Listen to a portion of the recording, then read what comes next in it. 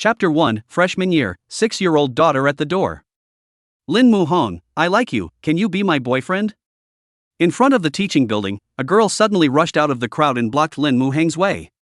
Her cheeks were scarlet, like the first bloom of a peach blossom, and she held the keys to the Maybach tightly in her hand, her eyes glittering with excitement and anticipation.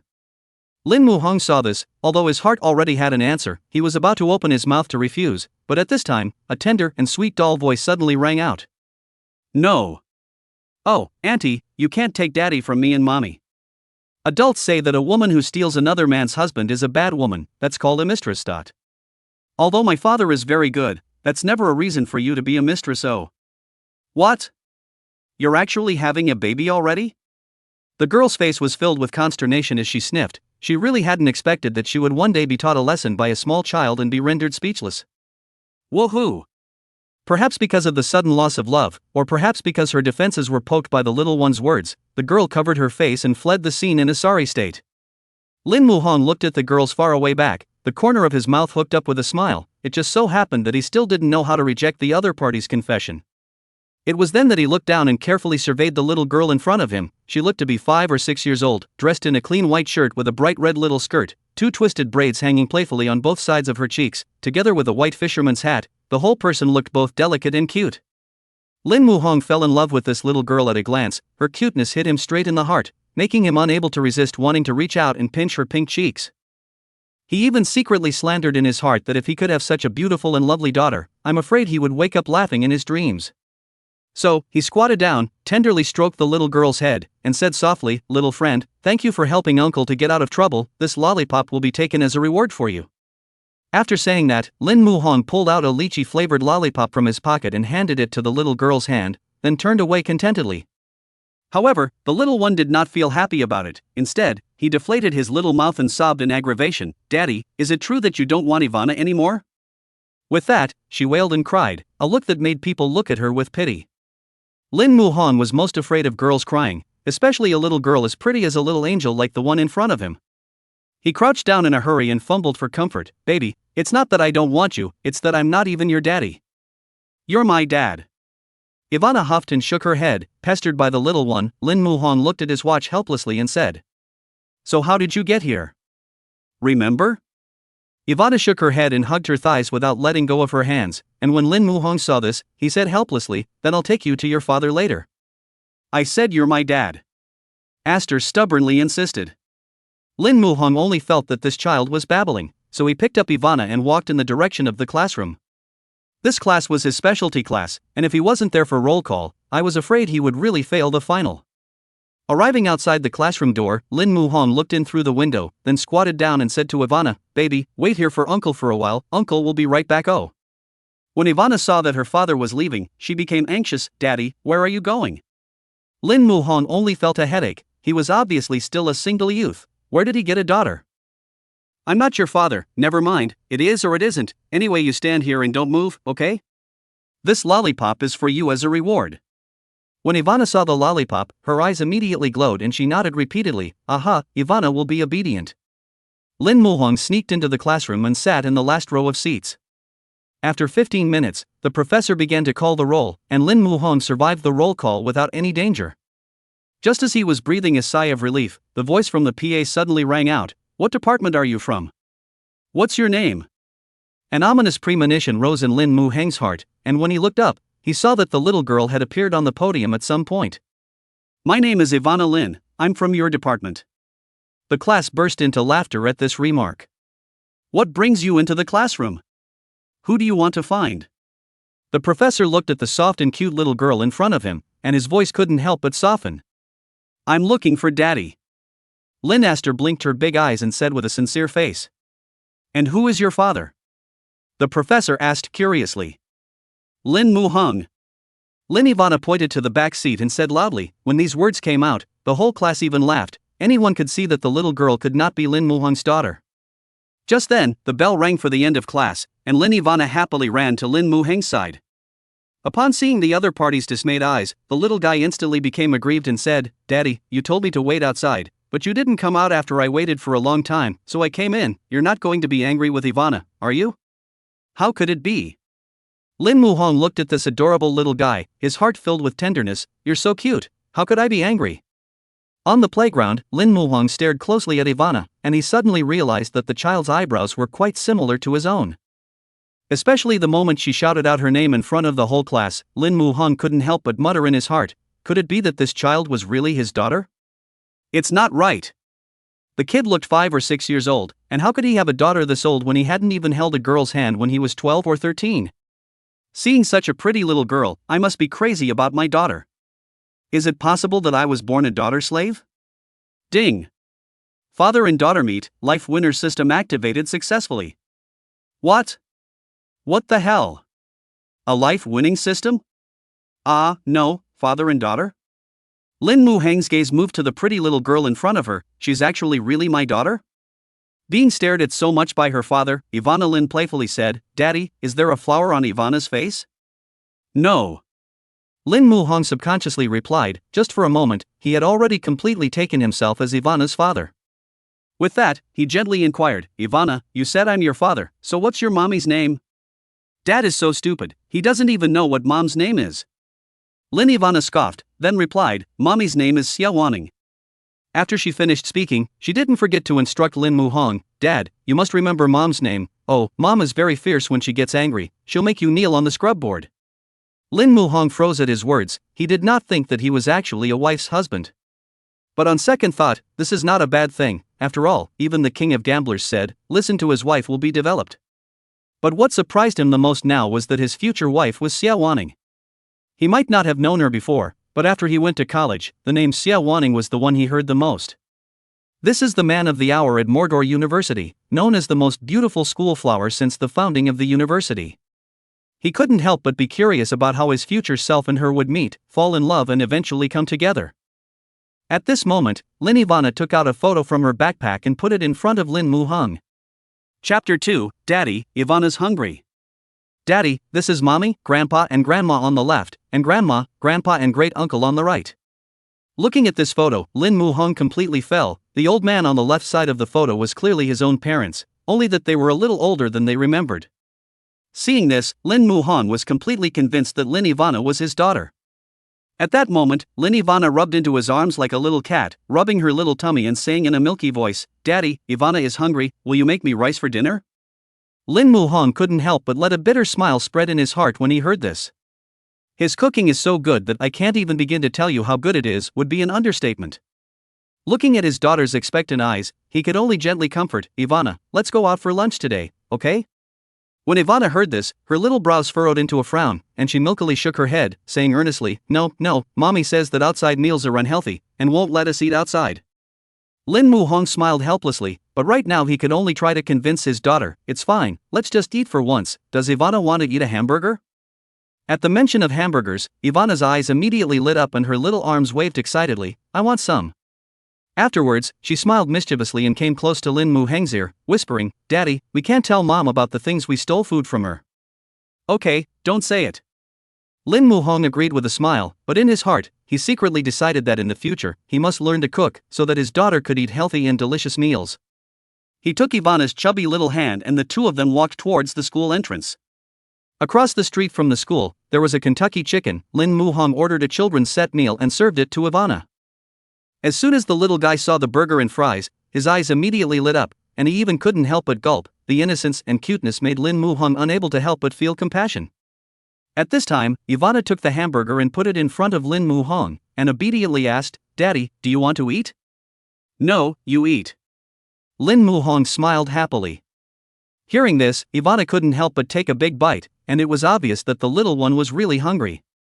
Looking at the way his daughter wolfed down her food, a warm current surged in Lin Muheng's heart. After eating and drinking, Ivana leaned on her father's shoulder, yawning and sleepy, Daddy, when is Mommy coming back? I miss Mommy.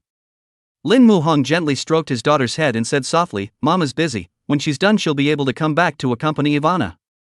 He knew a baby this young couldn't live without its mother, but how was he going to make the other man believe this absurdity? Not long after, Lin Muheng's ears were filled with the sound of even breathing, and he turned his head to see that the little one was already sweetly asleep. Looking at his daughter's long eyelashes fluttering gently, her tender lips slightly open, Lin Muheng's heart was filled with happiness and fulfillment. However, the reality of the problem was in front of him. His daughter was asleep. Where should he put her? Across from the school stand numerous simple but affordable small hotels, only $50 per night. Lin Muhong specially opened a room in a place close to the school gate, carefully placed the sleeping Ivana on the bed. Ding! The system releases a mission, bring Xie Wanning to Lin Ivana. The system rewards a set of 2-bedroom apartments in Cloudy Bay Villa. What? Hearing the system release the task, Lin Muhong instantly had a headache. How could the other party believe this absurdity? He only hoped that when the time came, Xie Wanning wouldn't think of herself as a little cutie. View. If the other party insisted on not coming, tying them over should also fulfill the system mission. Lin Muhong tenderly stroked Ivana's fleshy little face and said softly, "Ivana, Daddy will bring Mommy to you right now." He carefully tucked the little one in and made sure everything was in order before locking the door and hurrying away. To add to the persuasiveness, Lin Muhong rummaged through the depths of Ivana's backpack and pulled out the precious family photo. He silently prayed that Xie Wanning wouldn't think of himself as a cutie when she saw this picture. Taking advantage of this effort to find Xie Wanning, Lin Muhong communicated with the system with his heart. "System, what functions do you have?" Lin Muhong's voice carried a hint of anticipation. "Alright, host, I will introduce you." The system paused for a moment, and said with a hint of a mechanical tone in its voice, "In addition to completing the tasks issued by the system also has a lottery function, where all kinds of precious skills drop randomly, and in addition, the host can make purchases in the system mall through the heartbeat value." Heartbeat value? Lin Muhong slightly stared, then asked. The so-called heartwarming value refers to the degree of Xie Evening's heartwarming towards you. After successfully pursuing Xie Evening, the system will undergo heavy upgrading, and more rich rewards will be unlocked at that time. The system's explanation was concise and clear. The specific rules, please ask the host to figure it out on their own. The final interpretation right belongs to the system, and no rebuttal will be accepted. The system's voice sounded again, with a hint of unquestionable meaning.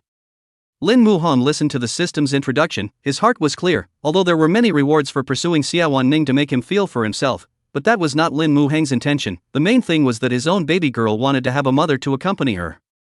Thanks to Xie Wanning's popularity at Magic City University, Lin Muhong quickly gathered her class information, dormitory building number, and detailed course schedule on the school forum. After checking, he was pleased to find that Xie Wanning didn't have any classes this afternoon, which meant that she was most likely in the dormitory at this time. So, Lin Muhong came to the front of the 8th building of the girls' dormitory, and at that time, there were many boys gathered downstairs, who were eagerly waiting for them, but he himself was different from them. Looking at the girls coming and going, Lin Muhong was afraid that he would be kicked out by the girls. With a bright idea, he pushed open the door and window of the hostess aunt and said sincerely, "Auntie, I want to find someone, can you let me in for a moment?" When the hostile aunt heard this, she turned him down without mercy. "There are boys trying to find someone every day, so how can you just let boys into the girls' dormitory?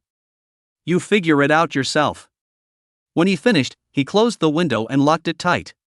This way does not work. Lin Muhong cannot help but fall into a deep thought. How can I get Xie Wanning downstairs?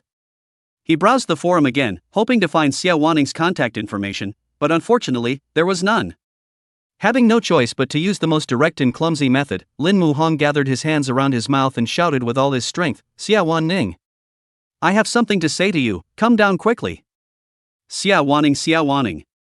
This cry instantly attracted the attention of everyone around, and although Lin Muhong felt embarrassed, he could not care much when he thought of his daughter's desire for her mother. For the sake of his daughter, he, the father, could only be brazen and use all his strength. Chapter 3, We Have a 6-year-old Daughter. Women's Dormitory, 308. Wearing a pink nightgown, Jo was busily hitching up her freshly washed clothes on the balcony, when suddenly there was a cacophony of voices from downstairs. Xiao Xiao curiously poked his head out, then excitedly turned his head and shouted to Xie Wanning in the chamber. "Ying, someone is calling you downstairs, come over and look." Xie Lianning was sitting on a chair next to the bed, a pair of white wireless headphones hanging gently from her ears, isolating her from the clamor of the outside world. She was wearing a simple but elegant white dress, her long hair was naturally draped on both sides like a waterfall, and her skin was as white as snow, as if she was a fairy coming out of a painting. When she heard Xiao Xiao's call, she gently removed her headphones with a hint of doubt in her eyes. "Little Jo, what did you say? Someone's calling me?" Xiao Xiao took her hand and jogged all the way to the window, saying with a gossipy face, "Ningxue, look, there's a boy downstairs who keeps calling out your name. It can't be another obsessed man coming to confess his love for you, right?" Xie Lianning smiled slightly, her face showed a few points of helplessness, There were many people who confessed to her, but such a crazy one was still the first one. She couldn't help but have a bit of a headache. Aya, who made our Ning Ning look so pretty that her suitors are almost lined up abroad. Xie Wanning glanced out the window, then returned to her chair and sat down. Seeing this, Xiao winked and said with a bad smile, Ning Ning, why don't you go down and take a look? What if it's a super handsome guy? It would be a shame to miss it. Xia Ning shook her head, the corner of her mouth hooked into a bland smile. If you want to go, you go, I don't have that kind of free time. Downstairs, Lin Muhong was shouting Xie Wanning's name over and over again at the top of his lungs. His voice echoed through the empty campus, drawing many curious stares. After shouting for half a day, but no one ever came down from upstairs, Lin Muhong couldn't help but be a bit puzzled. Could it be that his shouting voice was too small? Or is Xie Wanning not in the dormitory at all? He was not willing to give up just like that, so he had the bright idea to go to the entrance of the school and bought a loudspeaker from a big man who baked sweet potatoes for $20. The grandfather looked at him, his eyes full of curiosity and incomprehension, but Lin Muhong could not care less, took the loudspeaker and ran back. Not long after, the three words Xie Wanning were played on a loop at the entrance of Building 8, and the sound was so loud that the girls in the entire building heard it. Many of the girls had leaned out of the windows and looked down curiously to see who this bold boy really was. Lin Muhong looked at the lively scene upstairs and was secretly pleased in his heart. He had thought that he would be able to call Xie Wanning down this way. However, after waiting for a long time, there was still no one in sight. He couldn't help but be a bit puzzled. It shouldn't be. Xie Wanning should come down when she hears it. Can't it be that she really isn't in the dormitory? Just then, a hostess aunt with a head full of curls and in her 50s came huffing and puffing, snatched up the loudspeaker and pressed the off button hard. This student, I asked you to think of a solution, not to disturb the people. Auntie's voice was sharp and stern, clearly very unhappy with Lin Muhong's behavior. The loud hailer is confiscated, so take care of yourself. After saying this, Auntie turned around and left, leaving Lin Muhong standing alone. Auntie, I don't have to not just do it. Lin Muhong wanted to stay, but Auntie didn't care about him at all. The future daughter-in-law did not call down, but also hitched into a loud hailer. Lin Muhong really lost his wife and soldiers. He was sitting on the curb and thinking of a way out when suddenly a girl in a white dress Xie Ning walked out of the doorway of the dormitory building. Originally she didn't want to come, but the sound of the loudspeaker kept looping, directly causing anger, so she had no choice but to come down. Xie Wanning walked up to Lin Muhong and gently patted his shoulder, her tone carrying a few hints of bashfulness and curiosity. Are you the one calling me all the time? Is there something wrong? Lin Muhong looked up and froze. He looked at the other party suspiciously. You are? Seeing this, Xie Wanning said somewhat breathlessly, you keep calling my name, but you don't recognize me? Is this a desire to escape? Hearing her say this, Lin Muhong instead breathed a sigh of relief. It seemed that the girl in front of him was the person he was looking for. So it's you. He smiled awkwardly, incredibly happy. In fact, Lin Muhong didn't intentionally fail to recognize Xie Wanning. He had only heard of her name but not seen her. Plus, the photo in his hand was of Xie Wanning's future appearance, and there was indeed a big difference compared to her current appearance. Therefore, when he first saw Xie Wanning, he didn't immediately recognize her. Her daughter would wake up at any time, and before opening the door, Lin Muhong decided to give the other party a precautionary shot. Xie Wanning, I know that what I'm going to say next is a bit unbelievable, so I hope that you can trust me, and don't ever think of me as a little cutie, can you? His eyes were filled with sincerity and pleading. Xie Wanning looked at him and nodded, indicating her willingness to listen. Well, go ahead. Lin Muhong took a deep breath, then began to say, the two of us got married in the future and have a 6-year-old daughter, who traveled from the future to our current world, and she misses you. The more Xie Wanning listened, the deeper her frown became, and although she had already prepared herself psychologically, she still couldn't help but sneer when she heard such absurd words from the other party. Classmate, you don't have to make up so many unbelievable things if you want to chase me, right? Her eyes held a few hints of disdain and mockery. Lin Muhong's heart tightened when he heard this, but he didn't give up. I'm sorry, I know it's hard to believe, but what I said is true. You can take a look at this photo. Saying this, he pulled out a photo from his pocket and handed it to Xie Wanning. Xie Wanning took the photo and scrutinized it carefully. There was her own figure on the photo, but that she looked more mature and charming. What surprised her even more was that there were her parents in the photo, and she realized that they were also a bit older than she remembered, with a few more signs of age on their faces. After seeing this, Xie Wanning's face became serious. How do you have pictures of my parents? What exactly do you want to do? Seeing this, Lin Muhong hurriedly waved his hand and explained, I don't want to do anything, really, although this is a bit unbelievable, but will you listen to me explain? Xie Wanning acquiesced, then Lin Muhong took the photo and pointed, on the left side of the photo are my parents, and in the center is our daughter Lin Ivana, who looks like you. After Xie Lianning listened, her gaze lingered on the little girl in the center. She carefully surveyed her and was surprised to find that she was 7 or 8% similar to herself as a child. Even so, she couldn't believe it after all. How could she have a 6-year-old daughter when she hadn't even held a boy's hand yet? Chapter 4, Is the pure school flower so fierce later? Seeing this, Lin Muhong said with a pleading face, I know it's hard to believe, but my daughter is really in the small hotel across the street from the school, so you'll know when you meet her. After hearing this, Xie Wanning instinctively wanted to refuse. After all, in this complicated society, there are many news about abducting and selling female college students. However, when she saw the other party's sincere and determined eyes, she ghostly followed Lin Muhang. Small hotel, Lin Muhang just stepped into the door, then clearly heard the child's intermittent cries coming from the innermost room on the first floor. The voice with a few points of helplessness, a few points of fear, poked straight into his heart. After hearing the cries, Lin Muhang's heart thumped, as if it was violently gripped by something. The expression on his face instantly became anxious, and a trace of worry flashed in his eyes.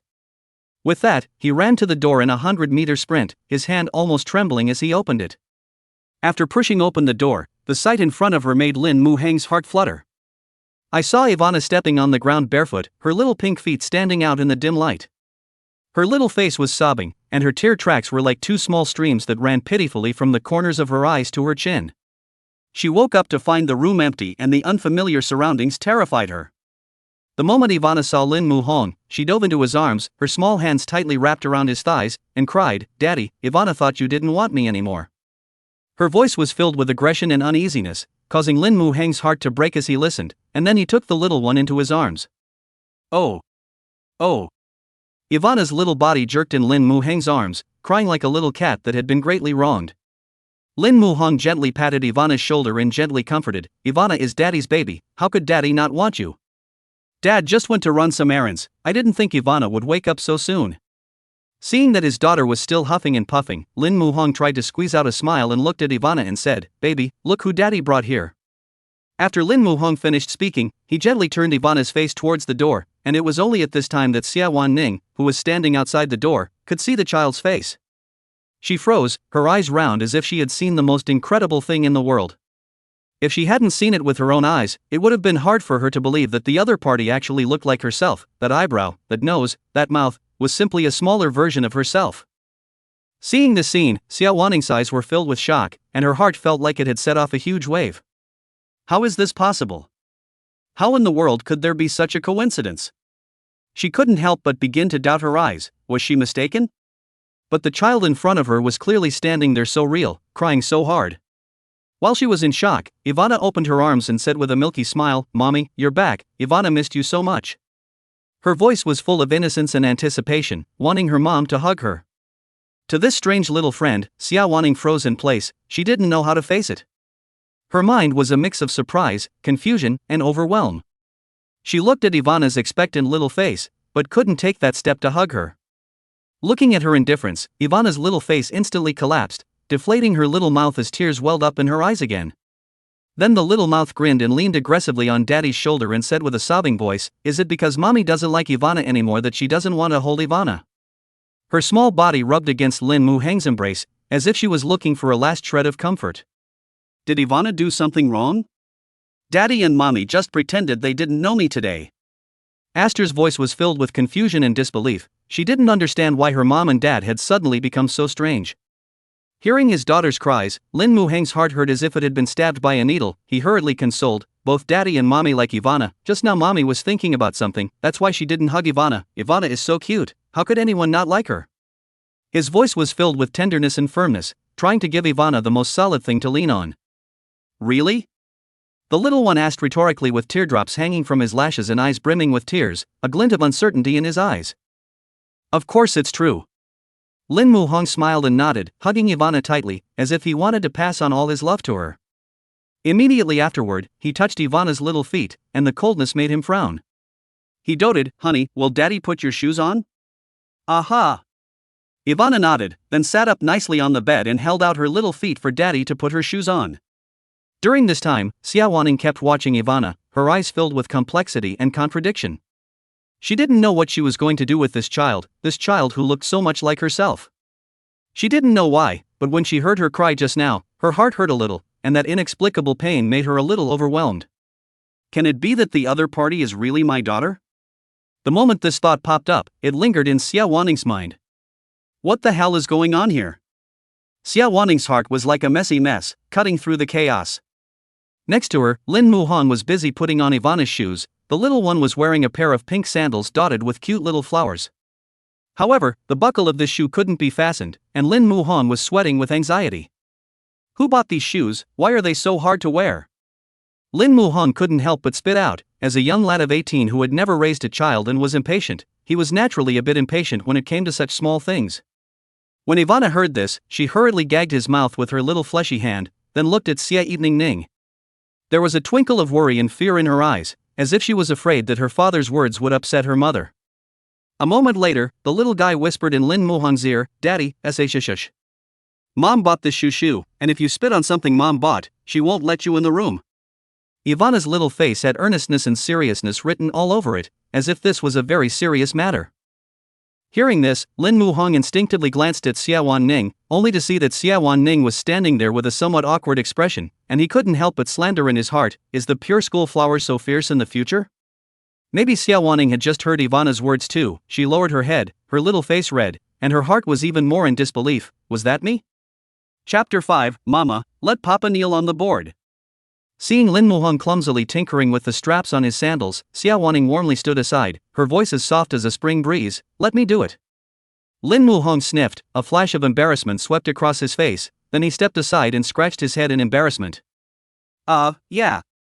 He responded softly, a grateful glint in his eyes. Xie Wanning squatted down, her long hair fell like a waterfall on her shoulders, those dexterous fingers gently twisted and buckled, the straps of her sandals were steadily fastened, her movements were skillful and elegant. At this time, Ivana jumped down from the bed, her pink cheeks bulging like two full peaches. She was like a cheerful bird, spreading her little wings and heading straight for Xie Wanning.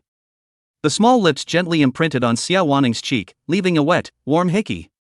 "Mommy, thank you." Oh, the little one's voice was as clear as a silver bell, mesmerizing to the ear. That soft touch makes Xie Wanning cannot help but stare, heart surging a wave of inexplicable joy. She looked at Ivana's innocent smile, but also some trance. This absurd and beautiful everything, is it really true? Right at this moment, a crisp system beep suddenly sounded in Lin Muhang's mind. Ding! The Life Winners system has detected that the host has successfully brought Xie Wanning to Lin Ivana, rewarding a set of 2-bedroom apartments in Cloudy Bay Villa. As soon as the system's voice fell, Lin Muhang fished out a brand new key from his pocket. Before he could be happy, Xie Wanning twisted her head to look at Lin Muhang and faintly asked, "Do you have any plans for next?" Lin Muhang's eyes became firm and deep as he glanced fondly at Ivana, who was playing at the side, and said in a firm tone, "My daughter, of course I have to take responsibility for raising her." However, when he saw the hesitation and struggle on Xie Wanning's face that had not yet faded, he expressed understanding again. "As for you, it's fine if you don't want to be responsible, neither my daughter nor I will give you a hard time." His tone was full of tolerance and understanding. When Xie Wanning heard this, a sense of loss couldn't help but well up in her heart as she hurriedly explained, "If Ivana is truly my daughter, I will definitely take on my responsibilities as a mother." Her tone was full of firmness and determination, as if she was proving it to Lin Muhang. Lin Muhang sniffed and gently nodded, then said, "Then let's go to the hospital now and do a paternity test, so that you also have a number in your heart." The three of them walked out of the humble inn, stopped a cab, and headed straight for the first central hospital of Magic City. The corridors of the hospital were dimly lit and cozy, and the smell of disinfectant filled the air. Lin Muhang squatted on the ground and suddenly pointed to the west and said to Ivana, "Ivana, do you see anything interesting over there?" The little one turned her head curiously, while Lin Muhang pulled a hair from her head with quick and agile movements. When Ivana realized that she was being teased, her little face was instantly filled with aggression and anger, her cheeks bulging like two powdered glutinous rice balls filled with gas, and her lower lip pouting to the point where she could hang up a scale. She crossed her arms and huffed to Lin Muhang, "Daddy is bad, he just teases Ivana, Ivana won't play with you anymore." After saying this, the little one ran into Xie Wanning's arms to seek comfort. She pointed at Lin Muhang and complained, "Mom, Dad bullied me, Mom you have to do it for me." The look was both cute and heartbreaking. Xie Wanning looked at the little baby in her arms, and the corners of her mouth couldn't help but evoke a gentle smile. She pinched Ivana's fleshy cheeks and said dotingly, What do you want me to do for you? The little guy thought about it and said arrogantly, Make daddy kneel on the board. The tone was as if a little queen was giving orders. After Lin Muhong heard this, he couldn't help but touch his own knee, and thought in his heart, there is gold under a man's knee, how could his future self kneel down so easily? What's more, could such a wife really be married home? Thinking of this, he couldn't help but let out a bitter laugh. Xie Wanning, on the other hand, was incredibly embarrassed when she heard these words, and she quickly pulled a hair from her own head, handing it over to Lin Muhong's hand, urging, Hurry up and send it in for a lab test, don't dawdle. Lin Muhong took the hair, nodded, and turned toward the lab. Time seemed to grow long and torturous in this moment, each second as long as a year. The three sat on a bench in the hallway, silently waiting for the results to come in. Finally, 3 hours later, a nurse holding a report card shouted from the hallway, Is Lin Muhong here? At his words, Lin Muhong immediately stood up and answered, In. There was a hint of anticipation and nervousness in his voice. Your inspection report is out. After saying this, the nurse handed the sheet over to Lin Muhong's hands. He took the report card and turned his hand to Xie Wanning. Although he hadn't looked at the results, his heart was already filled with certainty. Lin Ivana was his daughter. Xie Wanning took the report sheet, her fingers trembling slightly as she lifted it to the last page. Only the report card clearly states, paternity established. These few words were like a tranquilizing pill, making the boulder in her heart finally fall to the ground. For some reason, she was inexplicably relieved to see the result. Was Ivana really her daughter, and if things went according to the future, then this man across the street would be her future husband? As soon as she thought of this, Xie Wanning couldn't help but take a closer look at Lin Muhong. He was dressed in a casual sweatshirt, his stance erect like a pine, and his 180 stature stood out in the crowd. Under the thick eyebrows, a pair of eyes as deep as the night sky, high nose, thin lips gently pursed, especially the black vermilion mole next to the nose, unforgettable at a glance. If the future husband is so handsome, it seems to be quite good. Xie Wanning smiled with secret satisfaction in her heart. At this time, Aster's milky and playful words came from her ears, only to see her blinking her big eyes, a hand's width away from Xie Wanning, and asked curiously, Mommy, why do you keep staring at Daddy? Is there a flower on Daddy's face? Hearing these words, Xie Wanning snapped back to her senses, just in time to meet Lin Muhong's deep eyes. Her small face flushed, and she secretly muttered in her heart, Xie Wanning, what are you blindly thinking about? Coming out of the hospital, the sky was already tinted with inky black, and the street lamps were lit up one by one, guiding the way for those returning home. At that moment, Ivana's little stomach sang Empty City at an inopportune time, and the sound of gurgling was particularly loud. She spat out her tongue shyly, her eyes narrowed into slits and 2 red clouds rose on her cheeks as she said with some embarrassment, belly hungry. The little guy thought of something and suddenly pulled up Xie Wanning's jade-like warm hand. His little body swayed and pouted, Mom, Ivana wants to eat the rice you cook. Chapter 6, College Students, How to Raise a 6-Year-Old. Xie Wanning froze in place, cooking? One only knows how to eat. Seeing this, Lin Muhong, who was standing at the side, hooked a playful smile at the corner of his mouth and inquired, You don't know how to cook? Xie Wanning scratched her head and said with a sincere face, Yes, does cooking instant noodles count? When Lin Muhong heard this, he shook his head with a face full of disgust. If cooking instant noodles was considered knowing how to cook, then wouldn't he be a 5-star chef? He thought to himself that he would at least add a ham, an egg, and some greens at the end of the instant noodles. Xie Wanning could see the dislike in his eyes and muttered disgruntledly, And would you? There was a hint of challenge in her eyes, as if to say, You know how do you do it? Lin Muhong awkwardly waved his hand and smiled bitterly, No. He secretly regretted in his heart, as soon as he knew that he had to cook for his daughter, he would have learned to cook well with his mom, and now it's good. In addition to cooking instant noodles cannot do anything, it's really a shame. At this time, Xie Wanning blankly glanced at Lin Muhong, then tenderly looked at Ivana and said softly, Baby, Mommy will cook and eat dinner for you some other day, let's eat outside today, okay? Her voice was filled with apologies. As soon as she heard that she could still eat outside, Ivana's little eyes immediately lit up like 2 sparkling jewels. Her little head was like a rattle, nodding her head, and her mouth was excitedly shouting, Yes, yes, yes. Let's eat outside today, and next time we'll eat Mommy's cooking. Xie Wanning smiled and stroked Ivana's head, asking, So what does the baby want to eat? Her eyes were full of doting, as if she wanted to give Aster the best of the world. Ivana cocked her little head in thought and said in a milky voice, Mommy, is it okay if I want to eat noodle? Of course. Xie Wanning immediately agreed, her eyes shining with motherly love. Before long, the trio arrived at a cozy little noodle shop. Lin Muhang ordered a bowl of noodles and clear soup for Ivana, while the rest of the two had pea noodles. Ivana sat on a small stool, her chin resting on her two chubby hands, her eyes staring unblinkingly in the direction of the kitchen, as if in anticipation of a meal. Finally, the noodles were served. Xie Wanning walked over with her noodle bowl, only to see the topmost part was densely packed with cilantro, and the emerald green color looked particularly attractive under the light. Lin Muhang intuitively couldn't stand it when he looked at it. He couldn't figure out how anyone could like eating cilantro. He frowned, a hint of dislike flashing through his eyes. When Ivana looked at her bowl and saw that there was nothing else but noodles and greens, the little one's eyes twinkled and saw the cilantro in Xie Wanning's bowl. She milked it and said, "Mommy, I want cilantro too, can you share some with me?" Xie Wanning smiled and touched Ivana's head, saying gently, "Mommy will get you some again, okay?" Ivana nodded obediently, a happy smile spreading across her little face. A few moments later, when Xie Evening put the cilantro into Ivana's bowl, the little one smiled heartily. Lin Muhang saw the situation, his heart slandered, the girl with the mother this father is just a drudge. Right at this moment, Xie Wanning suddenly opened her mouth. "Lin Muhang, how much is the paternity test? I'll send you half of the money in a moment." There was a hint of seriousness in her voice, as if she were talking about something very important. Lin Muhang did not pretend. After all, he was just a freshman in college, and when he went to college, his mom put half a semester's worth of money on the card. After the paternity test, his wallet was so empty that he had trouble eating for himself, let alone Ivana. He nodded and said, "Okay." Hearing her dad and mom talking, Ivana's chubby little hands clutched the bowl that was bigger than her face and started sucking on the noodles. She bit her chopsticks and looked at Xie Wanning with a puzzled face, asking in a milky voice, "Mommy, you usually call Daddy husband, why didn't you do it today?" Her eyes were filled with curiosity. Husband? Hearing this word, Xie Wanning shuddered in shock and suddenly reddened her ears. She peeked at Lin Muhang's reaction, only to find that he was eating and drinking as if nothing had happened, and she was the only one who was so shy here that she didn't know how to answer. She secretly muttered in her heart, "This little guy, how can he know everything?"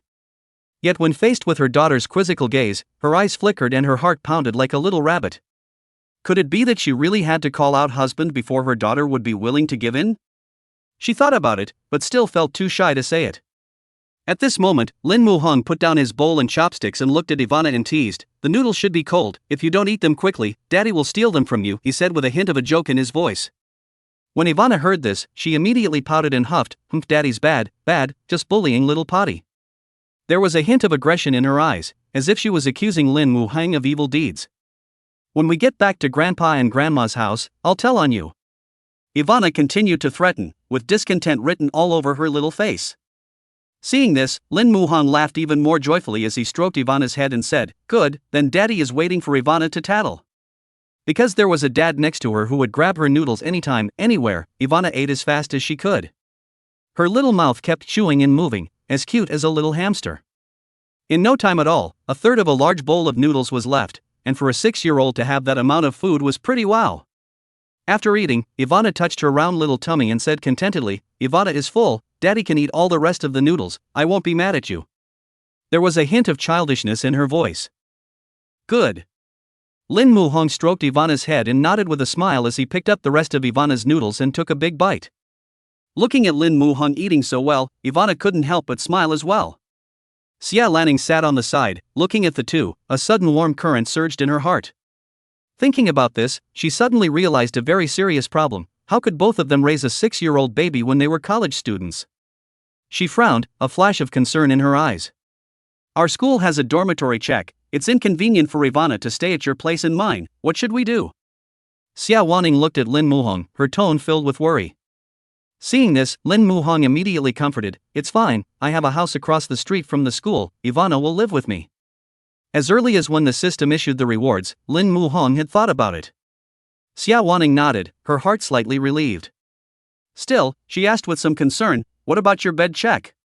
Her eyes shone with concern, as if she was thinking of Lin Muhang. Lin Muhang smiled and said easily, "My roommate is the class president, let him find someone to replace me for a bit, it won't be discovered." His voice was full of confidence, as if everything was within his grasp. After Xie Lian-ning heard this, she finally let go of her heart as she nodded and said, "This is best." After dinner, the three of them got into a cab and prepared to go back to Lin Muhang's house across the street from the school. Ivana sat in the center, holding Xie Wanning's hand with one hand and Lin Muhong's hand with the other, her little face beaming with happiness. Chapter 7, Why is Daddy so clumsy today? Cloudy Bay Lodge, Building 8, Unit 1, 1201. Pushing open the door, what met his eyes was a very cozy house. The room was immaculately cleaned, and there was a light fresh fragrance in the air. All kinds of furniture and appliances are available and well organized. The house had obviously just been renovated and showed no signs of having been lived in yet, so everything looked so brand new. Ivana stepped in small, curious steps, looking around the unfamiliar surroundings, with excitement and curiosity glittering in those big, clear, watery eyes. She looked at Lin Muhong in confusion and asked softly, "Daddy, why did you come here and not go back to our own home?" Her little brows furrowed slightly, puzzlement written all over her face. When Lin Muhong heard this, a flash of embarrassment appeared on his face. He would like to, but this was the present, not the future. With that, he bent down, tenderly stroked Ivana's head, and softly inquired, "Ivana, do you know the name of our neighborhood?" "No, ah." The little guy nodded his head vigorously, his little hand unconsciously poking his dad's nose, an innocent smile hanging at the corner of his mouth, as if he had discovered some amazing secret. "Why is Daddy being clumsy today? Our house is a soup kitchen." Hearing the name Tengchen Erpen, Lin Muhong couldn't help but suck in a breath of cold air.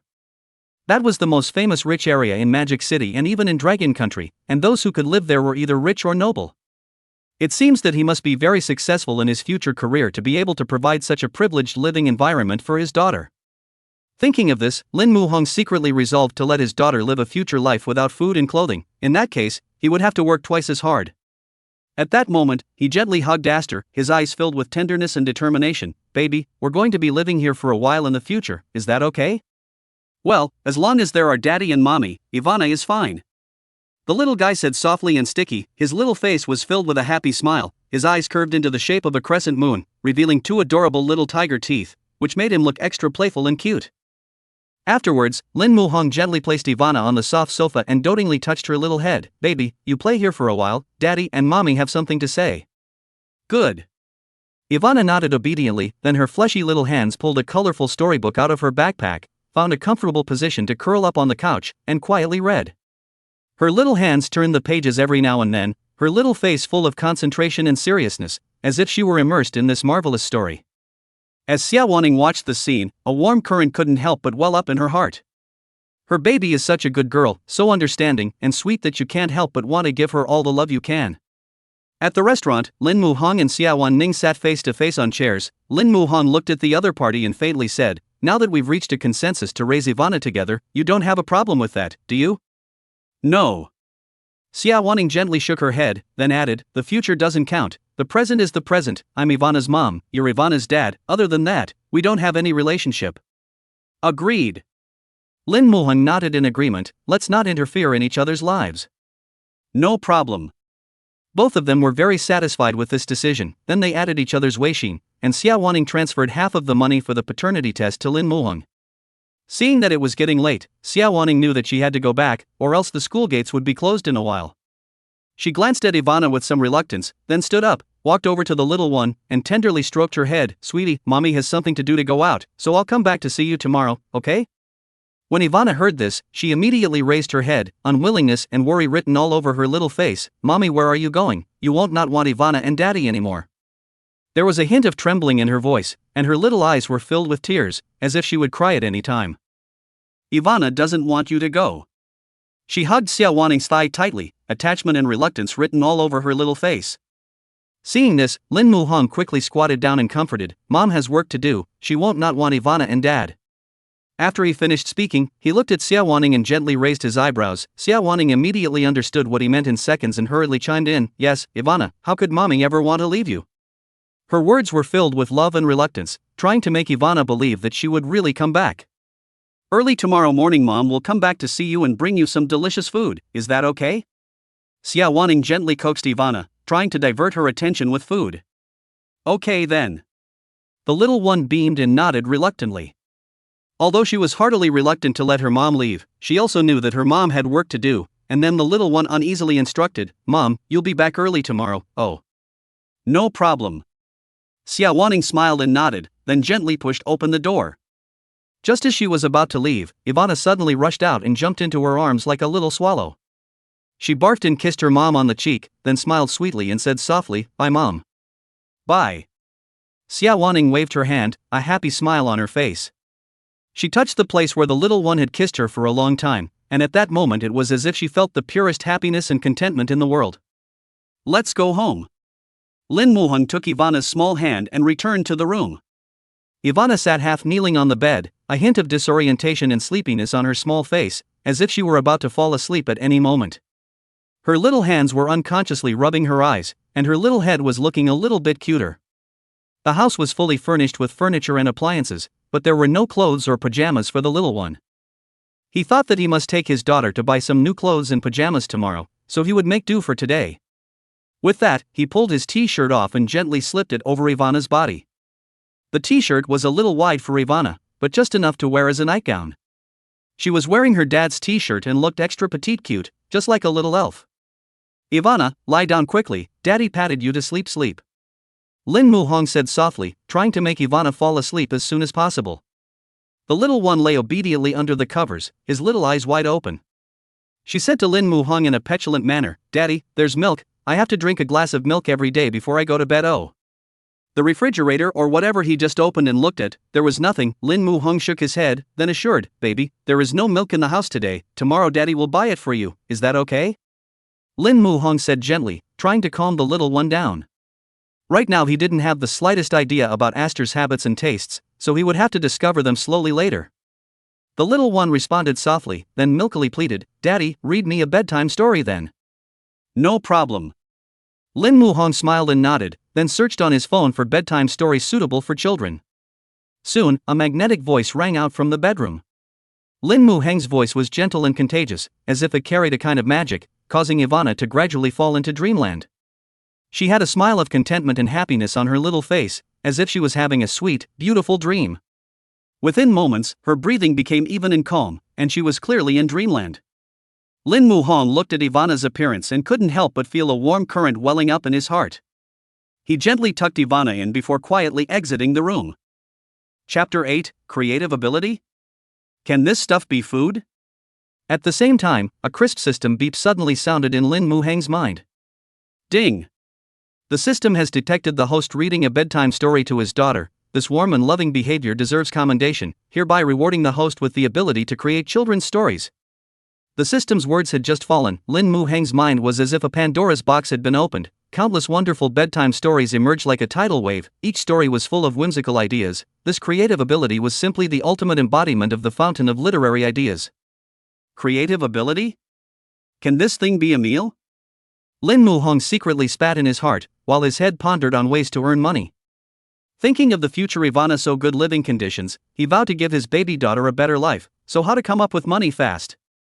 Lin Muhong first looked through the part-time job group in his cell phone and found that although the hourly wage of the waiter's job was good, with $20 an hour, it was only $200 for 10 hours, and although he could barely make ends meet, he wouldn't have the time to take care of Ivana in this way.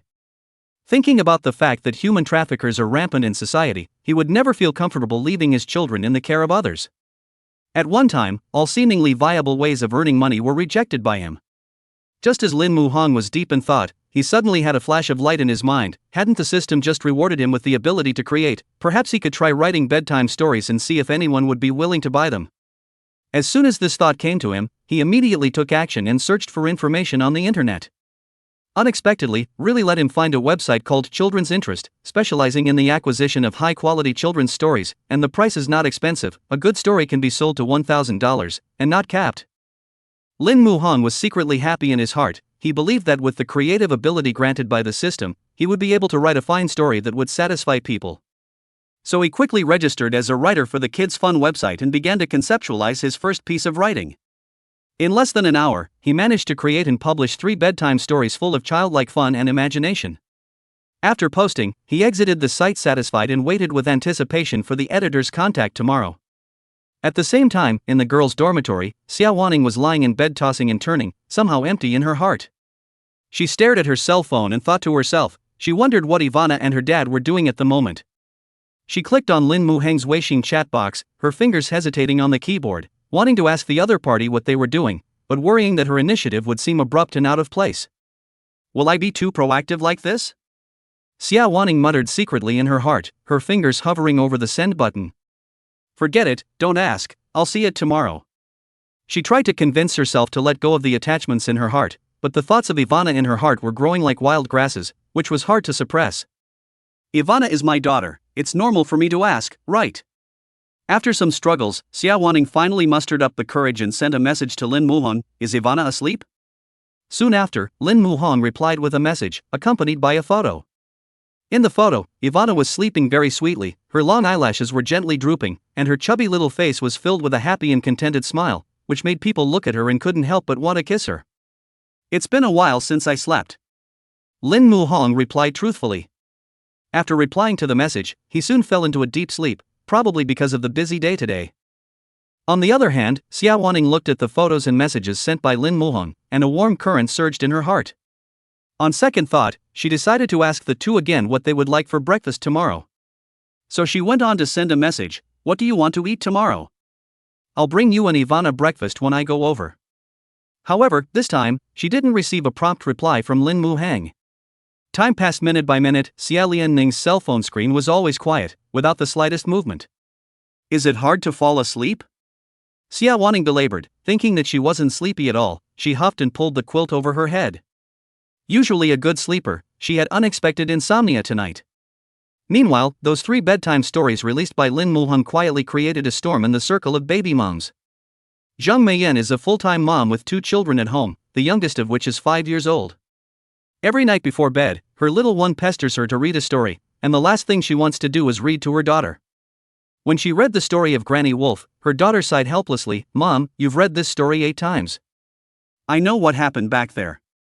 The little guy beamed.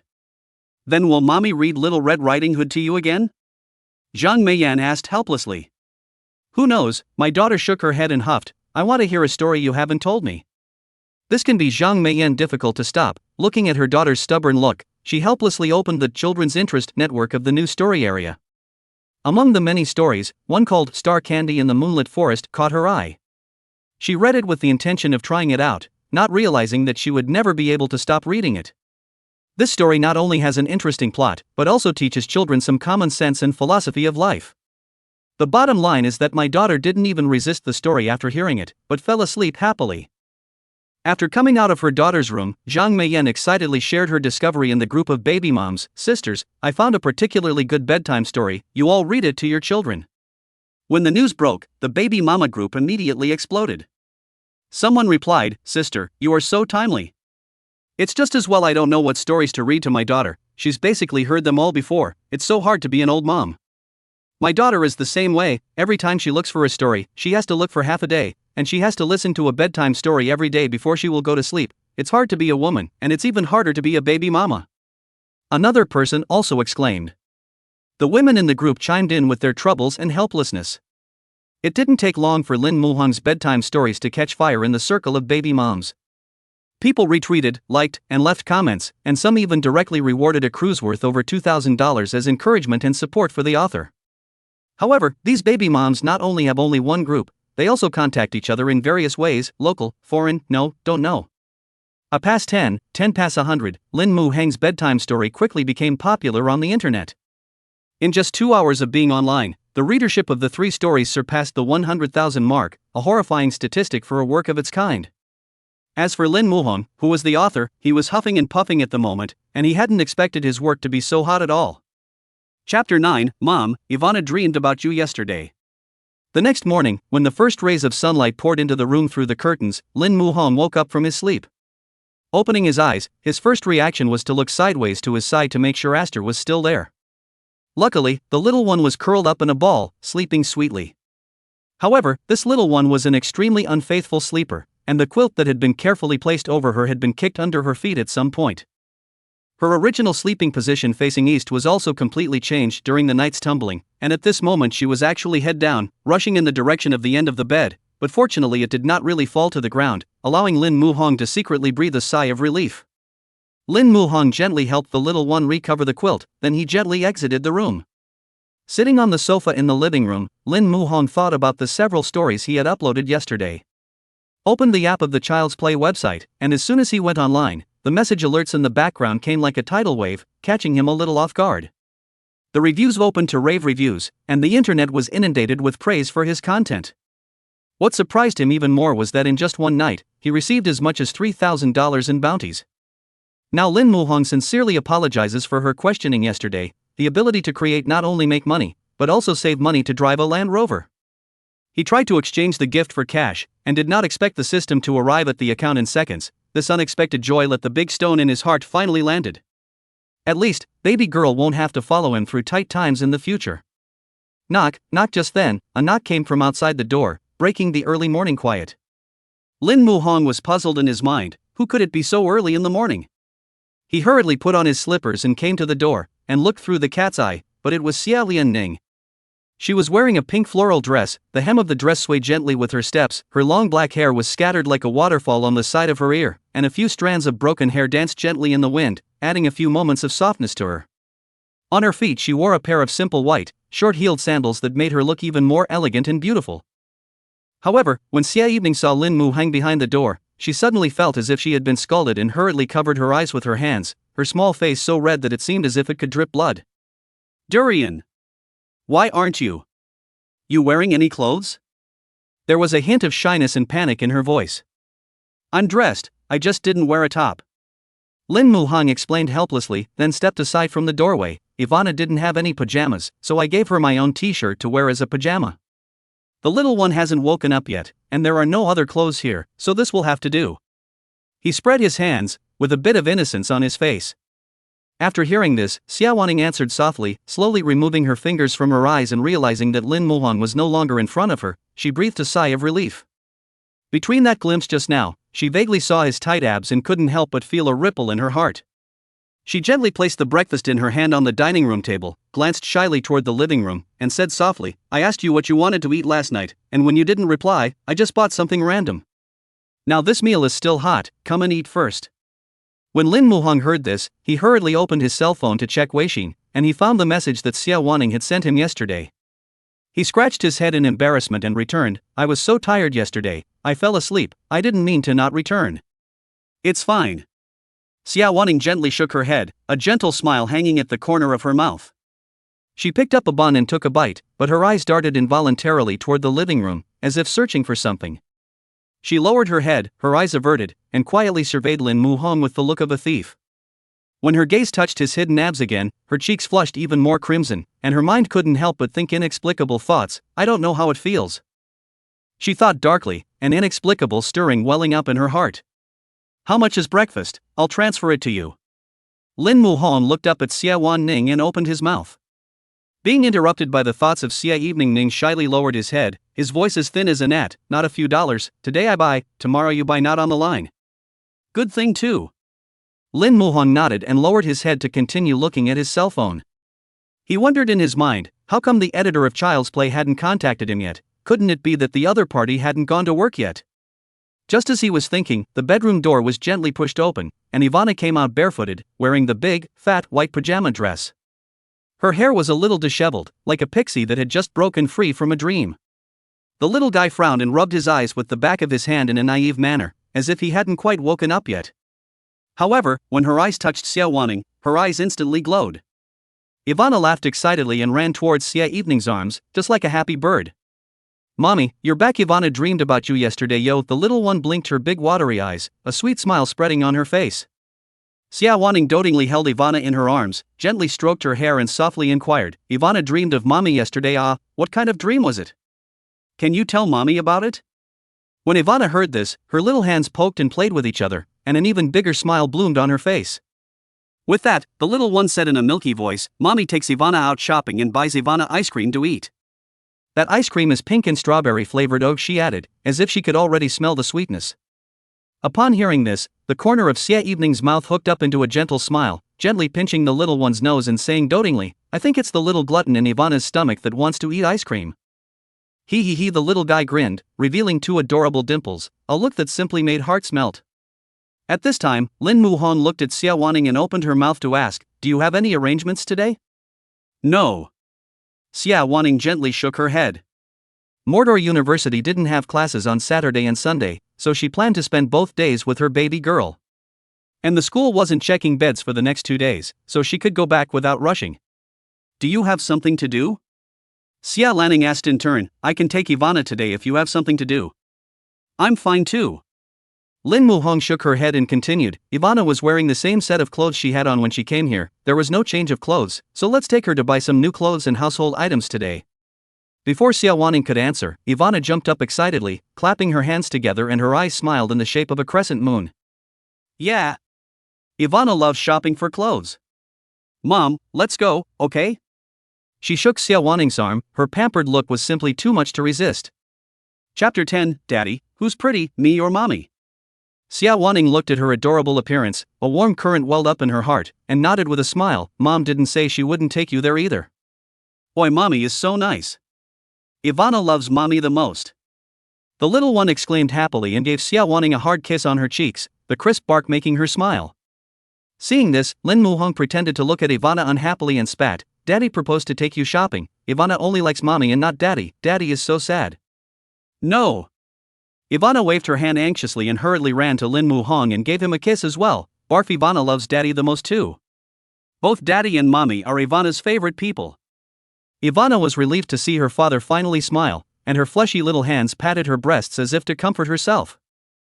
At this time, Xie Wanning tenderly touched Ivana's head and said with a smile, Baby, hurry up and eat breakfast, and after eating, take you to buy new clothes. Aha! Ivana nodded and took a big bite of the xiaolong bao. While eating it she also shook her head and looked happy. After breakfast, Xie Wanning gently helped Ivana change into her clothes and carefully organized her pigtails. After changing her clothes, Ivana put on her own little bag and ran out cheerfully. Xie Evening Ning looked at the white t-shirt on the bed, unconsciously picked up the clothes, gently smelled it. A light fragrance came to her nose. It was the unique flavor of Lin Muhong's body. Very good smell. Her cheeks flushed slightly as an inexplicable shyness welled up in her heart. Folding the clothes, Xie Wanning came to Lin Muhong and shyly said, Your clothes. Receiving the clothes, the corner of Lin Muhong's mouth hooked into a gentle smile. Thank you. He put it right over his body, then took Ivana's hand and headed out the door. Ivana couldn't have been happier to be held in her daddy's big hand, and she was bouncing around like a happy little elf as she walked. Stopping a cab from the entrance of the neighborhood, the family quickly made their way to the nearby mall. Just inside the mall, Ivana was attracted to the ice cream parlor off to the side. She took Xie Wanning's hands, her eyes were round, and she said sweetly, Mom, you promised Ivana you'd buy strawberry ice cream this morning. Okay, little glutton. Xie Wanning pinched Ivana's little nose, then led her little hand to the front of the drink store. She smiled at the clerk and said, Give me a strawberry ice cream. The clerk made it neatly, and before long, a pink strawberry ice cream was handed to Ivana. Ivana held the ice cream, her eyes glowing, satisfaction and happiness written all over that little pink face. Although he was eager to take a bite of this delicious ice cream right away, the little one inquired nicely, Mommy, you bought the ice cream, the first bite is for you. Xie Wanning's heart warmed as she shrugged it off and said, Mommy doesn't eat, Ivana eat. But with Ivana's strong reassurance, she took a shallow taste. Okay, Mommy's done, Ivana eat. Afterwards, the little guy ran to Lin Muhong with the ice cream and said in a milky voice, Daddy, try a bite too, strawberry ice cream is very delicious. Lin Muhong bent down and gently sipped the ice cream, then gave a thumbs up and complimented, It's really delicious. Hearing her dad's approval of her tastes, Ivana's heart burst with joy and her smile grew even wider. Xie Wanning stood on the sidelines, watching the cozy interaction between the father and daughter, and an inexplicable relief welled up in her heart. However, when she noticed that Lin Muhong was pursing the very spot where she had just eaten, her cheeks couldn't help but redden once again, her heart thumping like she was carrying a small rabbit. Is this an indirect kiss? She touched her lips, incredibly shyly thinking. Realizing these messed up thoughts of hers, she slapped her face chortling, What are you thinking about? After buying the ice cream, the family went straight to the third floor where children's clothes are sold. The mall was bustling with people, but Ivana wasn't scared at all, curiously surveying everything around her. Xie Wanning gently asked Ivana, Baby, what kind of clothes do you like? Ivana cocked her little head in thought and said seriously, Well, I like pink, with little animals in them. Oh. Xie Wanning nodded her head and then began to pick out clothes as her baby girl requested. She wove her way through the assortment of children's clothing, and at this time, she noticed a cute pink poncho dress with a bunny design on it in the store to her right. Her eyes lit up, then she pointed to the dress and inquired, Baby, do you like that dress? Ivana followed her mom's finger and was immediately drawn to the pink tutu. She nodded, her eyes sparkling with anticipation, love it. When the clerk saw it, he rushed to his side, his face piled up with smiles. The little girl has a good eye. That pink tutu is the latest model this year. It just arrived yesterday.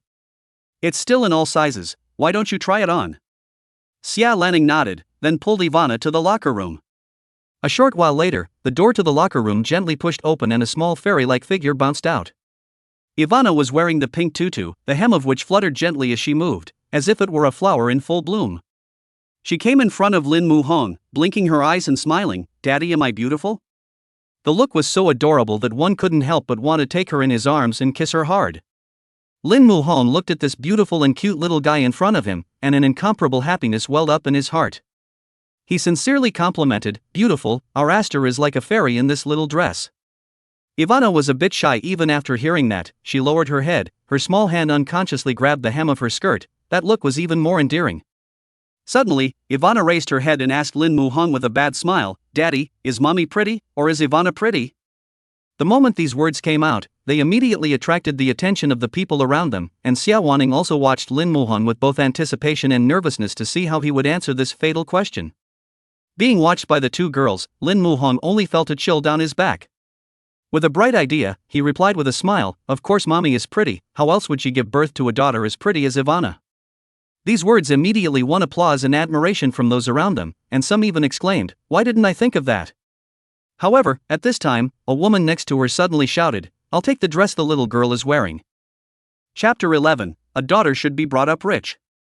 When Ivana heard this, her little white and pink face was instantly covered in worry. Her big eyes flickered to Lin Muhong and Xie Wanning as if she was praying for her father and mother not to give this pink tutu to someone else. Seeing this, Lin Muhong stroked Ivana's little head and nodded gently.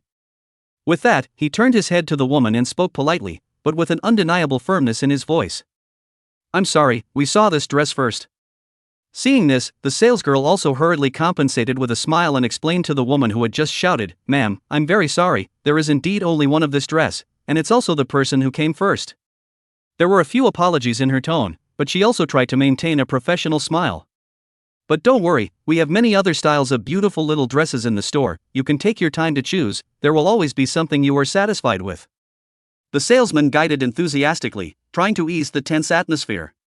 After the woman heard this, the corner of her mouth hooked up a gentle smile, gently waved her hand, and said, "I'll take this dress, only I want a size smaller than this little girl." Her gaze lingered on Ivana for a moment, a motherly gleam in her eyes. "I haven't seen my daughter for a long time, just seeing this little girl trying on the dress, I can't help but think of my daughter, she will be very beautiful in this dress too." The woman's voice was filled with thoughts of her daughter. "By the way, my daughter is 4.5 years old, she should be able to wear it one size smaller, right?" She looked to the salesperson to reconfirm. "It can be worn, of course." The salesman smiled and nodded. Lin Muhong and Xie Wanning couldn't help but breathe a sigh of relief after hearing this, so it turned out that this lady wasn't trying to grab the dress with their precious daughter, but rather picking out a gift for her own daughter. As a mother herself, Xie Wanning couldn't help but sympathize with the woman a little, but if she couldn't see Ivana for a long time, she would definitely not be able to stand it, and she would have to bring Ivana with her even if it was hard. Thinking of this, she sneaked a look at Lin Muhong and muttered in her heart, "For Ivana's sake, why don't we try to understand?" In addition to that pink tutu, Xie Wanning carefully selected a few more small and fresh dresses for Ivana on the shelves. Thinking of Lin Muhong's bare-chested appearance in the morning, Xie Wanning suddenly remembered that there was still an important thing she hadn't chosen. So, she looked to the sales clerk, smiled and inquired, "Hello, where are the pajamas located?" "Over here, please follow me." The salesman enthusiastically guided and brought Xie Wanning to the pajama rack. Ivana followed her mom curiously, her eyes round like two shiny black jewels. She looked at the various pajama patterns on the shelves, and suddenly her eyes lit up as she pointed to a pink kitty pajama top and said, "Mommy, I love this dress." "Good, then this is the one." Xie Wanning smiled and nodded, taking the kitty pajamas off the shelf. Up and down, inside and out, Xie Wanning had carefully selected clothes for Ivana. She looked at her full shopping bag with a sense of accomplishment. Lin Muhong, on the other hand, took the initiative to take on the task of checking out, and he carried those clothes to the front desk, ready to pay. Not a moment later, the sales clerk looked up at him and smiled, "Hello sir, you have spent a total of $1,288. Hearing this price, Lin Muhong couldn't help but suck in a breath of cool air. He did not expect that just a few pieces of children's clothes would cost more than $1,000, children are gold-swallowing beasts. However, even though the price was high, Lin Muhong didn't feel any pain at all. After all, what you buy for your daughter should be the best, so that she can feel the love and care of her parents from an early age. What's more, daughters need to be raised rich so that they won't be easily tricked by other little boys at the snap of a finger in the future. Meanwhile, the employees of Kids Fun have only just started working. Data Clerk Lee took the computer and knocked on the editor-in-chief's office with excitement. Enter. Editor-in-chief Song Qianyue's voice came through the door, carrying a bit of majesty and competence. Xiaoli pushed open the door and walked in, placing the computer in front of Song Qianyu and said, "Editor-in-chief, last night an author named Zhong Qianyi posted 3 bedtime stories, and so far it's already garnered 500,000 hits." What? Hearing this news, Song Qianyue's face revealed an expression of disbelief. She pulled the computer in front of her and looked closely at the numbers displayed on it, still feeling a little surreal in her mind. You know, those popular bedtime stories and fables, after so many years, only have about 10 million hits. And the 3 stories of this Zhong Qianyi Yuan had collected 500,000 hits in less than a night, which was simply terrifying. Song Qianyu's heart couldn't help but surge with excitement and thrill. She thought to herself that if she could sign this Zhong Qianyi as an exclusive author for Child's Play, then their website would definitely sit at the leading position in the industry. Thinking of this, she could no longer hold down the excitement in her heart, and hurriedly instructed Xiaoli to hurry to check the contact information of Zhong Qianyi.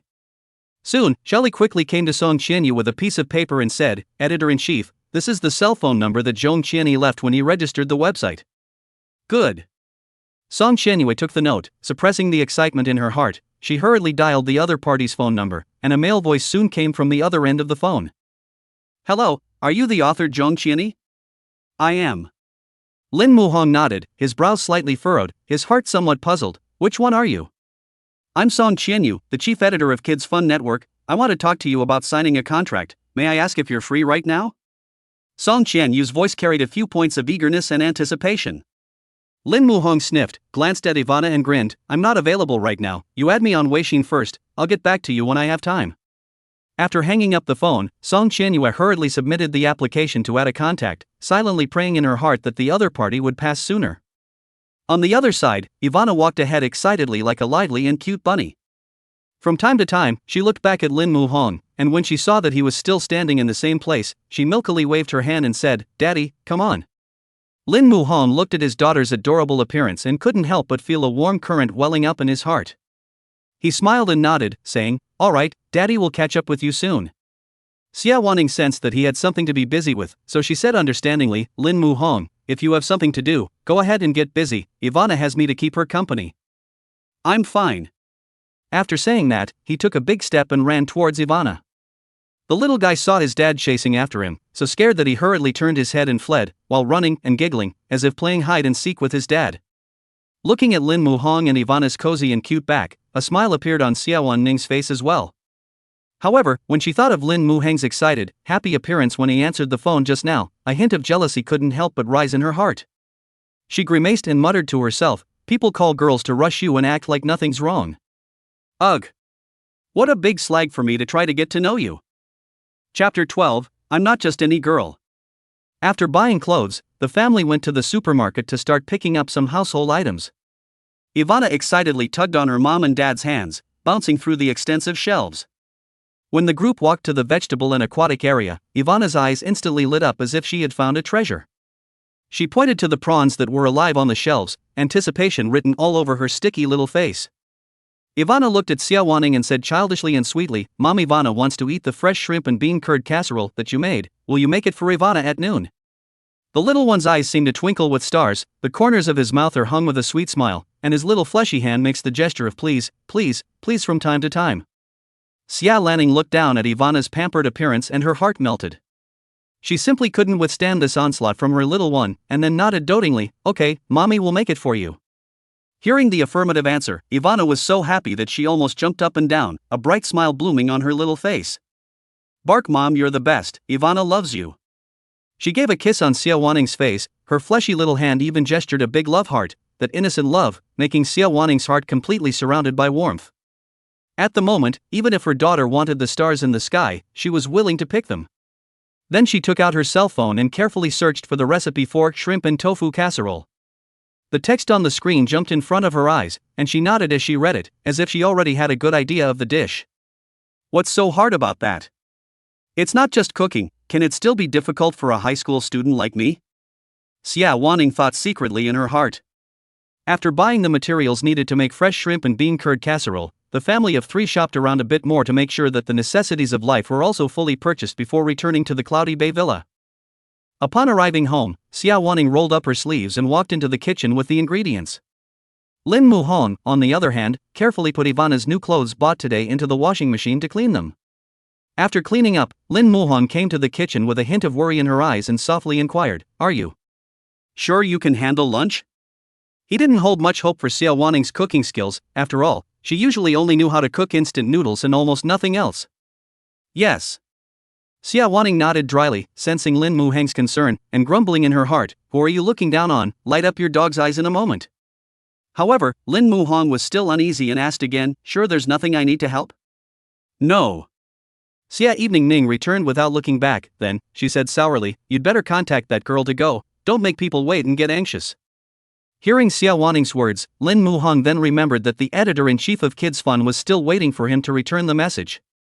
He smiled and nodded, pulling out his cell phone and starting to contact the other man. Just then, a very loud chopping sound of a chopping board came from the kitchen. Lin Muhong twisted his head to look at the kitchen, and in his heart, he was saying, "Why is the schoolgirl so grumpy? Taking gun pills?" In the living room, Ivana was intently watching a cartoon, letting out a silvery giggle from time to time. Lin Muhong came into the room and applied through the other party's Weixin.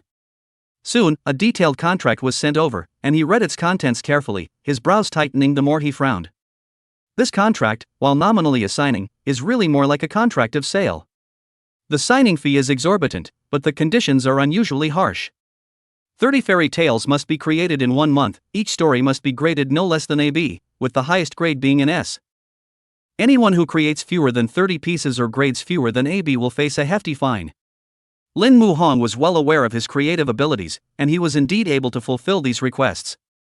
But the thing is, he only wants to create on the side, he doesn't want to be tied to this contract for his freedom and time, and more importantly, he doesn't want to neglect his daughter because of his work. Therefore, he did not hesitate to decline the invitation. Meanwhile, Song Qianyue, the editor-in-chief of Child's Play, was gleefully waiting for Lin Muhong's reply. She was confident that no one would be unmoved by such an attractive signing fee. However, when she received the message of rejection from Lin Muhong, the smile on her face instantly froze, as if she had been poured a pot of cold water over her head. Song Qianyue clenched her fists, her face red from anger. Even the fish in the fish tank sensed her murderous aura and dodged to the corner.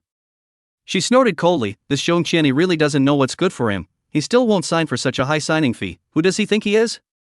After calming down, Song Qianyue held back her anger and dialed Lin Muhong's number. There was a hint of displeasure in her voice, yet she remained professionally polite and courteous.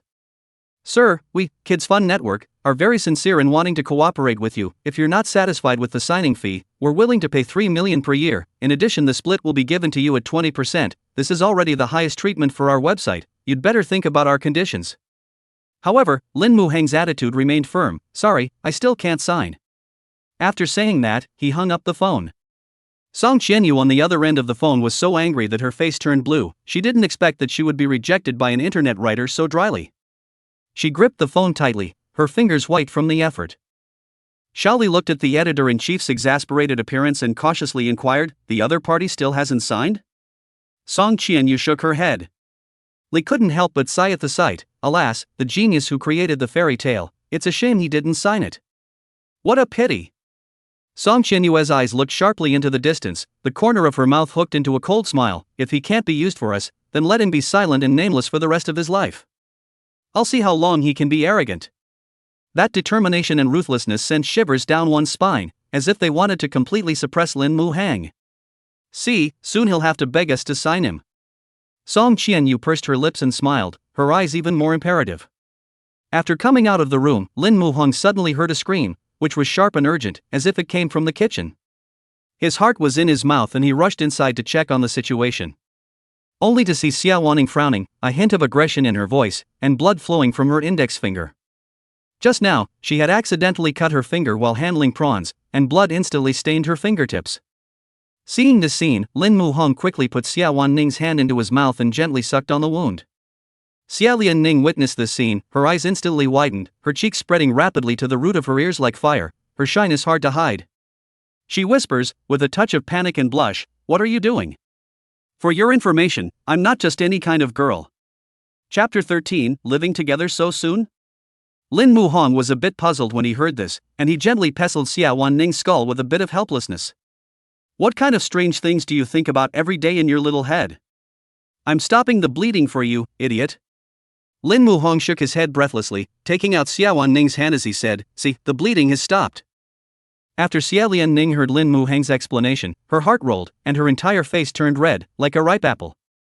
Being spat out so bluntly by the other party, she could not wait to find a crack in the ground. How could she have had that thought at that time, to think? That she did not dare to think any further, but just lowered her head and twisted her fingers together uneasily. Subsequently, Lin Muheng's gaze fell on Xie Wanning's fingertips. The cut at the wound was still very deep, and a hint of blood was still faintly visible, seeing his heart tighten. "You sit here for a while, I'll go downstairs and get you a band-aid, don't move." His words were filled with concern and his eyes revealed a hint of unquestionable dominance. "Okay." Xie Lanning nodded, her heart inexplicably throbbing. Just then, Ivana heard the commotion and trotted from the living room to Lin Muheng's side, her big eyes blinking like two shining black gems. She tugged on her dad's coat and inquired in a milky voice, "Daddy, are you going out?" Lin Muhong squatted down and dotingly pinched Ivana's little face. "Mommy's hand is hurt, Daddy go buy a band-aid, you take good care of Mommy at home, okay?" Ivana listened to her father's words and nodded her head obediently, a serious look on her little face. "Don't worry Dad, Ivana will take good care of Mom."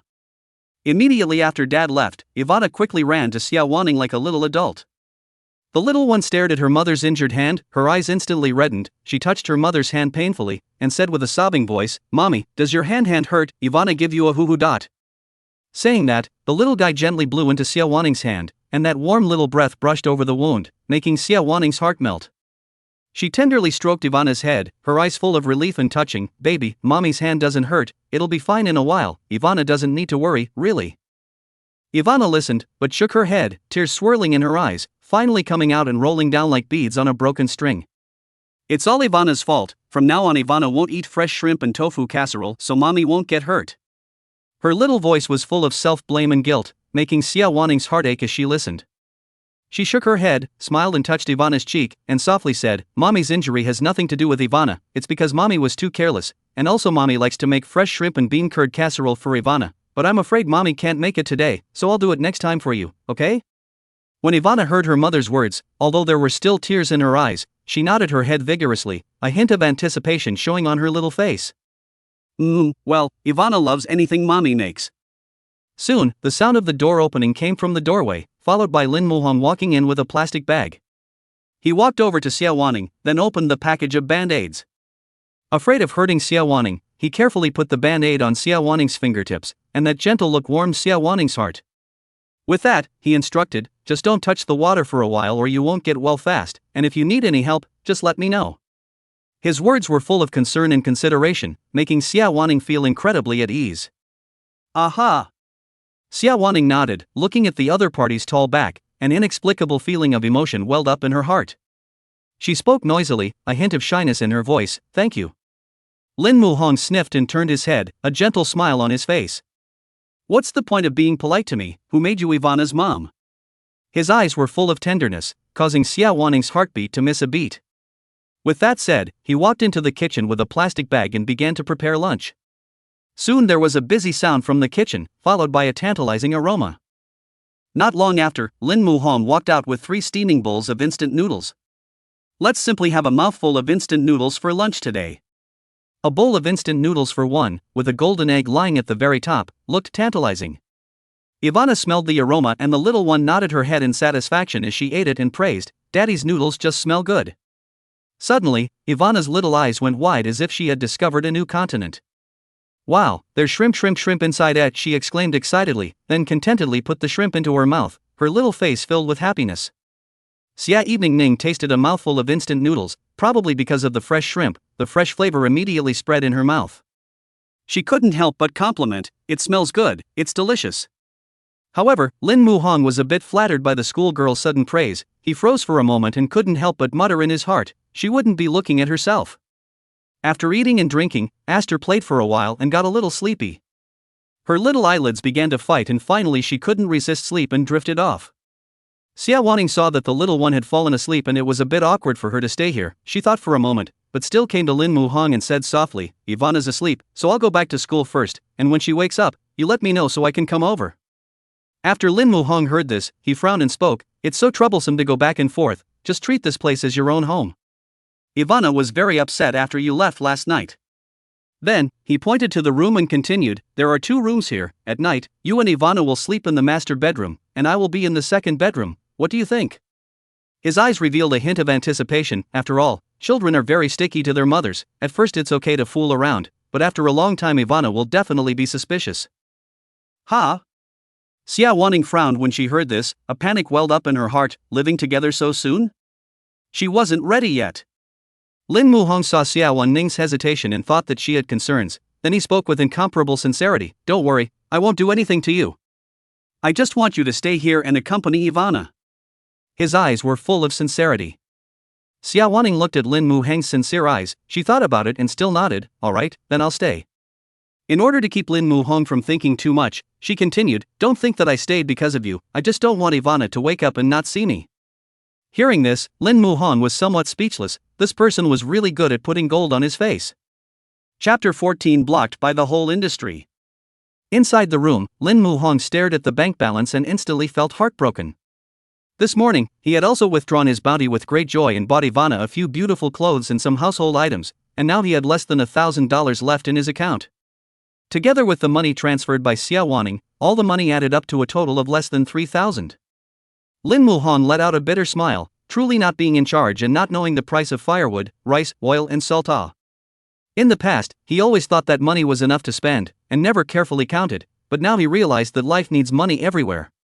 In the future, if he had a successful career, Ivana would be able to fulfill whatever she wanted, but not now, and he didn't want his daughter to condemn herself.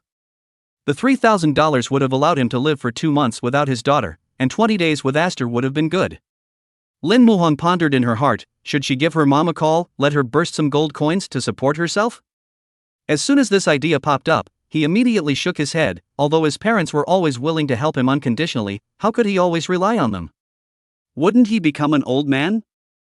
He was going to get rich selling children's bedtime stories, but that path was cut short by his own hand. He didn't want to put the rest of his life on the line for some signing fee, then he'd rather continue to live a life of poverty but freedom. At this time, Lin Muhong pondered in her mind, there should be more than just one website that does children's books, and since her own story is so popular, she should have no problem submitting it to other websites. Lin Muhong believes in her talent and that her story can touch more people. He then immediately took action and began searching the internet for contact information for acquiring children's storytelling sites. In no time, he found a couple of sites that looked good and added their micro-newsletters. Then, Lin Muhong immersed himself in the world of creativity, writing 3 bedtime stories full of childlike fun and imagination, which he was going to submit to these websites. Soon after, the person in charge of a website called Tree Baby passed his request to add. Lin Muhong's heart was delighted, and soon the other party sent a message, hello, may I ask for a submission? Yes. Lin Muhong's heart tightened as he sent the 3 latest stories he created, then nervously waited for the other party's reply. He stared at the screen of his cell phone, afraid to miss a single message. Within a few moments, the person replied, hi, I've read all 3 of your stories, and they're really good articles. It's great. When Lin Muhong saw this message, a warm current surged in his heart, and he knew that his efforts had not been in vain and that his story had been recognized. Then came another message from the other side, I can give up to $3,000 for an article, are you willing to sell it? Lin Muhong's eyes lit up when he saw this reply, his heart filled with surprise. $3,000 for an article, a price he was happy with.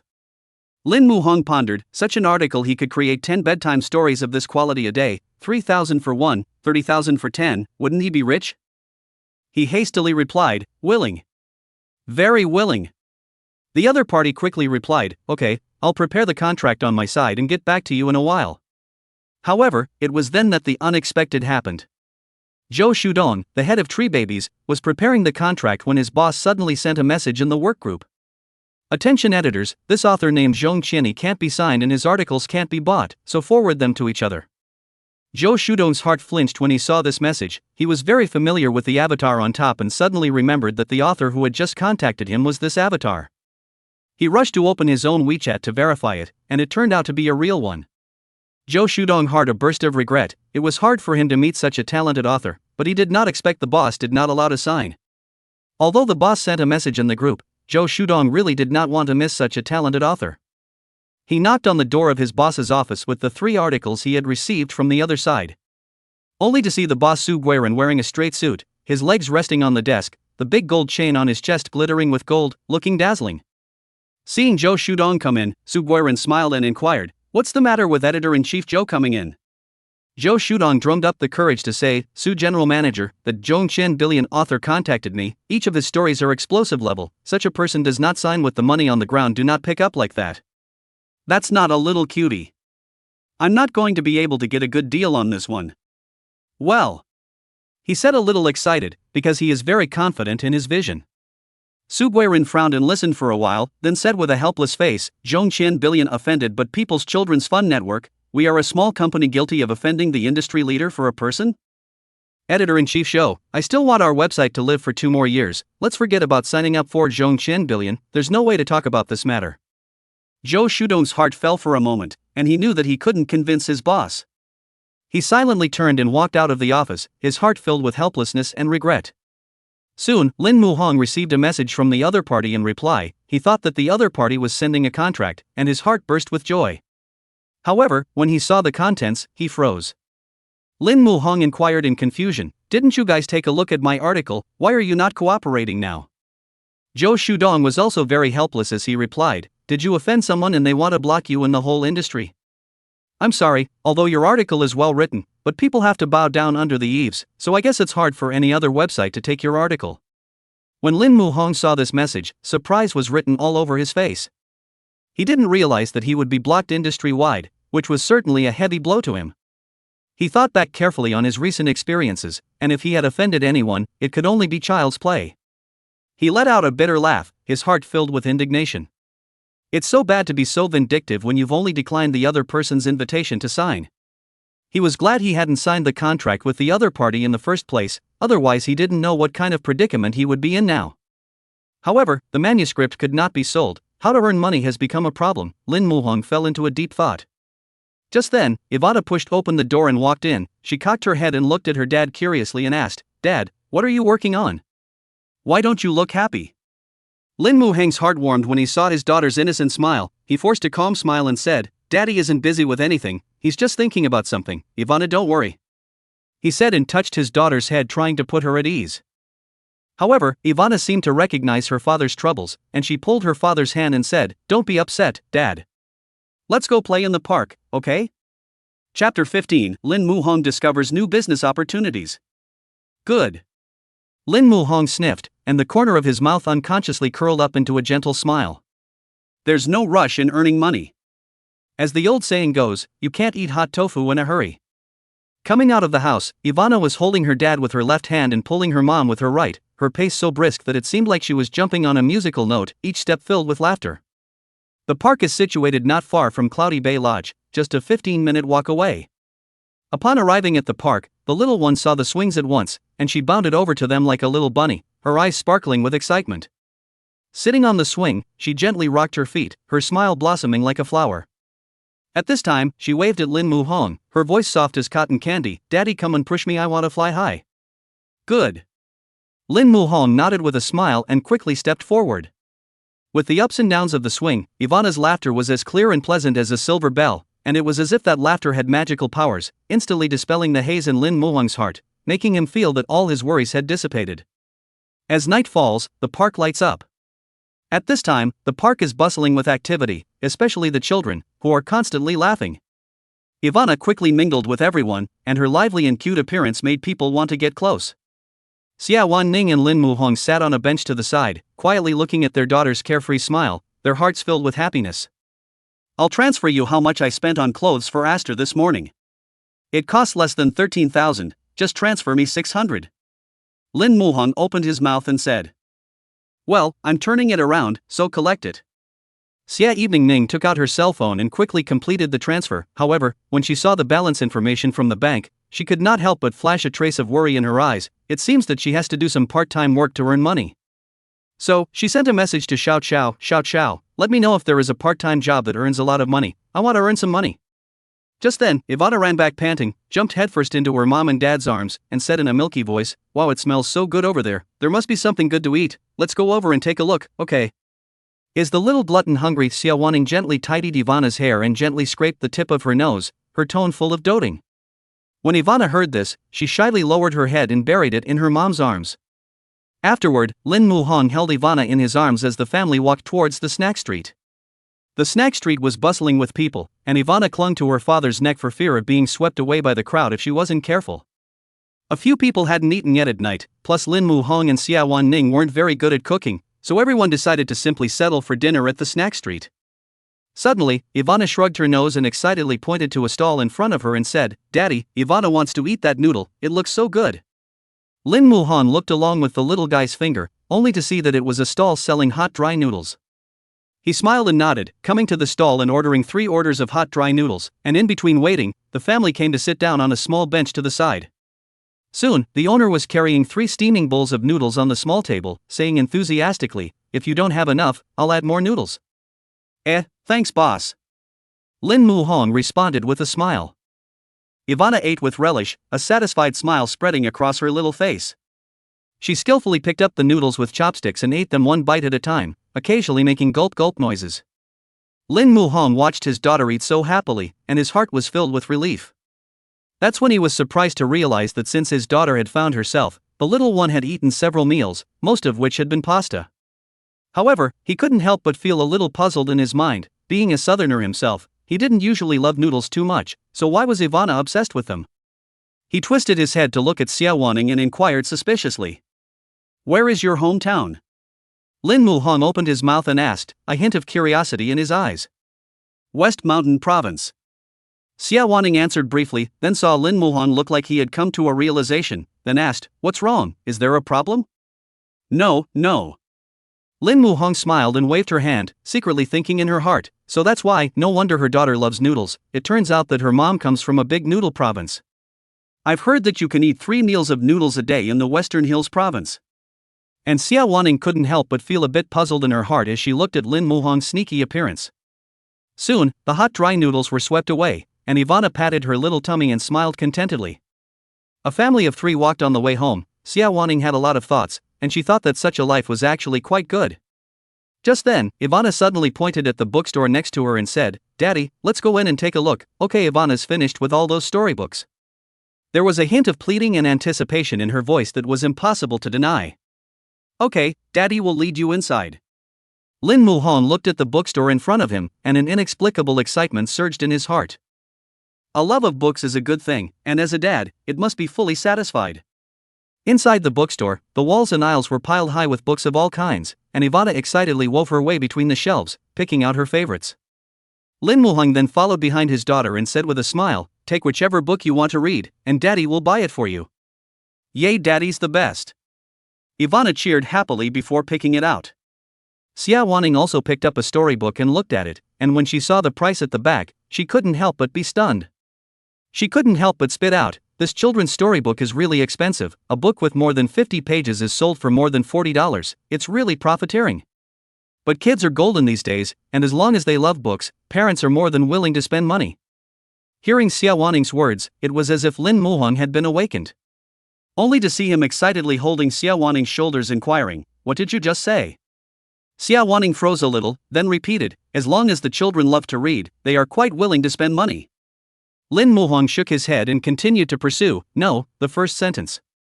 Storybooks are expensive, there are more than 50 pages in total, surprisingly they are sold for more than $40. Xie Wanning patiently answered. Yes. Lin Muhong nodded his head excitedly, his eyes glittering with excitement. He thought to himself, kids' fun is blocking me, can't I sell it online, can't I sell it offline? Children's books are so profitable, and there are so many cities in the country, and so many little kids, it's a huge market potential. The more he counted, the more excited he became. Lin Muhong directly hugged Xie Wanning in his arms, thank you. Chapter 16, Daddy and Mommy sleeping with me together. Being suddenly held in her arms, Xie Wanning was very flustered inside, her heart was like a deer in headlights, thumping. She stood in a daze, her hands up at her sides at a loss for words. Having never been this close to the opposite sex, her cheeks heated up quickly, as if two flames were burning, so hot she almost wondered if she had a fever. Just then, a small, powdered figure came bounding over, clutching a few carefully selected storybooks in her hands. When Ivana saw her mom and dad hugging, those big bright eyes instantly narrowed into a crescent moon shape, and the corner of her mouth curled into a playful smile. "Daddy, Mommy, what are you doing?" Ivana said while still playfully gently pestling her round little cheeks with her tender little hands. "This is outside, you too shy." There was a touch of childish flirtation in her words that made it hard to resist. Hearing these words, Xie Wanning's cheeks instantly reddened to the nape of her neck, and as if she had been scalded, she hurriedly pushed Lin Muhong gently away. Lin Muhong also realized that he had lost his temper. He scratched his head in embarrassment, a trace of apology flashed in his eyes. "I was too excited just now, I'm really sorry." It's fine. Xie Lianning lowered her head and shyly shook her head, recalling that moment just now when she was tightly embraced. Her heart couldn't help but surge with a warm current, so it was so warm and reassuring to be held in someone's arms. Looking at his baby girl's mischievous appearance, Lin Muhong hurriedly held her in his arms, gently pinched her little nose, and taught her a lesson. "You little brat, you don't know anything, Daddy will take you to the checkout." His tone carried a bit of doting and helplessness.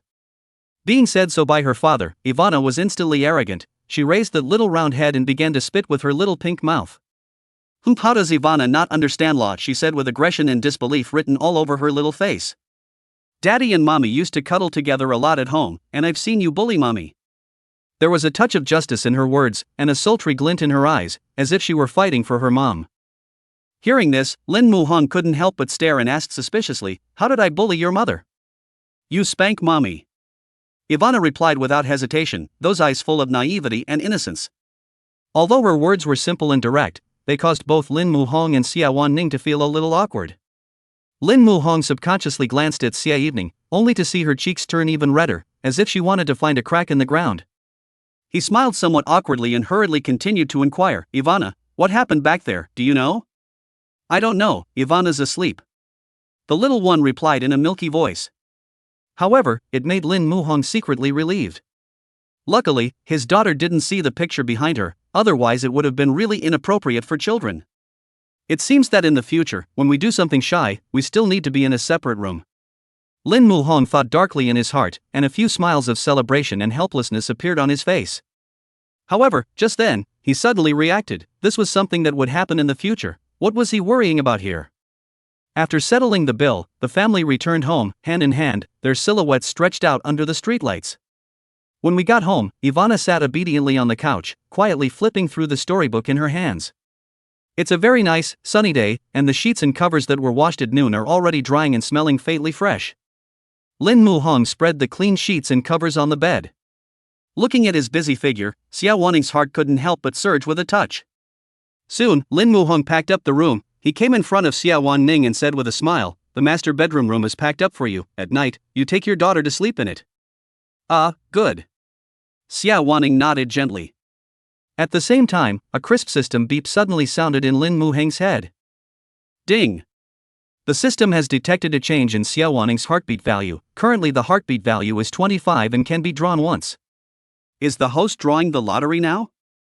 Lin Muhong replied without hesitation, with only several thoughts in his mind: win $100 billion jackpot, or 1,000 times cashback. He mused, it would be great if the grand prize drawn was not only a lot of money, but also didn't require any effort. Only to see the turntable begin to slowly rotate, the speed getting faster and faster, and Lin Muhong's heart also beat along with the turntable. Finally, the speed of the reel slowly dropped and the needle began to inch closer to those tantalizing jackpots. However, just when Lin Muhong thought that the jackpot was about to arrive, the pointer drifted past the $100 billion jackpot unexpectedly, and then settled steadily on that small reward. 100% equity in a publishing house? Lin Muhong couldn't help but freeze. What the hell is this? He couldn't help but growl in his heart. However, it was at this point that he suddenly remembered his book-selling business. Wouldn't it be easier to sell children's storybooks if the system gave publishers equity? Thinking of this, his heart couldn't help but feel a trace of relief. This system was still a bit reliable. At 9 o'clock in the evening, Lin Muhong held a warm glass of milk in his hand, gently looked at Ivana, and said softly, "Baby, the book will be read tomorrow, we're going to bed." "Oh." Aster blinked her big, soulful eyes and obediently gently closed the book and placed it on the table, then hopped like a little rabbit to Lin Muhong's side. Here, drink this milk. Ivana obediently took a big gulp, and before long, the milk was at the bottom. Lin Muhong carefully wiped away the remaining milk stains at the corners of her mouth with a paper towel, his movements filled with favor. He took Ivana's small hand and stepped into the master bedroom and whispered, "Baby, you're sleeping with mommy tonight." "Daddy, where are you going?" Ivana asked, full of anxiety, worry written all over her little face. "Daddy's not going anywhere." When Ivana heard this, her big, dripping eyes turned back and forth between Xie Wanning and Lin Muhong, her brows knitted slightly, and she asked suspiciously, "Daddy, did you and mommy have a fight?" "Nothing." Lin Muhong hurriedly waved his hand, his smile carrying a few hints of helplessness. "Dad and Mom are fine." "You're lying," Ivana said with a pout and a puff of air, her little hand still pushing her daddy. "You only sleep in separate rooms when you guys fight. Will you guys stop fighting? Ivana doesn't like to see you guys like this." Saying that, Ivana suddenly pulled her father's hand, with a prayerful gleam in her eyes. "Dad, if you kneel on the board, Mom will forgive you. Please, please." "Baby, Daddy and Mommy really didn't fight," Lin Muhong explained with tears and laughter, but Ivana didn't believe it at all. She crossed her arms and her little face puffed out. "I don't believe it. I won't believe you didn't have a fight until Daddy and Mommy sleep together with me." Chapter 17 Child's Play Trips Up the Net. In the master bedroom, on the big bed, Ivana was holding her mom's hand with her left hand and her dad's hand with her right hand, a contented smile on her little face, as if she owned the world.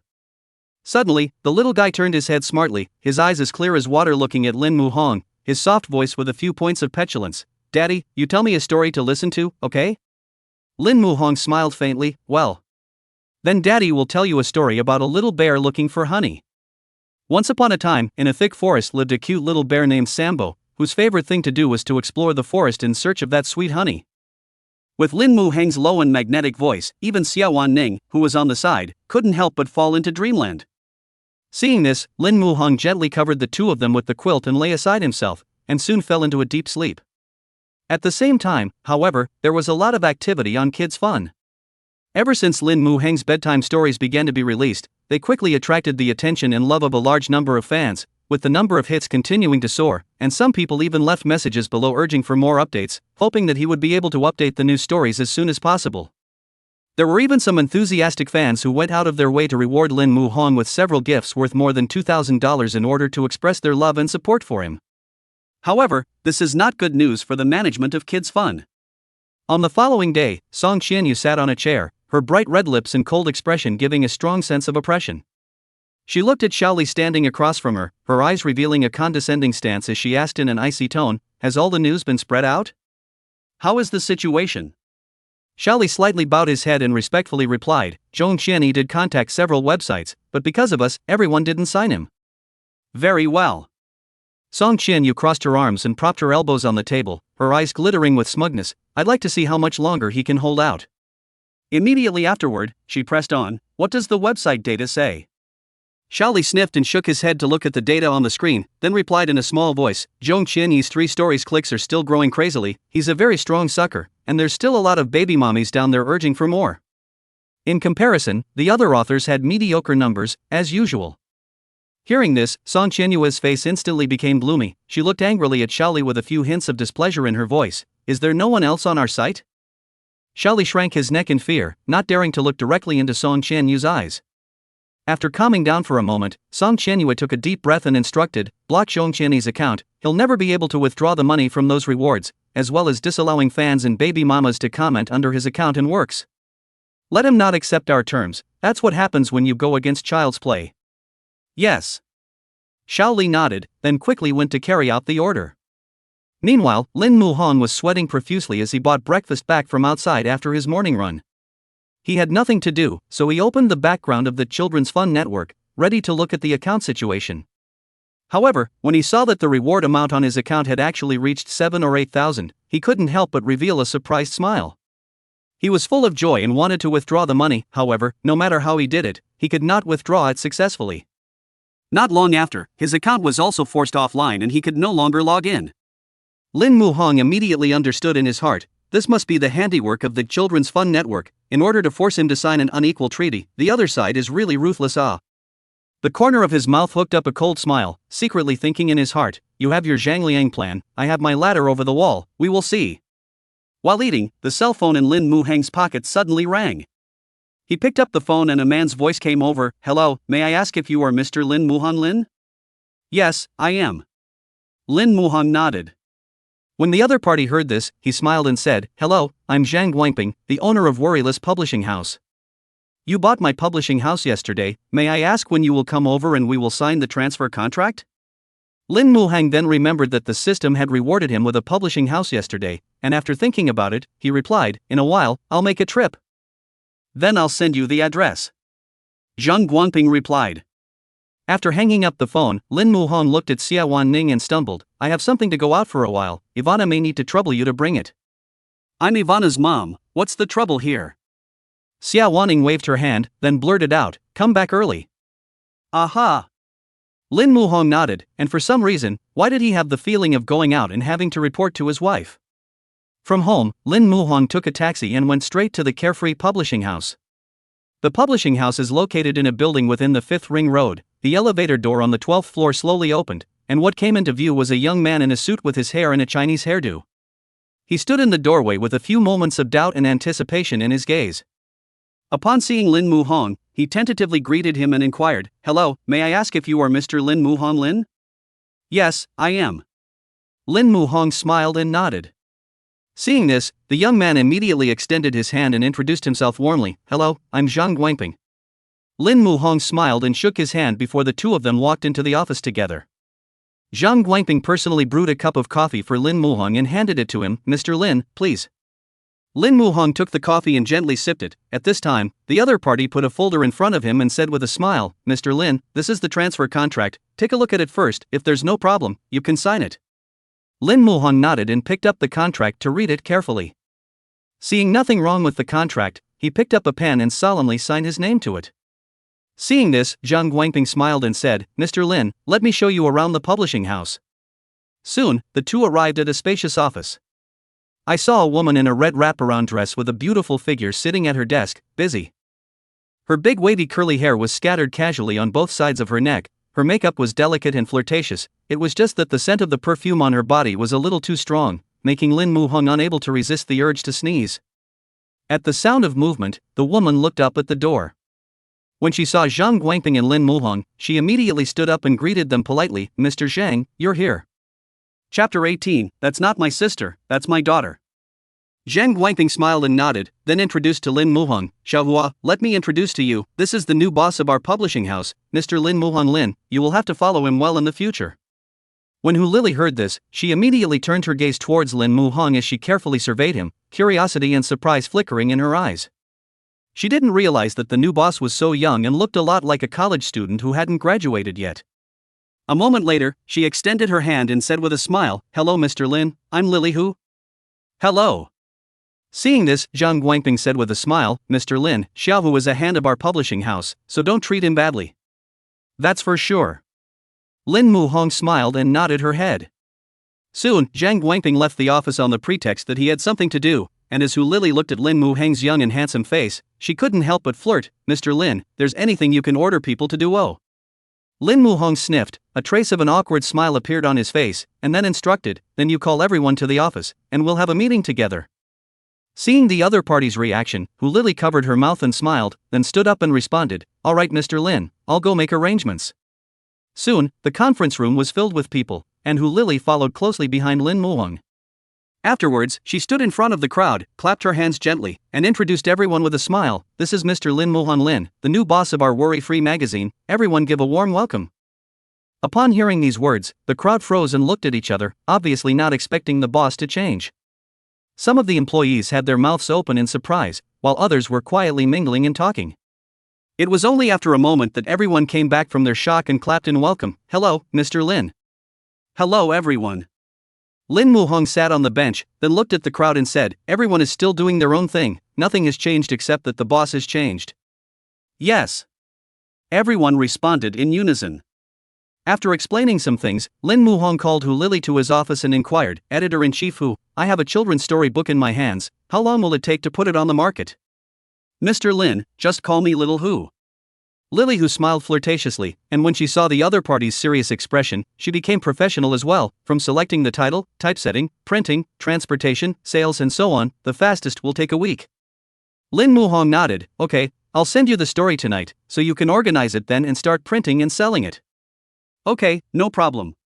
Hu Lily nodded. Although it was her first day with this new boss, she had a kind of inexplicable trust, probably because the other party had that confident energy in her bones that made her want to follow involuntarily. On the other hand, after breakfast, Xie Wanning held Ivana's little hand and came out of the house. Ivana was wearing a little pink dress with two cute bows tied around her head and an innocent smile on her face. Her little hand gripped her mom's hand tightly as she bounced along. At that time, from a long distance, Xie Wanning waved her hand when she saw a familiar figure and shouted with a smile, "Xiao Xiao, here." Xiao Xiao sniffed and looked over, only to see Xie Lian-ning holding a little girl who looked 7 or 8 times like her walking towards her. When approached, she smiled and pinched Ivana's fleshy little face, then complimented, "Ying, this is your sister, isn't it? She's so pretty." Ivana giggled as she was pinched, her eyes curving into a crescent shape, revealing 2 cute little dimples. She excitedly tugged on Xiao Xiao's skirt and cried out in a milky voice, "Hello, Auntie Xiao Xiao." Ivana misses you so much. That voice was soft and sweet, making people's hearts ripple with joy when they heard it. Xiao Xiao was amused by Ivana's adorable appearance. Suddenly, she remembered something and looked at Xie Wanning with puzzled wide eyes. Ning, didn't you say that there are only 2 siblings in your family, you and your brother? When did you have more than one sister? When Ivana heard it, she blinked her big flashing eyes and asked playfully, "Mommy, what is Auntie Xiao Xiao saying?" Why can't Ivana understand? What sister? Doubt and curiosity were written all over her little face. The most puzzled was little Jo. When she heard Ivana's words, she pointed at the 2 incredulously. "Mom? You guys?" Her brows were furrowed and her face was filled with incredulity. Ning, when did you have such a big daughter? Is it biological?" Xie Evening rolled her eyes in a good-natured manner. "It's definitely pro-life. But it's a long story. I only saw Xiao Xiao blinking her eyes full of gossip and inquiring curiously, who is the father of the child? Do I know him? Is it from our school?" Hearing these words, Xie Wanning's head melon couldn't help but conjure up Lin Muhong's figure. Her small face blushed slightly and she lowered her head somewhat shyly. "I'll introduce you to them when I meet them in the future." Seeing this, Xiao Xiao grinned and said, "Okay. I'll have to take a good look at what kind of saint can take down our school beauty then." Suddenly, she changed the subject, raised her eyebrows, and asked colorfully, "You weren't back in the dorm last night with the baby's father either, were you?" "Ha ha. I didn't expect you to be the first one to get out of our dormitory. When the time comes, you should let the child's father treat you." Xiao Xiao smiled from ear to ear, as if she was even happier than she was to get off the list. Oops. Let's talk about this matter later.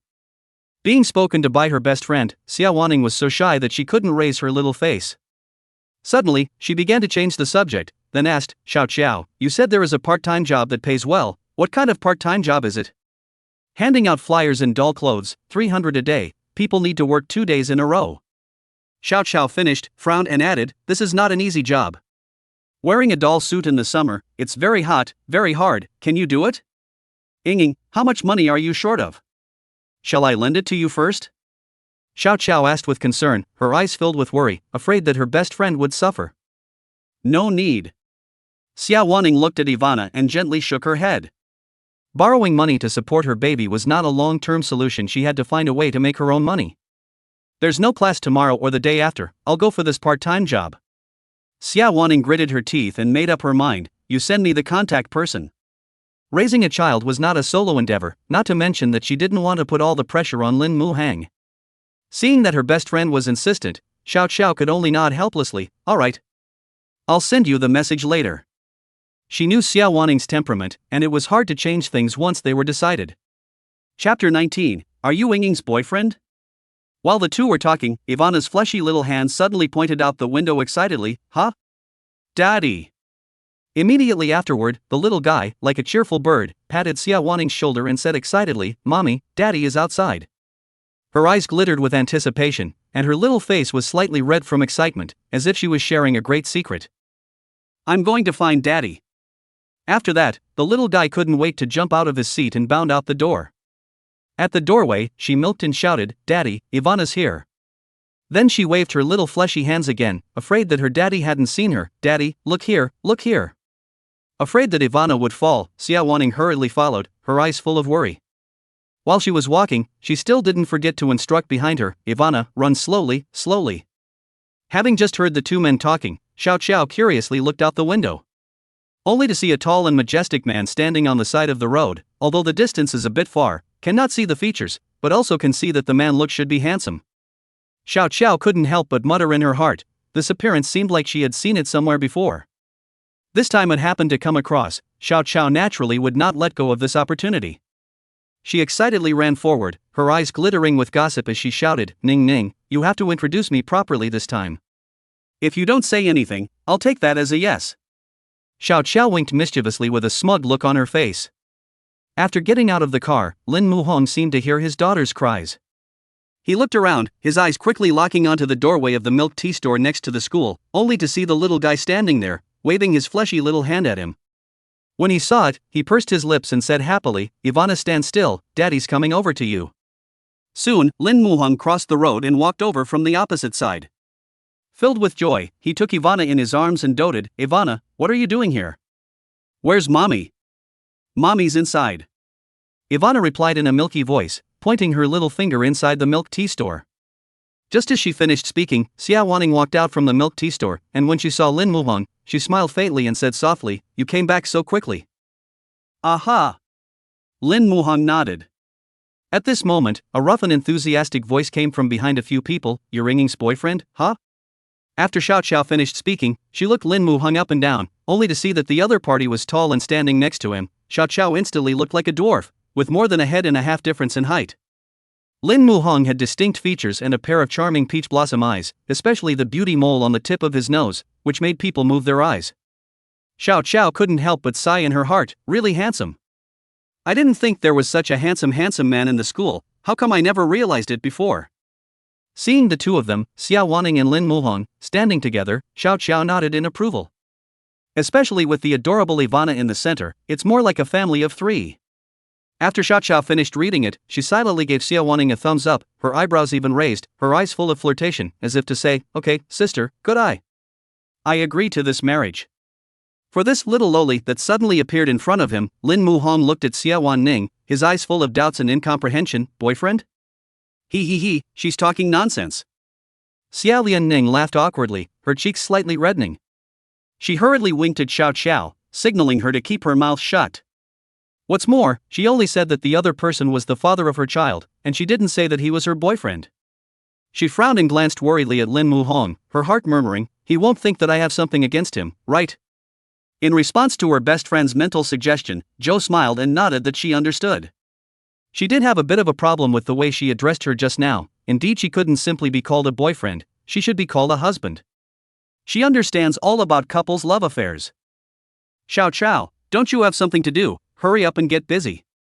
Xie Wanning urged, wanting to end this awkward topic as soon as possible.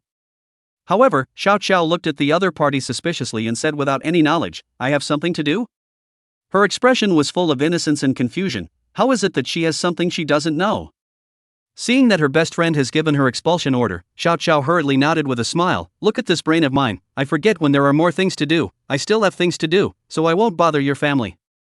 As she said that, she also waved her hand favorably at Ivana, bye. Bye Aster. Bye Auntie Zhou, said Ivana, waving her little fleshy hand in a milky voice as well. It was only when she watched her best friend's back as she left that Xie Wanning finally breathed a sigh of relief. Seeing this, Lin Muhong looked at Xie Wanning with a smile and asked, she's your roommate? Aha! Xie Lianning nodded, an awkward smile on her face. She seemed to be trying to explain the boyfriend thing just now, and then said, she knows that Ivana is my daughter, that's why she called you that, don't take it to heart. It's fine. Lin Muhong waved her hand, indicating that she didn't care. For some reason, he was somewhat inexplicably happy and satisfied to be addressed by the other party as Xie Wanning's boyfriend. He smiled and looked at Xie Wanning and asked her, a warm current welling up in his heart. Suddenly, Lin Muhong slapped his head, his heart murmuring, I must be crazy. The schoolgirl is so fierce, she might even be a domestic abuser in the future. In order to have the storybook meet the readers offline earlier, Lin Muhong started writing the story after Ivana fell asleep. It was a good thing that the system had given him creative talent, or else these 50 fairy tales would have to be written until the monkey's age. The 3 articles he had previously posted on Child's Play had not been signed, and then he had created 3 more stories when he submitted them, and now he only needed to write 44 more. Time passed by, and before 6 o'clock, 44 fairy tales were finally written. He stretched and took a long breath, a satisfied smile on his face, and then Lin Muhong sent these 50 fairy tales to Hu Lily's Weishin. Editor-in-Chief Hu, work hard and put in an extra shift to organize it earlier. Soon, the other party received the document and then sent a string of voiceover, "No problem Mr. Lin, just don't forget to treat people well. With good sales, our publisher's staff gets bonuses." Lin Muhong replied back, then quickly put his cell phone aside. Listening to Hu Lily speak, he couldn't help but shiver. That pretentious voice gave him goosebumps all over his body. It's better to hear the voice of his future wife. Chapter 20, Xie Wanning sends out leaflets. At night, in the small rented room, with lights shining in every corner, Lily who nestled in bed in her loose pajamas and black-rimmed glasses. She turned on her computer and flipped through the fairy tales her boss had sent her, reading them in detail. This image was so different from the flirtatious one she had been during the day, as if they were 2 very different people. Slowly, she immersed herself in the story. It's great that those stories are both fun and imaginative, with some great lessons and tidbits cleverly incorporated. The corners of her mouth rose involuntarily, and her eyes glittered with excitement. Originally, she was worried that with the boss's vision, the stories she chose would be all over the place, but she didn't realize that they were both interesting and educational, and those moms and dads would surely love them when they saw them. With this in mind, Lily who began to organize the story in earnest, carrying out a series of tasks such as typesetting and proofreading. It's time for every mom's nightmare, another bedtime story for the babies. Zhang Meiyan picked up the phone, opened the children's interest in the network. A few days ago she uploaded the Zhong Qianni stories to read to the baby to listen to. The baby listened to very fascinated. A few days passed. She had thought that people might upload new stories, but when she clicked on the avatar of Zhong Qianni, she found that it could not be opened, and she could not even comment under the story. She frowned, a trace of doubt flashing in her eyes. What the hell is this Child's Play website up to? Why can't I even comment on the comments? She tried refreshing the page, but the result remained the same. It's so hard to meet a favorite author. What's going on here? I think the website will make itself dead sooner or later. Zhang Meiyan muttered with some dissatisfaction. Just after spitting out the story, my daughter's urging voice came to my ears. "Mom, why don't you read me the story yet? I can't wait." Zhang Meiyan turned her head to her daughter and comfortingly said, "All right, Mom will read it to you right away."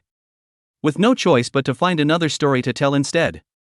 However, the new story didn't seem to be to the little one's liking, and she was a little distracted by it, frowning from time to time. It took Zhang Meiyan a lot of effort to finally put the little one to sleep. She gently walked out of her daughter's room, opened her cell phone, only to find that the baby moms group has already exploded. Are discussing the Zhong Qianni account was blocked things.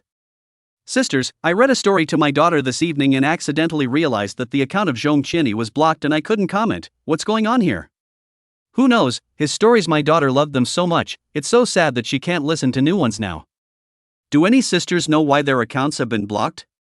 Is it possible that they have been blocked by the website? No way, his story is so good that the site couldn't think of anything else to block it. The moms and dads were buzzing around the group, with speculation and worry filling the group chat. At this time, one of the baby moms sent a message. "My husband is working for Child's Play, and I heard him say that Zhongqian Billion has been blocked by the industry." The group instantly exploded at those words. Sisters, what's the situation, specifically? As soon as they heard that there was gossip, the diving moms instantly came into the spirit and urged the moms to reveal more information.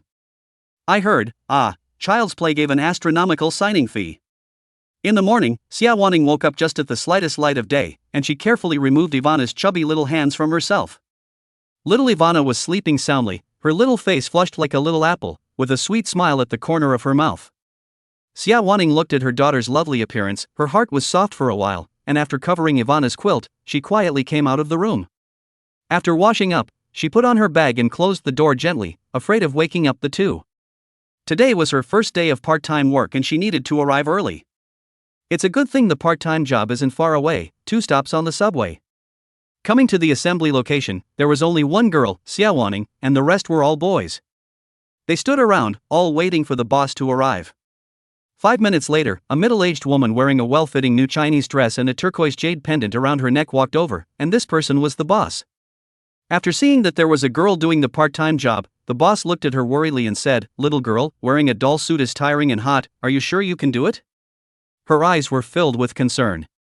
Xie Wanning patted her chest and said confidently, I have no problem. Her eyes were firm and bright, as if she was proving to her boss that she was definitely up to the task. The boss nodded and began to explain what the job was and where it would be done.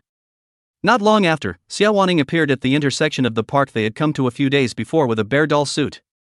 This was the spot where she was handing out flyers today, and the intersection was bustling with people. It was now 9 o'clock in the morning, for it was a fine day, and the sun was very blinding. She put on the bear doll suit and instantly felt as sweltering as if she were in a sweat lodge. But Xie Wanning didn't retreat in the slightest, but quickly got into work. Hello, buying a home to learn more about. She held up the flyer and handed it to passers-by with a smile. Meanwhile, Ivana Lin had just woken up from her nap. She sat on the bed rubbing her eyes as the little one blinked her big eyes and looked around as if she realized something was missing. When Lin Muhong saw this, he doted on her and pinched her cheeks, saying gently, Ivana, wake up from your nap. Ivana looked around and didn't see her mom's figure and inquired suspiciously, Daddy, where did Mommy go? Mom had something to go out. Lin Muhong replied with a smile as he reached out to help his daughter with her messy hair, his eyes full of favor. When he woke up, Xie Wanning had already left, but the other party left him a message, I have something to do in the next 2 days, Ivana needs you to bring it, please. It was only after hearing her father's words that Ivana breathed a long sigh of relief and a bright smile appeared on her little face. Seeing this, Lin Muhong softly said, Baby, hurry up and get dressed, let's go out for breakfast. Okay, just when Ivana is hungry, the little one said excitedly, putting on the princess dress her daddy bought, putting on her little school bag and heading out the door. After breakfast, Lin Muhong brought Ivana to the classroom, where the little one sat next to her dad and watched the cartoon intently. Before long, more and more students entered the classroom. One of the boys with dyed red hair excitedly pointed at Lin Muhong when he saw him, Ahang is there, this kid hasn't seen him for a few days and still knows to come to class. With that, the man walked towards Lin Muhong, and the 2 housemates behind him smiled and followed him when they saw this. Only to see the trio sitting beside Lin Muhong, smilingly saying, Ahang, I haven't seen you in the past few days, what have you been busy doing? Now you don't even go back to your dorm at night, you're not in love so you don't want to live with us. The red-haired boy snickered. Just then, a soft and sticky baby voice rang out from all around, Daddy, this cartoon has finished. Chapter 21 3 Bad Uncles. Lin Muhang's eyes flashed with a hint of tenderness as he sniffed, dotingly stroking Ivana's skull and softly saying, Daddy is playing the next episode for you. At this time, the 3 people who were originally on the sidelines instantly dropped their jaws in shock, their eyes glaring round and their mouths seeming as if they could stuff down an egg. Surprisingly, they hadn't realized that there was even a pink and sticky little girl beside Ahang, especially with that name calling just now, which made them a bit at a loss for words for a moment. The red-haired Zhao Zijuan looked incredulously at Lin Muhong and said in shock, Dad. Dad? That voice carried a few points of doubt, a few points of disbelief. And when Lin Muhong heard this, the corners of his mouth hooked into a smug smile and he nodded happily. There is a cheap not to take advantage of, this sound father called his heart to be blossomed, the heart of the beauty as sweet as eating honey. Seeing this, Zhao Zijuan pushed him without any good reason, his eyes filled with suspicion, don't change the subject, what's going on with this little girl? Seeing this, Lin Muhong said with a helpless but incomparably sincere face, just as you heard, it's my daughter. His expression was as if he was saying something perfectly natural. However, all 3 of them were in disbelief, their eyes filled with suspicion and surprise. The boy with the baseball cap named Lu Xiaorong, he looked at Lin Muhong playfully, the corner of his mouth hooked up a teasing smile, Ahang, this little girl is 5 or 6 years old, you just 18 this year, it's hard to believe that when you were 12, you started to hokey-pokey little girls? Really? After saying that, the other 2 were also filled with righteous indignation and cast reproachful glances at Lin Muhong. He shook his head and chortled, roll on, what are you guys babbling about, I'm that much of a livestock person. Yes. The 3 of them smiled and nodded, but they didn't actually believe that the little girl was Ahang's daughter at all. At this time, the teacher of the professional class walked in with his book bag. Lin Muhong saw this and hurriedly turned down the volume of his cell phone for fear of disturbing everyone. He looked down at Ivana and said, Honey, we'll watch TV when we get home, why don't you read a storybook first? Okay, ba. Ivana nodded obediently, her fleshy little hands pulling out a storybook her daddy had bought for her from her own little backpack and flipping through it attentively. Her focused little look is so good you can't help but give her a kiss. Sitting in the southernmost part of Wang Kailuan saw the situation, his eyes were full of love. He saw Aster being so well behaved, he couldn't help but spit out with a few people. My little nephew seems to be just as big as she is, there's not a single moment that she's not stopping. Is the gap between boys and girls really that big? The whole thing makes me want to have daughters in the future. Seeing this, Zhao Zijuan rolled his eyes and spat, you don't even have a girlfriend, give birth to a chicken. The specialty class was over 2 hours long, during which Ivana was very quiet and not at all mischievous. She sat there, turning the storybook in her hands every now and then, her little face full of seriousness. Soon the bell rang for the end of class, and Ivana was still engrossed in her storybook. Seeing this, Lin Muhang gently patted the little one's shoulder and said softly, Ivana, let's go home. Okay, eh? Ivana said playfully with a wink. The look was adorable as she put the storybook in her little backpack as if she was a little adult. There were many students leaving class and some congestion, and Ivana was held in Lin Muhang's arms before Zhao Zijuan, and the three of them could really see what the little one looked like. Her face is white and chubby, the droplets of round eyes blinking and blinking, under the small nose is a pink lips, as cute as a Barbie doll, so beautiful little group, who does not like it? Only to see Zhao Zijuan's face full of smiles as he said to Lin Muhang, Ahong, let me give you a hug. His eyes were full of expectation and pleading, as if he was afraid that Lin Muhang would reject him. No, let me hold it first. Lu Xiaorong said, reaching out to grab Ivana. Wang Kailuan soaked up the gym all day long and had a relatively stout body. He directly pushed both of them away and said with a smile, Brother Honk, I'll give you a hug first. Looking at the three people's grimacing smiles, Lin Muhang only felt amused. Yet a flash of panic flashed across Aster's little face when she saw the three. She waved her hand and said anxiously, Ivana doesn't want bad uncle to hug her, no. Bad uncle? Where did this hit the argument? A few people were very lost. They didn't know where they had offended the little group. The three of them looked at each other with eyes full of helplessness and doubt. Seeing this, Lin Muhang smiled smugly, see, it's not that I won't let you hug her, but she's not happy about it. Soon, walking to the front of the dormitory building, Lin Muhang remembered that there was no change of clothes at home, so he had to go back to the dormitory to get one. He mused, but he couldn't carry Ivana into the boys' dormitory, she was a girl after all. Thinking about it, he squatted down and instructed Ivana, baby, Daddy go back to the dormitory to get some clothes, you play with those three uncles for a while, okay? Those three uncles are all good friends of Daddy's, you don't have to be afraid. He continued to comfort Ivana, hoping that she would let her guard down. Ivana frowned when she heard that, her little face filled with confusion. She tilted her head to think, and said in a sticky voice, Daddy, didn't you tell me to stay away from these bad uncles? Why do you want me to play with them? Her voice carried a bit of puzzlement and confusion. Did I say that? Lin Muhang frowned in thought, suddenly remembering that it might have been the future him who had instructed Ivana.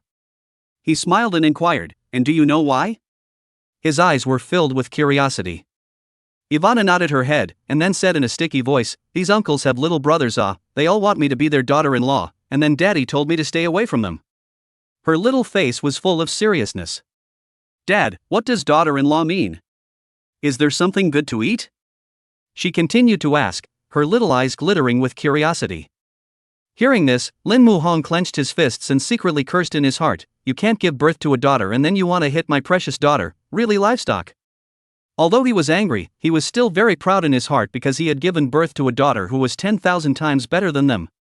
But don't worry about that yet, they don't even know where their wives are, not enough to fear. Lin Muhang comforted Ivana, baby, stay with these uncles for a while this time, Daddy will be right down to look for you. Good boy, be good, come back Daddy will buy you ice cream to eat. Ivana obeys. The little one's eyes immediately lit up as soon as she heard the ice cream. She couldn't help but lick her tongue, her little face filled with excitement. Afterwards, Lin Muhang looked behind him at the three Zhao Zijun and said, I'll go up and get some clothes, you three take care of her for a bit. Alright, no problem. The three nodded happily. At this time, Karen Ring curiously asked Ivana, little baby, where did your daddy and mommy go? Chapter 22 Ho-Ho Schoolgirl? Ivana pursed her cherry lips, two shallow dimples emerged on her little face, and playfully said, my dad just went upstairs to get something, and mom went out. After saying that, the little one rolled the bag on the top of her school bag, looking bored. Hearing these words, Ren Kailuan raised his eyes to look at the opposite dormitory building, then exchanged a glance with the other two, a hint of surprise flashing in his eyes. Incredulously, he inquired again, is your father really Lin Muhang? Ivana sniffed, her little tongue lolled out, made a face and said playfully, I won't tell you, hee hee hee. The little one remembered that her dad had instructed her earlier to talk less to these bad uncles. Seeing this, Zhao Zijuan's eyes rolled back in calculation. He walked into the supermarket and in no time at all, he had several colorful lollipops in his hand. He smiled and walked over to Ivana, squatted down, waved the lollipop in front of Ivana and said gently, if you answer Uncle's question, Uncle will give you a lollipop, okay? Ivana's eyes instantly lit up as if she had discovered a new continent, happiness written all over her little face. Hesitating for a second would be disrespectful to the lollipop, Aster nodded painfully and said with a smile, yeah. That look, a real live snacker. Seeing Ivana's reaction, Zhao Zijuan smiled triumphantly as he cleared his throat and asked, Baby, is your father really Lin Muhong? Don't lie to Uncle. Ivana's little head nodded like a chicken pecking at rice, yes, yes. My dad is Lin Muhong. With that, the fleshy little finger pointed at the lollipop in Zhao Zijuan's hand, as if he was afraid that the other party would back out. Getting the lollipop, Ivana smiled happily, however, when Zhao Zijuan's three heard it, an incredulous expression appeared on their faces. Before, they might have thought that Lin Muhong was joking, but this was coming from a child's mouth, so there shouldn't be any mistakes, right? They looked at each other with shock in their eyes. After hearing this, Lu Xiaorong couldn't help but slander in his heart, did a Hong really ho-ho someone's little girl? Should keep your voice down. Karen Ren hurriedly reminded, then, he continued his question, so what's your mom's name? Ivana's little eyes lit up again as she pointed to the lollipop and gestured for Zhao Zijuan to give it to her first. Zhao Zijuan understood and hurriedly took one and handed it over. Ivana took the lollipop and squinted contentedly before speaking, my mom's name is Xie Evening. Ha! Hearing this name, the three of them were shocked and surprised, and almost shouted out in unison. Xie Wanning? Isn't that our school beauty? Ren Karen's eyes widened in disbelief. How could he not have expected that Lin Muheng's wife would be their schoolmate, and that she was 2 years older than them?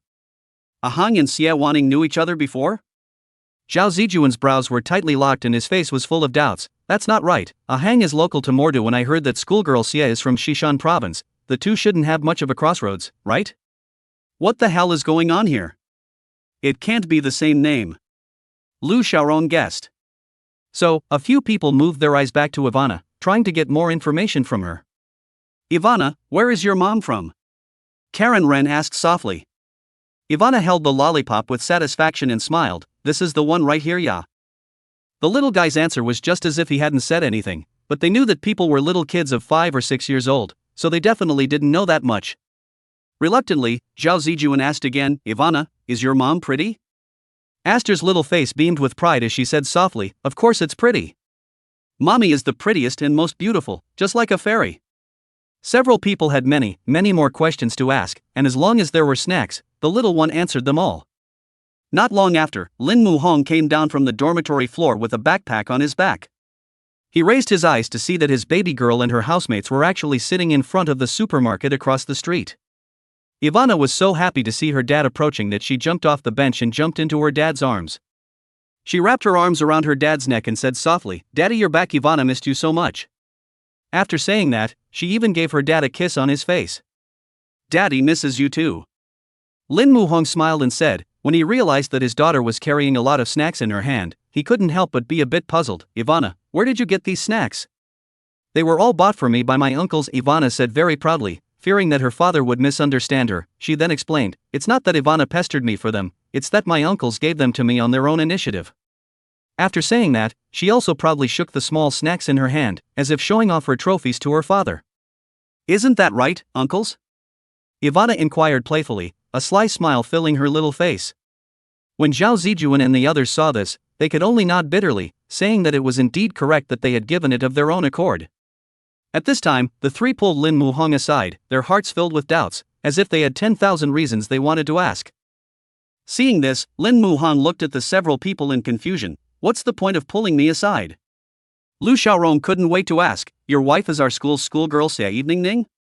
The eyes of the three of them glittered with gossip as they stared intently at Lin Muheng's face, as if they wanted to know something from his expression. Hearing this, Lin Muhong saw Ivana, who was shivering lollipops and shivering with gusto, and instantly understood where she got those snacks from. He laughed helplessly, then confessed, Xie Wanning is indeed Ivana's mother, so? She is also considered my wife. You really are. Zhao Zijuan gritted his teeth, but his eyes were full of envy. What do you mean also counts? That's the school flower. At this time, Lu Xiaorong put his arm around Lin Muhong's shoulder and said with a smile, "Isn't it a good brother? Quickly tell us in detail." Lin Muhong smiled helplessly. "It's a long story." "Long story short, then." The three of them pulled Lin Muhong to want to know more details, and listening to a few people whispering non-stop, Lin Muhong had a flash of inspiration and a plan. With a sound move, he carried Ivana and immediately ran away, and the three realized they had been duped, and it was too late. Carried by her father, Aster asked, a little confused, "Daddy, why are we running?" Lin Muhong smiled helplessly and said, "Those uncles are crazy. When you see them in the future go around, do you know?" Ivana knows. The little one nodded obediently before clinging to her daddy's neck. After coming out of school, father and daughter ate dumplings in the small restaurant in front of the school, then returned home. Sitting on the couch in front of her favorite cartoon, Ivana couldn't muster up any interest. She turned her head to Lin Muhong and inquired, "Dad, when is mom coming back? I miss her so much." Chapter 23. Dad, talk to your wife. Upon hearing this, Lin Muhong painfully touched Ivana's head and gently comforted, "Mom is busy with something today, so when she's done, she'll come back to see Ivana." Ivana deflated her mouth, sadness written all over her little face, her ears drooping as if she was a sad little bunny. A few moments later, this little guy suddenly brightened up and pulled Lin Muhong's arm and pouted, "Daddy, we can video with mommy. Ivana misses mommy so much." "Dad, why don't you give mom a video call?" Her small hand tugged tightly on Lin Muhong's sleeve, her small face filled with expectation. Lin Muhong saw the little one's look of not stopping until she got what she wanted, and her little face was suffocating red, so she could only helplessly scrape the tip of Ivana's nose. "Okay." "What a little wit." "Daddy, you're so sweet." Ivana pouted and gave him a bark on the cheek before sitting back obediently, her big eyes staring unblinkingly at the phone in anticipation of her mom's appearance. Buzzing, the cell phone started to vibrate. Xie Wanning was eating her boxed lunch, and when she heard the sound, she swept her head down and glanced at the phone. When she saw that it was Lin Muhong calling with a video invitation, her heart tightened violently. She hurriedly placed her boxed lunch on the floor, fumbling with her cell phone and rushing to fix her sweat-dampened hair. After making sure the other person couldn't see what was going on, she carefully pressed the connect button. The screen lit up and Ivana's cute little face immediately appeared. "Mommy, what are you doing? Ivana misses you so much." As soon as Ivana saw her mom, she immediately shouted excitedly, her eyes smiling like crescent moons. When Xie Wanning heard this, a smile flashed under her eyes, and she tenderly returned, "Mommy also misses Ivana. When she's done with her work, Mommy will go back earlier to accompany you, okay?" She could see that the little one was very unhappy, her little mouth pouted so much that it could hang up a scale, then she smiled and said, "Ivana, good boy, Mommy go back and bring you a little bear doll, okay?" Ivana's eyes immediately lit up like two sparkling gems when she heard about the dolls. She clutched her cell phone excitedly, her little face filled with anticipation as she inquired, "Really?" "Of course it's true, how could Mom bear to lie to Ivana?" Xie Wanning replied with a smile, her eyes full of favor. "Alright then, Ivana will wait for Mommy at home, love you." Ivana finished, sending a flying kiss through the air, her little face beaming with happiness. Xie Wanning's heart blossomed when she saw it, and all the tiredness was worth it. Immediately afterward, Ivana handed over her cell phone to Lin Muhong and said softly, "Daddy, talk to your wife, I won't eavesdrop." Oh. After saying that, she blinked her big eyes and ran into the bedroom with a wry smile on her face. Lin Muhong saw this and smiled helplessly before picking up his cell phone. Being stared at by the other party, Xie Wanning opened her mouth a bit awkwardly and asked, "Did Ivana listen to you today?" She tried to change the subject, not wanting Lin Muhong to see her mess. "Very obedient." Lin Muhong nodded, and after a moment opened his mouth and asked, "When will you be done today?" 8 or 9 o'clock. Xie Wanning replied. "Oh, good." There was a sudden silence between the two, and the atmosphere was a bit awkward. At this time, an urging sound came from Xie Wanning's side, "Time's up, start working." Upon hearing this, she hurriedly returned, "I'm going to be busy, hang up first." After saying that, she hurriedly hung up without waiting for Lin Muhong to respond. After the phone hung up, Lin Muhong recalled the picture just now, and couldn't help but feel a little puzzled in his heart. Xie Wanning has something to do today, could it be that she went to a part-time job? He didn't think any further, after all, the two had just started discussing the idea of not interrupting each other's lives.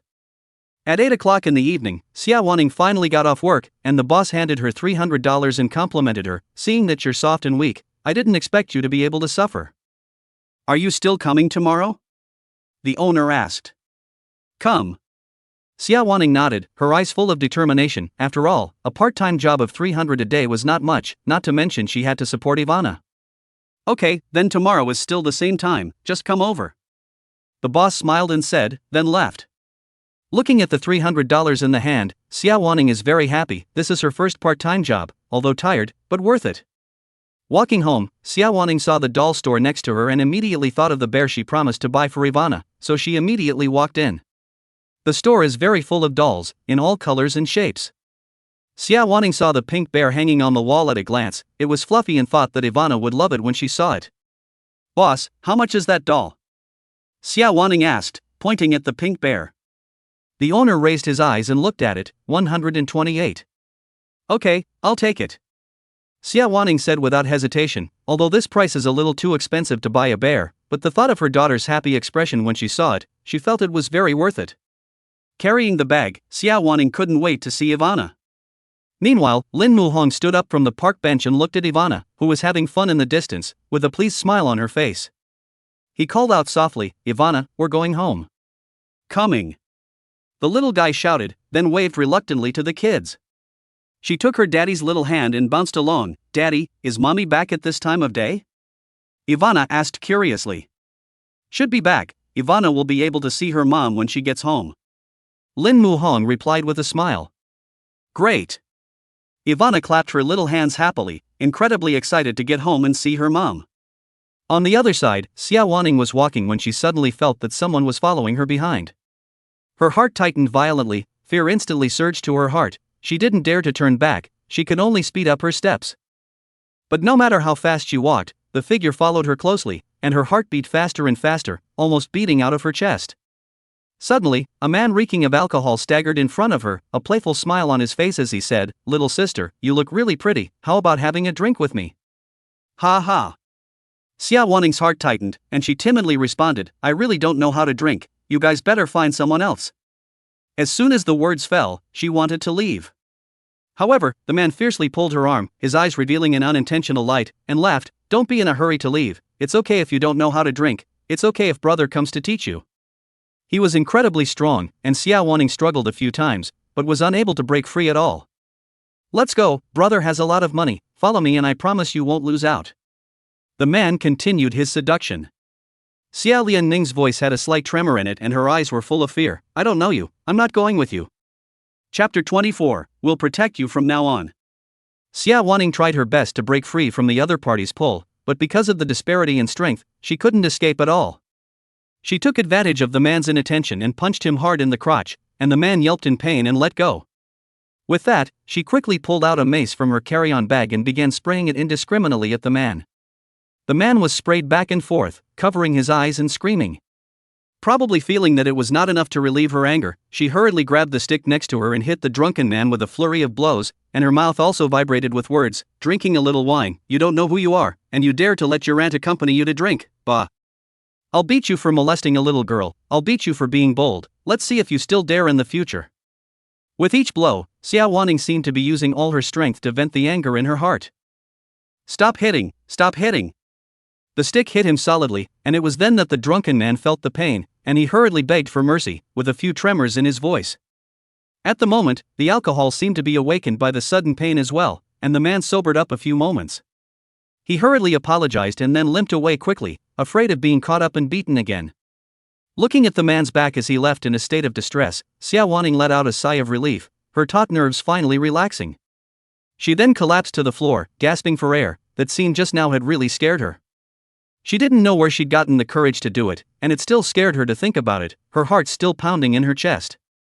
Just then, a soft and sticky voice came from behind, Mom, why are you walking so fast? Dad and I can't catch up with you. Xie Wanning froze at the words, and only then did she realize that it was their father and daughter behind her, and she thought it was a bad guy. Ivana ran happily to her mom, she took her mom's hand and asked in a milky voice, Mom, why are you sitting on the floor?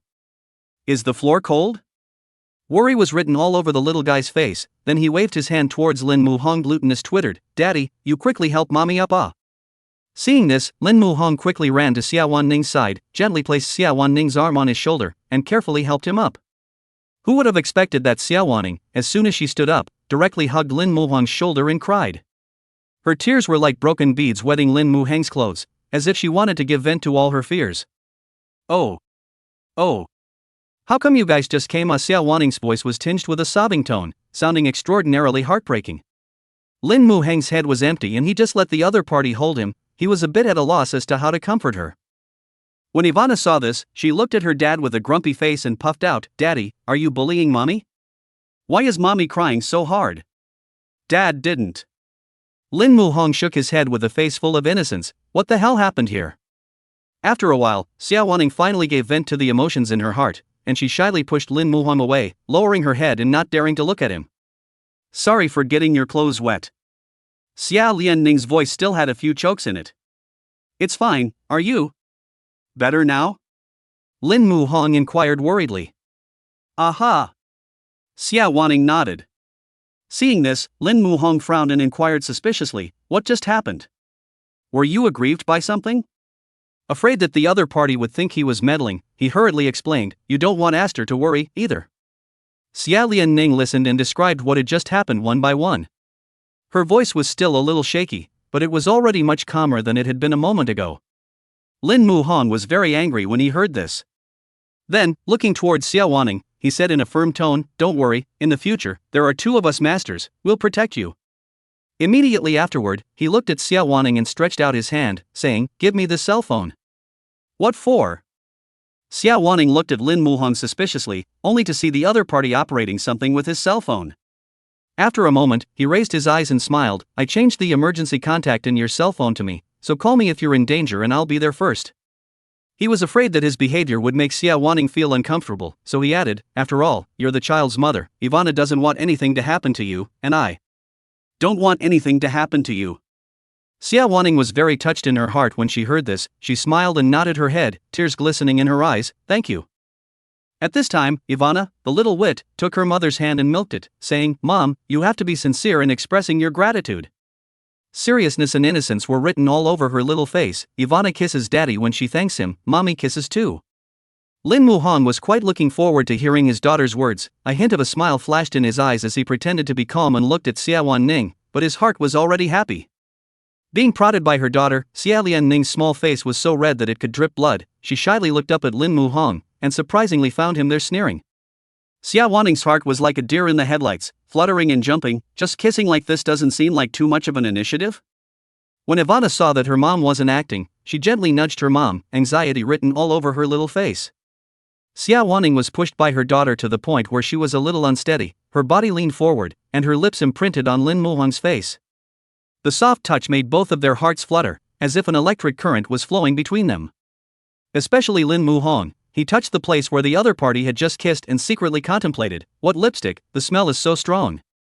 At this time, Xie Wanning was so shy that she fled, and then pulled Ivana's hand and walked ahead. "Baby, mommy bought you a little barrel, let's go home and open it, okay?" Looking at the backs of the mother and daughter, Lin Muhang's heart was very satisfied. At the same time, a system beep suddenly sounded in his head. Ding! The system detected a change in Xie Wanning's heartbeat value. The current heartbeat value is 40, the system mall is open. Lin Muhang froze, then his heart was ecstatic as he couldn't wait to open the system mall.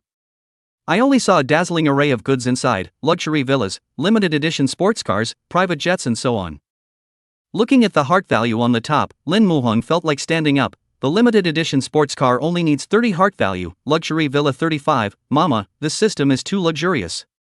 25 heartbeats last time, drew a publisher, deducted the last heartbeats, and only 15 heartbeats could be spent. It's nice to save up and take home a limited edition sports car.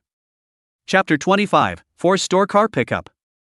Just when Lin Muhang was thinking about beautiful things, the system's words were like a pot of cool water poured over his head. Hint, if the heartwarming value is not redeemed within 24 hours, it is considered as giving up the reward.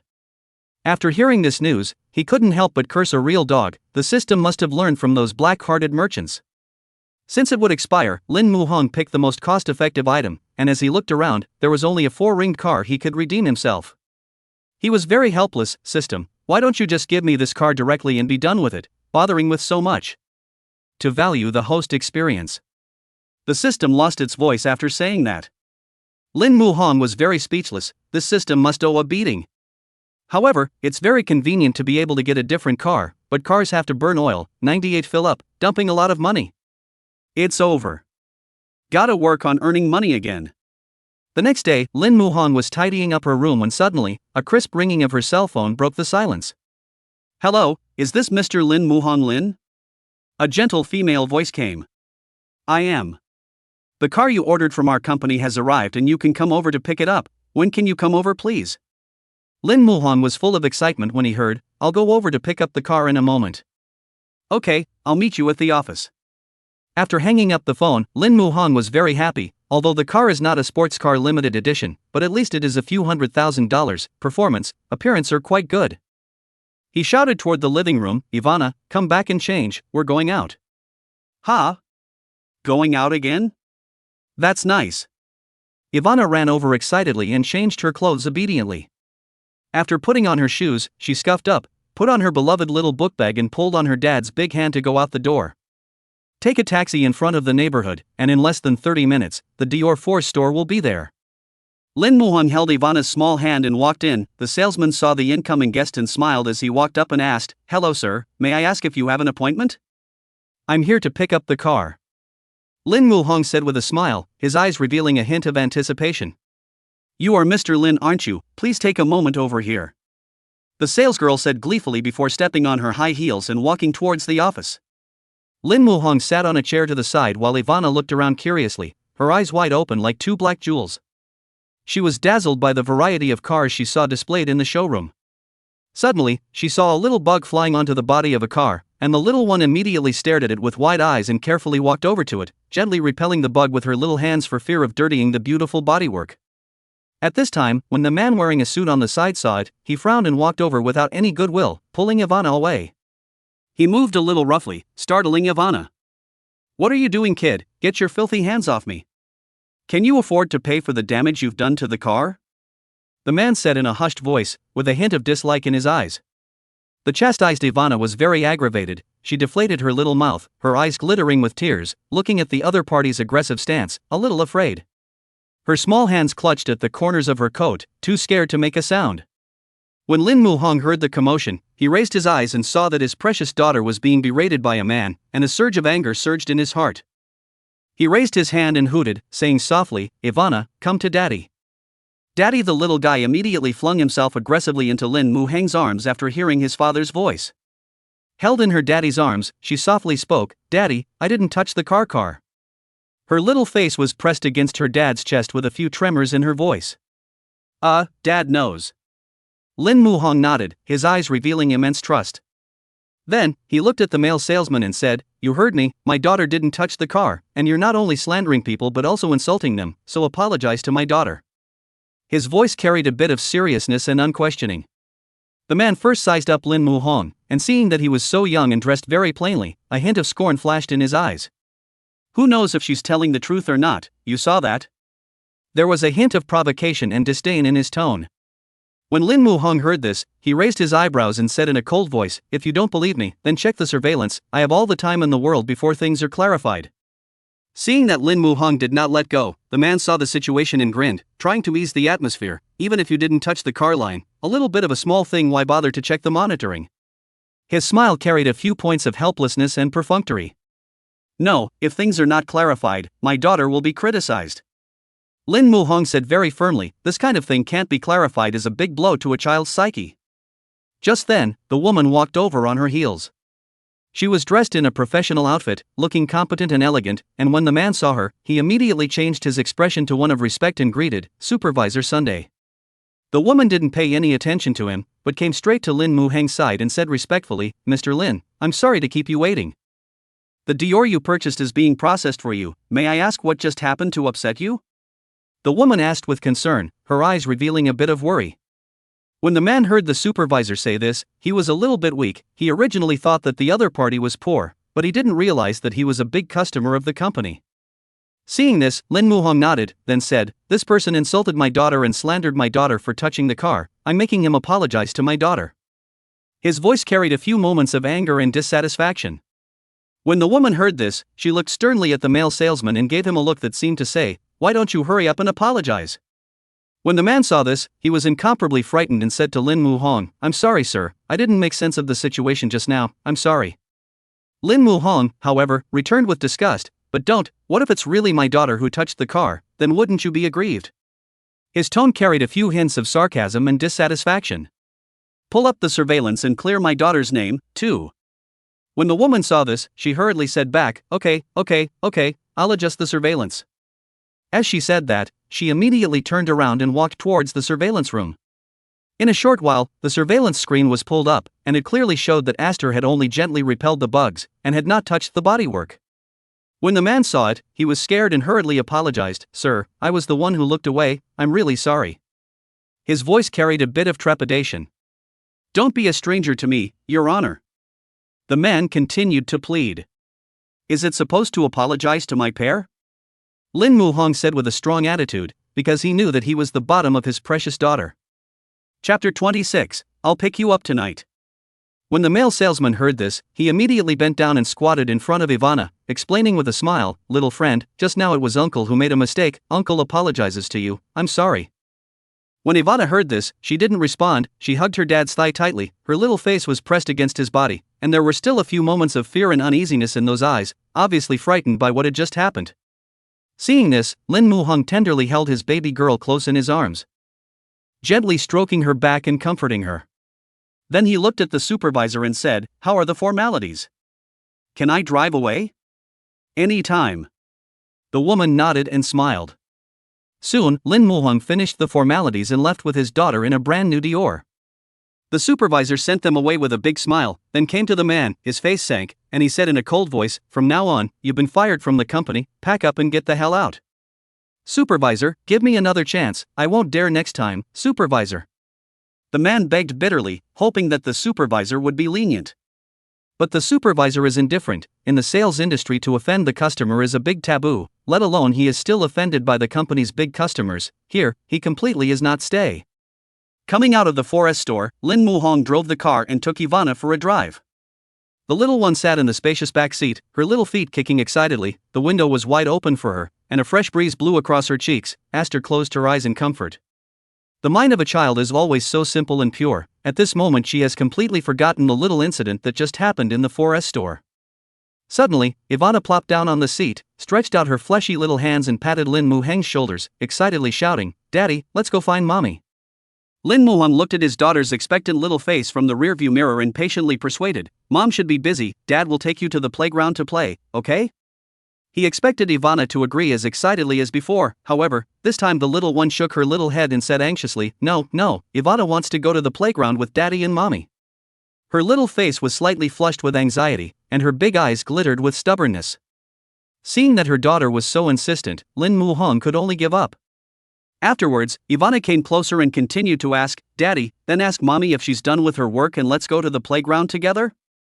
Ivana blinked her big eyes, her eyes full of anticipation. Seeing his daughter's expectant eyes, Lin Muhong couldn't bear to refuse. So, he gently tapped on Xie Wanning's Weixin video call interface. At this moment, Xie Wanning, who had just finished a busy morning's work, had just taken off the heavy doll's clothes on her body, and was planning to go to lunch.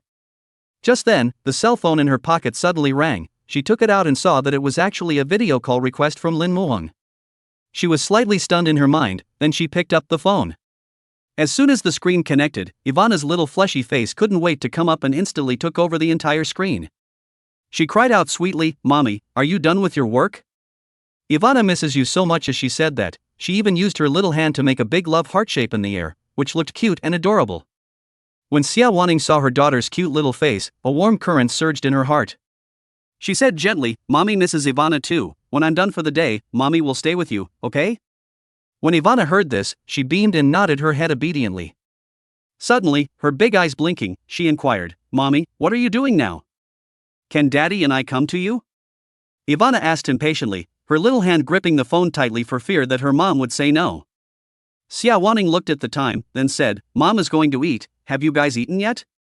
When the little guy heard this, his eyes lit up and he shook his head with a smile, I haven't eaten yet, so will Daddy and I find you to go eat now?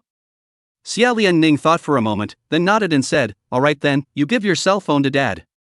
There was a hint of shyness and anticipation in her voice. When she saw Lin Muhong appear in front of the camera, she shyly inquired, is it convenient for you guys to come over now? I have to start working at 2 o'clock, so I don't have much time to accompany you guys. When Lin Muhong heard this, he quickly said, "Convenient, it just so happens that we haven't eaten yet, then send us the address, we'll look for you." Aha! Xie Wanning nodded, and after hanging up the phone, she waited at the bus stop. Less than 15 minutes later, a black sedan slowed to a stop in front of himself. Immediately afterward, the window rolled down and a familiar little head poked out. When Ivana saw her mom, she smiled so much that her eyes narrowed into slits, and she softly shouted, "Mom, get in the car." She looked like a cute little angel. At this moment, Xie Wanning was sitting in the car, her face full of doubts. She looked at the brand new sedan and was amazed. As soon as Ivana got into the car, she took her mother's arm and said with immense pride, "Mommy, this is the new car that Daddy bought. Although it's not as comfortable as the car our family bought before, but it can pick up Mommy ah." Her little face was beaming with happiness. Lin Muhong sniffed, involuntarily coughed lightly, secretly thinking in his heart, the future him, that lives in a mansion in Thompson too, and drives a car that is also worth a lot of money and is extraordinary. At this moment, however, he knows that he needs to work harder to give his daughter the same privileged life she once had. When Xie Wanning heard her daughter's words, her eyes unconsciously drifted towards Lin Muhong, and a shy blush rose on her face, as if it were a peach blossom in full bloom on a spring day, delicate and touching. At this time, Lin Muhong opened his mouth and inquired, "When will you be done with your work today?" Xie Wanning smiled faintly and replied, "Around 8 o'clock. After Lin Muhong heard this, he spoke faintly, "Then I'll drive with Aster to pick you up at night." Afraid that the other party would refuse, he carefully added, "Don't think too much, I just think that you came back too late and it's not safe to walk alone on the road, not to mention, something like that happened yesterday." His voice was filled with concern and worry for Xie Wanning. When Xie Wanning heard this, a bright smile blossomed on her face as she gratefully said, "Thank you." Lin Muhong waved her hand and responded with a smile, "You're welcome, who made you Ivana's own mother?" "Just a real mom?" Xie Wanning blurted out, even more upset at the moment. She couldn't figure out why she had just had that thought. Had she moved on? Lin Muhong was too busy driving to pay attention as he twisted his head and inquired, "What did you just say?" Chapter 27 Child's Play calls again. Inside the office, the editor-in-chief of Kids Fun, Song Qianyue, and the staff sat around in a depressed atmosphere. The employees were all wary of accidentally running into the editor-in-chief's gun that could explode at any moment. At that moment, Song Qianyue looked around with suppressed anger in her eyes and asked in a low voice, "What else is there to report?" An employee timidly responded in a low voice, "In the past 2 days, users have been frantically swiping Zhongqian billion under the author's story, and there are so many comments that they can't even be deleted." "We can't ban user comments," another employee added carefully. When Song Qianyu heard this, her fists clenched tightly, her knuckles whitening from the force, she forced herself to hold back her anger and finished the meeting. After the meeting, Song Qianyu violently pushed open the door of the office, striding to the front of the desk, sweeping the documents, pencils, and even the computer mouse on the table to the ground in a fit of anger. "Could you, Zhongqiani, how dare you go against the website? You really don't know the heights of heaven." She gritted her teeth and growled lowly. Witnessing this scene, the small Lee on the side didn't dare to utter a single breath and stood quietly, fearing that he would be the next target of his anger. After a while, Song Qianyu finally calmed down. She slowly sat on the chair, took a deep breath and asked, "Is there any latest news about Zhongqiani Yuan on the internet?" Shaoli hurriedly replied, "No, since we blocked him, other websites didn't dare to sign him, so there's no news." Hearing this reply, the corner of Song Qianyu's mouth hooked up into a cold smile. "It's not pleasant to be suppressed, is it? This time, let's see if you still dare not agree to my conditions." After a few moments, she stood up and walked over to the floor-to-ceiling windows, gazing out at the bustling scene outside and calculating in her mind. She dialed Lin Muhong's number, her eyes glittering with ambition. On the other end of the phone, Lin Muhong picked up his cell phone, saw that it was a number with no notes, hesitated for a moment or answered it. "Zhongqiani, goodbye." Song Qianyue's voice came out with a hint of provocation and smugness. Lin Muhong sniffed, his brows furrowed, his face full of dislike. "You're the chief editor of Kids Fun? Why, is there something you're looking for me for?" Song Qianyu grinned, her voice filled with temptation. "Being blocked isn't pleasant, is it? As long as you agree to my signing conditions, the signing fee of $10 million will immediately hit your card. You know, how many people don't earn enough of this money in their lifetime, so I advise you to think about it." Lin Muhong's eyes were filled with disdain as he listened, and he responded firmly, "I'll think about it now." "Ha, I told you that you would definitely agree." Song Qianyue smiled smugly, as if she had already won. Lin Muhong shook his head helplessly, his heart shocked at this woman's chutzpah. "You haven't heard my formal answer yet." Go ahead, I'll listen. Song Qianyu was confident. She believed that normal people would make the right choice. Lin Muhong pursed her lips and smiled. Her tone was firm and determined. I'm not willing to, this broken children's network. Who loves to go who goes, even if you call dad, I'm not going. After saying that, Lin Muhong hung up the phone without hesitation. He didn't want to get too entangled with Song Qianyu. She was afraid of a serious illness. Listening to the beeping busy line tone, Song Qianyu hadn't reacted for a while. She was being rejected again? Her eyes widened in disbelief as a nameless fire welled up in her heart. Thinking back to Lin Muheng's rampant appearance, she was so angry that she slammed her cell phone down hard on the ground, then shouted, Shaoli. Hearing the editor-in-chief's shout, Shaoli rushed to the office and asked cautiously, Editor-in-chief, what are your orders? Song Qianyu gritted her teeth and said, the words Zhong Qianyi are not allowed to appear on the website, so hurry up and delete them. The account that sends a lot of them is directly banned. Shaoli worriedly inquired, Editor-in-chief, will this cause the users to be outraged? Song Qianyu sniffed and coldly shook her head. No, we are the head site, they can't leave us. Dogs will come back on their own when they are hungry. After listening to the instruction, Shaoli started to deal with the relevant matters. At this time, Lin Muhong had just come out of the classroom, his heart incomparably relieved. It was at this time that his cell phone rang again. He thought it was Song Qianyu calling, and after impatiently connecting it, he began to curse. I've said I won't go, do you really want to be a grandson? However, what came from the other end of the phone was Hu Lily's petite voice. Mr. Lin, what are you talking about? Lin Muhong got goosebumps all over his body after hearing this and said impatiently, don't clip your words, speak properly. Oh. Hu Lily answered, then began to report, Mr. Lin, the sample of the storybook has come out, I'll take it over to show you. Alright, then you send over a trip now, I'll send you the address. Lin Muhong said. It was time-consuming to go back and forth to the office, not to mention the fact that he had a date with Xie Wanning to take Ivana to eat grilled fish later. Inside the office, Hu Lily looked at the address sent by Mr. Lin, which was surprisingly displayed as Mordor University. Her eyes were full of doubts. Is Mr. Lin really a college student who hasn't graduated?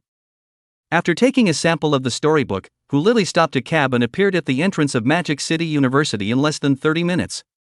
After getting down from the car, seeing this, Lin Muhong frowned slightly, somewhat awkwardly shrinking back his body, inquiring, is this how you always talk?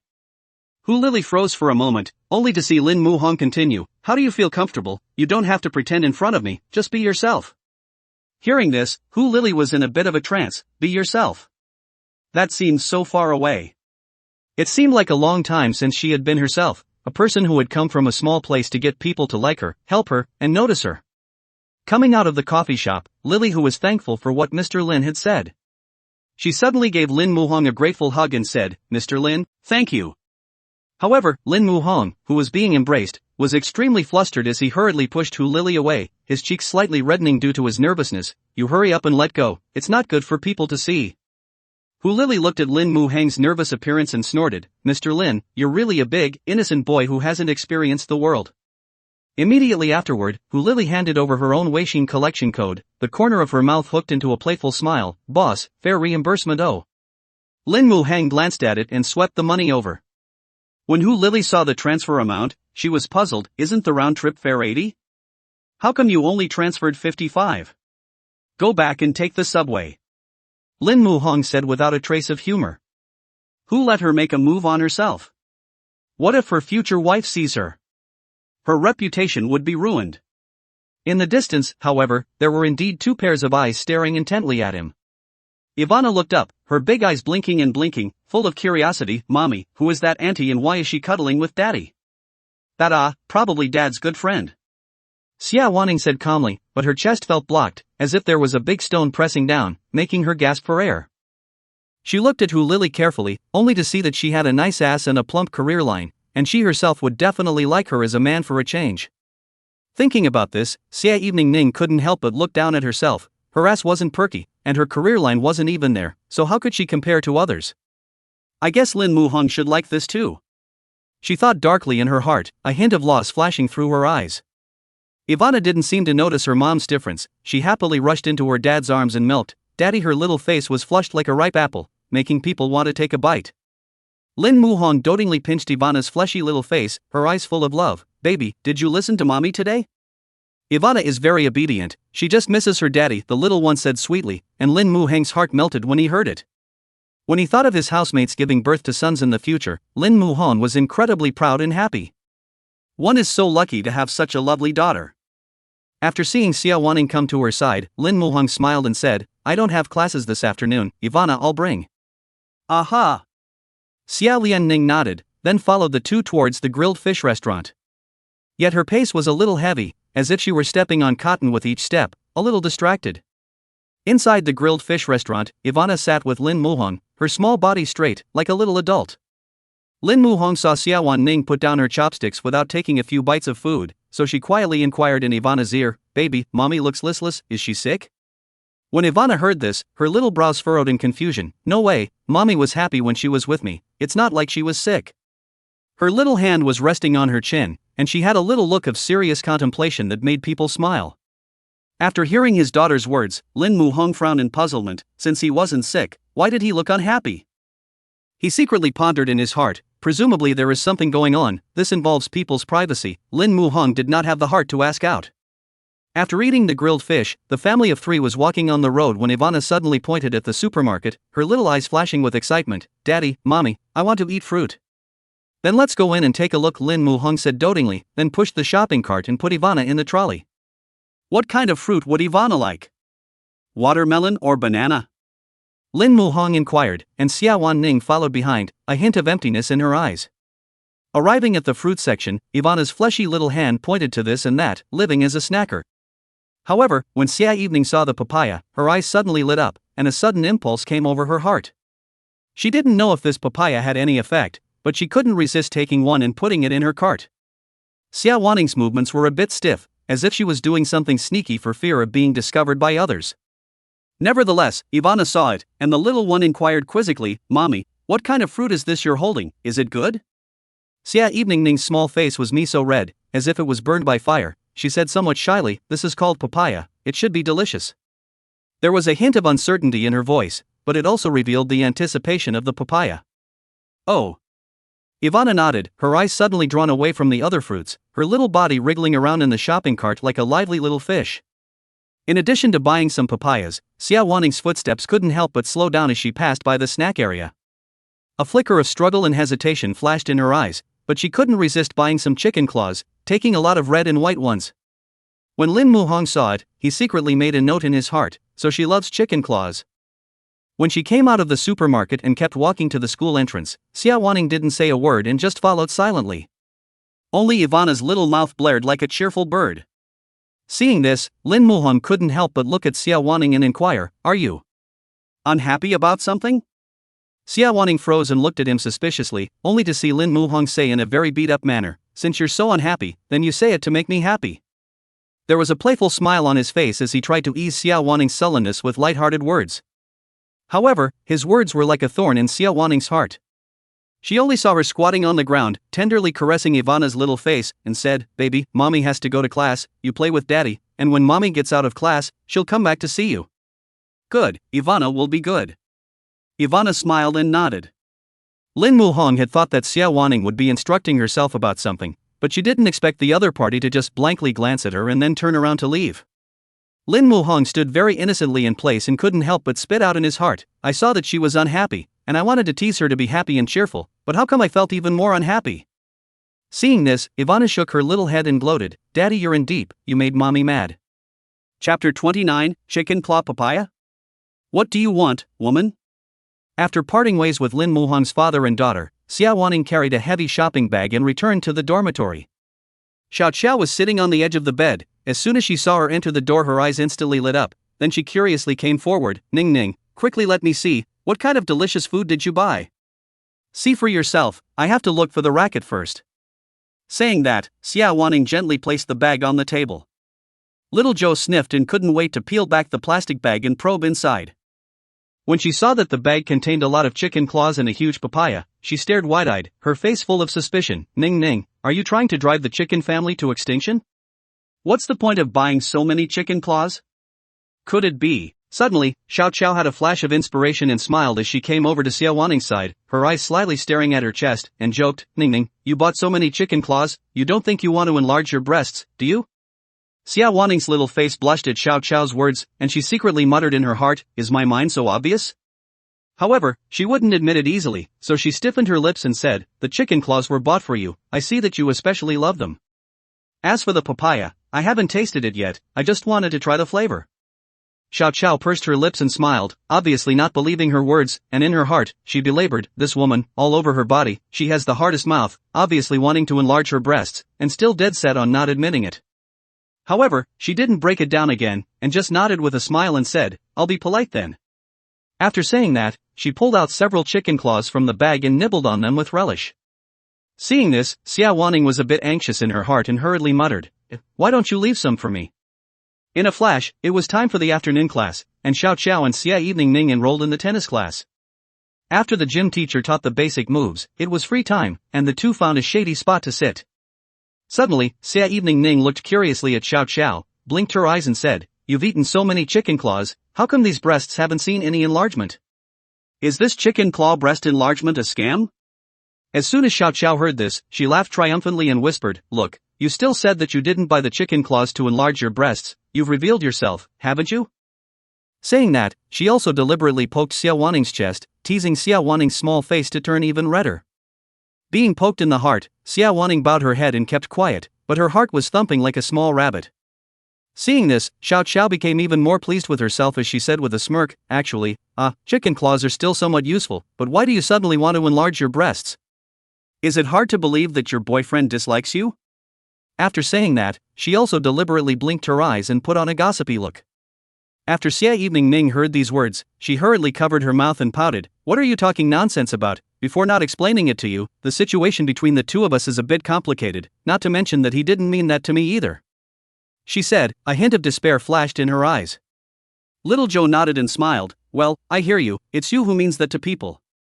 After she finished, she even deliberately approached Xie Wanning's ear and whispered, "Don't pretend, I can see it all." "Oops, not talking to you." Xie Wanning was poked in the heart, shyly twisted her head, and in her heart, she said, "Could it be that she's really moved? How could it be?" Her heart was in turmoil, the figure of that hot girl unconsciously surfaced in her head, and for a while she was actually lost in thought. "Get out of the way, get out of the way." Suddenly, an urgent shout came from the side, interrupting Xie Wanning's thoughts. When Xiao Qiao heard this, she hurriedly pulled Xie Wanning to the side to hide. However, she still couldn't avoid it, and a baseball smashed straight into Xie Wanning's ankle, hurting her so much that she trembled and frowned. "Hiss, it hurts." Xie Wanning couldn't help but exhale, her face filled with pain. Seeing this, Xiao Qiao angrily yelled at the boy who was playing, "How do you play this ball? It's hurting someone. Can you play ball?" Seeing this, the boy guiltily ran up and said with an apologetic face, "I'm so sorry, I just missed it."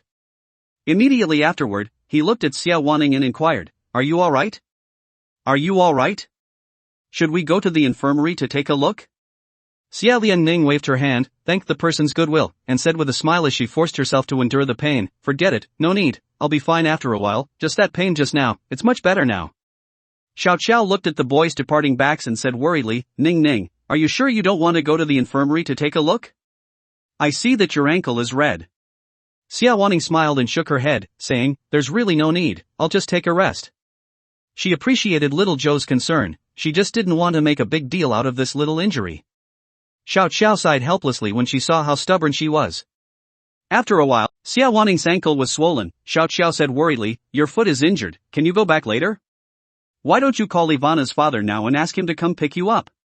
Xie Wanning shook her head and said, "No, I don't want to trouble him, I can go back by myself." Seeing this, Xiao Qiao directly grabbed her best friend's cell phone and said, "Don't try to be brave, how can you walk back with an injured foot? I'll call Lin Muhong now." After saying that, she walked to a place where Xie Wanning couldn't grab her cell phone and dialed Lin Muhong's number. The phone quickly connected, and Lin Muhong's calm voice came from the other end. Xiao Qiao quickly said, "Hello, I'm Xiao Qiao, we met in front of the milk tea store that day." "Oh, it's you, where's Xie Wanning?" Lin Muhong was puzzled. Ning was in gym class and her ankle was hit by a classmate's ball, is it convenient for you to come over and pick her up? As she said that, she also deliberately looked at Xie Wanning, only to see that she was staring at herself nervously. Lin Muheng's heart tightened when he heard this, and without thinking, he agreed, "Yes, I'll come over right away." After a while, Xie Wanning was very nervous when she saw Xiao Qiao approaching. She inquired apprehensively, her eyes twinkling with anticipation, "Is he coming?" Little Joe nodded and smiled. Be there in a minute, keep you waiting. Xie Wanning nodded, a happy smile spreading at the corners of her mouth. However, as time passed by, Lin Muhong never appeared. People were coming and going on the playground, and the next group of people in gym class were starting to continue their lessons. Xiao Xiao frowned, filled with impatience. Why hasn't this person come yet? Promised, he's not going to back out, is he? Xie Wanning was also a bit lost in her heart, but she still forced herself to say, it's probably on its way here. Chapter 30 Carrying Xie Wanning home. As she spoke, she looked into the distance, expecting to catch Lin Muheng's figure, yet the doorway was empty, not even a bird. Just as she was getting discouraged, suddenly a familiar silhouette appeared at the entrance to the playground.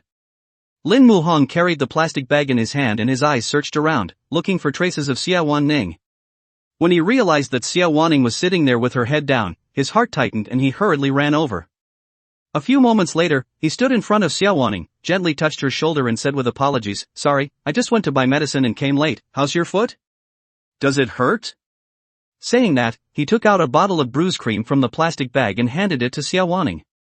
Xie Wanning looked up, only to see Lin Muhong gazing at her with a face full of concern, and a wave of warmth surged through her heart. She took the ointment and said gratefully, thank you. Seeing this, Lin Muhong said heartily, your feet are swollen, let me send you back. After saying this, he bent down and prepared to carry Xie Wanning. When Xie Wanning saw this, she quickly waved her hand and refused, no, I can walk by myself. She was actually a little shy in her heart, after all, apart from her father and brother, no man had ever carried her. However, Lin Muhong said firmly, don't try to be brave, how can you walk with injured feet? Come up quickly. His tone was unquestionable, Xie Wanning couldn't argue with him and had to obediently lie on his back. Feeling Lin Muhong's broad back, her heart was filled with warmth. Xiao Xiao looked at her best friend's blissful appearance on the man's back with envy shining in her eyes. She smiled and waved her hand, saying, you guys don't need to care about me, let's go first. Then we'll leave first. Lin Muhong answered, and Xie Wanning waved goodbye. Lying on Lin Muheng's back, she felt incredibly relieved. However, as she watched the girls' dormitory brush past, Xie Wanning reminded, my dormitory walked past. I know. Lin Muheng's footsteps didn't stop, walking steadily, you're not comfortable with this foot, in our house, Ivana and I can still take care of you. Lin Muhong spoke lightly, but her heart rippled. Finally arriving home, Lin Muhong gently placed Xie Wanning on the sofa with gentle and cautious movements. He looked down and examined Xie Wanning's swollen ankle, his brows furrowing slightly as a hint of heartache flashed in his eyes. He said thankfully, luckily it didn't hurt anything, and after the swelling goes down, the foot will be fine in a few days. Hearing these words, Xie Wanning couldn't help but be a little curious. She looked up at Lin Muhong with an inquisitive gleam in her eyes. You know how to see a doctor? Lin Muhong shook her head and smiled. No, my grandfather is a Chinese medicine practitioner, so I know a little bit about it. I'll put some safflower oil on you, and you should try to get out of bed as little as possible. After saying this, Lin Muhong took out the medicine he had bought and carefully poured it onto Xie Wanning's feet, then gently massaged it to help the oil absorb. His technique was skillful and gentle, but Xie Wanning's feet were so swollen that even though he moved gently, she still sucked in her breath in pain. Xie Lianning bit her lips, occasionally letting out a hiss as a pained look appeared on her face.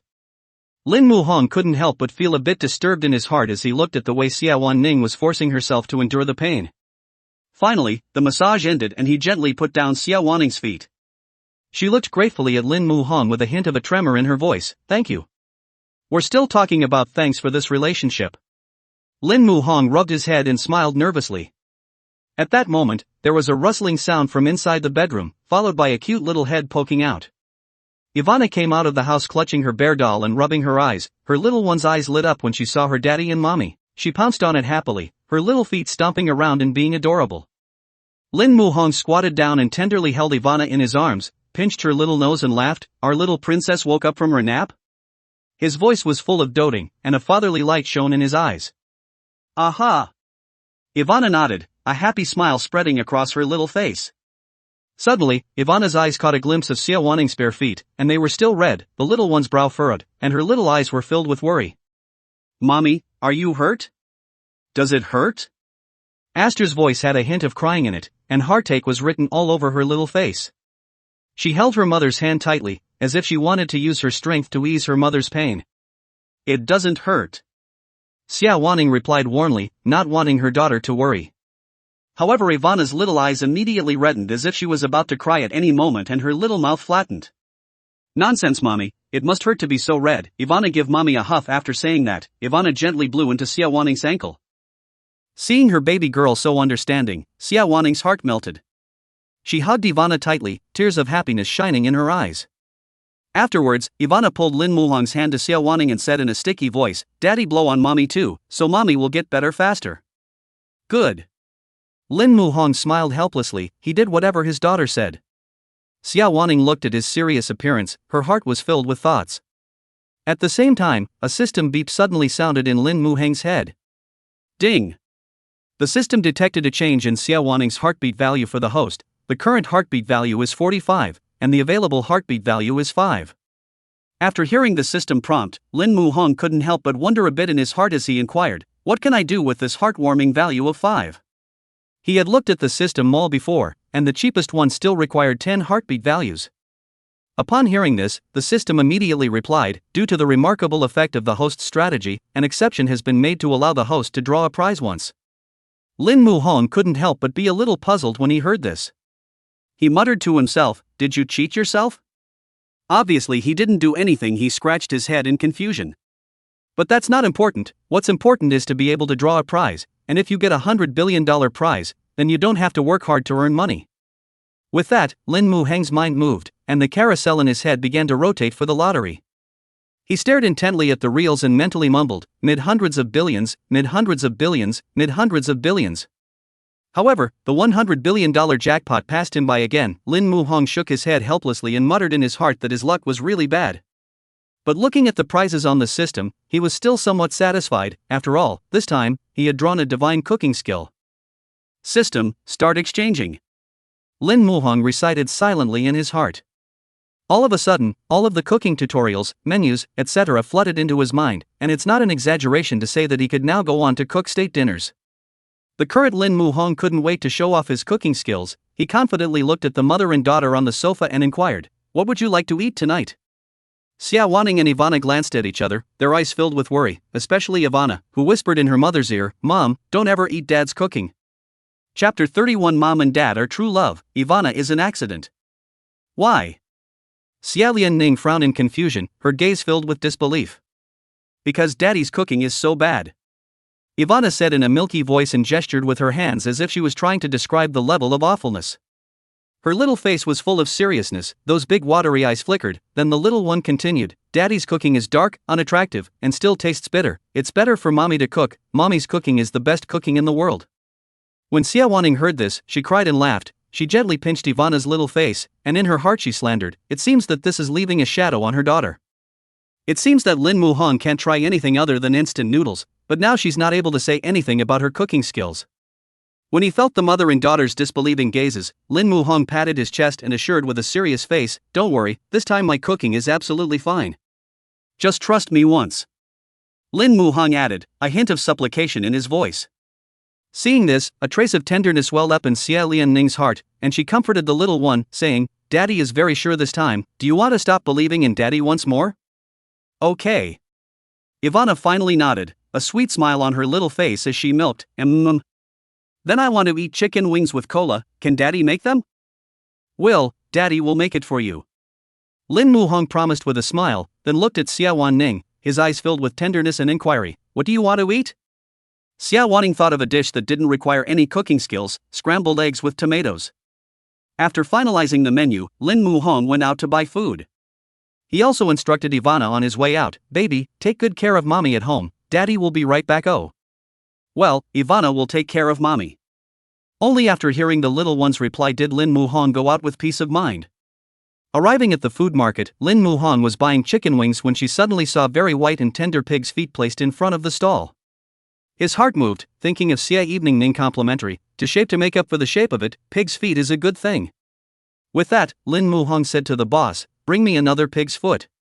Taking the dishes, Lin Muhong went home satisfied. After arriving home, he began to handle the ingredients with skill and concentration, while Xie Wanning accompanied Ivana and played with the blocks with her. Time passed quickly. Lin Muhong served all the dishes on the table, and he called out to the two of them with a smile, "Let's eat." Thinking that Xie Wanning's feet were not convenient for walking, he rushed over to her just in time to see her move step by step. Lin Muhang's heart tightened for a moment as he said heartily, "I'll carry you over." "No, I'll do it myself." Xie Wanning was a little embarrassed. "Listen to me," Lin Muhang said domineeringly, then gently held Xie Wanning in his arms and gently placed her on the bench. His movements were gentle and careful, as if he was afraid of hurting Xie Wanning. Sitting there, Xie Wanning's heart pounded as if it were a deer in headlights. She looked at Lin Muhang's busy figure and a warm current surged in her heart. At this time, Ivana sat on a chair, looking at the dishes on the table that looked excellent, and was incredibly surprised. "Dad, are these all the dishes you made?" "Right." Lin Muhang nodded and smiled as he stroked his daughter's head, inquiring, "Is there a problem?" "No, no." Ivana waved her hand and said in a sticky voice, "Daddy has never made a dish that looks this good. It used to be black and it just didn't look good." Lin Muhang was incredibly embarrassed when he heard this, and he thought in his heart, it seems that his previous self's cooking skills were really a mess. He smiled and put a piece of chicken wing into Ivana's bowl with immense anticipation. "Baby, how about a taste of Daddy's handiwork?" The little guy still hesitated when he saw it. She picked up the bowl and sniffed it first, smelling the aroma before she dared to taste it with confidence. She carefully took a bite of the chicken wing and moments later her eyes instantly lit up. "Daddy, these chicken wings are so delicious." "So delicious, it can't be that you bought it from outside, right?" Ivana looked at Lin Muhang with some doubt, as if she couldn't believe that this was made by her father's own hands. "What are you thinking in this little head of yours?" Lin Muhang smiled helplessly. "This was made by Daddy himself, it's definitely not fake." Seeing this, Xie Wanning also took a bite of the egg and tasted it. Her eyes instantly lit up and a satisfied smile appeared on her face. "It's delicious, I didn't expect you to have a talent for cooking." "Eat more if it's delicious." Lin Muhang finished, then picked up a small bowl and scooped up a spoonful of soup and brought it to Xie Wanning, instructing, "You drink more of this, it's good for your body." "What is this?" Xie Wanning asked suspiciously, and although she hadn't tasted it yet, she could already smell the aroma of the soup. Lin Muhang sniffed and said with a smile, "Pig's trotter soup, specially prepared for you." After hearing this, Xie Wanning coughed awkwardly, and in her heart, she said, "Is this a way for me to eat wherever I want to make up for it?" But she still said gratefully, "Thank you." "No need to be polite." Lin Muhang waved his hand. As she watched her dad and mom interact, Ivana beamed and wrapped her arms around her chest as if she was very upset. Complaints and dissatisfaction were written all over her little face, only to see her look at Lin Muhang with a grumpy face and complain, "Humph. Daddy is biased." How am I biased?" Lin Muhang looked at Ivana suspiciously, not understanding why she suddenly said that.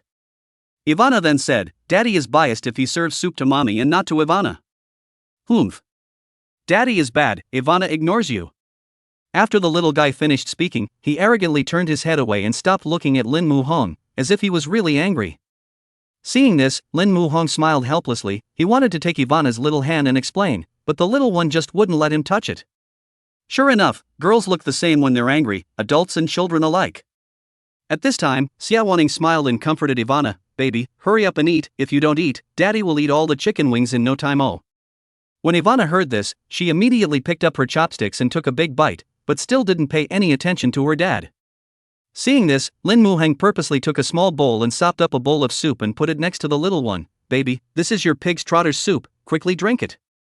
When Ivana saw it, she muttered her little mouth and said dismissively, "Humph. It wasn't even served to me just now." Sure enough, Daddy and Mommy are true love and Ivana was an accident. Ha!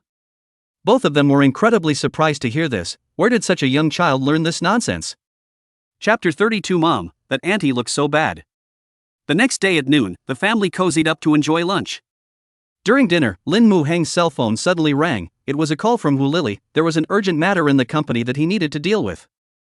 Seeing this, Xie Wanning kindly said, "You go and take care of it. I don't have classes this afternoon. Ivana is following me. Don't worry about it." Good. Lin Muhang gave her a grateful look and went out the door relieved. He grabbed the car keys, walked quickly to the parking lot, pulled open the door, and with one step on the gas, the car drove steadily out of the neighborhood, heading straight for the publishing house. Downstairs at the publishing house, Lin Muhang parked his car. After entering the company, Hu Lily had already been waiting at the door, but Lin Muhang didn't notice and walked straight in. However, Hu Lily was in a hurry and hurriedly called out, "Mr. Lin, you wait for me." Hearing the familiar voice, Lin Muhang twisted his head and a moment later, a hint of surprise flashed through his eyes. "You're Hu Lily?" He looked the woman in front of him up and down, unable to believe his eyes. Only the woman in front of her was dressed very casually, with a white t-shirt on top, long-legged black wide-legged pants underneath, and black high heels on her feet. Not only that, the woman's face was no longer the same heavy makeup as in the past, but she was wearing light makeup, and her body had less of that strong perfume smell, replaced by a light fragrance. "Yes, Mr. Lin." Hu Lily smiled and nodded. She thought she was too plain, but she didn't expect Lin Muhong to smile and nod appreciatively. "This outfit is much more comfortable. Wear it like this from now on, it suits you." "Good." Hu Lily responded with a smile, her heart as sweet as honey. Then she followed and walked into the office with Lin Muhong. Inside the office, it was filled with people, all of whom were busy working. Lin Muhong sat on the main seat, looked at everyone, and inquired, "How is the storybook printing going so far? How many books have been printed?" His voice was calm and strong. One of the girls with a beret immediately stood up and replied, "Mr. Lin, the storybook has been printed in 100,000 copies and is being shipped all over the place, but it can only be tightened around the vicinity of Mordor. After all, not a lot of them are being printed." Lin Muhong nodded and continued, "How much are books of the same type priced?" Another employee hurriedly flipped through the information in his hands and replied, 35, 32, and 45, but 30 is the majority.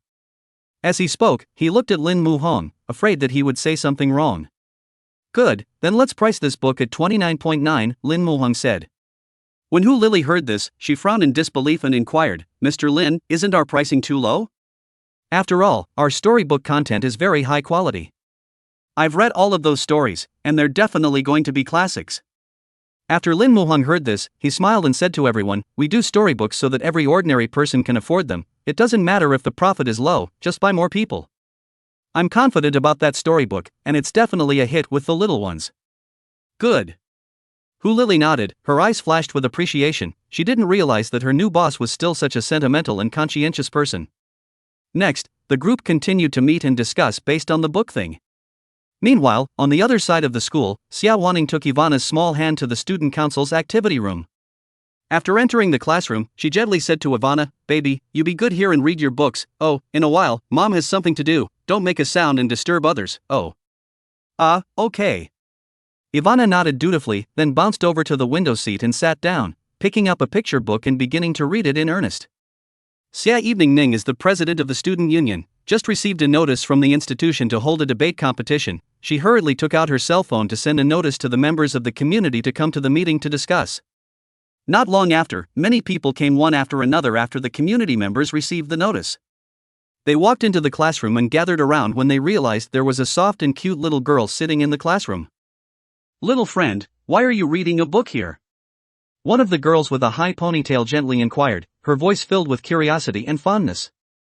"I'll wait here for mommy." Ivana sniffed and spoke with a milky whine, her little eyes sparkling with innocence. Members of the community thought that this was the daughter of some teacher, so they didn't continue to disturb her reading, and they found a place to sit down. Not long after, the student council gathered all together. Xie Wanning walked up to the podium, cleared her throat and said, "Everyone be quiet. Today called everyone to come, because the school is going to hold a debate competition. The opponent is the opposite school's student council.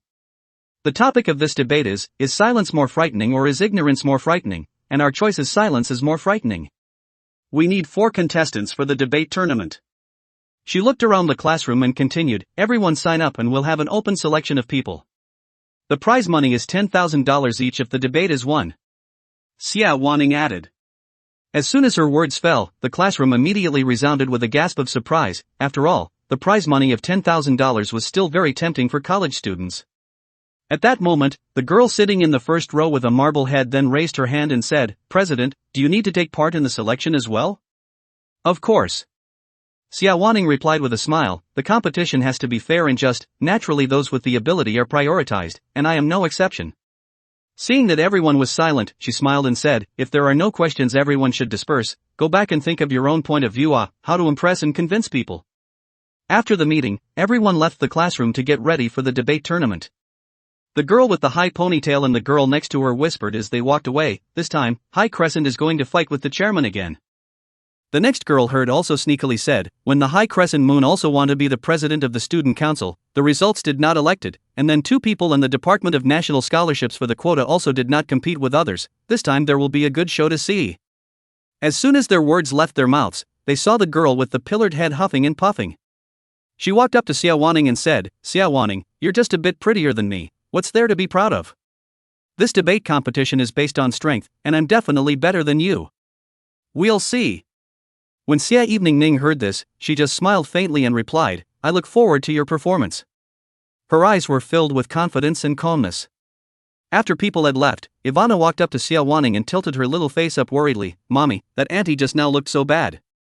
Xie Evening gazed out the window. She gently took Ivana's hand and said, "She's just a bit stubborn, let's go home." With that, she picked up Ivana and walked out of the classroom door. Chapter 33, Saving Aster's Dowry Now?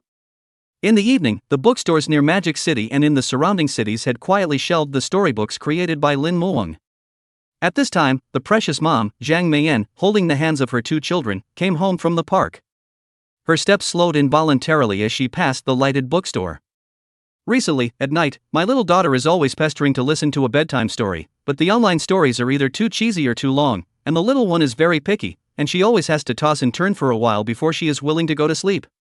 The thought of going through another bedtime story war tonight gave Zhang Meiyan a headache, and a helpless and tired smile couldn't help but appear on her face.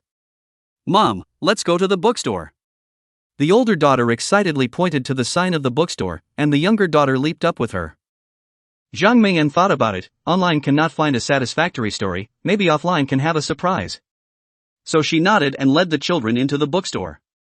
The bookstore was filled with the faint scent of books, and Zhang Meiyan's eyes traveled through the shelves, looking for signs of children's books.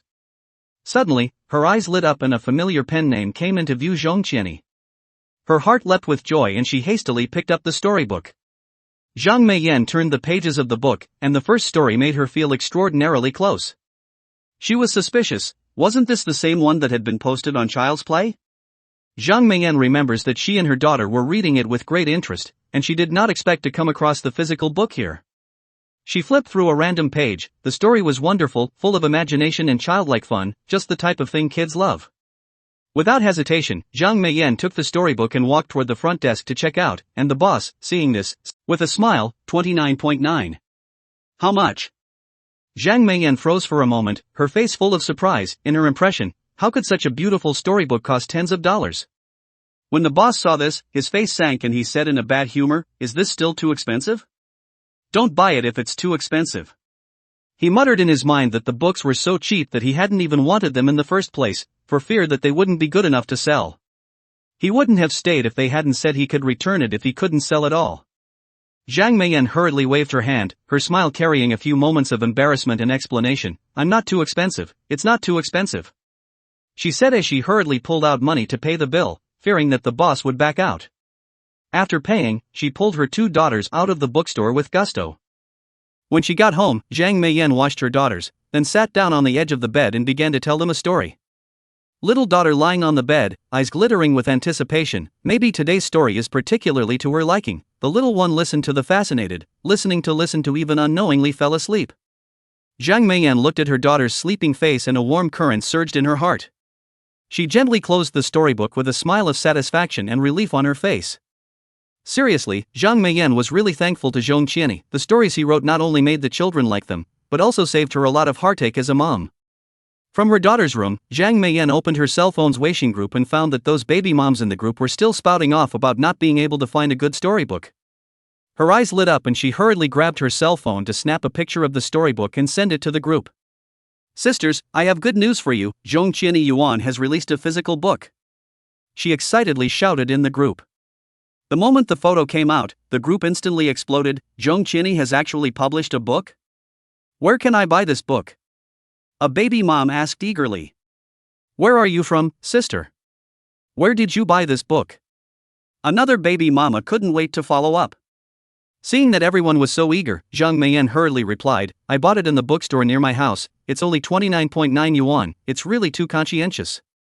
As soon as this was said, the moms couldn't wait to say, "There happens to be a bookstore near my house, so I'll hurry and see if it's available. I'll check it out too, just as my daughter is clamoring for a story." It wasn't long before the group of moms and dads started posting the books they had bought to show off. "I was going to take my chances, but I didn't realize the bookstore downstairs from my house actually sells them. I got it as well and am so happy that my daughter has a story to listen to." However, there are also baby moms who look sad and say, "Where are you all from? Why don't we have a bookstore here yet? It's not fair. Loss and envy were written all over her face.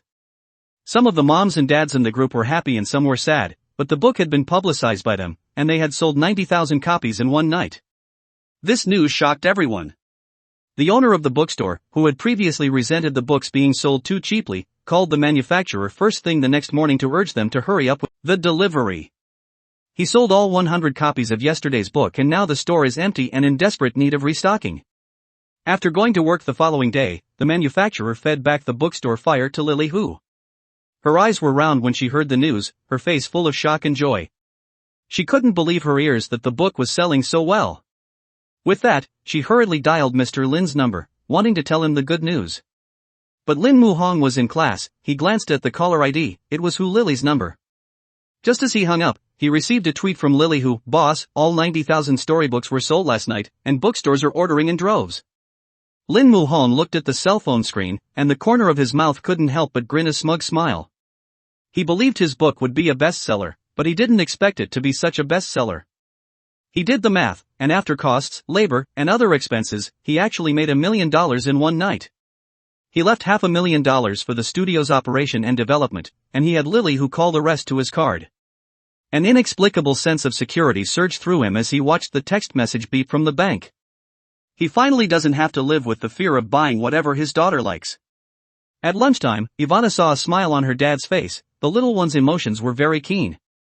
She tilted her little head and inquired curiously, "Daddy, why are you so happy today?" Her eyes shone with a curious light. Lin Muhong dotingly stroked Ivana's head and said with a smile, "Because something good is happening today." Seeing him so happy, Xie Wanning's heart followed suit. She suddenly thought of something, then looked at the other party and said, "The money for dinner and shopping, I've transferred it to you, so take it." Lin Muhong waved his hand and said with a smile, "No, keep it for yourself." He was now worth $500,000 and could still afford to support his wife and children. Xie Wanning, however, shook her head very stubbornly and said, "No, it was agreed before." She wasn't the kind of woman who clung to a man. She hoped that she could also contribute to this family. Seeing this, Lin Muhong smiled helplessly. He knew he couldn't argue with her, so he said, "Then you save the money, and save up for Ivana's dowry in the future." Xie Wanning froze for a moment when she heard this, and after a moment muttered in her heart, "Isn't it a bit early to save up for a dowry?" Chapter 34. You are Zhong Qian Billion? In the past few days, Lin Muhong's storybook has sold 300,000 sets after being shared enthusiastically by moms and dads. That number, for any author, is an achievement to be proud of. However, Lin Muhong knew in his heart that this was just the tip of the iceberg.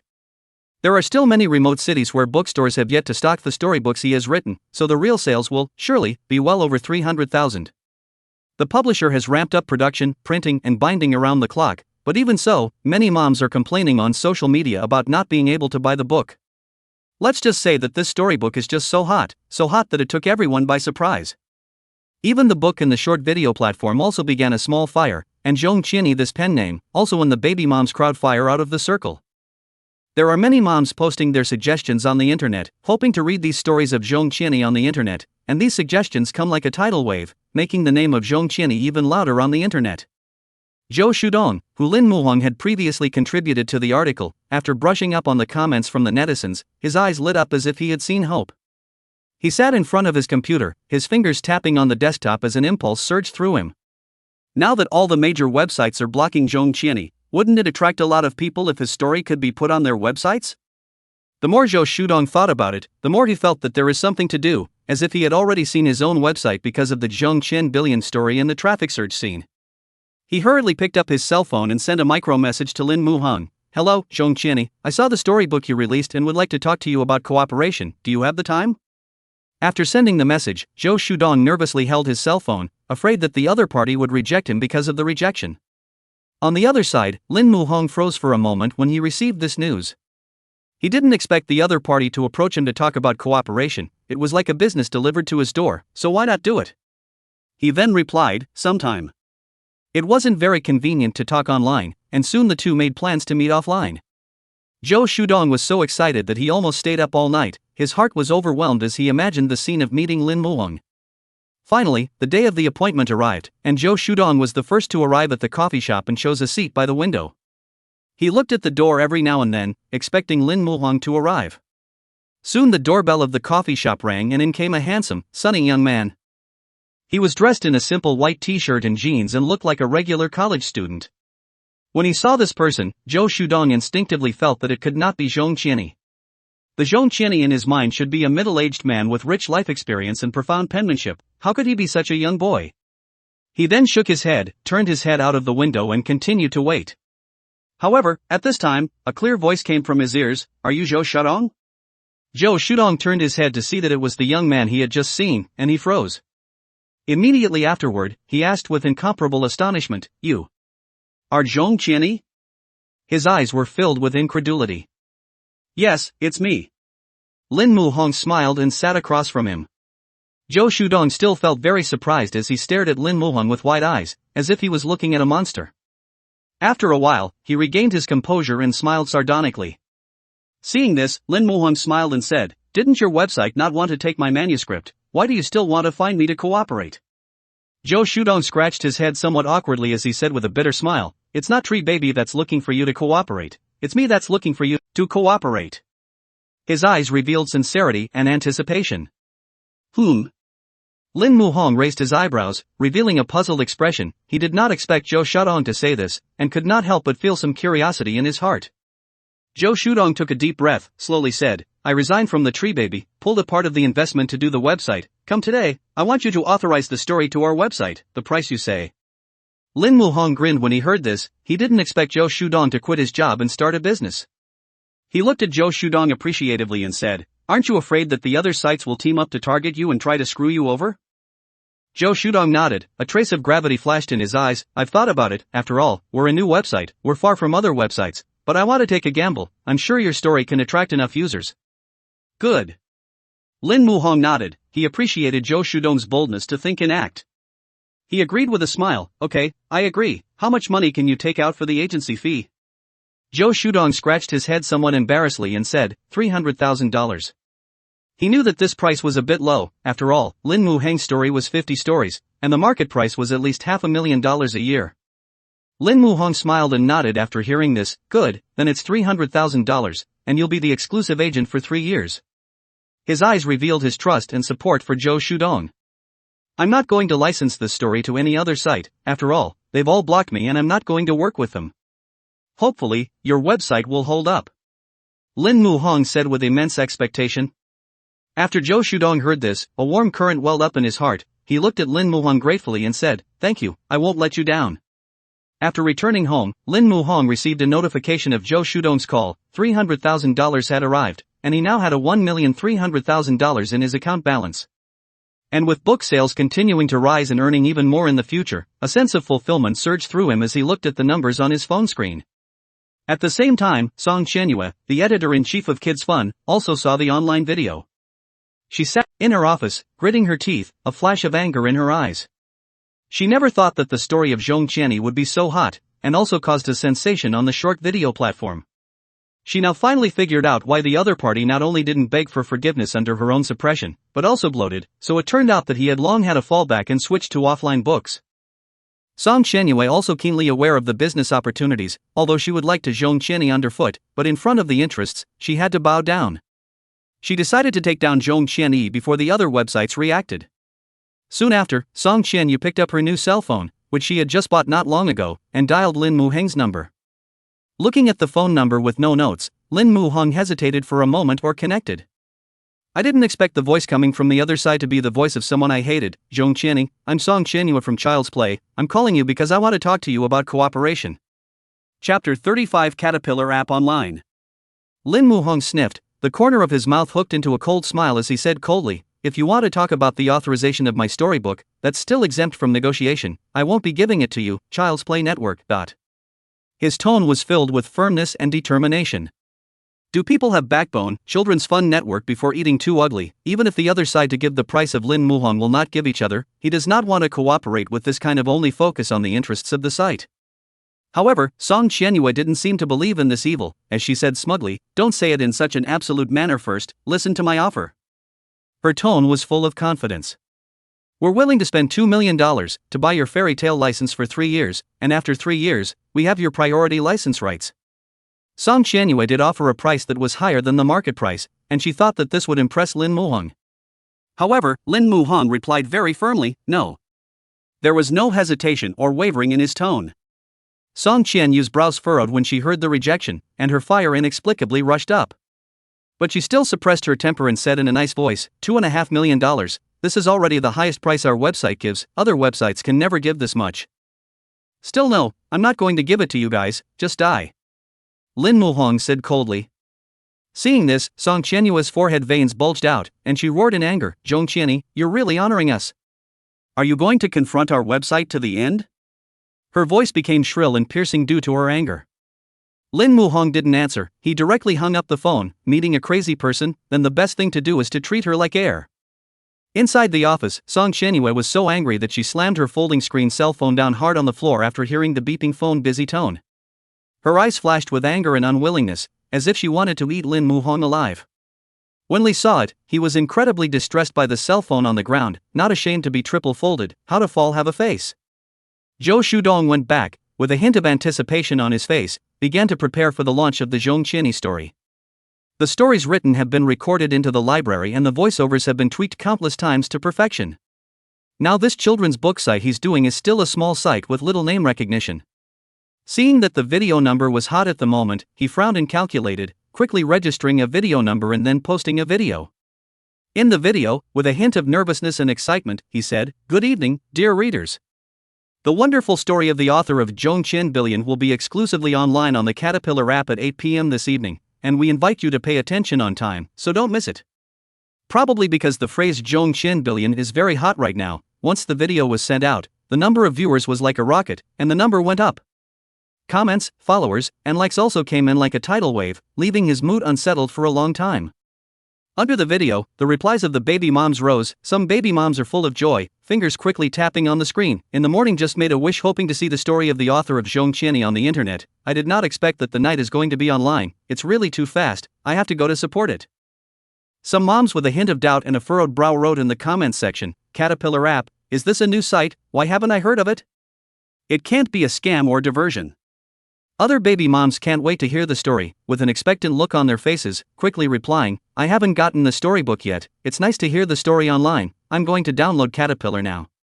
More baby moms are full of support, I must support the story of the author of Zhong Qianyi, I really like the works he wrote too much. Half an hour after the release, seeing the 99 plus tips in the background, Zhou Shudong's eyes widened and an incredulous expression appeared on his face. He really didn't expect his video to attract so much attention and was both surprised and apprehensive. After giving Lin Muhong's endorsement fee, his account has very little left, he had no choice but to think of using this method to attract traffic. I did not expect the effect is surprisingly good, Zhong Qianyi Billion is really his lucky star. After a long time, Zhou Shudong's door was knocked on, and the technician walked in with an undisguised delight on his face. Mr. Zhou, in less than 2 hours, our app has already been downloaded by 10,000 people, and the number of downloads continues to grow. Zhou Shudong sniffed and stood up violently, his eyes flashing with excitement. Good, very good. It's almost 8 o'clock, we have to maintain the backstage, I'm afraid that there will be a lot of people at that time and it will be easy to get stuck. The technician nodded, a happy smile spreading across his face, before exiting the door. As soon as 8 p.m. rolled around, moms and dads opened up the Caterpillar app. Fortunately, Zhou Shudong had already prepared in advance and increased the server capacity, otherwise so many people would definitely lag. After entering the home page, the words Zhong Qianyi Billion appeared at the top, and the moms and dads were very surprised to see it. Some baby moms even jumped up and down in excitement at home, exclaiming, great, finally we can see the story of Zhong Qianyi. There is even a baby mother will be the home page of the situation screenshot. In the Zhou Shudong released that video under the comments, hold to try to see the attitude to see, did not expect to be true, in the future I'll lock the Caterpillar, that what the Children's Fun Network, go to the TM. That's right, from now on I'll just use the Caterpillar app, I've deleted all the other apps. Another baby mama chimed in. Zhou Shudong sat in front of the computer, looking at a rave review, his heart was very excited. A smug grin spread across his face, for this was a decision he had gambled on correctly. At 8 o'clock in the evening, Lin Muhong also opened the software of the Caterpillar and looked at it. A few moments later, he sent Zhou Shudong a micro-telecommunication message, the app is doing very well, keep up the good work, and I look forward to seeing you. Zhou Shudong was very surprised when he received this message. He did not expect Zhong Qianyi to go and look at his website as well, and a warm current surged in his heart. He quickly replied, "Thanks, I'm sure I won't let you down." That night, Zhou Shudong lay in bed tossing and turning, too excited to sleep. He thought that tomorrow the site would have more users. His heart was filled with anticipation. However, at the same time, Song Qianyue is the heart of the sleepless. Zhong Qianyi is her fate of the robbery, everywhere against their own, but she cannot do anything about it. On the following day, Song Qianyu came to the company with a tired face. Just stepping into the entrance of the company, she was surrounded by employees, one bad news after another. Chapter 36, Sending a Lawyer's Letter to Song Qianyu. Editor-in-Chief, last night our website directly lost 2/3 of its users. Editor-in-Chief, the number of people uninstalled on our app last night was the highest ever, surprisingly as high as 20,000 people. Editor-in-Chief, a website called Caterpillar stole many of our subscribers last night. Editor-in-Chief, the authors of Zhong Qianyi are all on Mao Mao's website is exclusive, and the number of subscribers on other platforms is slipping. Hearing the reports from the employees, Song Qianyu felt like her head was about to explode as she raised her hand to stop them, one by one, "You guys." Her brows knitted into a ball, her eyes glittering with anxiety and unease. After hearing these bad news, Song Qianyu's mood hit rock bottom. Her face was so gloomy that it seemed as if water could drip out of it. Just then, the elevator door opened and a courier wearing a red uniform walked out. He shouted, "Which one of you is Song Qianyu?" Song Qianyu raised her head and said breathlessly, "I am." Her eyes were hollow and lifeless, as if all her strength had been drained away. Seeing this, the courier smiled and handed the document to her and said, "This is the document mailed to you, sign it." Song Qianyu took the pen, her hand trembled slightly as she signed her name on the paper, her lips pursed, looking unusually nervous. At this time, Li glanced at the top of the document with the words Caterpillar written in large letters, and he guessed with a puzzled face. Editor-in-Chief, this can't be a file from the Caterpillar. His brow furrowed even tighter, his eyes filled with unease. What can he send us? Li was full of doubts and muttered to himself. Song Qianyu sniffed and directly opened the file. Inside was a blank sheet of paper. Her eyes froze momentarily, only to see the paper read, "Lawyer's Letter." Song Qianyu probably glanced at it and was so angry that she tore the paper up on the spot. "Fine, Zhong Qianyi, Caterpillar, I'll remember you guys." With that, she ordered, immediately take down the 3 stories Zhong Qianyi posted on the website. When Shaoli heard it, he persuaded, Editor-in-Chief, those 3 articles have attracted a lot of users, and if they are taken off the shelves, we. His words carried a hint of hesitation, and his eyes glittered with reluctance. Not waiting for Shaoli to finish, Song Qianyu twisted her head to look at him, the anger in her eyes about to spew out, her eyes as cold as if they could kill. Is this something she wants or doesn't want? People have sent the lawyer's letter to their hands, and if they don't stop fighting, the company will have to lose money. When Shaoli saw the editor-in-chief's eyes that seemed to be able to kill, he hurriedly did as he was told. One wave had not yet subsided, and Song Qianyu had just sat down on the chair when the phone on the table rang again. Annoyed, she picked up the phone and snarled, "What happened again?" There was a hint of exhaustion and impatience in her voice, her brow furrowed into a glacial frown. When the other party heard this attitude, he frowned and said in a low voice, "Come to my office." After hearing her boss's voice, Song Qianyu's back went cold, and a hint of panic flashed through her eyes before she obediently replied, "Yes, Mr. Zhang." The air pressure was very low as she entered her boss's office and stood at her desk waiting for him to speak.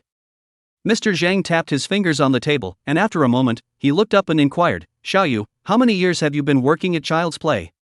His eyes were deep and serious. "It's been 15 years since I graduated from college." Song Qianyu replied in a low voice. After saying that, Mr. Zhang aggressively threw the documents on the table at her and roared, "You've been doing this for so many years, and you still can't do such a small thing well?" Seeing this, Song Qianyu lowered her head, a trace of guilt flashed in her eyes. "General Manager Zhang, I did wrong in this matter. It's me who brought losses to the company, I'm sorry." Mr. Zhang lit the lighter, exhaled smoke, and murmured, "Your biggest mistake was that you didn't take people to death, giving the other side the chance to flip the cards, and now that they have become a climate, they will be unfavorable to us." His eyes glittered with wisdom and severity. Song Qianyu spoke pleadingly, "Mr. Zhang, give me a chance to make up for my mistakes." Seeing Mr. Zhang's tightly closed eyes and not saying a word, she knew she only had this one chance. Coming out of the office, Song Qianyu's eyes rolled and she had already thought of a countermeasure. She dialed a phone number and talked to the person with a smile. In the past 2 days, Xie Wanning has been busy with the debate competition. After all, the prize money is $10,000. After class, she arrived at Lin Muhang's house, and just as she opened the door, she saw Ivana running over with a smile and jumping into her arms. "Mommy, what have you been up to lately? How come you don't have time for me and Daddy?" Ivana said with a milky whine, her little eyes blinking in a way that made you want to give her a kiss. "Do you know that Daddy and I miss you so much?" The little guy's words made Xie Wanning's heart melt. She smiled and held Ivana in her arms, saying tenderly, "Baby, Mommy has been busy with a debate tournament lately, so after these few days, Mommy won't be busy anymore, so will you stay with you then?" Her eyes were filled with love and doting. "Yeah, then will Mommy and Daddy take me to the amusement park? I want to play pirate ship," Ivana said excitedly as she bounced on her little feet, her eyes shining with anticipation. "Okay, if Dad agrees, Mom will promise you." Xie Wanning looked at Lin Muhang and said.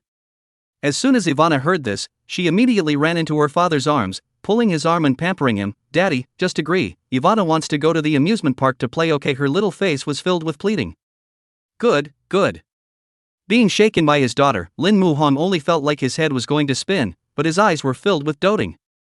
Ivana was overjoyed to hear that she was finally going to the amusement park with her dad and mom. Not long after, the little one was seriously playing with the blocks, and Xie Wanning came to Lin Muhang's side to tentatively inquire. "Are you free tomorrow?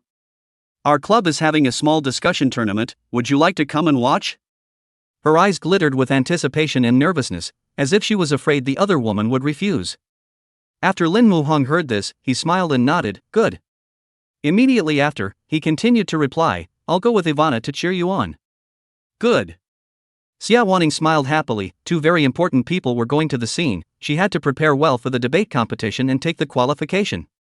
Meanwhile, Song Qianyue had booked a restaurant room in advance. She waited in the room, and not long after, people sparsely entered the box. Soon, it was full, 8 people counting her. Seeing that the invited people had all come, Song Qianyue was very satisfied. At this moment, a woman in a white shirt took the lead and asked, "Song Qianyue, what do you want to do by gathering all of us here?" Chapter 37, Little Devil, let's see how Dad will deal with you. Inside the hotel's private room were the chief editors of the major websites, and the woman who spoke was named Zhang Anren, the new chief editor of Tree Baby and Zhou Shudong's protege. Song Qianyu smiled coldly at her words. "Zhang Anren, you are saying this as if I have ulterior motives. Of course I called all of you here for the great plan of the website's survival. As far as I know, everyone must have had quite a bit of subscriber turnover because the two of them, Zhong Qinyi and Mao Mao, teamed up." The corner of Zhang Anren's mouth twitched. After all, there was nothing wrong with what people said. Since yesterday, the number of people on their website had drastically decreased, and if it continued like this, I'm afraid that the website would only close down.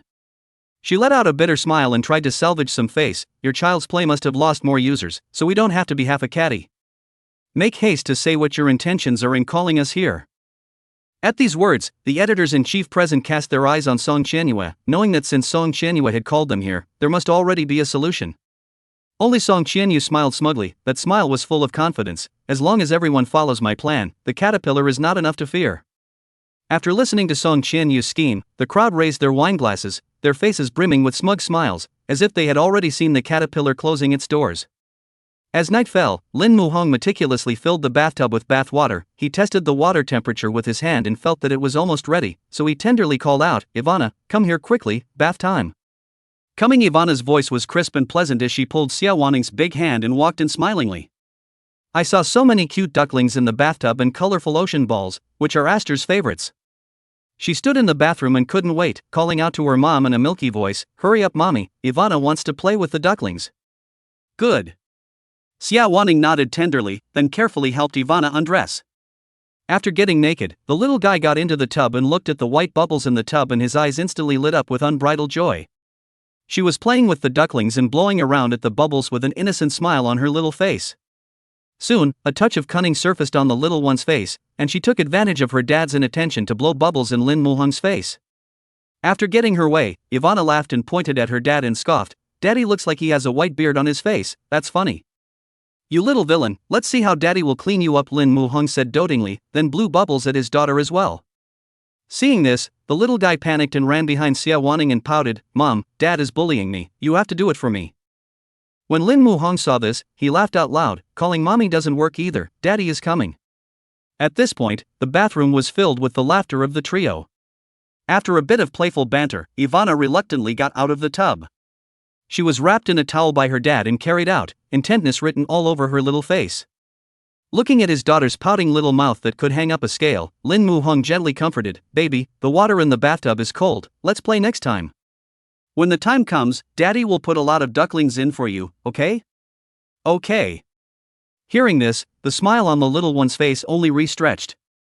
At that time, Lin Mu-hong was in charge of drying the little one's body, while Xie Wanning went to get the body lotion and other things that she had bought for the little one.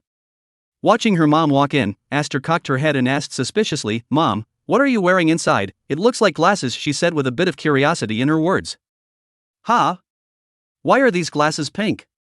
the little guy said in a sticky voice, then jumped up happily. "Grandma also bought me a pink glasses when I went out for a trip before, but unfortunately, it's not around now.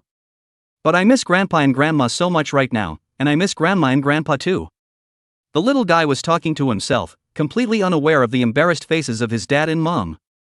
Xie Wanning looked down at herself, only to see that the chiffon shirt on her body was already soaked through, clinging tightly to her body, and she surprisingly didn't feel it. What made her even more embarrassed was that the glasses her daughter was talking about were actually her bra, which was currently being watched by her daughter and Lin Muhong. Xie Lian-ning only felt that she should burrow into the ground in embarrassment, especially with her pink and tender underwear style, which made her so ashamed that her little face could drip blood. Her heart was racing, her hands were clutching the corners of her shirt, and her feet seemed to be sealed shut, unsure of what to do. Seeing this, Lin Muhong said gently, "Go change your clothes, I'll put on Aster's pajamas." His words carried a bit of gentleness and consideration, trying to ease Xie Wanning's embarrassment. "Good."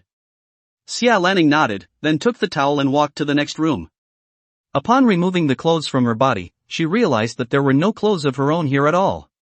And the dress was so wet that it looked like a see-through outfit on earlier, and putting it on again would only be more embarrassing. Just when she was helpless, Xie Wanning heard Lin Muhong's footsteps, then shyly shouted through the door, "Lin." "Lin Muhong?" There was a touch of nervousness and unease in her voice. I'm in." After hearing the call, Lin Muhong came closer to the door of the second bedroom and answered. Afterward, Xie Wanning spoke up in embarrassment, "Can you lend me your clothes for a bit?" Afraid that the other party would misunderstand, she hurriedly explained, "My clothes are wet, and there's no change of clothes for me here." After Lin Muhong heard this, he smiled and nodded, "Of course, you can wait a moment." After saying that, he went back to his room and took a white t-shirt to the second bedroom door and knocked on it. "I put the clothes on the knob for you, I'm going to heat up the milk, you open the door and take it." "Okay." After hearing Lin Muhong's footsteps leaving, Xie Wanning covered her chest in embarrassment and opened the door to get her clothes. Her heart was beating very fast as she clutched her white t-shirt. Xie Wanning looked down and smelled the clothes, pursed her lips and smiled, "It's the smell of Lipo laundry detergent." After putting on her clothes, she shyly came out of her room just in time to see Lin Muhong walking over with milk. Her cheeks flushed slightly and she didn't dare to look directly into Lin Muhong's eyes. Xie Lian-ning clutched the corner of her coat and said gratefully, "Thank you for lending me clothes to wear, when I wash them, I'll bring them back for you." Good." Lin Muhong nodded. After the two of them entered the room, when Ivana drank milk and saw the clothes on Xie Wanning's body, she said in a glutinous manner, "Mommy, why are you wearing Daddy's clothes off? Is it Daddy clothes that look good?" The little guy cocked his head and thought, and after a moment shook his head excitedly, "Oh, I know, it must be that Daddy likes to see Mommy wearing Daddy clothes, especially when she's sleeping, right?" Chapter 38. The boy had the audacity to speak the truth. When she finished, Ivana blinked her big eyes in anticipation of her mom's affirmation. Lin Muhong sniffed and raised his head, just in time to meet Xie Wanning's eyes. Looking at the other party's shy little face like a red apple, he hurriedly explained, "Ivana must be talking nonsense, don't take it seriously." Out his voice with a few points of embarrassment and helplessness, his heart is even more secretly muttered, "This little cotton jacket leaks, really pitiful." Hearing her dad's explanation, Ivana didn't buy it. She arrogantly crossed her arms, stomped her little feet, and stubbornly said, "I'm not bolting. Dad, don't you like to see Mom wearing it?" After saying that, she also tilted her head and looked at her dad with a questioning face. Seeing this, Lin Muhong was filled with embarrassment, and secretly screamed in his heart, how could this child even say the big truth? He coughed and tried to change the subject. "Baby, it's time for you to go to, or else Daddy won't make you Xiao Long Bao tomorrow," he said, reaching out and pulling Aster under the covers. Ivana's eyes immediately lit up when she heard about Xiao Long Bao. She loved her dad's Xiao Long Bao the most. So she lay down obediently, her little fingers still gripping the corner of the quilt as if she was afraid it would run away. At this time, she blinked her eyes and playfully looked at Xie Wanning, saying, "Mom, why don't you tell me a story tonight, okay?" "Good." Xie Wanning smiled gently as she sat on the edge of the bed, softly reading the cell phone story Lin Muhong handed over to her. Watching this scene, Lin Muhong couldn't help but bellyache. Obviously he just released a storybook, but as a result, he had to read from his cell phone, so pathetic. In less than 15 minutes, Ivana had fallen asleep, and Xie Wanning thoughtfully tucked the quilt around the little one before gently retreating from the room. She handed her phone over to Lin Muhong and exclaimed, "This is a really good story you found. Ivana loves listening to it." Lin Muhong grinned and didn't reply, only silently sending Xie Wanning to the elevator. He waited for the elevator doors to close completely before turning back inside to get ready to wash up. Just then, however, he was surprised to find the story on his phone showing that it had gone offline. He frowned, his heart filled with doubt and disbelief. He refreshed several times, and there was still no response. Lin Muhong frowned, puzzled. What the hell is going on here? In order to figure out what's going on, he dialed Zhou Shudong's number. At this time, Zhou Shudong was so busy that when he saw Lin Muhong's phone call, he came to an unoccupied corner and connected it. He knew that the other party must have called because of the matter of the story going down, and sure enough, Lin Muhong inquired as soon as he opened his mouth.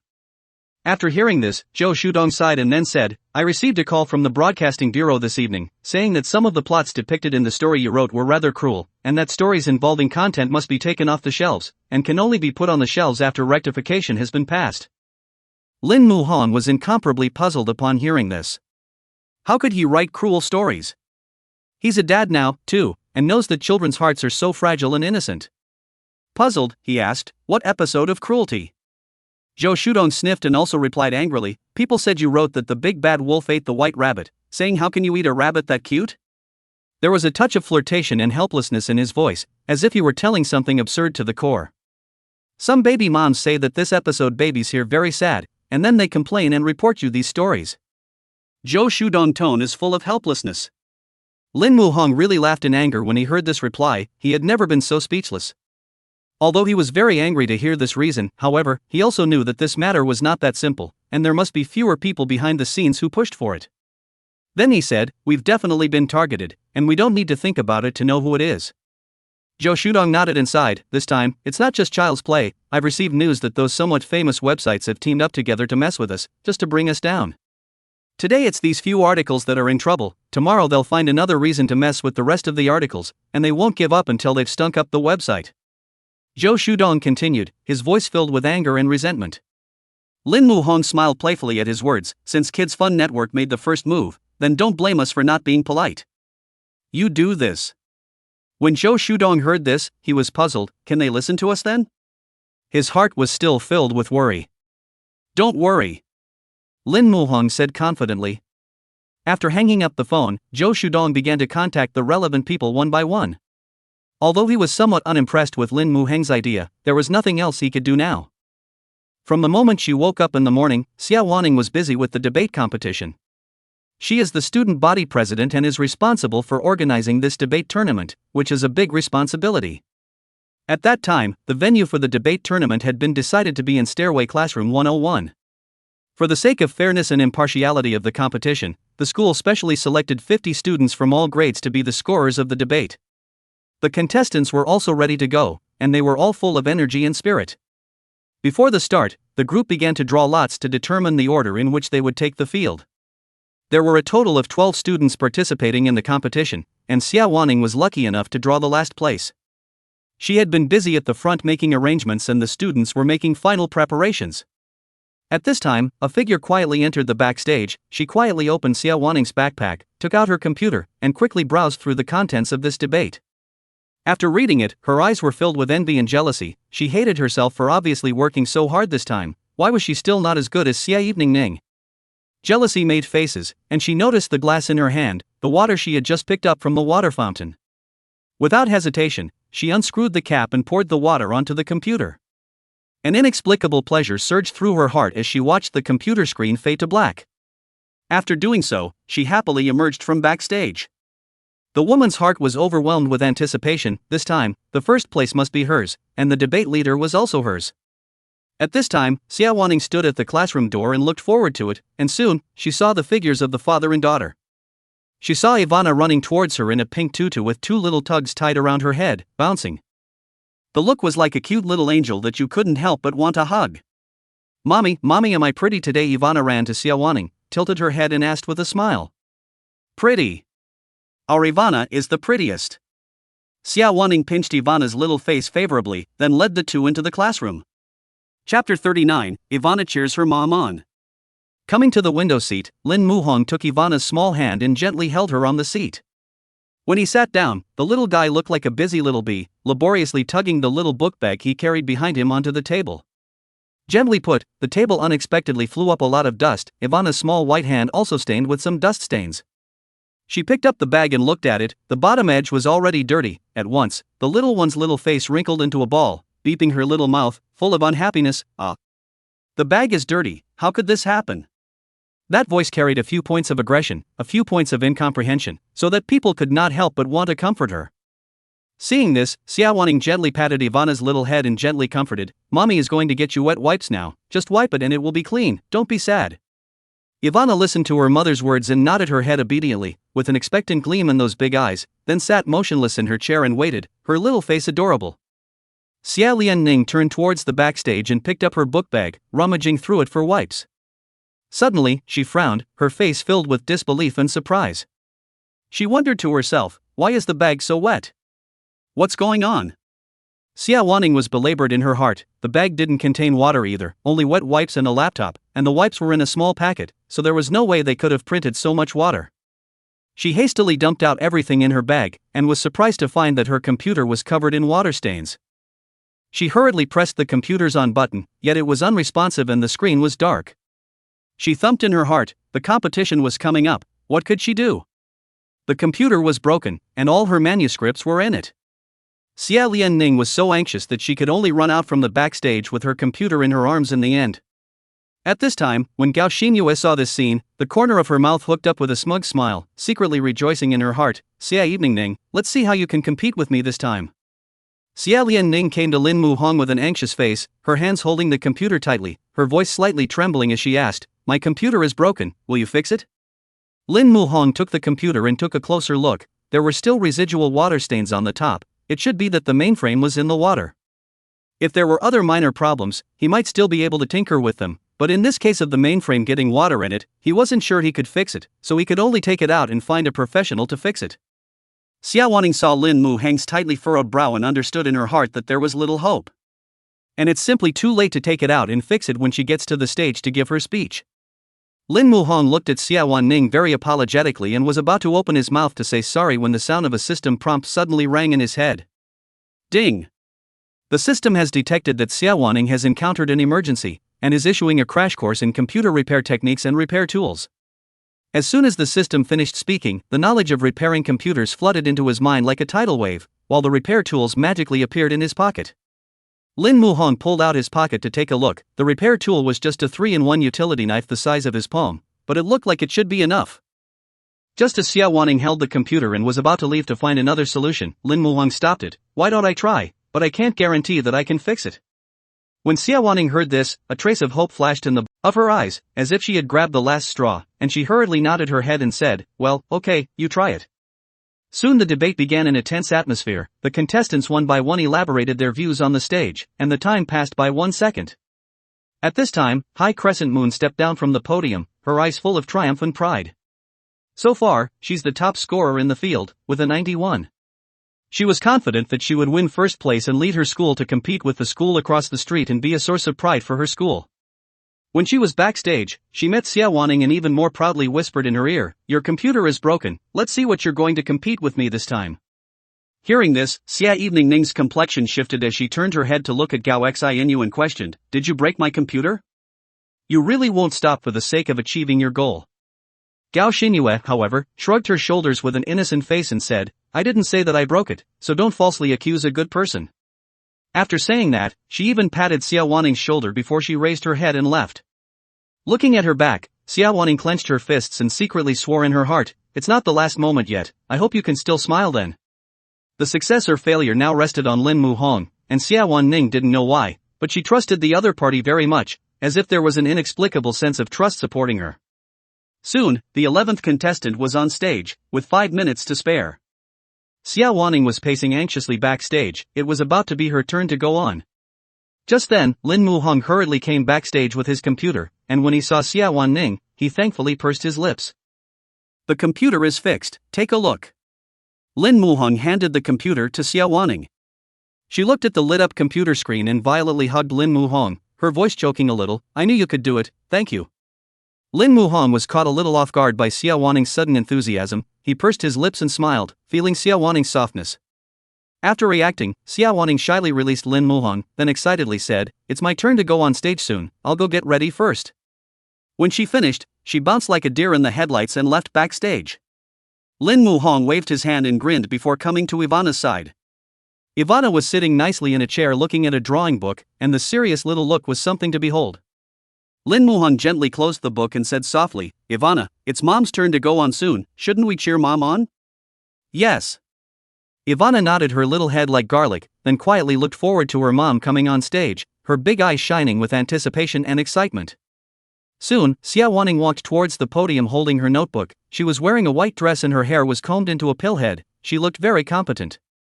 There was a burst of applause from the stage, especially Aster's little fleshy hands clapping very vigorously, her little face beaming with pride. When Gao Xinyue saw this scene, a trace of panic and uneasiness flashed through her heart. She clenched her fists tightly and muttered in her mind, "No way. I saw her computer break down with my own eyes, how could it be fixed so quickly? That must be her last struggle, yes, it must be." She tried hard to reassure herself, yet in her heart she was very anxious. Chapter 40, Finding a Stepmother for Ivana? Watching her mother's ease on the podium, Ivana excitedly approached Lin Muheng's ear and muttered in a small voice, "Dad, Mom is really good on stage. I want to be like Mom in the future, to stand on the stage and shine, and let everyone applaud for me." Lin Muhong smiled, his heart warmed. He scraped the tip of the little guy's nose, his eyes full of favor, and said, "Then you can cheer up, oh Daddy believes in you."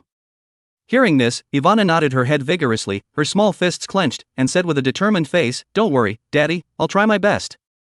Saying that, the father and daughter's eyes once again cast to the podium, only to see Xie Wanning on the stage eloquently talking. Lin Muhong actually watched mesmerized. He couldn't help but sigh in his heart. It seemed like marrying the schoolgirl as his wife was so very good. As Xie Wanning's speech deepened, the atmosphere in the classroom became more and more enthusiastic. The classroom erupted in thunderous applause as she ended her speech with a powerful sentence. In the end, the judges gave their scores and Xie Wanning won the first place with a high score of 96. Ivana jumped up and down in excitement on stage, clapping her little hands and cheering. Gao Xianyu's lungs exploded with anger at this scene. She clenched her teeth and clenched her hands into fists, her heart filled with unwillingness and anger. She had obviously worked so hard and so diligently to prepare for this match, even going so far as to destroy the other team's computers to prevent her from giving her speech on stage, so why was she still able to ride her own coattails? Was she supposed to be the second best thing in the world? She's not happy about it. She really wasn't willing. Just then, Xie Wanning walked up to the stage, announcing the list of debating contestants. In addition to High Crescent, 2 other boys were also selected. As the crowd applauded and congratulated, Xie Wanning suddenly wrapped her arms around Gao Xinyue's shoulders and whispered in her ear, "People are doing it, the heavens are watching it, and self-inflicted sins are not to be lived. You're good too, so why do you have to take the bull by the horns? I'll let it go this time, and I hope you'll behave yourself." Gao Xianyu sniffed and her body stiffened. She had mixed feelings in her heart and didn't know what to say. After all, there is no monitoring in the background, a guess cannot be counted at all, and Xie Wanning does not want the other side to continue to be wrong. The debate was over, and the crowd filed out of the classroom. Ivana took Lin Muheng's hand and bounced along. "Daddy, let's go congratulate Mommy. She's so great."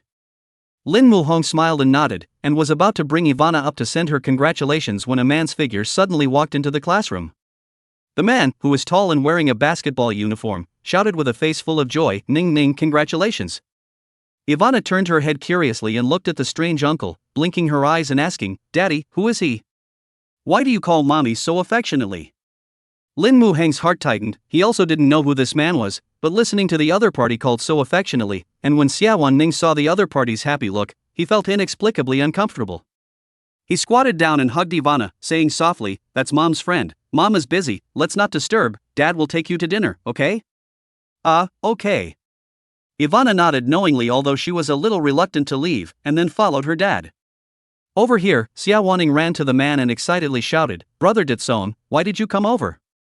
The man's name was Sut-song, Xie Wanning's neighboring brother. Currently Sut-song was studying for his doctorate, and he was also Xie Wanning's brother's good brother, so he also pampered Xie Wanning as if she was his sister.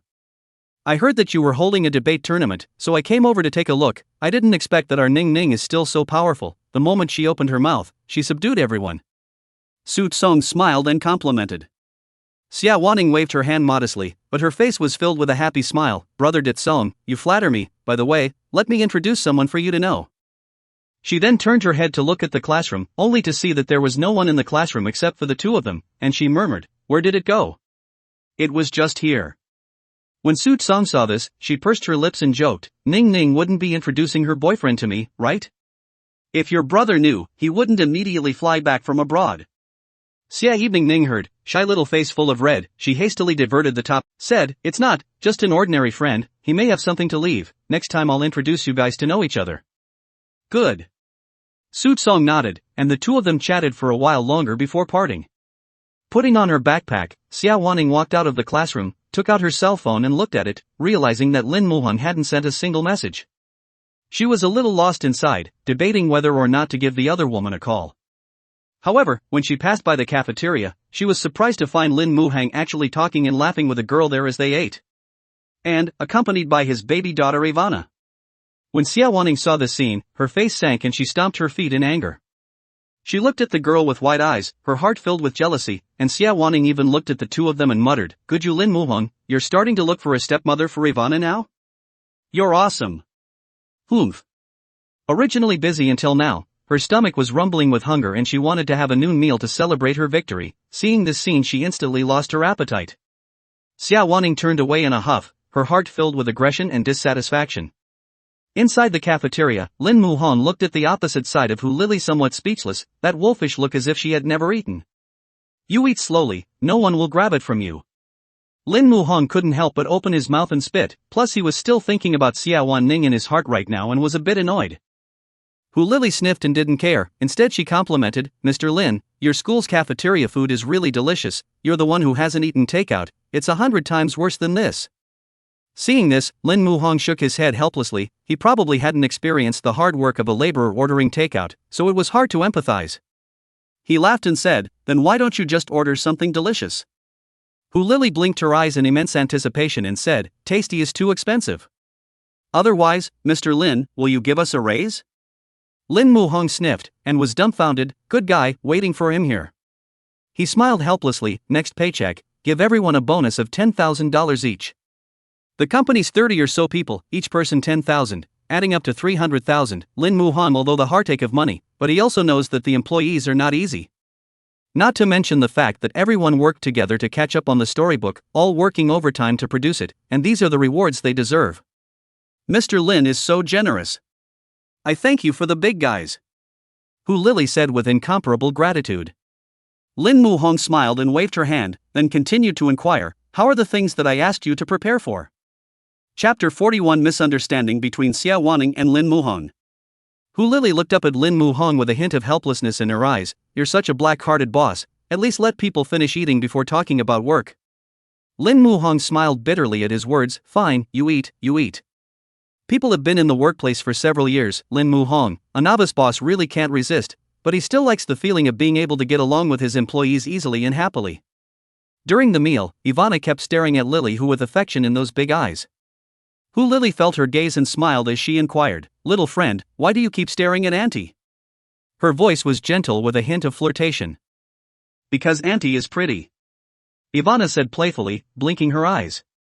Being complimented on her beauty, Hu Lily was really happy, especially by a child, after all, children can't lie. Baby, why are you so cute? Holly said as she looked at Ivana favorably. At this time, the little guy had a flash of light, and his sticky voice sounded again, Auntie, do you have a boyfriend? My uncle is very handsome, will you marry my uncle? Hearing this, Hu Lily's mouthful of rice almost didn't spray out, this little girl is a small one, even when the little red bride? She coughed twice and glanced at Lin Muhang out of the corner of her eye, only to see him blushing slightly and looking a little embarrassed. Lin Muhang sniffed and hurriedly rounded up the situation, kids talk nonsense, don't take it seriously. Ivana, however, was unforgiving. She proudly lifted up her small chest and said, "Dad, I'm not making this up. Uncle is handsome and considerate, but unfortunately he doesn't have a girlfriend until now. Grandma and Grandpa are all anxious." When she heard the title of father, who Lily only felt that her head was not enough, a father who went to college? Kindergarten daughter? Role-playing here? However, she didn't inquire about it. After all, they were the boss, and for her, an employee, to pry into people's family matters would be really too much to live too long. Only to see, who Lily pursed her lips and smiled, stroking Ivana's head, jokingly saying, "Wow, your uncle is so good, it's not a loss to be your aunt." Ivana's eyes lit up when she heard this and said with a smile, "Wow, Auntie, do you agree?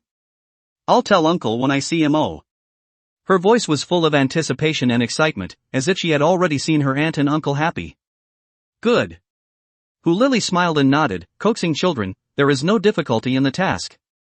However, she hadn't counted on it in all her calculations, but she had actually gotten herself involved later on with this thoughtless joke of hers. It seems that people really can't make blind promises. After eating and drinking, Lily Hu began to report on the recent work. After the report was completed, Lin Muhong nodded and said, "There's a drinking game in the evening, you'll come with me then." "Okay, no problem." Who Lily agreed very quickly and then left. On the way out, Ivana also playfully said to her, "Aunt Lily, you wait for me to bring Uncle to you." Oh. Good. Who Lily would smile, and then left the cafeteria on her high heels. On the other hand, Xie Wanning returned to her dormitory and sat on her bed sulking. She had a packet of chicken claws in her hand, and she was huffing and puffing as if she was going to take out all her grievances on them. When Xiao Xiao entered the dormitory, she saw her roommate sitting on the bed with that haunted look in her eyes, and nosily inquired, "Inging, you didn't make the cut for the debate competition? How could it be?" Hearing this answer, Xiao Xiao pursed her lips and smiled, then sat down on the bed and said with a smile, "So did you have a fight with Lin Muhong?" "It's not." Xie Lianning said in an agitated manner. That squirming look knew at a glance that she was lying. Seeing Xiao Xiao there covering her mouth and snickering, Xie Wanning huffed and came to sit beside her, saying with a sad face, "Actually, we really didn't quarrel." Her voice carried a hint of helplessness and aggravation. "What was that all about?" Little Joe asked suspiciously. Xie Wanning hesitated for a moment, then told Xiao Xiao the whole story. When Xiao Xiao heard this, she indignantly reconfirmed, "He didn't tell you when he left the classroom and took Aster with him to talk and laugh with the girls at dinner?" She clenched her fists and gritted her teeth. This kid can't really be looking for a stepmother for Ivana again. Hearing her roommate analyze it like this, the sense of crisis in Xie Wanning's heart intensified a bit. She admitted that she was a bit selfish, but she just didn't want to see Lin Muhong with another girl. In her heart, she was secretly slandering. Could it be that she really liked the other person? But Lin Muhong should have someone he liked. Thinking about that, she was suddenly so sad, so sad. Xie Wanning's eyes were slightly red, tears were swirling in her eyes, but she forced herself not to fall. Seeing this listless look on her roommate's face, Xiao Xiao hurriedly consoled, "Ning Ning, you're Ivana's own mother, and you're close to the water. Even if Lin Muhong has someone he likes now, the two of you will be able to promote your relationship and spending time with the child, and with your face value, you'll definitely be able to take him down." Xie Lanning listened and nodded, her heart filled with hope. After all, they had spent so much time together as a family, she believed she had a chance to win Lin Muheng's heart. Being so enlightened by Xiao Xiao, she felt much better. After class, Xie Wanning was packing up her books when suddenly her cell phone rang. As soon as she saw that it was Lin Muhong calling, her heart couldn't help but tighten, then she happily answered it. Soon, the other party's voice came, "Are you free right now? I have something going on tonight, and Ivana might need to trouble you to bring it." "Okay, where are you?" "I'll go find you." Xie Wanning agreed with alacrity. After hanging up the phone, Xie Wanning walked towards the school entrance. Soon enough, they saw a Dior car parked across the street from the school, the windows half open, with Lin Muhong and Ivana sitting inside. When Ivana saw Xie Wanning, she excitedly waved her hand towards her and shouted, "Mommy, mommy, I'm here with Daddy." Xie Wanning quickly walked to the front of the car, only to see Ivana's little one milking, "Mommy, you're here." She happily jumped out of the car and jumped into Xie Wanning's arms. Her little arms were wrapped tightly around her mom's neck as if she was afraid she would run away. "Mommy rushed over right after class, was Ivana good?" Xie Wanning asked gently as she tidied up the little tug on Ivana's head. "Good boy," Ivana said with a grin. Although Xiao Xiao analyzed all right, but Xie Wanning and Lin Muhong after the meeting, there is still a little twisted, perhaps the heart is still some aggression and dissatisfaction. After all, when she saw Lin Muhong and Hu Lily together, her heart wasn't in the right place, as if she had overturned a bottle of 5 flavors. Lin Muhong was the same. When he saw the seemingly intimate interaction between Xie Wanning and Su Song, it was as if there was a thorn across his heart. He took a deep breath and tried to adjust his emotions before speaking. I may be back late in the evening. Ivana will be counting on you. It's fine, you focus on your work. Xie Lianning replied softly, but revealed a hint of detachment and politeness. The two had just finished speaking when an urgent voice rang out. Chapter 42, Xie Wanning goes to her father and leaves her daughter? Only Hu Lily said softly with a hint of apology, sorry, I'm late. It's not too late, get in the car. Lin Muhong replied flatly. Yuli saw her boss sitting in the driver's seat, and she stood in front of the car door, hesitating for a moment, her eyes scanning around the car. In the back seat? Wouldn't that make the boss the chauffeur? She muttered in her mind, but finally decided to sit in the co-pilot's seat, a hint of relief on her face. Xie Wanning's eyes were filled with jealousy when she saw that the person coming was the same girl who was talking and laughing with Lin Muhong at noon. After seeing Hu Lily sit down, Lin Muhong turned to Ivana with a smile, his eyes full of doting. Baby, Daddy rushed back as soon as possible to accompany you after he finished his work. Aha! The little guy nodded obediently, his big eyes shining with anticipation, then waved his little hand and said sweetly, Bye Daddy, bye Aunt Lily. Lin Muhang's eyes lingered on Xie Wanning's body for a moment. Those eyes were complex and deep, and in the end, he said nothing, just nodded gently and drove away. Looking at the back of the car slowly driving away, especially seeing Hu Lily sitting in the passenger seat, Xie Wanning only felt her heart a little hard. A glimmer of gloom flickered in her eyes, and she clenched her lower lip, her heart a mix of emotions. Although Lin Muhong was Ivana's father, but now in Xie Wanning's eyes, he was just a man who valued women more than women, and in order to have a two-person world, he even left Ivana with her. She stood in place for a long time, unwilling to leave, her eyes glittering with determination, as if she was silently making up her mind. If Lin Muhong didn't have the time, she was perfectly capable of bringing up the child by herself, and there was a saying, go to the father and leave the daughter. In the car, Lily Hu spoke in a sentence, and she suddenly inquired curiously, Mr. Lin, who was that person beside Ivana just now? She's Ivana's mom. Lin Muhong was stunned and spoke. When Hu Lily heard this, she nodded in realization and laughed, oh I say. No wonder she's looking at me a bit off. There was a hint of flirtation in her tone, but it also revealed a bit of sensitivity. What do you mean? Lin Muhong inquired in puzzlement, his brows furrowing slightly, clearly surprised by the answer. Hurley smiled and winked confidently when she heard that. She thinks I'm a love interest. For some reason, hearing these words, Lin Muhang's heart was inexplicably happy, and the corners of his mouth unconsciously rose. He began to reflect on his behavior. Was it possible that he had really misunderstood the other man? At that time, in the hotel private room, Zhou Shudong called the chief editors of other websites over in addition to Child's Play. Everyone sat on the bench and looked at each other, a little puzzled by Zhou Shudong's grouping, their eyes revealing a few moments of doubt and curiosity. Mr. Zhou, what did you call all of us here for? A chief editor was the first to ask, with a hint of impatience in his tone. You might as well change your article if you have the time, it's better than wasting time here. The other editor-in-chief chimed in, a mocking gleam in his eyes. When Zhou Shudong heard this, he cursed in his heart. Sure enough, it was these dogs that did this. However, he did not move on the surface and said to everyone with a smile, why I called you all here today, you will know in a moment. There are 2 more to go, they'll be here soon. The people present were puzzled as to who the people who had come were, and some actually guessed that they were from Child's Play. Zhou Shudong smiled without saying anything. 5 minutes later, the door of the box was pushed open, and Lin Muhong walked in with Hu Lily smiling. Their appearance to the editor-in-chief are very surprised. After all, this circle is very small, head up to see each other know each other. Everyone's eyes flashed with surprise and curiosity as they sized up the 2 unfamiliar figures. Who are these 2 people? Someone looked at Zhou Shudong and inquired, with a few moments of doubt in his tone. He smiled and stood up from his chair, coming over to Lin Muhang's side and grandly introducing everyone. This is author Zhong Qianyi, the one who was blocked by you. The editors-in-chief sniffed and sized up Lin Muhong, their eyes revealing disbelief. After all, anyone who can write a children's story that good shouldn't be that young. Seeing everyone's doubts, Lin Muhong smiled and said, I am indeed the Zhong Qianyi, as if I were a fake. I'm the one who called you all here today through Mr. Chow because there's a business deal to talk to you about. What business? Zhang Yanren was the first to ask, her eyes revealing a few moments of curiosity and anticipation. You guys sit down and listen to me. Lin Muhong took the lead and sat down, then continued, I know that the launch of Caterpillar will have a bit of an impact on your website to a greater or lesser extent.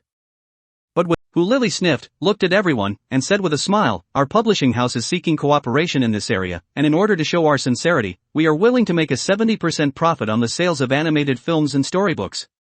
All you have to do is license the story to us and you don't have to worry about anything else, just wait for your cut. Is there even such a good thing in this world? The editors-in-chief were a bit disbelieving when they heard this, their eyes glittering with surprise and doubt. Chapter 43, Being Sold and Still Counting Money for Lin Muhang. Who Lily nodded, the corner of her mouth hooked up a confident smile. Of course, we are all working according to the contract. If you still have doubts in your heart, you may want to search the internet for the reputation of the No Worries publishing house, which is there for all to see. Miss this opportunity to cooperate, can really be the village will not have this store. This store, later regret are too late. Her words sent a ripple through the hearts of the editors-in-chief and the audience. They began to discuss it with each other, their eyes glittering with excitement. At this point, Zhang Yanren took the lead in breaking the silence as she stood up and replied with a smile, we, Tree Baby, are willing to cooperate with your publishing house. As soon as she spoke, the other editors-in-chief also expressed their willingness to work hand-in-hand with Worry-Free Publishing House to create a brilliant future. Looking at everyone agreeing so quickly, Zhou Shudong was filled with surprise as he stared wide-eyed as if he couldn't believe his ears.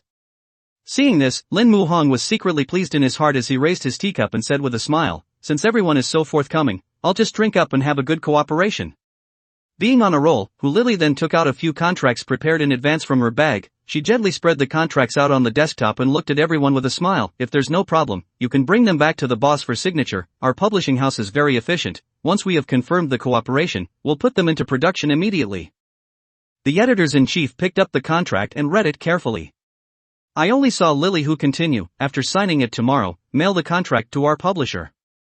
Confirm the cooperation, we will produce the storybook in age-appropriate animation as soon as possible. However, I have remind everyone, there are several websites here, we can't produce them all at the same time, there must be a sequence, whoever's contract is mailed early, we'll do whoever's first. There was a wry smile in her words, as if she was imploring everyone to hurry up. The editors-in-chief in the audience heard this and had a little something in mind. They took out their cell phones and quietly contacted their bosses, and some even took the contracts on the pretext of going to the restroom and actually called for runners to deliver them to their bosses. Seeing this, the corner of Hu Lily's mouth hooked into a smug smile. She thought in her heart, this was a brilliant move by Mr. Lin. Not only did he succeed in attracting everyone's attention, but he also skillfully made them feel a sense of urgency. A few moments later, everyone sat back down in the private room again, and Lin Muhang said smilingly, since we are in a cooperative relationship, then the side of the children's network. Before he could finish his words, he was interrupted by a chief editor. Don't worry, we definitely won't listen to her arrangements, she bullies us little ones here on the basis of being the big brother. With a new way out this time, she's nothing. Another editor-in-chief chimed in, that's right, now we're not afraid of her. With the support of No Worries Publishing House, we'll definitely be able to produce better content. Listening to the people's stance, Lin Muhang's heart became even more complacent as he smiled and nodded. Now that the matter was settled, there was no need for him to stay here. When he was leaving, he pulled Hu Lily out and said in a deep voice, your work is over, hurry home, I'll reimburse you for the fare. Good grin, then thank you, Mr. Lin. Hu Lily waved her hand and left with a smile. At this time, Zhou Shudong suddenly chased after him from the restaurant, and he said with a squirm, Mr. Lin, can our website also cooperate with your publishing house? Lin Muhang stopped and thought for a moment before replying, it's better not to. Why? Zhou Shudong asked somewhat anxiously.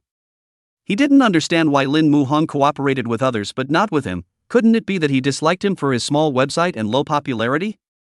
Seeing this, Lin Muhang patiently explained, I gave those several websites a set this time, although storybooks and age-appropriate stories can indeed earn money, but the return of capital is slow and long. If you directly rent out the copyright, you can save and earn money. Do you understand this time? Oh, I see. Zhou Shudong nodded in realization, Mr. Lin, you are truly my nobleman. Lin Muhang sniffed, waved his hand and said, don't be polite, cheer up and do a good job, in the future this circle maybe you are the boss. Good.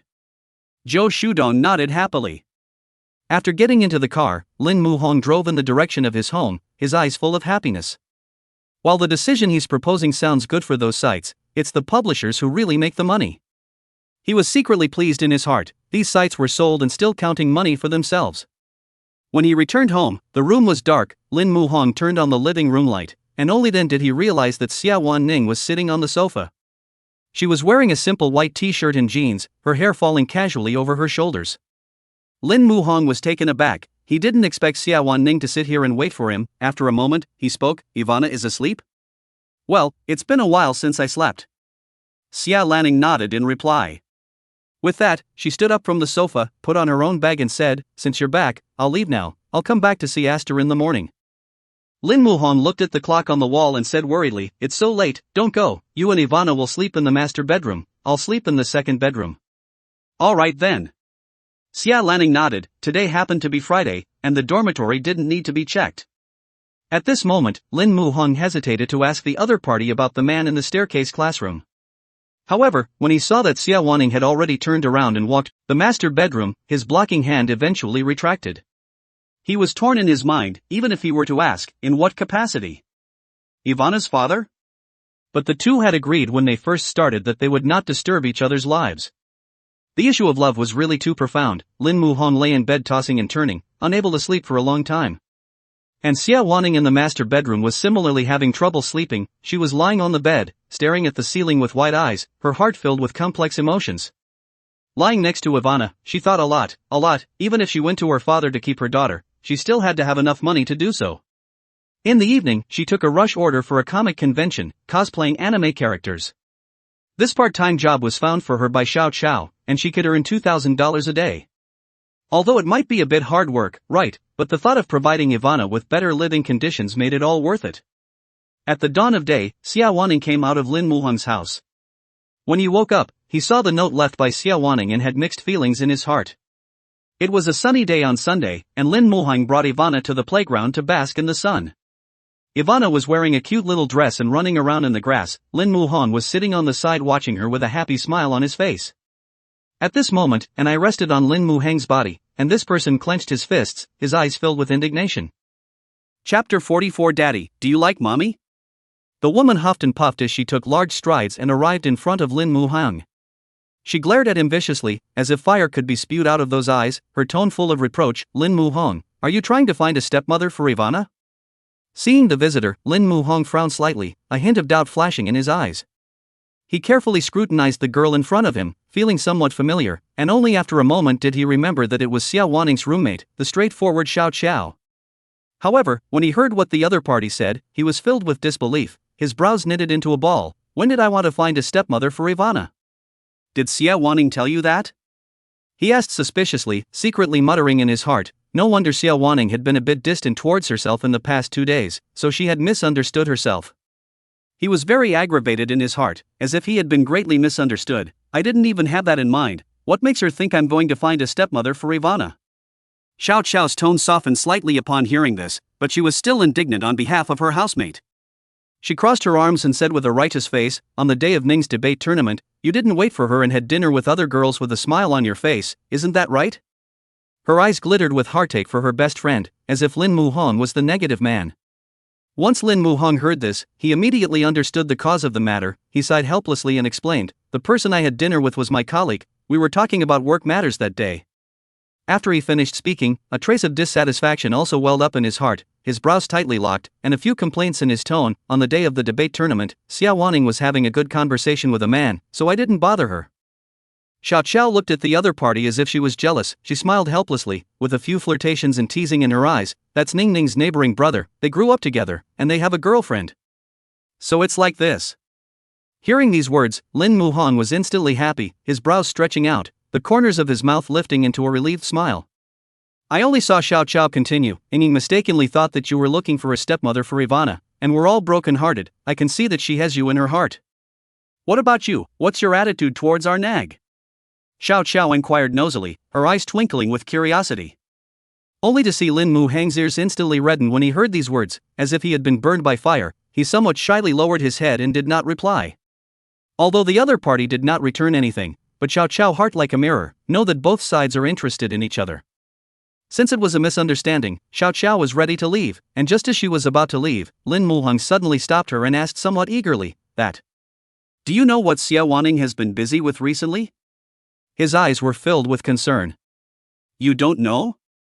Little Joe asked rhetorically, thinking the other woman knew. With that, she replied, Ning Ning has found another part-time job in the past 2 days, cosplaying anime characters. They're at Green 100 Plaza. Again? Lin Muhong repeated the word doubtfully, a trace of heartache flashing in his eyes. Yeah, she got a part-time job last time, wearing a bear doll to hand out flyers. The weather was so hot, I don't know how she lasted. Xiao Xiao said helplessly, her eyes filled with heartache. At this time, Lin Muhong heard it. His heart was very hard. It turned out that the other party is also working silently for this family.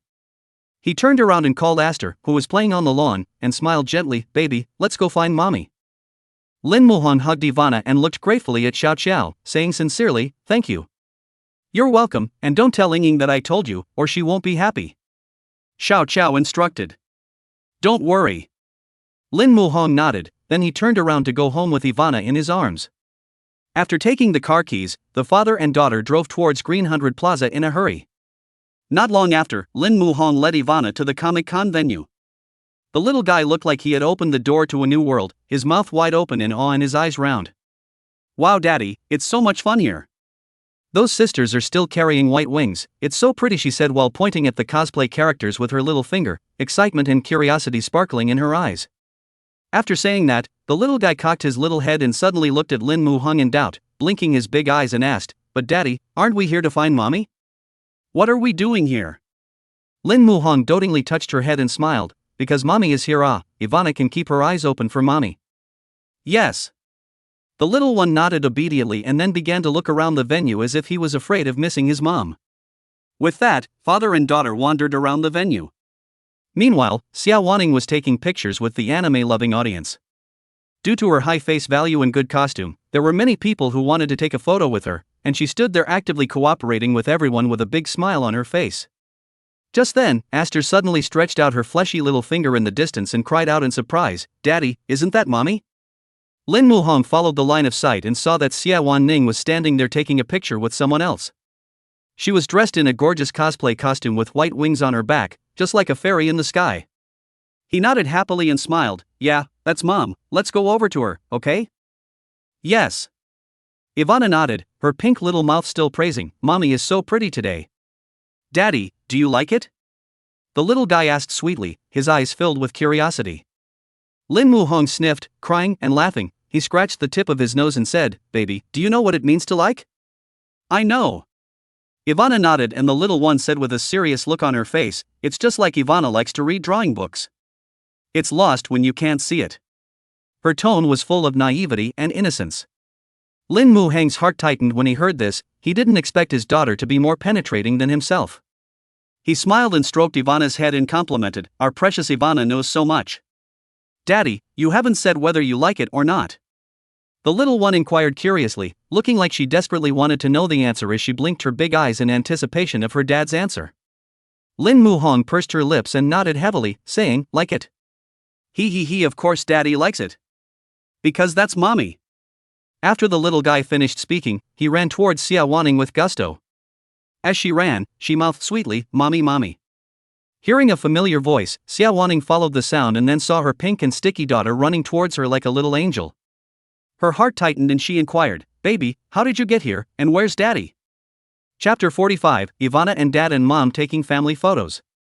Daddy's there. Ivana's fleshy little hand pointed toward Lin Muhong, who was walking slowly.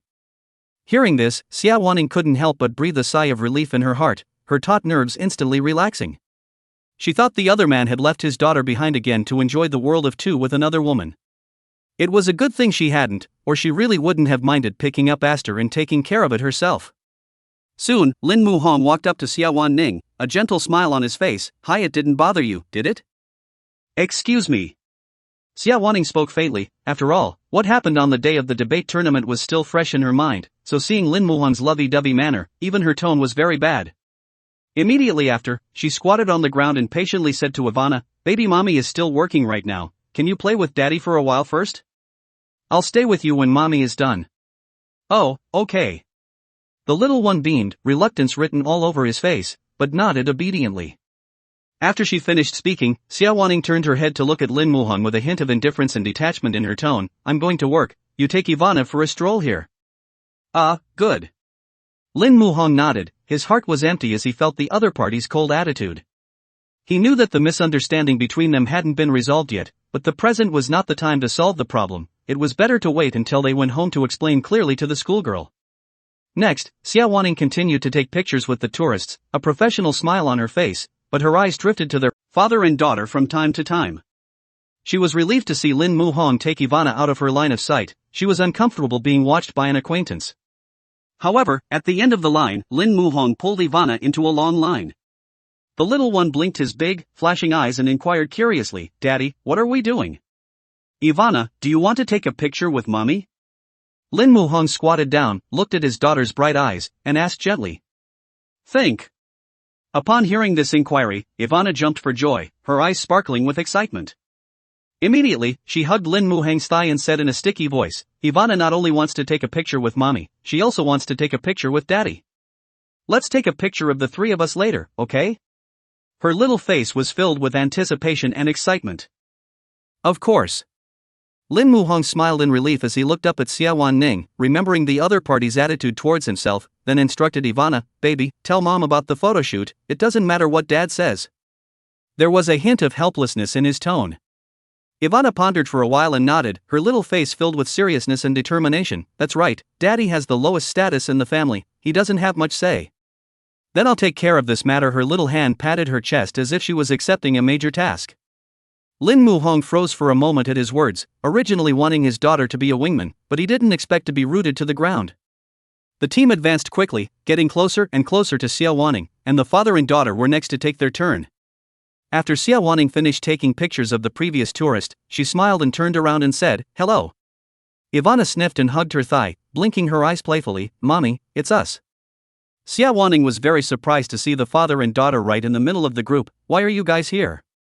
There was a hint of disbelief and doubt in her voice.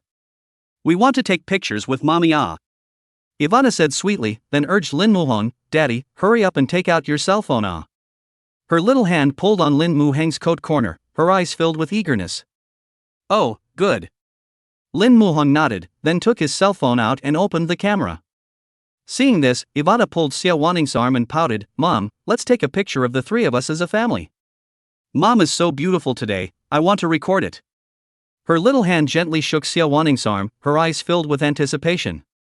In fact, Xie Wanning wanted to refuse in her heart, recalling Lin Muhang's appearance of talking and laughing with others. Her heart was very uncomfortable, so she very much resisted interacting with Lin Muhong, and even more so, she didn't want to pretend to be lovey-dovey in front of the camera.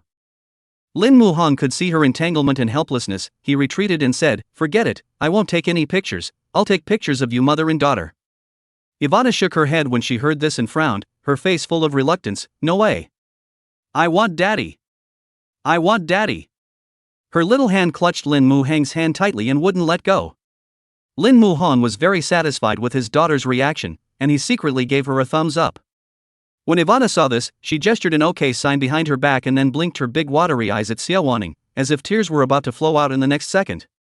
Looking at her daughter's eyes that were full of expectation, Xie Wanning really couldn't bear to refuse. She knows that for her daughter, it's a great blessing to be photographed with her mom and dad. So, she could only manage to squeeze out a smile and agree to the proposal. "All right, let's shoot as a family." Hearing this, Ivana had a bright smile on her face, the corners of her mouth rising to reveal two small dimples. She jumped up and down excitedly. "That's great. We can take pictures together." Lin Muhong was holding the cell phone, Ivana was sandwiched between the two, and Xie Wanning was standing on the right.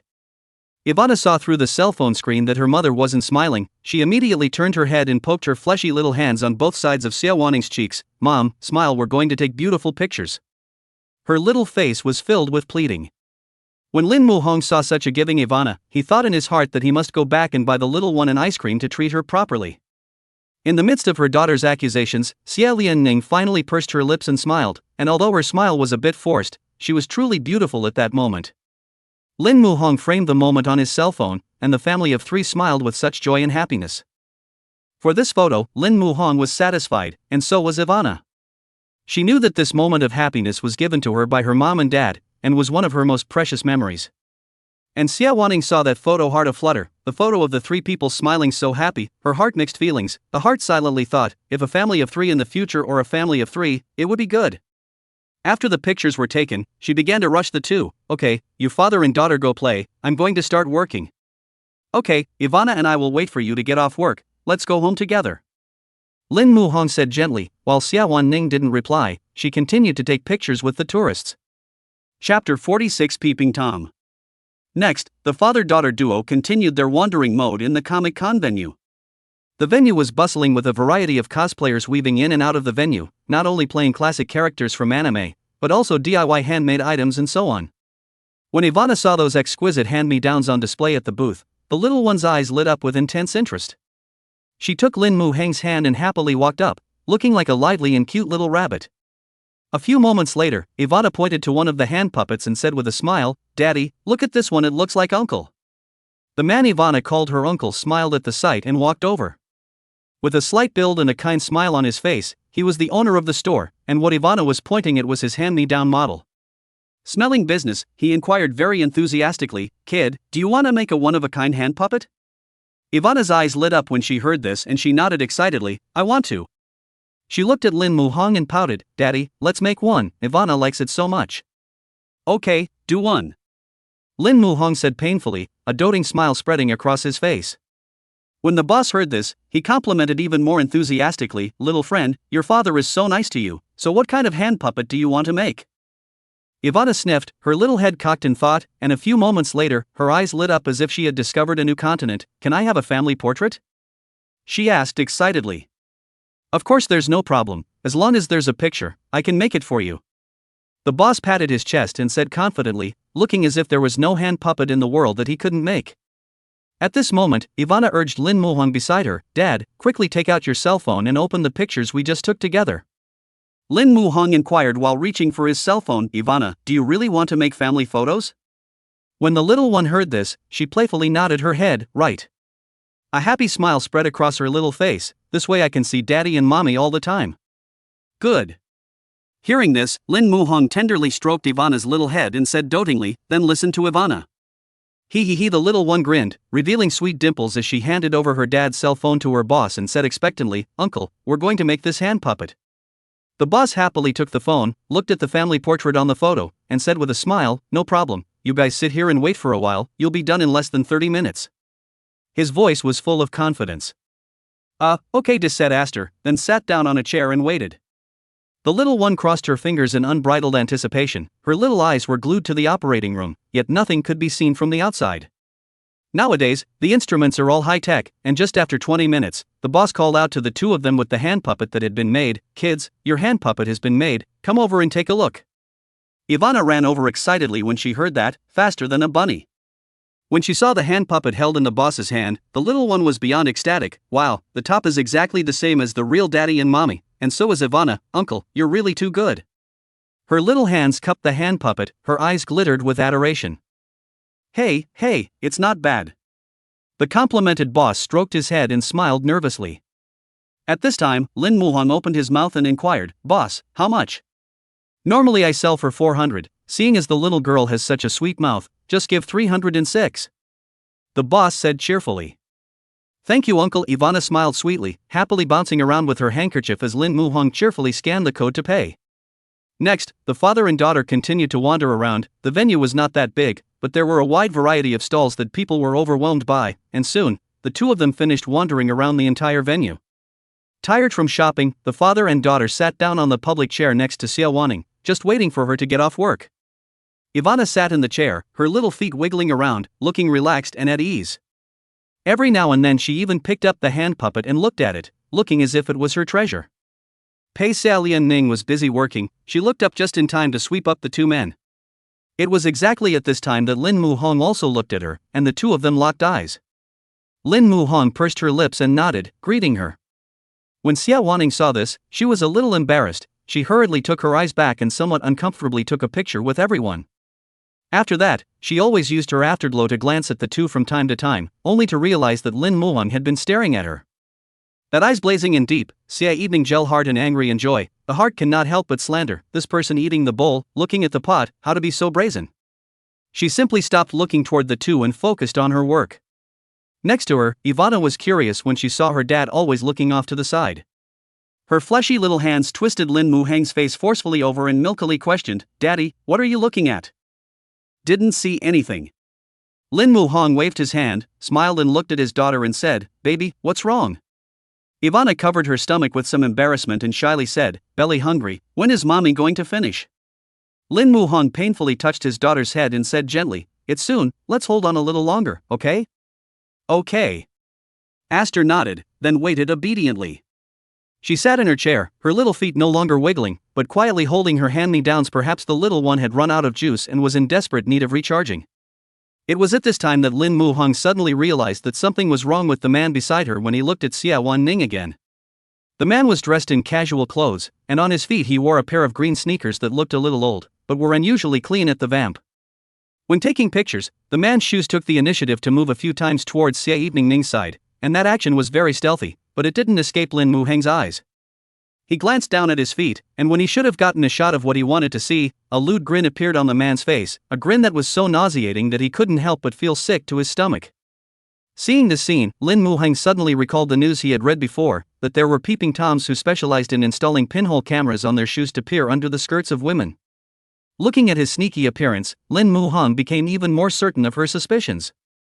A surge of anger surged in his heart, and his eyes became icy cold. Then, he carried Ivana to the man's face and grabbed him by the shoulders. His grip was so strong that it hurt the man a little.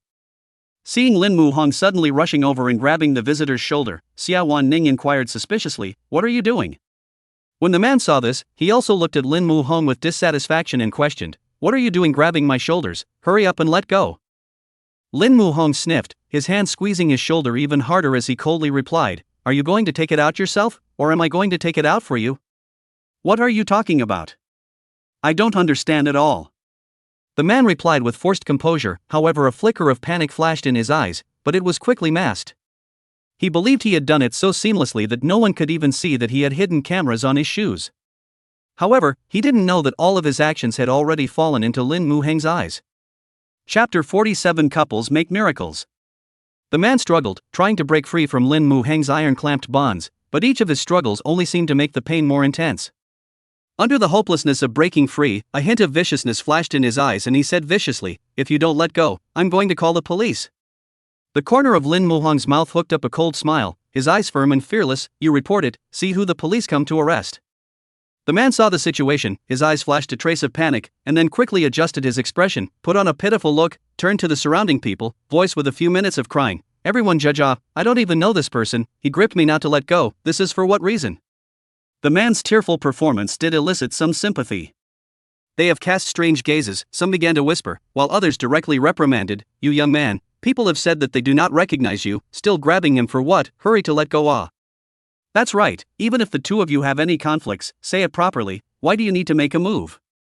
A young man wearing glasses also chimed in, his eyes revealing his dissatisfaction with Lin Muhong. "Everyone is right, you hurry up and let go of me."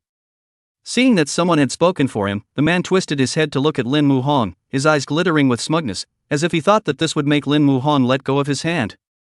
Xie Wanning stood by the side, her brows locked, her eyes full of doubts. She knew that Lin Muhong was not an impulsive person, and there must be a reason for doing this. So, she quietly approached Lin Muhong and inquired in a low voice, "Why did you arrest him?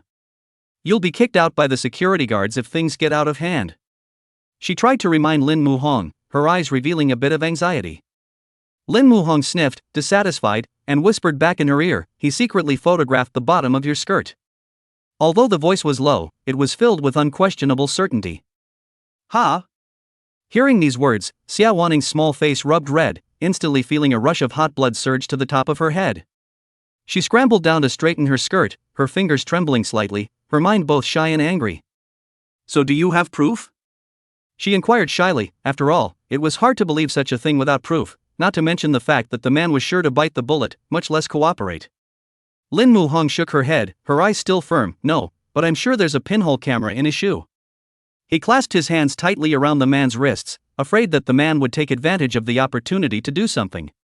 Xie Wanning and Lin Muhong exchanged a glance, the two of them understood each other, her eyes quickly scanned over the man's body, eventually locking onto the shoe on the man's right foot. The vamp on the left foot is dirty, but the right one is clean and regular care is supposed to produce clearer photos. She only pretended to be careless while the man was struggling to free himself, and with a slight hook of her toe, she kicked the man's shoes to the side. She pretended to apologize and said, "Excuse me, I'll hurry and get your shoes back." The tone was full of apologies, but a hint of cunning flashed in her eyes. The man instantly became anxious when he saw his shoes being kicked away. He tried to break free from Lin Muhong to pick up his shoes, however, no matter how hard he tried, he could not break free from Lin Muhang. Seeing that things were about to fall apart, the man was a bit furious. His eyes widened and he roared, "Just let go of me and I'll go put on my shoes." There was a touch of hysteria in his voice, as if he had lost his mind. Lin Muhong saw this, the corner of his mouth hooked up a smug smile. He tightly clasped the man's wrist, said leisurely, "People do not say to you to bring it over, wait on the line." His tone was full of teasing and flirting, especially at the sight of the man's anxiousness. On the other side, Xie Wanning took advantage of the time to get her shoes and hurriedly squatted down, carefully looking for the catnip in her shoes. Her fingers gently traced the inside of her shoe, and she soon felt a small, hard object. With joy in her heart, she quickly pulled the object out, and sure enough, it was a pinhole camera. She held it up excitedly and shouted at Lin Muhong, "The camera has been found." "What's going on? What camera?" The people around them froze when they heard this, and they cast curious gazes, trying to figure out what was going on. Seeing this, Lin Muhong hurriedly explained, "This man installed pinhole cameras on his shoes just to photograph the bottom of girls' skirts, a veritable peeping Tom." Ah! At these words, the girls in the team were shocked as they clenched their thighs, their eyes filled with horror and anger. A girl rushed up angrily, clenched her fists and hammered them directly on the man's body, saying angrily, "You pervert, shame on you, yuck." After saying that, she also fished out her cell phone from the man's pocket and opened the cell phone album after pointing the phone at the man for face unlocking. Sure enough, the album was full of pictures of the girls' bottoms, in every color. When the man saw this, he didn't even have the strength to resist, and he dropped his face, a hint of despair flashing in his eyes. Lin Muhong took over his cell phone and completely erased the latest picture of his bottoms because it was Xie Wanning's and he didn't want any of the boys other than him to see it. So many pictures of bottoms in the photo, enough to convict this peeping Tom. Afterward, Lin Muhong didn't hesitate to call the police, and the police quickly arrived at the scene and arrested the peeping Tom. They handcuffed peeping Tom and escorted him to the police car. Since the police needed to understand the situation at the scene, one of the stocky men said to Lin Muhong, "Trouble you to go back to the police station with us to make a statement." Lin Muhong nodded, "No problem, this is what I should do." He turned his head to Xie Wanning and instructed, "I'll come pick you up after I finish the statement, wait for me." "Aha!" Xie Wanning subconsciously replied back, her heart warming as she looked at Lin Muhong's departing back. Suddenly, she slapped her cheek and reminded herself, he's just Ivana's dad, not to mention he has a girlfriend, so he must be on his way back to pick himself up. Arriving at the police station, Lin Muhong was brought into a reception room. The policewoman in the police uniform with her hair up smiled and approached her, inquiring, "Are you the person who just reported the incident?" "Right." Lin Muhong nodded. "Now come with me for a moment, I'll record the situation." The police officer said seriously, and then led Lin Muhong into an interrogation room and began to ask about the situation in detail. Lin Muhong sat on a chair and recounted the process of what happened at the Comic-Con word for word, while the policewoman sat on the side, carefully recording every detail. After a moment, the policewoman closed the book and said gratefully, "Thank you for cooperating with our investigation." "You're welcome."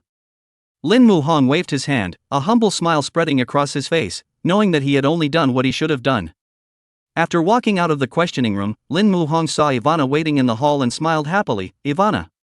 Hearing Lin Muhang's voice, she turned her head and excitedly shouted, "Daddy." The little guy came bounding over to him, then hugged his thigh. Lin Muhong squatted down and hugged his baby girl with a smile, softly saying, "Ivana, let's go pick up mommy and take her home." Chapter 48 Dads Don't Even Have Words. Coming out of the police station, Lin Muhong took Ivana and drove to Green 100 Plaza. At that time, the crews began to dismantle the venue that had been set up. The two circled around and finally saw Xie Wanning sitting on a public seat. At the moment she was sitting peacefully with her cell phone.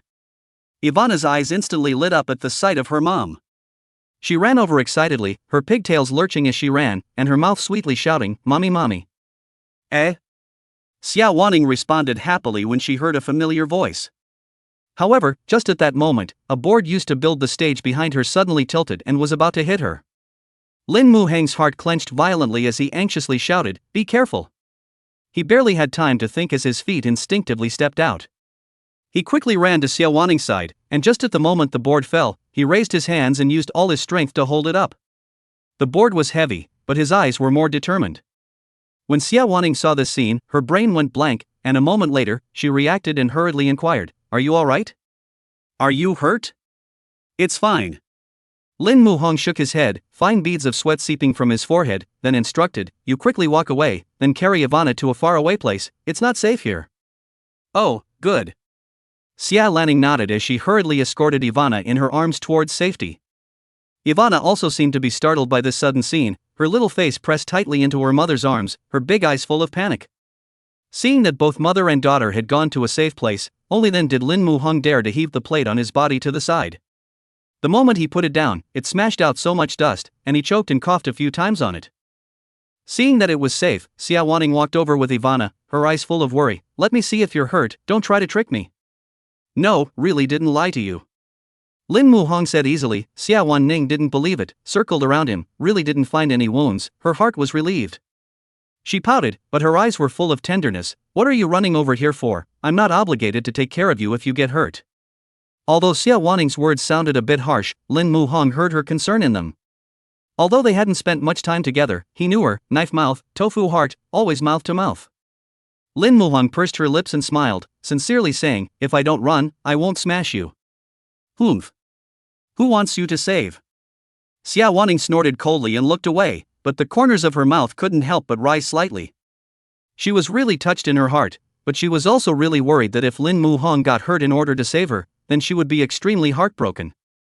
Then, as if to hide her touch, she deliberately pulled Aster to go first. "Baby, what do you want to eat tonight? Mommy has earned a lot of money today. I'll take you to eat something delicious, okay?" Xie Wanning looked at Ivana favorably, her eyes full of tenderness. "Good, eh?" Ivana jumped for joy when she heard this. Then, she pursed her lips and put on a small pitiful look, blinking her big eyes and said, "Ivana Belly has been hungry for a long time now, and she's almost starving." Saying that, she also intentionally rubbed her own small stomach, and that look was adorable. "Ah? So hungry? Ah, then we have to give our Aster the best food." Ivana smiled even more cheerfully as she gesticulated excitedly, "Mommy, Ivana wants to eat meat, lots of meat." After saying that, the little guy cocked his little head as if he had thought of some delicious food and continued, "Mommy, is it okay if we eat hot pot tonight? Ivana wants to eat hot pot." "Sure, all at Aster's request, who's making our little cutie hungry." Watching the sweet interaction between their mother and daughter, Lin Muhong waved his hand from the back. "You guys should at least ask my opinion." His tone carried a few hints of flirtation. When Ivana heard this, she twisted her head and made a little face, smiling and saying, "Daddy doesn't even have a say in the matter, so it's a waste of time to ask you." Hearing this, Lin Muhong instantly lost her temper, because her daughter was right. Soon, the family of three came to a very famous hot pot restaurant in Magic City. This point was the mealtime, the store was full of people, there were a lot of people eating. But perhaps the family was very lucky to have just arrived and gotten a spot in line. The waiter guided the several people to a clean table and sat down, then placed the menu in front of the crowd and said with a smile, "Several people, you can order now." Xie Wanning nodded, then smiled at Ivana and Lin Muhong and said generously, "You two order, I've earned money today, so I'll treat you to a nice meal." Hearing this, Ivana was so happy that she danced around with a big smile on her little face. "Mommy's the best." Then she turned her head to Lin Muhong and said, "Daddy, Ivana wants to eat meat, lots of meat." Her little finger pointed at the pictures on the menu, her eyes filled with anticipation. "Okay, Daddy will order for you." Lin Muhong agreed with a smile before carefully checking off the menu. There was a choice of beef, lamb and pork, and a special selection of vegetables that Ivana loved. After choosing, he pushed the menu in front of Xie Wanning and said gently, "I don't understand what you like to eat, so you order the rest." "Ah, good." Xie Wanning nodded and took the menu, carefully browsing through it. She ticked off a few of her favorite dishes on the menu, then looked up at the waiter and said with a smile, "One of the pot bases should be clear soup, and one should be slightly spicy." "Okay." The waitress nodded and left with the menu. This hot pot restaurant still serves food quite quickly, and soon the pot base and various dishes were served. The tantalizing aroma of that steaming hot pot of food is mouth-watering. Lin Muhong took the lead in putting the meat that Ivana wanted to eat into the clear soup pot, and the little one's eyes stared unblinkingly into the pot with anticipation. Her little mouth is still gulping every now and then, she seems to be craving for more. He then got up, ready to get some small ingredients, and as he was leaving, he looked at the mother and daughter and inquired, "Do you eat the oil dish or the sesame sauce?" "Ma jiao." The mother and daughter replied in unison, and Lin Muhong smiled bitterly in his heart as he sniffed. He likes to eat hot pot with oil dishes. It seems that his daughter doesn't follow him at all. As he poured the sesame sauce, he made a point of putting some cilantro in the bowls for both of them. He remembered clearly that when the two ate the noodles, the bowl was green with all the cilantro floating on top, which showed how much the two liked the cilantro. When she placed the bowl of sesame sauce in front of the two, Xie Wanning's eyes were filled with surprise when she saw it. She didn't expect Lin Muhong to remember that she and her daughter liked cilantro, which inexplicably touched her heart. However, whenever she recalled that night when he left with the one called Lily, Xie Wanning couldn't help but spit out in her heart, he's quite competent as a father, but he's a bigot. Chapter 49, Has the High Cool School Flower Descended to Earth? Pee-wee, Ivana was like a little dork, her eyes staring straight into the pot that was gurgling and bubbling. When she finally saw the tumbling soup and the tantalizing ingredients, the little one excitedly patted Lin Muhong's arm, those big eyes glittering with anticipation. "Daddy, can we eat now?"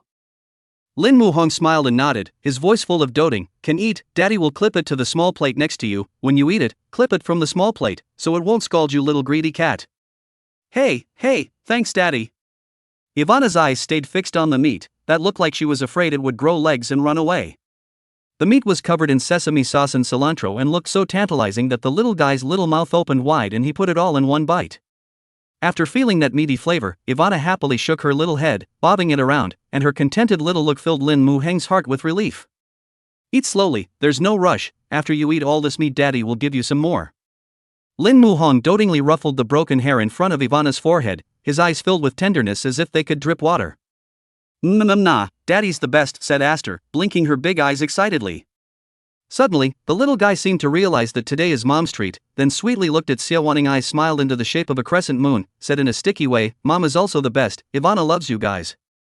That look of offending no one, like a master of water. Xie Wanning smiled happily, her eyes full of favor and satisfaction, her heart warmed as she looked at Ivana's adorable little look. The little one ate happily. Lin Muhong saw that Xie Wanning was a bit formal, then he clamped the meat and put it into her bowl. "This meat is all good, you hurry up and eat it. Part-time job for a day today, surely very tired."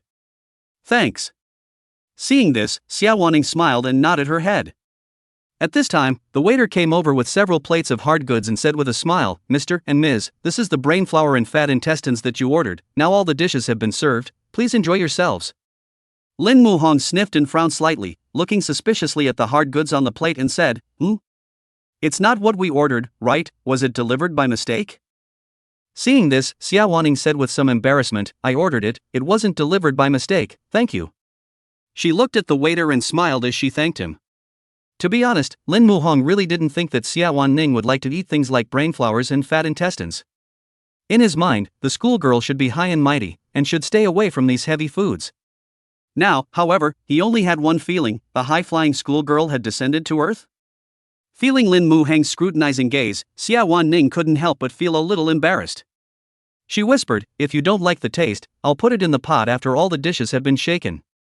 "It's fine, I like it. Lin Muhong said with a smile. He really didn't expect her to have such a grounded side. He thought he knew each other well enough, but Lin Muhong realized that what he knew was just the tip of the iceberg. However, he wasn't discouraged, but instead strengthened his resolve to get to know Xie Wanning better. When the brain flour was cooked, Xie Wanning pinched a small piece of it into Lin Muhong's plate, her smile full of anticipation. "You taste it." Lin Muhong looked at the brain-like thing and couldn't help but frown slightly. Nevertheless, he mustered up the courage to put it in his mouth and savor it. Perhaps he really didn't like the taste, and a less natural expression flashed across his face. Xie Wanning looked at the other party's expression of forced deliciousness and inquired with a bad smile, "Is it delicious?" "Yummy." Lin Muhong smiled and nodded. He didn't want to disappoint Xie Wanning, so he could only say delicious with a stiff upper lip. "It's delicious, you eat some more." After saying that, Xie Wanning thought of chucking some more brains into his plate. Seeing this, Lin Muhong hurriedly refused. "No need, it's better for you to eat." There was a hint of panic in his voice, afraid that Xie Wanning would pinch him more. Looking at Lin Muheng's stiff upper lip, Xie Wanning couldn't help but smile. At this time, Ivana mumbled and looked at the two with a smile and said, "Daddy, Mommy, there's no more meat on Ivana's plate." Lin Muhong sniffed and said dotingly, "Okay, Daddy will clip it for you." And he complimented, "My Ivana is really good, she eats so fast, Daddy is going to be inferior." Ivana grinned, revealing sweet dimples. Immediately afterward, Ivana put the bowl of sesame sauce in front of Lin Muhong again, blinking her big eyes and said, "Daddy, there's no more sesame sauce in the bowl, yo, go get me some, will you? Good, then you wait here. After saying that, Lin Muhong got up and went to the entrance location. As he was serving the masa, a pair of eyes locked onto him behind him. The woman's eyes flashed with excitement and surprise when she saw it. She couldn't help but shout softly, "Mr. Lin! Mr. Lin!" Lin Muhong's brows furrowed, and there was some doubt in his heart. Could it be that someone was calling him? He looked back and saw Yuli waving her hand and looking at herself with a smile. What a coincidence, Mr. Lin, you're here for hot pot too. Aha! Lin Muhong nodded and looked around inquiring, you came alone? Yes, I'm waiting for a spot. Lily said with a smile, and in order not to disturb the other party, she waved her hand and urged, Mr. Lin, go ahead and eat, it'll be my turn in a little while. Oh, good. Lin Muhong nodded and turned to walk back. However, on the way he couldn't help but mutter in his heart, now that Xie Wanning has misunderstood our relationship, wouldn't it be best if he took this opportunity to clarify the misunderstanding? Thinking of this, Lin Muhong couldn't help but feel some excitement in his heart. He walked quickly to Lily and said with a smile, since you're alone, eat some with us. His voice was filled with enthusiasm. Seeing this, Lily superficially refused, it's not good, Mr. Lin. However, her legs unconsciously moved forward. There's nothing wrong with it, but it's not like I'm letting you eat it for nothing. Lin Muhong waved his hand, a hint of cunning flashing in his eyes. Lily sniffed and belabored in her heart, I knew there was no pie falling from the sky, those who can become bosses are all crooked businessmen. Then she inquired curiously, what conditions, you say? You'll have to naturally clarify the relationship between the two of us and what we did that night during dinner later, it's as simple as that. Lin Muhong said with a smile, he hoped that through Lily's clarification, he would be able to get Xie Wanning to clear up her misunderstandings about herself. When Lily heard this, she pointed at Lin Muhong with interest and said, Oh Mr. Lin, you're asking me to help you clear up the misunderstanding in front of the boss's wife, no problem. She patted her chest and said confidently, I'll take care of this. Chapter 50 Misunderstanding Solved. At the table, the bowl of masa was taken away by my father, and Ivana looked back from time to time with a look of anticipation like a father's stone. Finally, Lin Muhong's figure appeared in the line of sight, and when Ivana saw it, she immediately pouted her pink mouth with a few pouts. Daddy, why are you just coming back? I've been waiting for you for a long time. Lin Muhong smiled and walked over, saying gently, Dad met an acquaintance, so he came back late. Oh. Ivana nodded obediently as she picked up a piece of meat and put it in her mouth, chewing on it as she inquired with curiously blinking white eyes, who is the acquaintance that Daddy met? Just then, Lily walked out from behind Lin Muhong. She looked at Ivana with a smile on her face, it's me. When the little guy saw it, excitement was immediately written all over his face, his eyes bright as stars, while so it's Auntie Lily, you sit down here. She looked adorable as she spoke and patted the chair beside her with her little hand. Thank you. Yuri smiled and nodded before sitting down next to Ivana. Xie Wanning, who originally still had a smile on her face, was stunned when she saw the visitor, especially when she saw how fond her daughter was of the other party. She clutched her chopsticks tightly, her eyes flashed with an imperceptible hint of complex emotions, but in front of Ivana, she forced herself to play it cool. After everyone had taken their seats, Lin Muhong noticed that Xie Wanning's face was cold and devoid of any expression. He thumped in his heart and screamed that it was not good. It seemed that she had misunderstood again. With that, he hurriedly opened his mouth to introduce, this is my colleague, Lily. Upon hearing this, Lily had a bright smile on her face as she stood up and extended her hand towards Xie Wanning, saying enthusiastically, Hello boss lady, it's all because Mr. Lin is too nice, seeing that I'm alone at the door waiting for a seat for half a day, before calling me over to eat with you guys. Hearing this, Xie Wanning frowned tightly, muttering in her heart, boss's wife, it's me she's calling? Boss Lin is calling Lin Muhong? She was a bit puzzled, but her face didn't move. Regardless, she couldn't afford to brush it off when people were smiling, so she pursed up her smile and said back, hello, you're his employee? She asked in surprise. Julie nodded.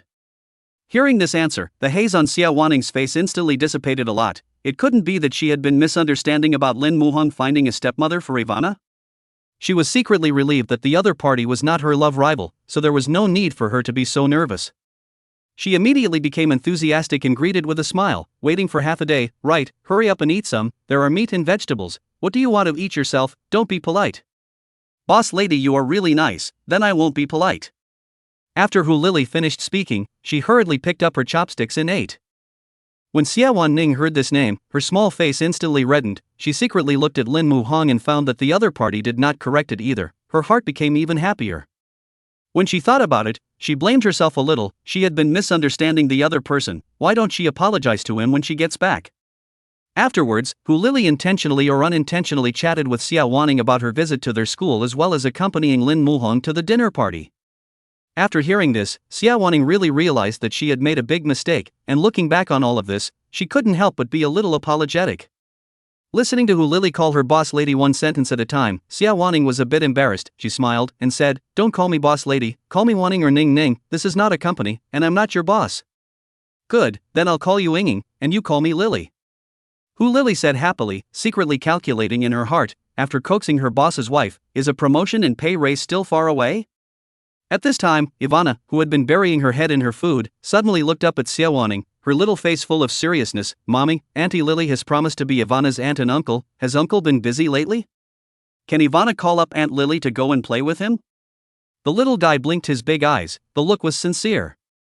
When Xie Wanning heard her baby daughter's words, she was shocked and hurriedly apologized. "Kids talk nonsense, don't take it seriously." Who knows that when Ivana heard this, she beamed her little mouth and was full of unhappiness. Humph. Ivana is not bolting. Ivana is a good and honest child. Aunt Lily really promised to be Ivana's aunt and uncle, isn't that right, Aunt Lily? She cocked her little head and looked up at Hu Lily. Seeing this, Hu Lily tenderly nodded. "Well, Ivana is so cute, of course I'm willing to be your aunt." As she said this, she also reached out and scraped the tip of Ivana's nose, full of fondness. Xie Wanning knew that the other party must be coaxing Ivana. She smiled helplessly and then replied, "Uncle has been busy lately, when he's not." At this time, Xiaoli hurriedly walked in, looking flustered. "Chief editor, I just got the news that several other websites have joined forces with Caterpillar, and our situation is not optimistic." When Song Qianyu heard this, her expression was a bit maniacal. "Fine, how dare you betray me, I will make you all pay the price." She picked up her cell phone, dialed a mysterious number, and said coldly, "Take the job? I have a big deal to talk to you guys about." Chapter 51. She's not wearing anything underneath? In the living room, Ivana hadn't seen her mom for a long time. She blinked her big soulful eyes, staring at the bathroom door, her little head filled with doubt. "Daddy, why hasn't mommy come out yet? Wouldn't something happen?" The little one's face was filled with worry. Lin Muhong sniffed and raised his eyes to look at the clock on the wall. Unknowingly an hour had already passed, and he was a little worried in his heart. "You go ahead and play, Daddy's going to check it out." Inside the bathroom, after Xie Wanning finished her shower, she paced back and forth in the small space, completely forgetting that this was Lin Muhong's home, not the school's bathhouse. She took a shower and washed her intimate clothing in passing, only to realize with a start that there were no pajamas of her own here. Xie Wanning pondered over and over in her mind how to open her mouth and ask Lin Muhong for help. Just as she was caught in a dilemma, Lin Muhong's worried voice came from outside the door. "You haven't come out for a long time. Ivana is a little worried. If it's alright, you'll just reply." Xie Lianning's heart tightened and she hurriedly waved her hand in response, her voice appearing a little flustered through the doorway. "I'm fine, very fine." Immediately after that, her little face turned red and she gathered enough courage to say through the door embarrassedly, "Can you find me a dress?" Outside the door, Lin Muhong sniffed and secretly breathed a sigh of relief in his heart, then gently replied, "Okay, you wait." He turned back to the bedroom and pulled a very large t-shirt out of the closet, came to the bathroom door and softly said, "Clothes for you." Xie Lianning's heart raced as she sniffed, and she swallowed nervously before carefully opening the bathroom door a crack. One hand reached out in panic and tugged at the dress, then quickly slammed the door behind her, cradling it as she gratefully said, "Thank you. No need to be polite." Lin Muhong let out a light laugh before turning around and going to the living room to play with Ivana. Xie Lianning, who came out of the bathroom, had a wide t-shirt that wrapped her up tightly, but the shyness on her face was hard to hide. She looked around cautiously and realized that the father and daughter were too engrossed in their play to notice her difference. She quickly grabbed her underwear and trotted out to the balcony, rushing to hitch up her clothes. Just then, Aster heard movement coming from the master bedroom and suddenly ran from the living room. Upon entering, the little guy saw his mom standing on the balcony and excitedly ran over to her and hugged her tightly in the lap. The little one inhaled deeply as he came close to her body, then said with a mesmerized face, "Mommy, you smell so good." Xie Wanning lowered her head, tenderly stroked her daughter's little head, and laughed. "Ivana's body also smells good after her bath." At that time, Lin Muhong, who was next to him, inadvertently glanced at the small pink suit in Xie Wanning's hands. His heart violently tightened, and his cheeks unconsciously flushed. He hurriedly averted his eyes, mentally muttering, so she's not wearing anything underneath? No sooner had the thought flashed through his mind than he hastily shook his head, trying to drive the unhealthy thoughts from his mind. To break the subtle awkwardness, he coughed softly and called out to Ivana, "Honey, Daddy will take you to wash up and come back and we'll go to bed." "Oh, okay," Ivana beamed, dutifully running over to her dad, her little hand taking his big one as she bounced towards the bathroom. After washing up, Xie Wanning changed Ivana into soft pajamas, and the little one happily burrowed under the covers. Xie Wanning took her daughter's changed dirty clothes and wanted to personally wash them for her, but was gently stopped by Lin Muhong. "I'll wash the clothes, you go and rest." He thought that the other party must be exhausted from working part-time for a day today, and was a little reluctant to do so. "It's fine, usually you wash it, today I have time, it's better for me to wash it," Xie Wanning insisted, with a few moments of stubbornness and gentleness on her face. Because of a piece of clothing, the two began to scramble for it. Accidentally, Xie Wanning's feet slipped, her body lost balance, the whole person fell backwards. In a panic, she grabbed the wall beside her, while Lin Muhong lunged forward because of the inertia. The two people instantly drew closer. Lin Muhong instinctively raised his hand to try to support his body, but he unexpectedly touched a piece of softness on Xie Wanning's chest. Though somewhat small to the touch, the delicacy and warmth made his heart flutter, and his hand tightened unconsciously. When Xie Wanning felt Lin Muhong's large hand, her brain instantly went blank, as if she had been hit by an electric current. A moment later, she reacted furiously, looking down at her chest and then back up at Lin Muhong, a scarlet blush quickly surfacing on her face, both shyness and a few moments of panic in her eyes. Lin Muhong realized that he had touched the wrong place, his face instantly turned red, and he hastily retracted his hand, awkwardly explaining that, "I didn't do it on purpose, I'm really sorry." There were a few tremors in his voice, and he was obviously also overwhelmed by this sudden contact. "Aha!" Xie Wanning nodded shyly, her voice as thin as a gnat. "I know you didn't do it on purpose, no need to take it to heart." Although she said this on her lips, her face still had an undiminished blush hanging on it. Lin Muhong looked at her with an apologetic face, his voice carrying a few hints of firmness. "You go out first, Ivana's clothes are still mine to wash." "All right then." Xie Wanning lowered her head and took small steps out of the bathroom, but in her heart, it was like there were countless deer banging around. Thinking back to that skin-to-skin moment just now, her heart couldn't help but speed up again, and her face once again blushed. She secretly chided herself, "Xie Wanning, you must be crazy, how could you get nostalgic about such things?" After washing the clothes, Lin Muhong came to the balcony and couldn't help but look at the pink suit in the corner more than once when he saw it. "It's so pink." Just as he was about to come out of his room, Aster suddenly handed him over to the side and pouted, "Daddy, why don't you read me a story today?" "Good," Lin Muhong said gently, then picked up his cell phone and started reading. Ivana clung to her daddy and mommy's hands, and like the bear in the story, she fell asleep happily, snuggled between her parents as if she had the world to herself. However, Xie Wanning and Lin Muhong, who were lying next to each other, were unable to fall asleep for a long time even though their eyes were tightly closed. Xie Wanning's heart was even more mixed. She couldn't help but start thinking wildly, will he dislike my small breasts? These thoughts were like little hands, tugging at her heart, making her both shy and apprehensive. And Lin Muhong? His heart was equally unsettled. Recalling the scene just now, an unnameable emotion surged in his heart. At this point, the children's book site was even worse, and as soon as 12 p.m. rolled around, the site was attacked by an unknown party and crashed. Song Qianyue looked at the background. Nothing can be brushed out of the caterpillar, as well as the tree baby and other sites. The heart is very smooth. Soon, however, she received bad news. Chapter 52, Dad, I think you want to kneel on the board. Shaoli hurriedly walked in, looking flustered and frowning. Editor-in-chief, our website has also crashed. When Song Qianyue heard these words, she raised her head violently, a flash of incredulity in her eyes, which was then replaced by anger. She stood straight up, slammed her hands on the table and roared, "What? Who did this?" Shaoli was scared by the sudden roar and whispered with his head down, "I don't know, but it should be the Caterpillar gang, they are raging this time, we." Song Qianyue clenched her teeth, her eyes spewing fire as she coldly grunted, "What a good deed, how dare you touch my website?" Her clenched fists trembled slightly, her anger intensifying when she saw Li still standing in front of her. "What are you standing there for? Why don't you hurry up and fix the website?"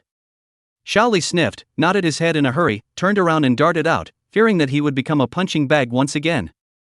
Inside the Caterpillar company, there was a jubilant scene. The employees sat around and cheered loudly, smiles of triumph on their faces. One of them said happily, "We should just give Child's Play some lessons and let them know that the praying mantis catches the cicada and the yellow bird is at the back." Yeah, what a relief this time.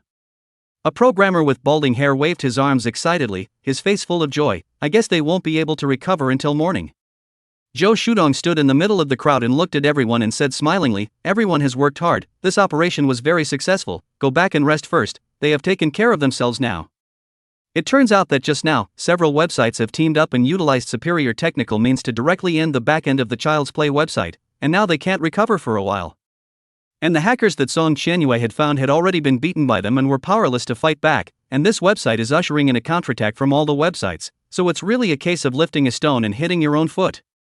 Soon, Song Qianyue's side received an anonymous phone call, the other party opened a voice changer, the voice sounded eerie, "The other side is too many people, but we agreed that the money cannot be returned."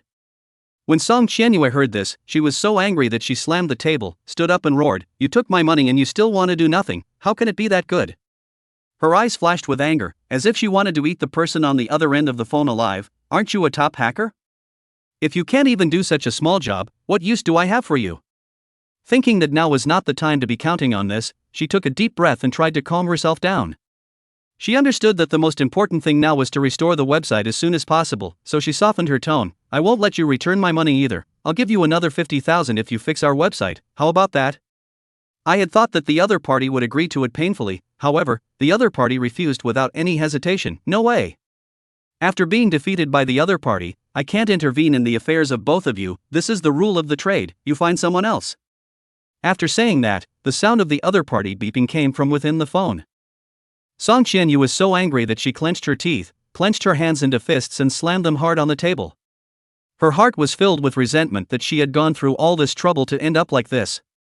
It was only at 6 o'clock in the morning that Song Qianyue received the news that the website had been restored. She hadn't closed her eyes that night, pondering what had gone wrong and how she had ended up in this place. Thinking back to the past, her heart is full of hate. If not for the intervention of Zhong Qianni, she would not have been wrong step by step. Her hatred for Zhong Qianni has increased by a few points. In the morning, not yet to the work point, Mr. Zhang learned of what happened in the company rushed over, and he called Song Qianyue to the office with a grimace on his face. Song Qianyue walked in without her usual arrogance. She lowered her head and said, "General Manager Zhang." Seeing this, Zhang Donglai looked at her with exasperation, his eyes filled with hatred. He slammed the table and roared, Xiaoyu, I gave you a chance and this is how you repay me, look what you've done." Song Qianyue sniffed, hurriedly pleaded, "Mr. Zhang, I'm sorry. I didn't expect things to develop into this, give me another chance, I will make those websites that are against us close down." Her eyes shone with a pleading light, yet Zhang Donglai was not moved in the slightest. He looked coldly at Song Qianyue and spoke indignantly, "You were given a chance, and you were not useful. The price you know. Get out of here."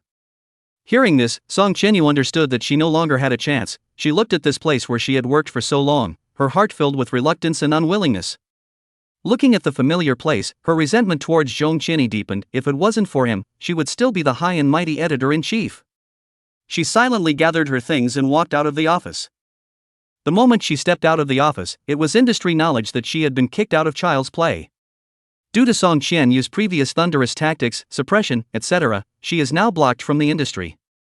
Zhou Shudong and the others were overjoyed at the news. He was the first to share this news with Lin Muhong, but the other party's face was not particularly happy. Lin Muhong just smiled faintly, thinking in his heart, this fate of Song Qianyue was entirely her own doing. Just after putting the cell phone into his pocket, Aster's sticky and sweet voice came from his ear, "Daddy, come over here, the flowers here are so beautiful." The little one finished waving and then admired the pretty flowers, her big eyes sparkling with excitement. Suddenly the little guy looked up blinking his eyes and inquired curiously, "Auntie, why are there so many uncles buying flowers, who are they giving them to?" That voice was full of childish innocence and incomprehension. The boss's wife looked at this soft and cute little group of people, her heart couldn't help but surge a warm current. She gently replied, "Today is 520, of course it's for the one you love." 520, sniffed the little fellow, his eyes cocking round as he began to think. A moment later, as if she suddenly understood something, she excitedly exclaimed, "Doesn't 520 mean I love you?" "Yes, little baby, you're so smart." The boss's wife praised, her eyes full of envy. She thought to herself, if only she had such a smart and beautiful daughter, how wonderful.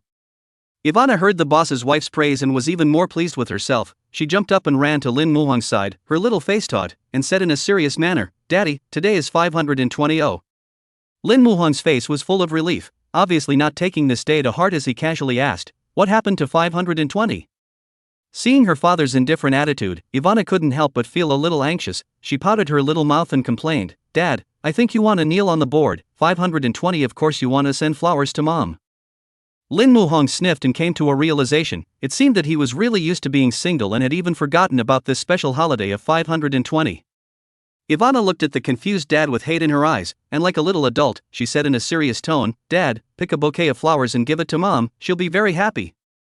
Lin Muhong nodded, and in his heart, he had already begun to think, everyone else sent flowers, he would send something different. Chapter 53 Special 520 Gift. Thinking that gifts should be given in the heart, Lin Muhong pondered on Xie Wanning's favorite things, and suddenly with a flash of light, he knew of one thing that was definitely her favorite. With that, he took Ivana's small hand and went to the store next to him. Seeing this, the little guy blinked his eyes and said suspiciously, "Daddy, what are we doing in the kiosk? Do you not have enough money to buy flowers for Mommy?" When she finished speaking, she pouted with an air of "I know everything." Lin Muhong sniffed, a little ridiculous, his future is the man who lives in Thompson too, still need to use to hide private money? But looking at her sincere little expression with her fleshy face, he was somewhat convinced that his future pocket was cleaner than his face, and probably homeschooled. Seeing his dad's tearful look, the little guy's fleshy little hands opened the backpack behind him and said with incomparable generosity, "Dad, this is my pocket money, you take it and spend it." Saying this, she stood on her tiptoes and endeavored to hand a $100 bill to Lin Muhong, her eyes filled with pride. Seeing this, Lin Muhong said in tears and laughter, "Dad has money in his hand, you keep the pocket money and spend it, and if Dad really has no money in the future, he'll ask you to borrow it again, okay?" "Oh, okay." Ivana nodded and carefully placed her allowance in her small backpack. Once inside the store, Lin Muhong started looking for that special gift. The wide array of goods in the store dazzled the eyes, but Lin Muhong's gaze was unusually firm. Soon he found it on the innermost shelf: chicken feet. That's right, it's chicken claws. Last time when he and Xie Wanning were shopping in the supermarket, he saw the other party take a lot of chicken claws, so he must have loved them very much, that's why he bought those. This time, red and white, Lin Muhong bought some of each. After buying it, he went across the street to the stall selling flowers and said very sincerely, "Boss lady, can you help me wrap all these chicken claws into the side of the flowers?"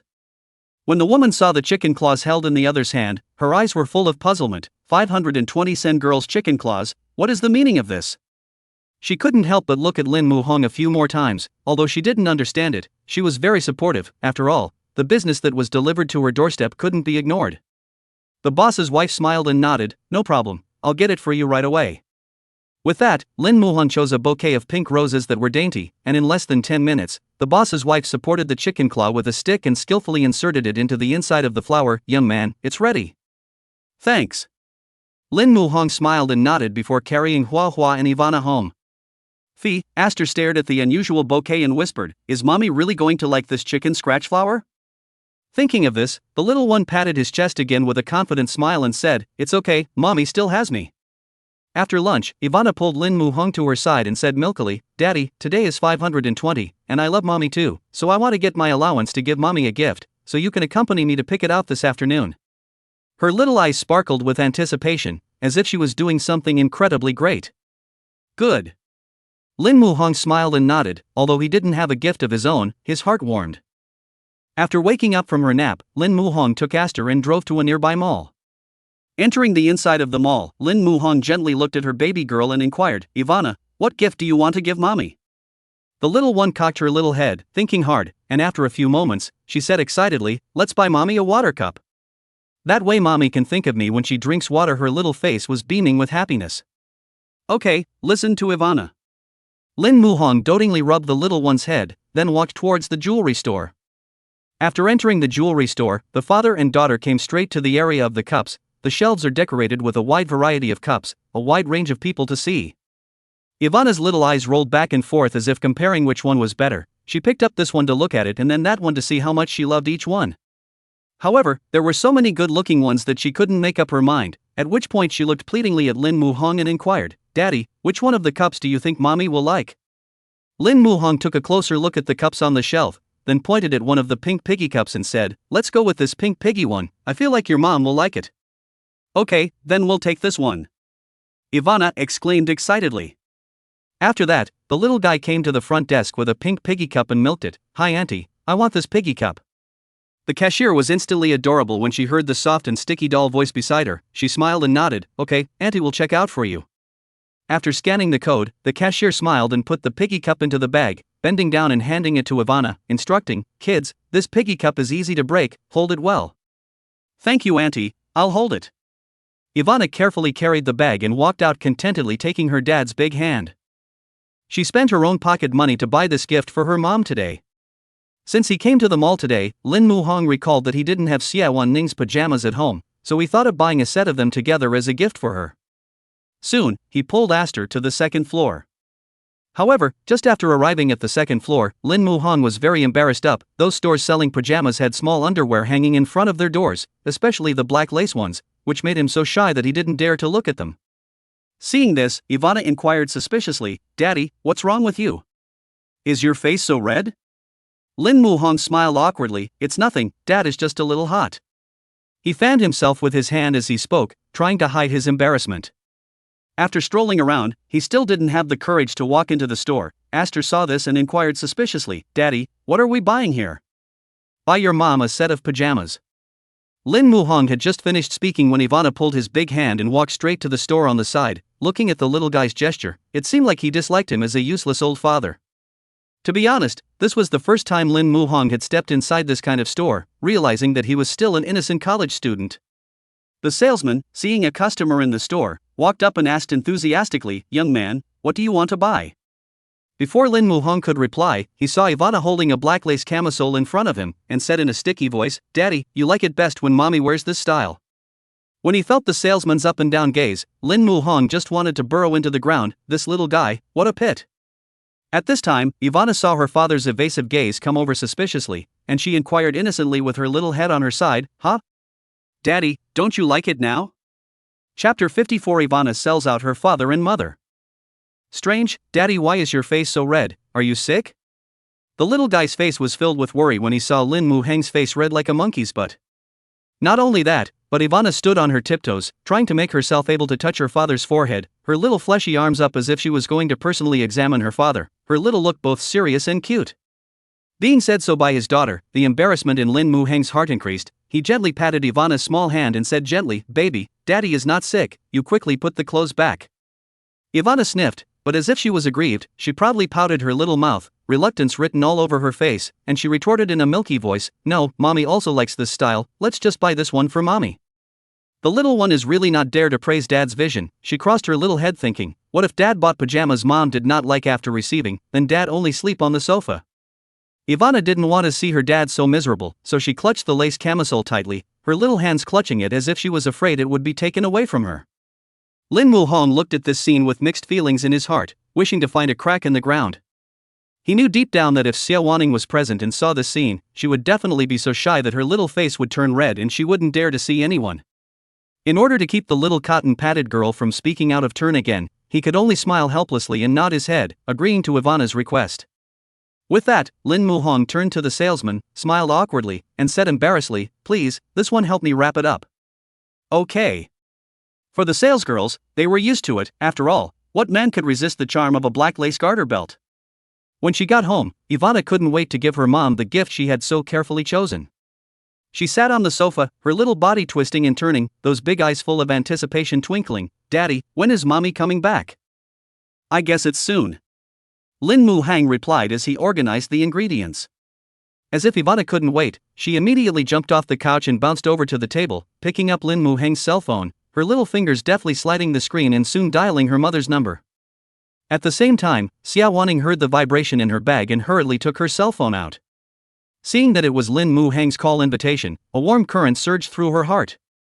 After picking up the phone, Ivana's sticky voice immediately came over. Mom, when are you coming back? Ivana prepared a surprise for you. Oh? Hearing this, Xie Wanning's eyes filled with tenderness as she gently asked, What kind of surprise? Can you tell Mommy? No way, no surprise if I tell you. Ivana shook her head, seriousness and mystery written all over her little face. Seeing this, Xie Wanning also stopped teasing Ivana, and then returned, another half an hour, I guess, and mom will be able to go back to accompany Ivana. Okay.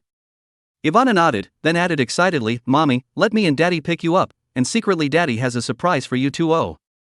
Xie Lianning's eyes immediately lit up when she heard this, and her heartbeat accelerated with it, thumping like a deer in the headlights. She was very happy, and at the same time, she was also full of curiosity and anticipation for the surprise Lin Muhong had prepared, and after hanging up the phone, Xie Wanning's mood could not be calmed for a long time. At that time, Lin Muhong had already packed up the ingredients and was only waiting for Xie Wanning to come back so that dinner could begin. He had just come out of the kitchen when he saw Ivana with her cell phone, excitement written all over her little face. Baby, what are you doing? Lin Muhong asked gently. I'm calling Mama. Ivana replied sweetly, then ran to Lin Muhong, took his hand and said, Dad, Mom asked us to pick her up, let's go over there now. Lin Muhong sniffed, a trace of doubt welled up in his heart. In his opinion, Xie Wanning would not have taken the initiative to ask them to pick her up. He guessed that it was hard to tell what was wrong with the other side. Lin Muhong didn't think much about it, and then he put on the little pink sandals for Ivana and prepared to go out. Just before closing the door, the little one suddenly called out to him, Wait Daddy, I'll go get something. After saying that, she ran into the living room like a gust of wind, and in a short while, she came out holding the bouquet of flowers half a person high. She playfully looked at Lin Muhong, her eyes full of helplessness. Dad, you have such a bad memory, we need to send flowers to Mom. Seeing the little one walk out holding the flowers, Lin Muhong cried and laughed, Ivana, let's wait for Mommy to come back before we give it to her. He tried to convince Ivana, but the little one was very firm. Ivana sniffed and sighed, then patted her father's shoulder like a little adult and said in a serious tone, You're so silly, Daddy, Mommy hugs the flowers so that no other men will miss Mommy, I've seen it played out on TV. Lin Muhong froze, he didn't expect Ivana to say such a thing, yet after careful consideration, he realized that his daughter really had a point, that's how it should be done. On the other hand, in the classroom, Xie Wanning and the other 3 student council members of the group were discussing about tomorrow's debate competition.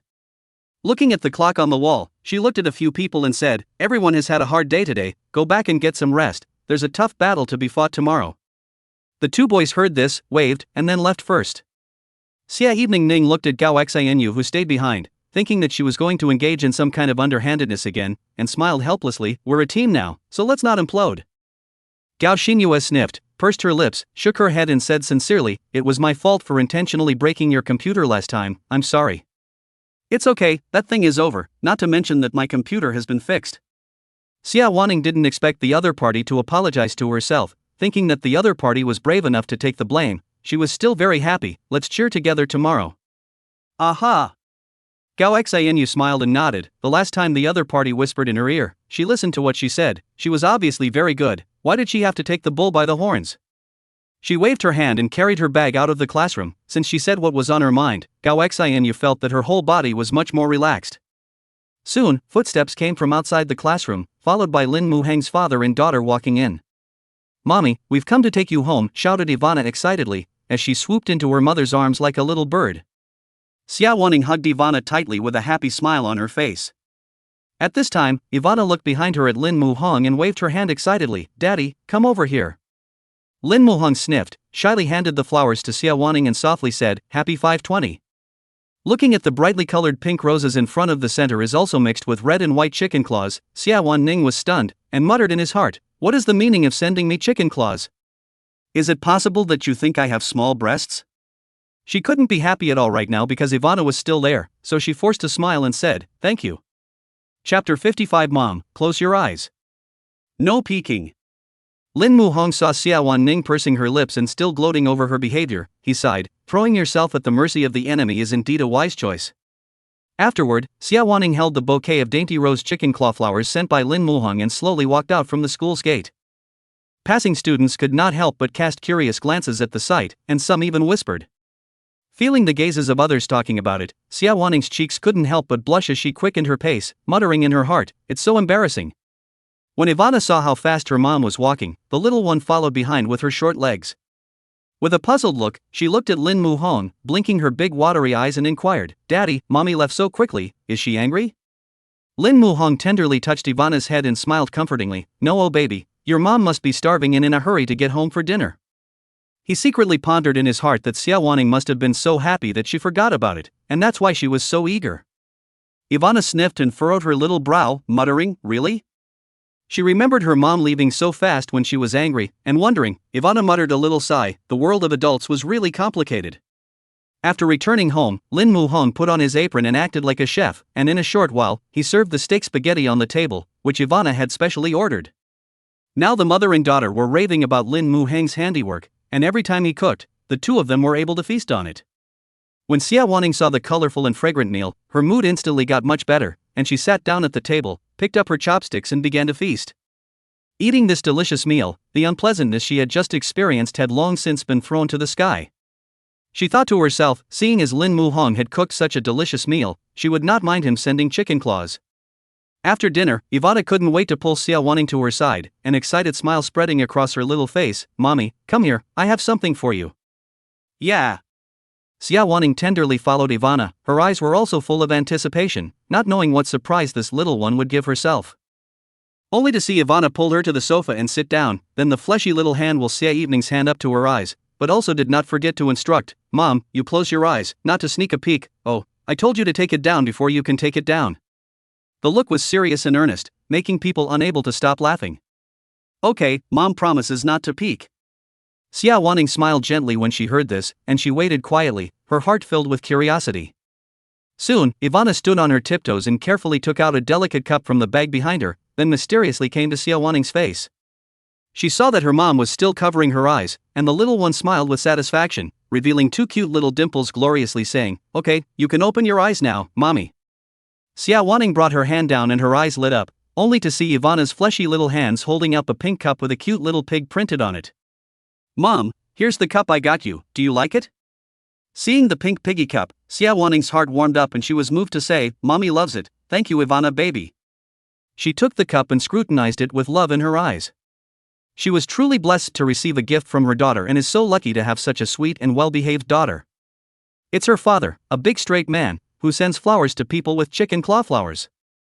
Ivana's heart was full of triumph when she saw her mom smiling so happily. She bobbed her little head and said in a milky voice, "Mommy, you have to think of me when you drink water from now on."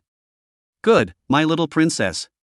Xie Wanning kissed Ivana's face again and again, as if no act could express the excitement and emotion in her heart. She hugged Ivana and inquired intimately, "Baby, why did you remember to give Mommy a present today?" The little one sniffed, cocked her little head, and said quaintly, "Because today is 520. I love Mommy, so I give Mommy a gift." She blinked her big eyes and said with a serious face, "Oh, so that's how it is."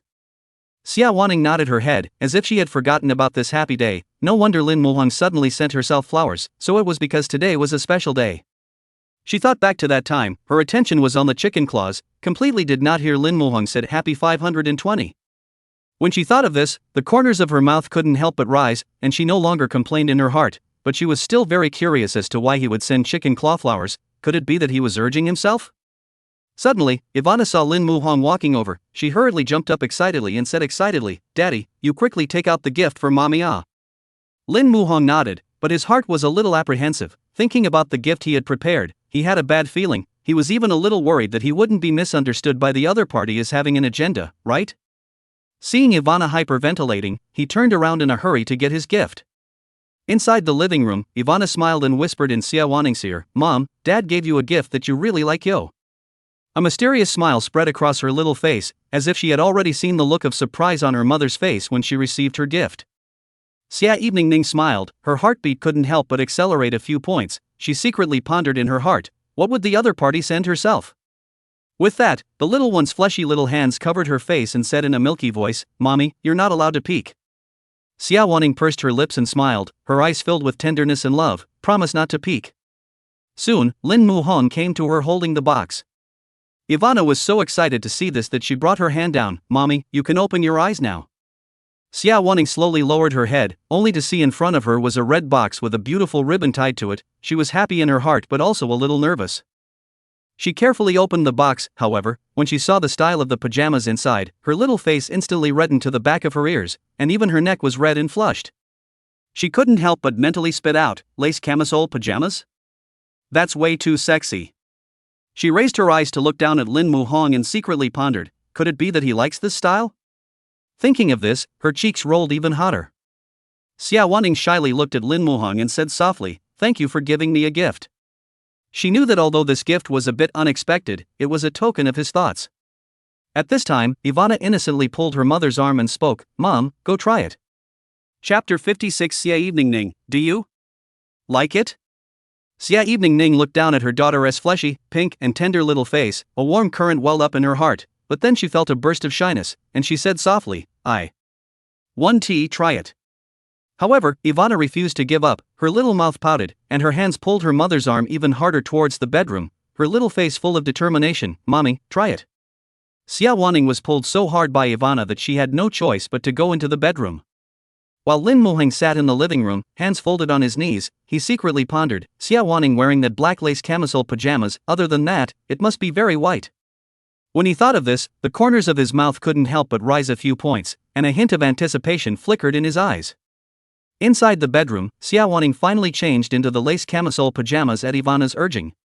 When she put it on, she just felt the wind leaking in all directions. It was too cool. She had never worn this type of dress at all, and was too shy to step out of the bedroom at all.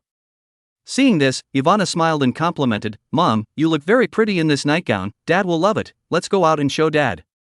Saying that, she pulled her mom's hand and walked towards the outside of the house. Xie Wanning hurriedly waved her hand and refused. "No, I'd better change my clothes back. This dress is not something Mom is used to." Yet Ivana took her arm, a playful smile on her little face. "Are you shy, Mommy? But you are the favorite to wear these pajamas." Xie Wanning froze. She looked at Ivana's serious little expression. Her little face turned even redder. It was hard for her to imagine that her future self would even like this style. "Strange, what's wrong with Daddy and Mommy lately? Why are they weird?" Ivana cocked her little head, her brows furrowed slightly as she thought with the look of a young adult. In the little one's opinion, her mom was beautiful, so she should show it off generously. Then she pulled Xie Wanning's hand again and pouted, "Mom, just go out and show Daddy. Daddy will be very happy." Faced with Ivana's adorable onslaught, there was no choice but to allow the little one to pull herself out of the room. In the living room, Lin Muhang's eyes instantly widened when he heard the bedroom door open. He sat up straight, his gaze fixed on the bedroom doorway, and when he saw Xie Wanning appear in his line of sight, he couldn't help but blurt out, "So white." Ivana didn't hear her dad. She patted his arm and inquired curiously, "Daddy, what did you just say?" Lin Muhang sniffed and hurriedly explained, "I said that your mom is really pretty, and this nightgown suits her." When Xie Wanning heard this, the corners of her mouth couldn't help but rise, and her little heart was even thumping. She shyly lowered her head and tentatively inquired, "Do you like it?" After saying that, she regretted it a little. Did this seem like she was being too proactive? Lin Muhang froze when he heard this, and he looked at Xie Wanning carefully. She was slender and well-proportioned, except for her breasts, which were a little small. Especially the hollowed-out back, very bony, coupled with a long neck, collarbones. With that look than Lu Tianxian's face, it is simply God's reward for food. Such a girl, he cannot like it. Only to see Lin Muhang nod his head very honestly, saying with eyes full of admiration, like, "Very much." His eyes were filled with sincerity and blazing heat, making Xie Wanning even more at a loss for words. She bowed her head shyly, then turned and ran back to the bedroom to change her clothes back. Hugging the lace pajamas, a smile floated at the corner of Xie Wanning's mouth as an inexplicable happiness surged in her heart. Seeing that it was almost time for her to go back to school. When she was about to leave, Xie Wanning looked at Lin Muhang with an unwillingness to part with the light in her eyes. She spoke up, "There's a debate competition between our school and the school across the street tomorrow. Do you want to come over and watch?" When Lin Muhang heard this, a trace of surprise flashed in his eyes as he said gently, "Was it your last selection?" "Yes." Xie Lianning nodded, her eyes filled with anticipation. "Then I'll be there to watch. Keep an eye on you guys." Lin Muhang encouraged, and without realizing it, he was also looking forward to meeting Xie Wanning every day. At that time, in a high-class small district in Magic City, Song Qianyue was sitting alone in the spacious but somewhat cold-looking living room. She looked at the mortgage information from the bank and the repayment information from the flower chanting on her cell phone, and it was like a Tarzan, and her mood was heavy to the extreme. At that time, she took the plunge and bought the house in pursuit of a higher quality of life. Now, however, unemployed, she can no longer afford her mortgage, and over the years of working, she has savings, but they are still a drop in the bucket for a mortgage that still has more than 20 years to go. What's more, she's now blocked from the industry, no website wants her, and can't afford a huge mortgage payment. Song Qianyu sneered as she sipped her wine. She was furious when she recalled that she had made so many contributions to the company and had done so much dirty work for Zhang Donglai, and now she was kicked away. Her eyes were filled with anger and resentment, as if she wanted to devour the world. Song Qianyue raised her wineglass, sneered, and said to herself, "Since you won't let me have a good time, I won't let you have a good time either. Zhang Donglai, Zhong Qianing, I won't let you go," she said through gritted teeth, her eyes flashing with hatred. Afterwards, Song Qianyue picked up her cell phone and dialed a mysterious number. When the call was answered, she spoke coldly, "Check 2 people for me, money is not a problem." Inside the staircase classroom, there was a busy scene. Xie Wanning was organizing the members of the student council to build the venue, making the final preparations for the upcoming debate competition. The debate is about to start in an hour, and things are in order. However, right at this moment, Xie Wanning suddenly felt that something was wrong with her body, and she had a bad premonition. She glanced at the calendar reminder on her phone and it dawned on her that today was the day of her great-aunt's visit, yet nothing was prepared in her bag. Xie Lianning looked at Gao Xianyu who was present, her legs clenched and she shyly walked over. She came to Gao Xinyue's side and inquired in a whisper in her ear, "Did you bring your anti-towel?" Gao Xinyue sniffed and shook her head, then she turned her head to look at Xie Wanning and inquired in alarm, "You didn't bring it?" Her eyes were filled with worry. Xie Wanning smiled bitterly and said, "I just came, I didn't expect it to be so sudden." There was a hint of helplessness in her voice. Gao Xianyu looked at Xie Wanning's anxious appearance, her heart couldn't help but surge with a wave of sympathy, as the same girl, she understood very well. She soothed, "Don't worry, I'll give you some toilet paper to save your life, I'll go and get you some anti-wipes now, I should be in time." Since the last computer incident, Gao Xianyu's attitude towards Xie Wanning had already undergone a great transformation. She wasn't hostile to Xie Wanning at all now, but instead had a feeling of sympathy. To be honest, Xie Wanning was very touched to hear this, but the latter classroom was still very far from the school's supermarket. It would take more than 50 minutes to go back and forth, so neither of the two would be able to make it to the debate, so the proposal was rejected. At this time, Gao Xinyue continued to inquire, "Think hard about whether there is anyone who happens to be coming over right now, and ask them to buy it for you." "Ah, where is anyone at this hour?" However, just as the words came out of her mouth, a figure surfaced in her head. Chapter 57. Let me, a big boy, go shopping for feminine products? For this person, Xie Wanning was completely convinced. Thinking of this, she hurried to the side and dialed Lin Muheng's number. The phone was picked up almost the first second it rang, and she was so excited that her voice trembled slightly, and she said slightly shyly, "Can you buy a pack of sanitary napkins for me and bring it here? I need them urgently now." Her voice was thin as a gnat, clearly embarrassed by such a request. Lin Muheng on the other end of the phone couldn't help but freeze when he heard Xie Wanning's request. He never thought that the other party would let a big boy go shopping for girls' products, and for a moment, his cheeks actually flushed slightly. "Huh? This? Well, don't be anxious, I'll send it to you soon." Although Lin Muheng was a bit embarrassed, when he heard Xie Wanning's anxious tone, he agreed without hesitation. After hanging up the phone, Ivana blinked her big watery eyes and playfully inquired, "Daddy, is that mommy calling?" "Well, Mom needs us to buy something, let's hurry up and get going," Lin Muheng said gently, then picked up Ivana with one hand and hurriedly set off from the house. Afraid of Xie Wanning waiting anxiously, he held Ivana all the way to run. Not long after, the panting appeared in the supermarket in front of the school. At this time, when it was time for classes to end, the supermarket was full of people. Lin Muheng pulled Ivana, embarrassed to go through the crowded crowd, and came to the girls' products area. There were a few girls beside them who were also picking out sanitary napkins, and when they saw Lin Muheng, a big boy, suddenly appearing here, they were instantly a little embarrassed, their cheeks flushed, and they hurriedly took one and fled. Looking at the girls' backs as they fled, Lin Muheng wanted to call out to them to ask what they should choose, but he didn't expect them to run faster than a rabbit. Looking at the wide array of sanitary napkins on the shelves, Lin Muheng couldn't help but have a bit of a headache. Having never used this before, he had no idea how to choose, and he scratched his head, looking a bit overwhelmed. Thinking of the time constraints, in the end, Lin Muheng took a frame and stiffly picked one of each of the expensive sanitary napkins on the shelf and brought them to the counter. Most of the cashiers in the supermarket are college students who work and study, and looking at the frame full of sanitary napkins, the girls couldn't help but raise their eyes and look at Lin Muheng a few more times. She couldn't help but mutter in her heart, "This man is quite handsome, he can't be a pervert, right?" However, on the surface, she still said very calmly, "A total of 128. Feeling the gazes of the gazers around him, Lin Muhong awkwardly swiped the code, then looking at so many packages of sanitary napkins, he embarrassedly said, "Please give me a plastic bag." The girl was still sweet enough to give him a black plastic bag so people wouldn't see what he bought. After loading all the sanitary napkins, Lin Muhong picked up Ivana and quickly ran towards the step classroom. On the other side, Xie Wanning stood at the classroom door anxiously waiting, checking her watch from time to time.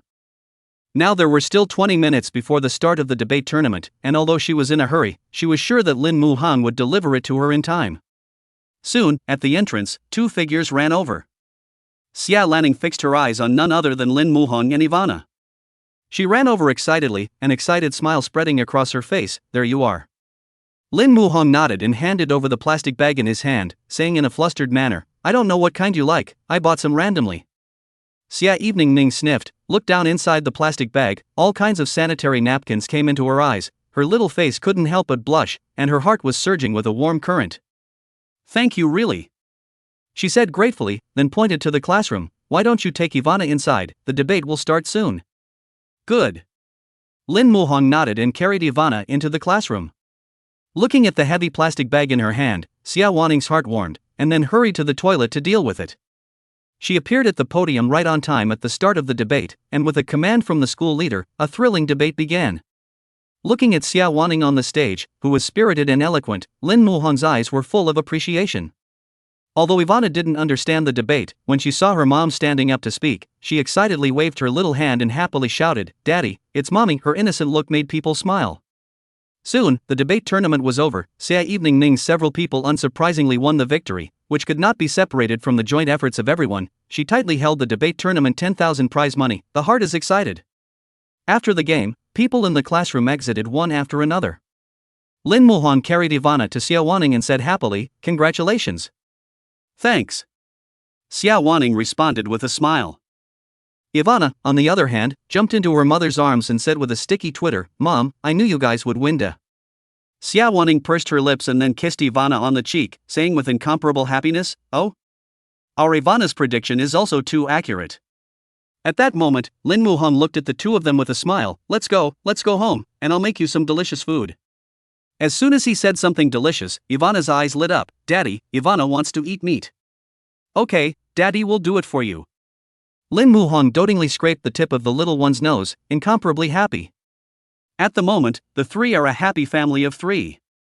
However, in the corner of the classroom, a sharp eagle-like gaze locked onto Lin Muhong, and the man looked to the people around him and inquired, "Who's that kid beside the school beauty?"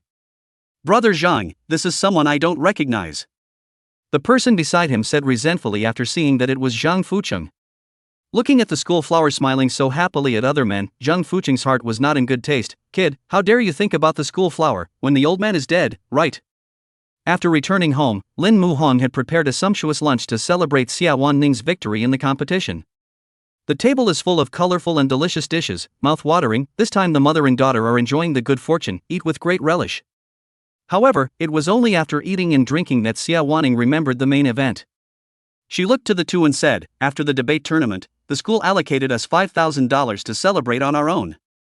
We've discussed the idea of having a celebration party at the barbecue across the street from the school in the evening, and family members are allowed, so why don't you and Ivana come with me to that tonight?" After Xie Wanning finished speaking, she was a little apprehensive in her heart, fearing that Lin Muhong would refuse. Unexpectedly, Lin Muhong agreed painfully, "Good, it just so happens that Ivana's little glutton wants to eat meat skewers, so we'll rub one out for free." Ivana heard the two talking and her attention was immediately drawn to the meat skewers. She looked happily at Lin Muhong, her eyes glittering with excitement. "Daddy, are we going to eat meat at night?" "Yeah, Ivana can eat as much as she wants," Lin Muhong replied with a smile. When Ivana heard this, her little eyes immediately glared round and she almost jumped up in excitement. "Ah? I can eat as much as I want, then I'm going to eat lots and lots." She waved her little hand and gestured in a big circle, and her quirky look was something to behold. At this time, Lin Muhong's pocket phone suddenly rang. Glancing at the caller ID as Zhou Shudong, he could not help but feel a trace of suspicion in his heart. Could it be that the Children's Fun Network began to make a demon again? He immediately pressed the answer button, and in an instant, a jaw-dropping message came from the other end of the line. Chapter 58, You're Next. Mr. Lin Zhang Donlai, the old general manager of Kids Fun Network, was killed by Song Qianyue. Zhou Shudong spoke excitedly with a hint of trembling in his voice. He really didn't expect a woman to be so reckless when she went crazy. He couldn't help but feel a little bit scared now. If he had been on her revenge list, would he have ended up in the same situation? People were stabbed at noon. When the scene was very bloody, Zhang Donglai did not even have the opportunity to resist. In less than an hour, the news was spreading in circles. Those website editors-in-chief were so scared that their legs went limp when they heard this news. Some of them even directly sat down on the ground. They were afraid that they would become Song Qianyu's next target. After Zhou Shudong received this piece of news, he also notified Lin Muhong at the first opportunity. He knew that the grudge entanglement between Lin Muhong and Song Qianyu wasn't a day or two old, and he was worried that Song Qianyu's next target would be him. When Lin Muhong heard this news, he froze for a moment and an intense shock surged through him. He didn't expect Song Qianyu to go so far as to kill someone in order to get revenge. Seeing that there was no sound coming from the phone, Zhou Shudong hurriedly inquired, "Mr. Lin, did you hear it?" His voice was filled with anxiety and worry. "I'm listening." Lin Muhong returned to his senses and said in a deep voice. Zhou Shudong sniffed and hurriedly instructed, "Mr. Lin, Song Qianyu escaped after killing Zhang Donglai. The police haven't caught her so far. You must be careful during this period of time. It's best to hide for a while." Lin Muhong was silent for a moment, then said, "I know. Thank you for telling me the information. I will be careful." "It's fine, you've helped me as well, not to mention it's just a small matter," Zhou Shudong said sincerely. He is very simple in his bones, a drop of grace when the spring to return, not to mention the sight today cannot be separated from each other's help. Although Zhou Shudong had instructed Lin Muhong to be careful, Song Qianyu still made people panic when she didn't fall into the net for a day. To be honest, Zhou Shudong was also very worried about his own safety. After all, his own website was a thorn in Song Qianyu's side and a thorn in her flesh. These days, he planned to stay holed up in the company and not come out, even letting his assistant help bring his meals. He didn't want to lose his life because of a moment of carelessness. After hanging up the phone, Lin Muhong's brows furrowed in deep thought. He wasn't afraid of Song Qianyu. If it was himself, he was fearless. But there were still Ivana and Xie Wanning around, and he didn't want the two to suffer any harm because of him. But it's not a solution to keep hiding. There's only 1,000 years of being a thief, not 1,000 years of being a thief. Lin Muhong knew that he had to find a way to lure Song Qianyu out and then capture her in one fell swoop. He couldn't let this crazy woman stay on the loose and threaten his and his family's safety. Lin Muhong thought that tonight's celebration would be a good opportunity. Maybe now she was hiding in a corner somewhere spying on him, waiting for a chance to strike. It had to be said that Lin Muhong's guess was very correct. Right now, downstairs in his neighborhood, a woman in a baseball cap wearing white sneakers was hiding behind the grass. Her eyes were beady and vicious as she stared intently at the door of Lin Muhong's flat. This woman was Song Qianyu, and she had been standing guard here for an hour, just waiting for Lin Muhong to appear. Looking at the photos in the cell phone, Song Qianyu hate the teeth itchy. She did not think she hated Zhong Qianyu actually as a college student. The thought of being pulled down by this brat made the anger in her eyes seem like it was about to spurt out. She clenched her fists, her nails pinched deep into her flesh, but she felt no pain, only the anger burning in her heart. Song Qianyu's eyes stared angrily and fiercely at the door of the unit. Once Lin Muhong came out, she followed him up and found an unoccupied corner and put him. 10 minutes into the evening, Xie Wanning looked at the clock on the wall, smiled at the father and daughter and said, "I'll go out and book a place first, you two can come over at 7.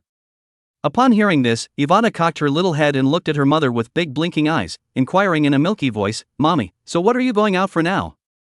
"Mommy, go and book a place, otherwise Ivana won't be able to eat the meat." Xie Wanning rubbed Ivana's little head in favor. The little one heard that cannot eat meat, immediately anxious, tightly hugging the mother's thighs, do not let go, afraid that her mother does not take her to go. "Ivana is going with Mommy." Her little pout was so high it could have hung a bottle of oil. Lin Muhong couldn't help but smile when he saw Ivana in this state. Thinking that Ivana might not be safe with him, he then chimed in, "Since Ivana is going with you, you can take her." "All right then." Xie Wanning nodded, then instructed, "Then go put on your shoes, Mommy will take you." "Haha, Mommy, I love you," the little one said sweetly, then behaved herself on the little bench and put on her own little sandals. She didn't forget to look up at her mom as she put on her shoes, afraid that she would leave without her. After getting dressed, Xie Wanning came out holding Ivana's little hand, and Ivana followed her mother like a little penguin, waddling along. Lin Muhong stood in the doorway, smiling and instructing, "Baby, you have to listen to Mommy, okay?" "I know," Ivana said with a nod of her little head, her pigtails swaying like a cute little elf. When the elevator came, she couldn't wait to take her mother's hand and walk in, looking happily at Lin Muhong and saying, "See you later, Dad." Lin Muhong waved her hand happily and watched the elevator doors close. Looking out the window, the sun was about to set in the west, and he was prepared to wait until it was dark before coming out of his home so that he could create conditions for Song Qianyu. Seeing someone come out of the unit door, Song Qianyu looked up and her eyes were filled with disappointment. She secretly cursed, then continued to hide. "Zhong Qianyi, I don't believe I can't wait for you." Before long, the mother and daughter arrived at the barbecue restaurant across the street from the school. This barbecue restaurant is a small house built out of colorful steel tiles, although simple, but business is exceptionally hot. The door has been set up a lot of small tables and benches, people sit in twos and threes, chatting and eating barbecue. Xie Wanning settled Ivana on a small chair, smiled and said to the boss, "Uncle, you put together a table for us, about 10 people, they'll be here in a while." "Okay, no problem." The boss agreed with a smile and then began to put together the table. He was nimble and put together a large table in no time. After the table was put together, Ivana looked around with a milky huff and inquired curiously, "Mommy, when can we eat meat?" Her little mouth pouted as if she couldn't wait. "Baby, we have to have all the people here before we can eat the meat, this is basic etiquette." Xie Wanning gently spoke to her baby girl. Ivana nodded her head as if she understood. "Oh, okay. Then Ivana will wait a little longer." "Awesome, our Ivana is so good." Xie Wanning lovingly scraped the tip of Ivana's nose, then accompanied the little one to read a drawing book. Before long, someone took a seat beside Xie Wanning. 59 This is my boyfriend Lin Muhong. Gao Xianyu sat down on her butt, and her gaze then landed on the soft and sticky little ball beside Xie Wanning. The little group was wearing a little pink dress, with her hair tied up in 2 cute pigtails with sparkly bows on them. Seeing such an adorable little one, Gao Xianyu's eyes glittered with delight. "Ning Ning, this is your sister, isn't it? So cute looking." After she finished speaking, she stretched out her slender fingers and gently pulled Ivana to her side, her voice full of fondness as she inquired, "Little sister, what's your name?" Ivana pursed her lips and smiled, revealing 2 shallow dimples. "My name is Lin Ivana." Her voice was milky and delightful to hear. After hearing this, Gao Xianyu happily touched Ivana's little head, then pulled out a lollipop from her pocket. "This candy is for you." When Ivana saw it, her little eyes instantly widened and her fleshy little hands couldn't wait to tear open the wrapper and stuff the candy into her mouth. The sugar was sweet, and so was the little one's heart, and she squinted contentedly, like a little glutton. Recalling the name the little one had just said, Gao Xianyu said with a face full of surprise, "Ning Ning, your family is so hip, her sister follows her mother's nature." When Xie Wanning heard this, she smiled helplessly. "What follows motherhood? Ivana is my daughter." Although no one would believe it if she said it, right, her heart was full of happiness and pride. "Really?" High Crescent Moon looked the two up and down, her face full of incredulity. Xie Wanning said very sincerely, "Really?" But Gao Xianyu was still a bit unbelievable, but she didn't take it more seriously. Thinking that she had something important to tell the other woman, she then tapped her on the shoulder and instructed her. "Ning Ning, I heard some news from others. Zhang Jinfu and others have discussed to take turns to fill you with wine at night. I'm worried that they are plotting against you. You must not drink with them." Gao Xianyu's voice was full of worry. She didn't want to see Xie Wanning suffer. Xie Evening's eyes surfaced a touch of coldness. "That coldness is like ice. Let a person shudder. You. Thank you for telling me this news. I am not going to drink with them." She was clear in her heart. Zhang Jinfu, this person on the surface with people and very good, in fact in the heart a belly of bad water. She has long been on the defensive. Speak of the devil, and soon, Zhang Jinfu and a few members of the student council walked over. They had a large group of people with impish smiles on their faces. Upon seeing Xie Evening, Zhang Jinfu came over smilingly, a few points of cunning hidden in that smile. "Sister Ning Ning came really early, waiting in a hurry." Xie Lian Ning sniffed, not even taking a look at him, coldly returned, "Ning Ning is not what you called me, I'm not familiar with you." There was not a trace of temperature in her voice, just like the cold winter wind, piercing and icy. With his hot face on his cold ass, Zhang Jinfu's eyes surfaced dissatisfaction, and in his heart, he secretly slandered, "What's so noble about it? I'm going to sleep with you today." He glared viciously at Xie Wanning, his eyes filled with possessiveness and anger. Afterwards, a group of people sat on the opposite side of the table. A few men looked at each other and smiled, that smile threw a few points of treachery, and then said, "President Xie, today our student union raised eyebrows. We can celebrate to celebrate, let's not get drunk and not go home, huh?" They all knew in their hearts that today was the day to get Xie Wanning drunk, and then take the opportunity to lay their hands on her. Knowing several people's little scheme in advance, Xie Wanning refused without blinking her eyebrows. I'm really sorry, I've had some colds lately, I took a cephalosporin when I came out, it's better for you guys to drink it. When Zhang Jinfu heard this answer, the smile on his face was stunned. The original plan he had made had gone down the drain, and his eyes were filled with exasperation. He gritted his teeth fiercely and cursed in his heart, this woman, how dare she badmouth my good deed. The atmosphere suddenly quieted down. Ivana looked at the table surrounded by a number of people. She cocked her head and looked curiously at Xie Wanning and said, Mom, are the uncles and aunts here? Ivana's belly is rumbling. Her little hand covered her stomach, somewhat embarrassed. Xie Wanning looked at the time. It was now the agreed point. She smiled and said, okay, then let's eat. Afterwards, she called the boss to start ordering. However, at this moment, several men looked at each other, their gazes fell on Ivana, and there were a few moments of surprise in those eyes. After ordering, Zhang Jinfu urgently inquired, President Xie, this little girl beside you is your daughter? Yeah, can't I? Xie Evening Ning asked back in a good-natured manner, a hint of disdain and indifference in those eyes. Zhang Jinfu waved his hand at the words, while in his heart, he secretly muttered, damn, not even a chick anymore, who are you pretending to be high and mighty for? If others can sleep with them, so can I. His heart was filled with resentment and dissatisfaction towards Xie Wanning. At the table, everyone looked different, only Ivana concentrated on eating the meat. She took a bite of the meat, her little face was immensely satisfied. I have to say, being small is just not a worry, her joy is so simple and pure. As she ate, Ivana suddenly remembered something important. She looked at Xie Wanning, that big eyes flashed with doubt. Mommy, why hasn't Daddy come yet? He couldn't have forgotten, right? Her voice carried a hint of anxiety and uneasiness, fearing that Daddy had missed out on the delicious meat. No way. Xie Wanning was puzzled, and immediately wanted to take out her cell phone to contact the other party. Just then, a familiar voice came, sorry I'm late. Daddy, you're here. When Ivana heard her father's voice, she jumped up and ran over to pull him to sit beside her. That little figure was like a happy little elf. Seeing this, Xie Wanning smiled and shook her head, not too late, the meat skewers just happened to come up and are still hot. At this moment, Gao Xianyu said in surprise in her ear, Ning Ning, this handsome guy isn't from our student union, right? I haven't seen him before. There was a hint of curiosity and surprise in her voice, her eyes glancing back and forth at Lin Muhong. Indeed not.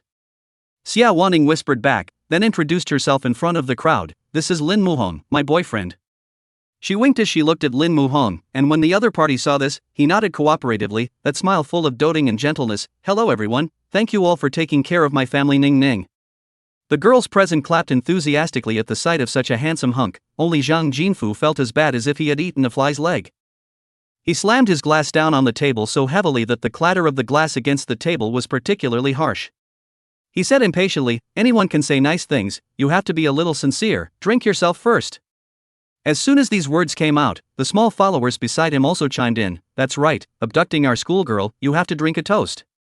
Xie Wanning saw that everyone was deliberately looking for a fight. She said coldly, my boyfriend can't drink wine, you guys want to drink yourselves. Seeing this, Zhang Jinfu provocatively looked at Lin Muhong and continued, a goon who hides behind women, I really doubt our President Xie's vision, don't I? His eyes were filled with contempt and mockery, as if he wanted to enrage the other party. Seeing this, Lin Muhong smiled and nodded, I'll drink with you. When he came he realized that someone was following him behind him, and he was pretty sure that it was Song Qianyu. I was worried about how to lure her out of the room, and this guy came over to deliver a pillow, which was pretty timely. At that time, Lin Muhong already had a plan in his head to ensure that Song Qianyu would be apprehended. Chapter 60, Mom, I saw two tits. Subsequently, Lin Muhong's deep eyes slowly fell on the white wine bottle on the side, the corner of his mouth slightly rose, outlining an easy smile, how insincere is a glass of wine, I'll drink a bottle, do you dare to follow? Saying that, he slightly raised his chin, his face full of smugness. You know, he is talking about white wine. Ordinary people a cup of the amount is estimated to be dizzy, east and west, this bottle of wine down, have to go to see two milk. The small followers beside him heard Lin Muhong's words, and immediately came to the spirit. One by one, they all came to Zhang Jinfu's side, and said with seven mouths, Brother Zhang, this kid is just bluffing you, he can't drink at all, let's bet with him. Yes, that's right, don't fight for buns, let this kid see how much you can drink.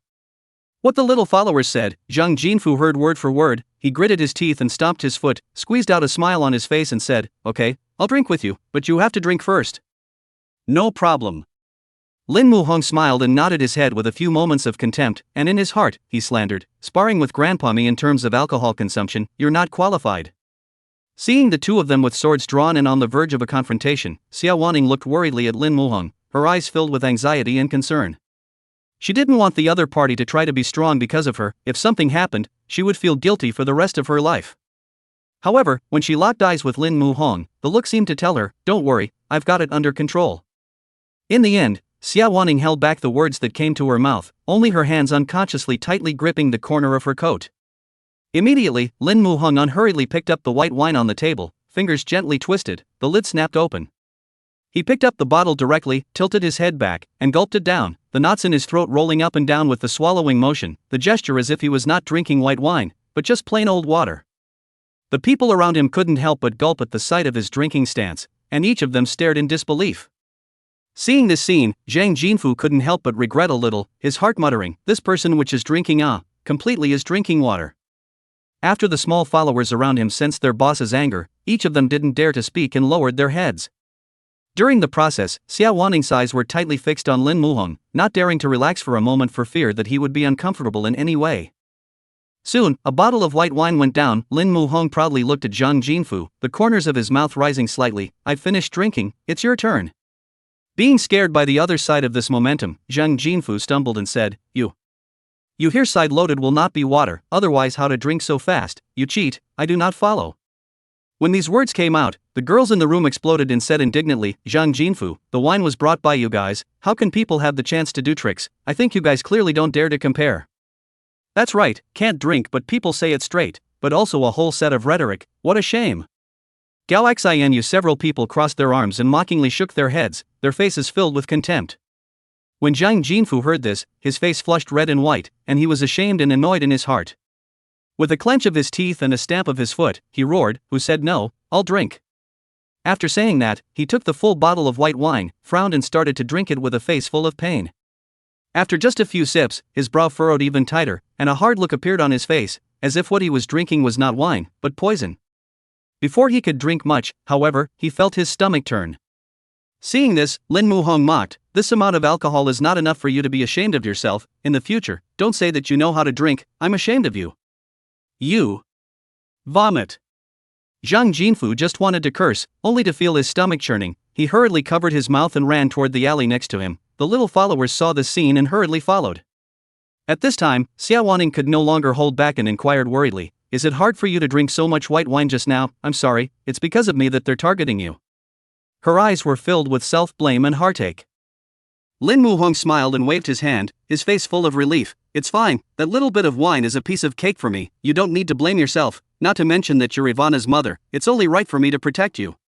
Xie Wanning smiled and nodded her head when she heard this, but there was a different kind of emotion in her heart. Ivana's mom? But she doesn't just want to be Ivana's mom. Next, Lin Muhong took a big bite of the roasted meat. Soon, a few of them came over. Zhang Jinfu's face was as red as a monkey's ass, and his walk was staggering. It looked like he had drunk too much, and then he even fell asleep on the table. At that time, Song Qianyu, who was in the darkness, was hiding in a corner, her eyes tightly fixed on Lin Muhong. Seeing the other party leisurely eating barbecued meat, she couldn't help but gulp and her stomach growled. From the time she started following Zhang Donglai in the morning until now, she hadn't eaten a single bite of food yet. She was really hungry. She waited silently, her eyes all sultry, her mouth muttering in a small voice, "Zhong Qianni, just eat well, this is the last meal you'll eat." At 9 o'clock in the evening, Lin Muhong saw that the alley was much less crowded, and he got up and prepared to go fishing for big fish. Seeing this, Xie Wanning inquired suspiciously, "What are you going to do?" Her eyes were filled with worry, and her hands unconsciously grabbed the corner of Lin Muhong's coat. "Taking care of some personal matters," Lin Muhong said softly. Xie Wanning sniffed and thought that he was going to defecate. Her little face instantly reddened like a ripe apple, and she hurriedly let go of her hand. At this time, when the little followers saw Lin Muhong get up from his position, they were all excited and hurriedly patted Zhang Jinfu. "Brother Zhang, wake up, that Lin Muhong went to the alley, let's go over and teach him a lesson." Zhang Jinfu opened his eyes in a daze, and when he heard this, he was instantly energized, sat up violently, and said, "Good, let me lose such a big face, let's see if I don't break your legs, let's go." With that said, several people rumbled to their feet and headed toward the alley. Seeing this, Xie Wanning's heart thumped. They won't go looking for trouble with my boyfriend. Her eyes were filled with worry and anxiety. I don't think so, I probably drank too much and tried to throw up again. Gao Xinyue patted her shoulder and comforted her, so Xie Wanning didn't think much about it, but her heart was still vaguely uneasy, as if there was a stone pressing on her heart.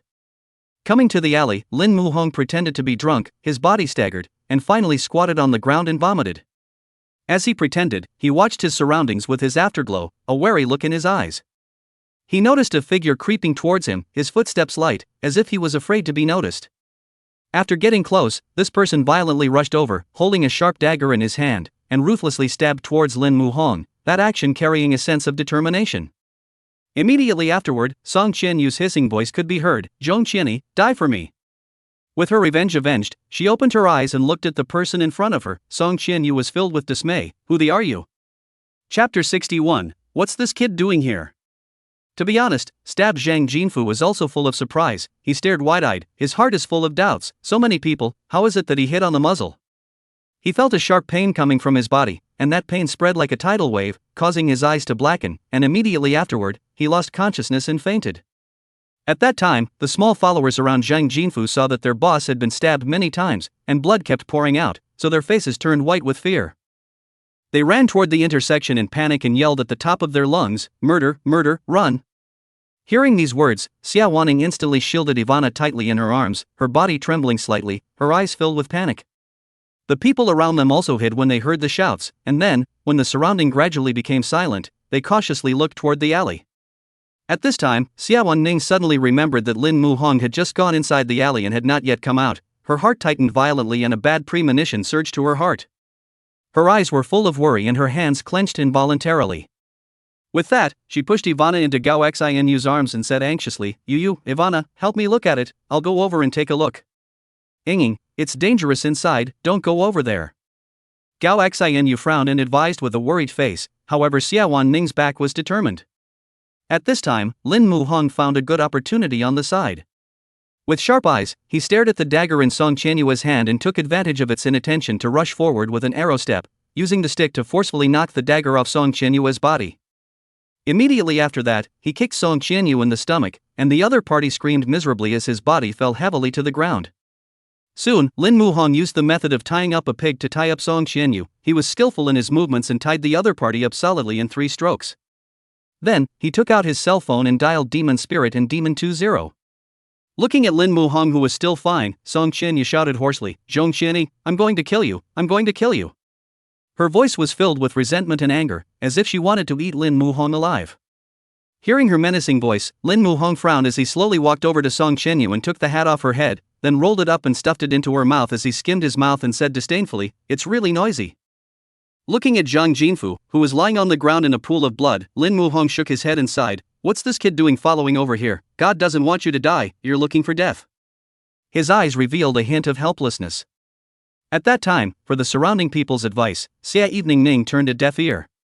Her eyes were firm, and there was only one thought in her mind, to find Lin Muhong. She ran recklessly into the alley, tears streaming down her face. As she ran, she prayed in her heart, "Lin Muhong, you mustn't be okay." The alley was dark and out of reach, and Xie Wanning could vaguely see a tall, black figure from a distance. Her heartbeat couldn't help but speed up and her footsteps became hurried. When she got closer and realized that it was Lin Muhong, she couldn't hold back any longer and rushed to pounce on her. "You really scared me to death, I thought. Oh. I thought. Xie Evening cried with a pear blossoms with rain, voice with a trace of choking. "Still think what's wrong with me?" Lin Muhong pursed his lips and smiled. He gently patted Xie Wanning's back and comforted, "I'm not doing fine, don't cry. People aren't worried about you." Xie Lianning pouted as she raised her head and looked at Lin Muhong with teary eyes before patting his chest and complaining. After adjusting her emotions, Xie Wanning touched Lin Muhong's arm and spun him around, asking worriedly, "You're not hurt, are you? Is Zhang Jinfu trying to do something to you?" "No, he is also a victim." Lin Muhong shook his head, then pulled Xie Wanning out of the alley. He didn't want the other party to see Zhang Jinfu's bloody scene, lest she have nightmares. Soon, the ambulance and the demon spirits arrived at the scene, and the doctors quickly lifted Zhang Jinfu onto a stretcher and sent him to the hospital.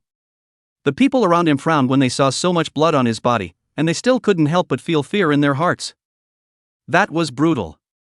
Someone whispered, fear in their eyes. At this time, the police handcuffed Song Qianyu and took her away. Before leaving, Song Qianyu also stared viciously at Lin Mu-hong, as if she didn't have a big revenge, very resentful. Soon, the police came to Lin Mu-hang's side and asked, "Did you call the police? Can you come with us to the police station to make a statement?" Good. Lin Mu-hong nodded, then turned to look at Xie Wanning and instructed, "You take Ivana home first." Good. Xie Lianning nodded, her eyes full of reluctance. After arriving at the police station, Lin Mu-hong truthfully told Song Qianyu's matter of stalking him and her resentment towards him, and the police listened carefully while making a statement. When he heard that Zhang Jinfu was just an innocent passerby, the police's eyes are full of pity. It's really pitiful. Just now they received a call from the hospital. The murderer stabbed into the location is exactly the aorta. Zhang Jinfu body organs in many places were cut, has died. The hearts of the police became heavy. They did not expect things to be so serious. To be honest, Lin Mu-hong was also very saddened to hear this news, and could only say that if people's hearts were good, they wouldn't end up like this. Coming out of the police station, Lin Mu-hong dialed Zhou Shudong's number. The other party is now eating and living in the company. He had just finished hitting the ground ready to sleep when he suddenly received a phone call. "Mr. Lin, is there something wrong so late?" "Mr. Zhou, Song Qianyu has already been arrested by the police, so you can go home and have a peaceful sleep," Lin Mu-hong said calmly. "Huh? Really?" Hearing this news, Zhou Shudong was filled with shock. He didn't expect the police to work so fast. He sat up from the ground in a flash, his eyes wide, but he was still quite curious as he inquired, "Mr. Lin, where did you get the information from?" Lin Mu-hong spoke lightly, as if it were a trivial matter of no consequence. "The police arrested her in front of me. She really did come at me." Zhou Shudong sniffed and nodded his head, and after a moment, he said with concern, "You're not injured, Mr. Lin, are you?" "No, that's good, let's talk some other time." After hanging up the phone, Zhou Shudong then notified in the circle that everyone could finally get a good night's sleep. After arriving home and turning on the lights in the living room, Lin Mu-hong found Xie Wanning sitting on the sofa waiting for him. He smiled and said, "Why don't you go rest?" Chapter 62 The Three Healers. Xie Lianning raised her head, her eyes full of concern. "I was a little worried about you and couldn't sleep." Recalling the way that woman looked at Lin Mu-hong when she was taken away by the police, her heart couldn't help but be flooded with a hint of doubt, and she then inquired, "Is that woman's target you? Do you have a grudge against her?" Seeing that he couldn't hide it, Lin Mu-hong nodded helplessly. Hearing this, Xie Wanning's heart clenched violently, both worried and fearful, but seeing that he was unharmed, she let her heart down a little. She looked at Lin Mu-hong heartily and asked, "Tonight you asked me to bring Aster here first. Did you sense danger?" "Yes." Lin Mu-hong didn't expect her to be so perceptive. Xie Wanning's tears instantly slid down like broken pearls. Her voice was tinged with sobs as she said worriedly, "You're Ivana's father. You can't do something so dangerous next time. I don't want you to get into an accident, and Ivana can't live without you. Do you hear me clearly?" Seeing how worried she was about herself, Lin Mu-hong hurriedly shook his head and assured, "Well, it won't happen next time." Xie Lianning let out a pout and said, "Tonight you sleep in the second bedroom. Reflect on your behavior. I'll go to bed first." After saying that, she turned around and walked towards the bedroom. Lin Mu-hong looked at her departing back, wanting to cry, thinking in his heart, obviously at night, he still tenderly called people boyfriends, and this is turning his face away from them? The next morning, sunlight poured through the window onto the dining room table. Xie Lianning raised her eyes to Lin Mu-hong and inquired, "Do you have time lately? I promised earlier to take Ivana to the playground after the debate tournament." "There's time, tomorrow then. I don't have class. How about you?" Lin Mu-hong said after thinking for a moment. Xie Wanning also nodded and said, "Yes." After seeing her dad and mom discussing it, she said with a face full of excitement, "So, we're going to the playground tomorrow? Ivana is so happy. Daddy, Mommy, you guys are too good to me, I love you." After saying that, Ivana, like a joyful bird, jumped into the arms of the two and gave them a kiss on the forehead. Her big, watery eyes glittered with anticipation, and her little hand pulled tightly on her mom and dad's hand, as if she was afraid that they would turn back. In the afternoon, both Lin Mu-hong and Xie Wanning had classes, but Lin Mu-hong only had one, so he brought Ivana to class. Ivana, carrying a small book bag, sat obediently next to her father, her eyes curiously surveying everything around her. Soon, Zhao Zijuan, Lu Xiaorong, and Wang Kailuan walked over with a smile on their faces and sat beside him. Karen Wang just sat down and looked at Lin Mu-hong and spat, "Hung, we can't even see you except in class. What have you been busy with lately?" "Take the child." Lin Mu-hong said sincerely. After all, he cherished the time he spent with Ivana. At this time, Zhao Zijuan's eyes rolled and said with a bad smile, "Hung, you've chased after the schoolgirl and didn't introduce us. Isn't that too insufficient?" That's right, hurry up and introduce sister-in-law to us to get to know brothers are still single now, you have to help us help. Wang Kailun also followed suit. Lin Muhong cried and laughed, although Xie Wanning was not his girlfriend now, she was Ivana's mother, and it was time to meet his good brothers. He returned, alright, then you guys come to my house for dinner later, I'll cook myself. However, after Lu Xiaorong heard this, he immediately frowned with a puzzled expression and said, Ahang, can you eat the rice you made? It won't make us come back with diarrhea for days. Don't worry, I can't poison you, it's good to detoxify you. Lin Muhong said belaboredly. It was true that he used to be a very unreliable cook, but now he was off the charts and a great cook, guaranteed to conquer a few people. The three of them just didn't go out of their way, and when they heard Lin Muhong say this, their hearts were very eager to try it. But that's not their intention, they're drunk on people rather than wine. After class, Lin Muhong was followed by 3 followers. When Ivana saw this, her little head glanced behind her and asked curiously, Daddy, why do these weird uncles still keep following us? Because these 3 weird uncles are coming to our house for dinner. Lin Muhong pinched the tip of Ivana's nose and said happily. Oh, so that's how it is, so will their sons come too, Ivana wants to play with them. Ivana said playfully when she heard that, her little mouth pouting in anticipation. Hearing the little guy's words, Lin Muhong hurriedly replied back, Baby, you have to stay away from their son in the future. He didn't want his housemate's son to abduct his precious daughter, or they'd have to be smug for the rest of their lives. Okay then. Ivana cocked her little head, full of confusion, but she listened to her dad and nodded. After buying some vegetables and meat from the supermarket downstairs in the neighborhood, Lin Muhong led a few people home. After opening the door and looking at the cozy hut in front of them, Zhao Zijuan's trio was envious. The decoration is not bad, cozy and comfortable, no wonder the good brothers do not go back to the dormitory to live, if I would never go back At this time, Lin Muhong looked at the 3 of them and said, You guys feel free to sit, don't be formal, I'll go cook. Good. The 3 nodded, then sat on the couch, either playing on their phones or watching TV. Dad didn't have time for himself when he was cooking, so Ivana then played on her own.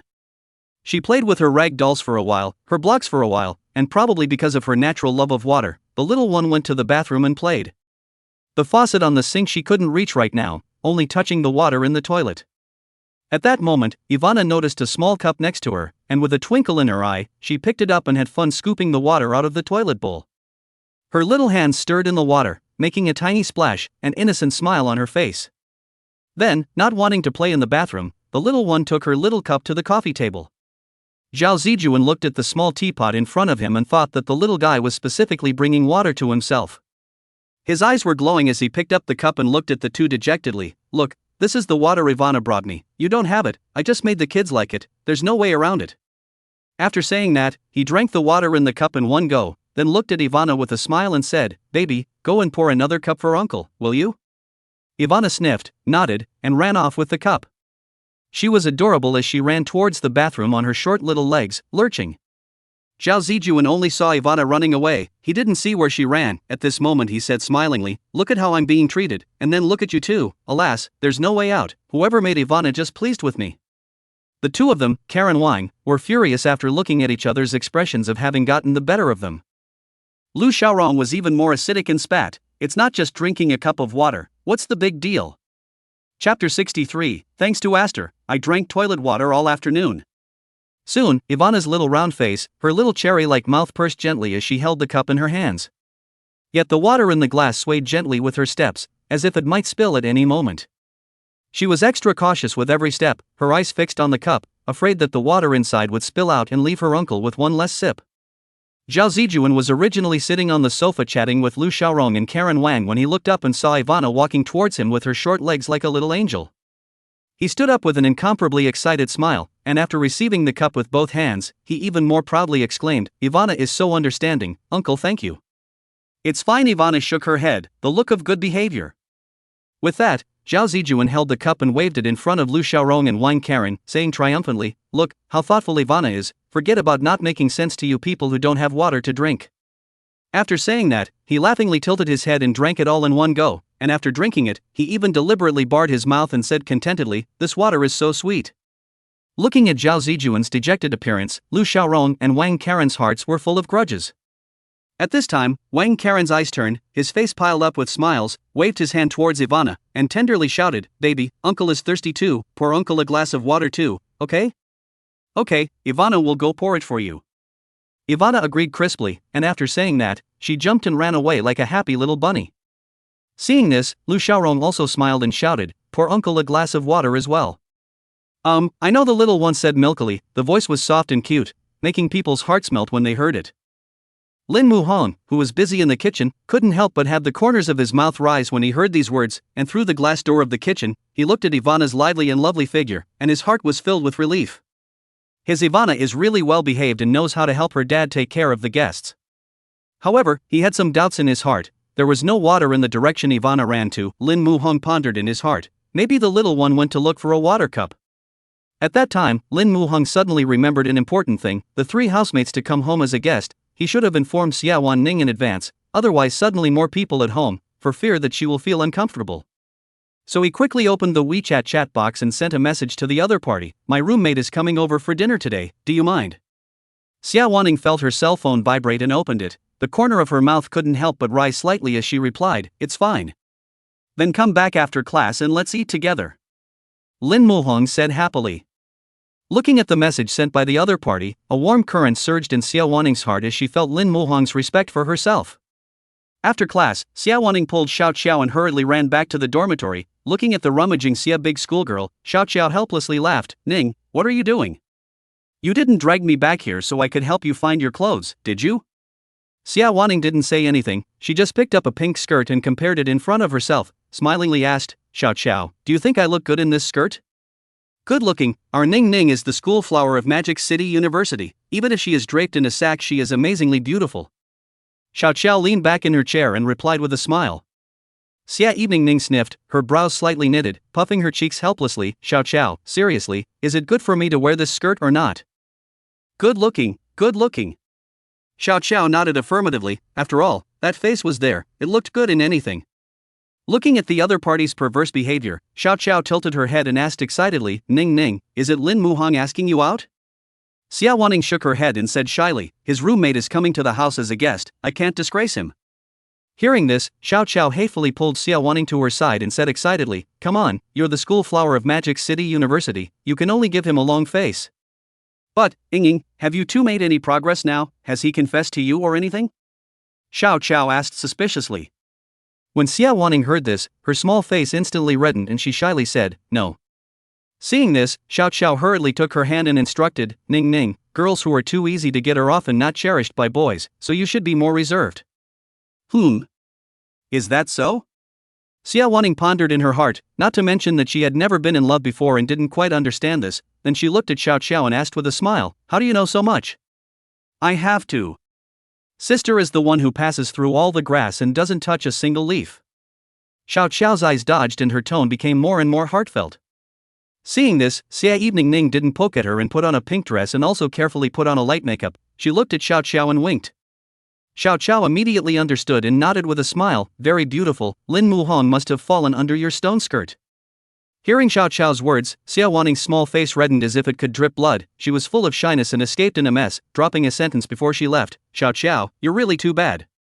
Looking at the other parties fleeing back, Xiao Xiao pursed her lips and said to herself, "She must have been reincarnated wrongly in her own life. I'm so bad, but women love me very much." Meanwhile, Ivana was sweetly helping her dad take care of a couple of uncles, and she was having fun catching water back and forth like a little gyroscope. She gave water to this uncle and then to that one, and she looked so cute. At this time, the sound of the door opening came from the doorway, and Xie Lian Ning walked in. Ivana's eyes lit up when she heard the commotion coming from the doorway, smiling and pouncing towards her mom. "Mom, you're back." When Zhao Zijuan's trio heard this, they hurriedly sat up from the sofa, then came in front of Xie Wanning and greeted her with a smile. "Hello, sister-in-law." "Hello, sister-in-law."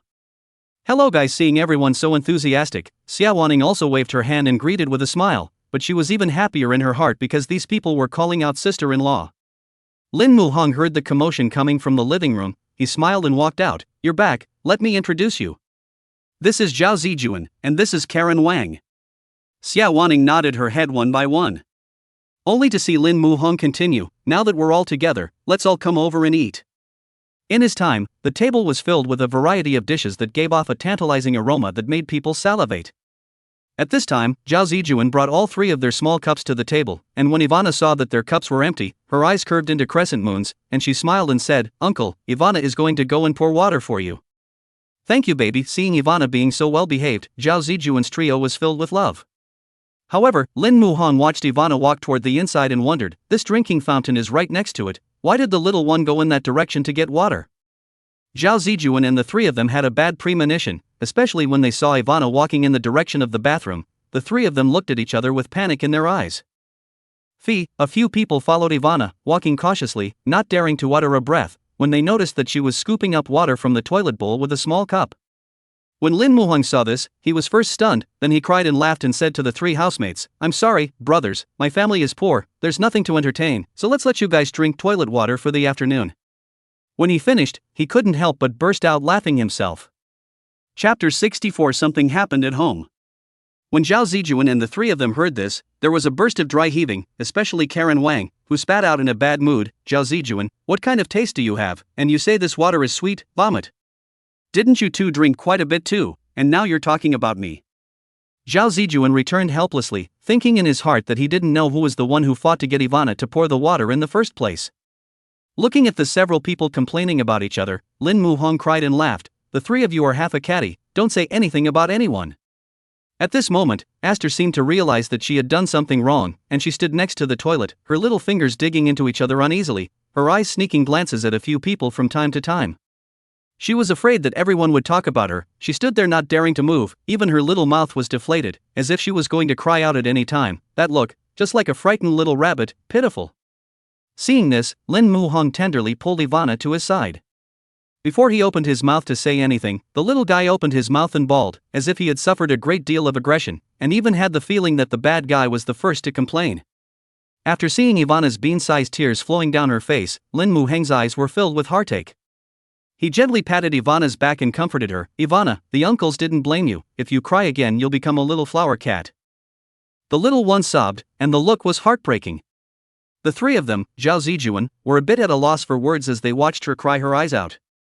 Then, Karen Wang hurriedly chimed in, "Ivana, the uncles are fine, we were just joking." Seeing this, Lu Xiaorong also continued, "That's right, Ivana has entertained us for so long without a single complaint. It's not so bad, the water in the toilet is also water, it's clean." Zhao Zijuan said with a grin, and as he spoke, he actually convinced himself, and nodded his head fervently. Ivana sniffed and gradually stopped crying, then said in an aggrieved voice, "Uncles, Ivana didn't know that this water can't be drunk. I'm sorry. Oh. It's fine, this water is drinkable. Who said it's not drinkable? You just can't drink it often." Zhao Zijuan said smilingly, in order to comfort Ivana, they really did everything. When Ivana heard this, a smile stretched across her face like a flower blooming in spring. Seeing this, Lin Muhong carried Ivana to the water fountain and instructed the little one, "Baby, next time the uncles come, get water from here, okay?" Well, Ivana remembered. The little one nodded heavily, that look of seriousness. Afterwards, Lin Muhong looked for a few clean cups. At that moment, as if to make up for her mistake, Ivana jumped off the bench and came to the water fountain with a cup in her fleshy little hands to get some water. After receiving it, she carefully brought it to a few people and milkily said, "Uncle, please drink the water." Zhao Zijuan's heart melted when he saw this, thinking in his heart that if he had such a well-behaved and cute little baby, he would be willing to drink toilet water every day. Next, everyone began to eat. After tasting Lin Muheng's cooking, Lu Xiaorong was filled with incredulity. "Ahang, I didn't expect you to cook so well, sister-in-law is truly blessed." When Xie Wanning heard this, her small face instantly reddened, she smiled shyly and nodded her head. Seeing this, Lin Muhong hurriedly chucked a piece of meat into Lu Xiaorong's bowl and teased with a smile, "Eat up, the meat can't even plug your mouth."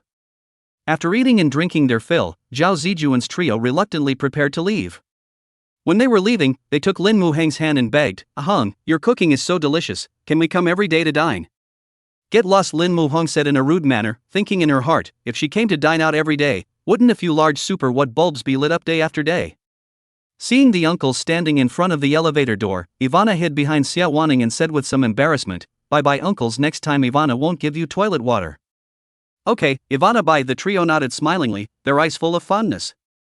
After getting on the elevator, thinking back to Lin Muheng's cooking, the three of them were still a little bit unfulfilled, and their heads were all thinking of one question: how can they dabble in food every day?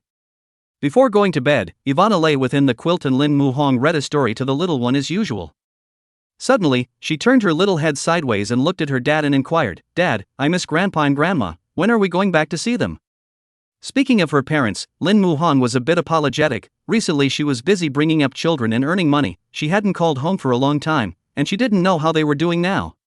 He mused that the Dragon Boat Festival would be in a few days, and Ivana would miss her grandparents, so it would be a good time to go back. They would have loved it if they had seen such a well-behaved, adorable little granddaughter. Meanwhile, in an old neighborhood on the outskirts of Magic City, Lin Zhongtian, wearing a striped undershirt, pulled his wife Xie Wanning quietly up the stairs. The building smelled stale and the lights were dim and faint. Walking to the third floor, looking at the west side of the door written in red paint, "Pay back the money," the old couple's faces full of bitterness and helplessness. Lin Zhongtian secretly opened the door, and after entering, he carefully closed the door of his home, as if he was afraid of making the slightest sound. Yet upon entering the door, the two men did not dare turn on the lights. Through the moonlight, Xie Wanning saw that only some broken furniture was left in the house, and the accumulated emotions instantly exploded. She looked at Lin Zhongtian in a low voice and said angrily, "Look at what you've done, you're so old and you have to toss and turn, a good family has become like this, how can we live in the future?" Xie Wanning wiped her tears as she continued, "Ah Han will graduate from university in a few years, it's the time to use money, what money can we get to buy him a building and get him a wife?" The more she spoke, the more agitated she became, and her tears snapped and fell. At this moment, Lin Zhongtian regretted it so much that he beat himself up one by one.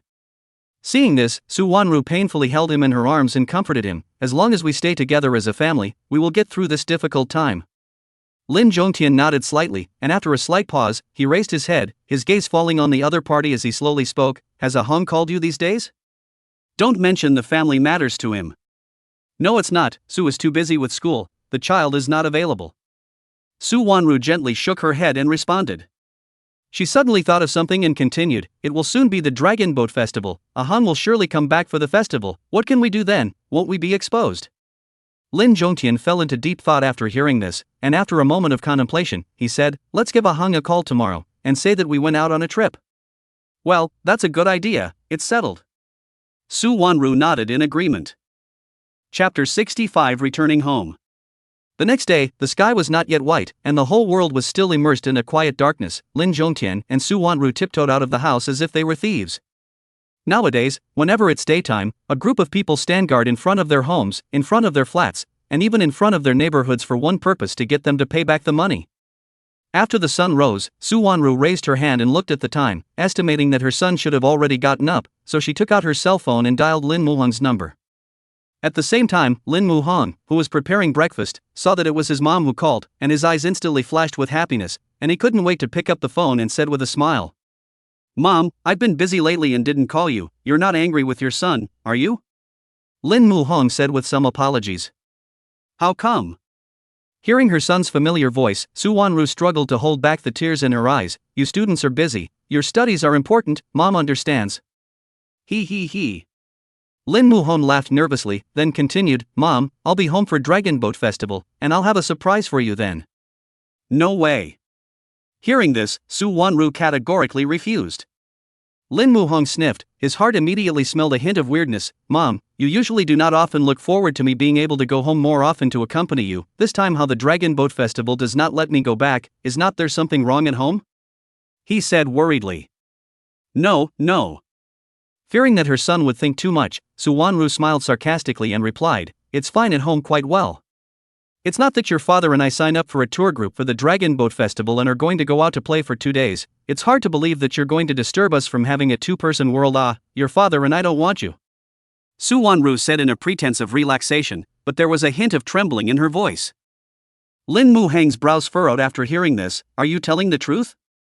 "Of course it's true, we're leaving this afternoon." Xie Wanring nodded, trying to make her voice sound normal, hoping that her son wouldn't be able to see any abnormalities.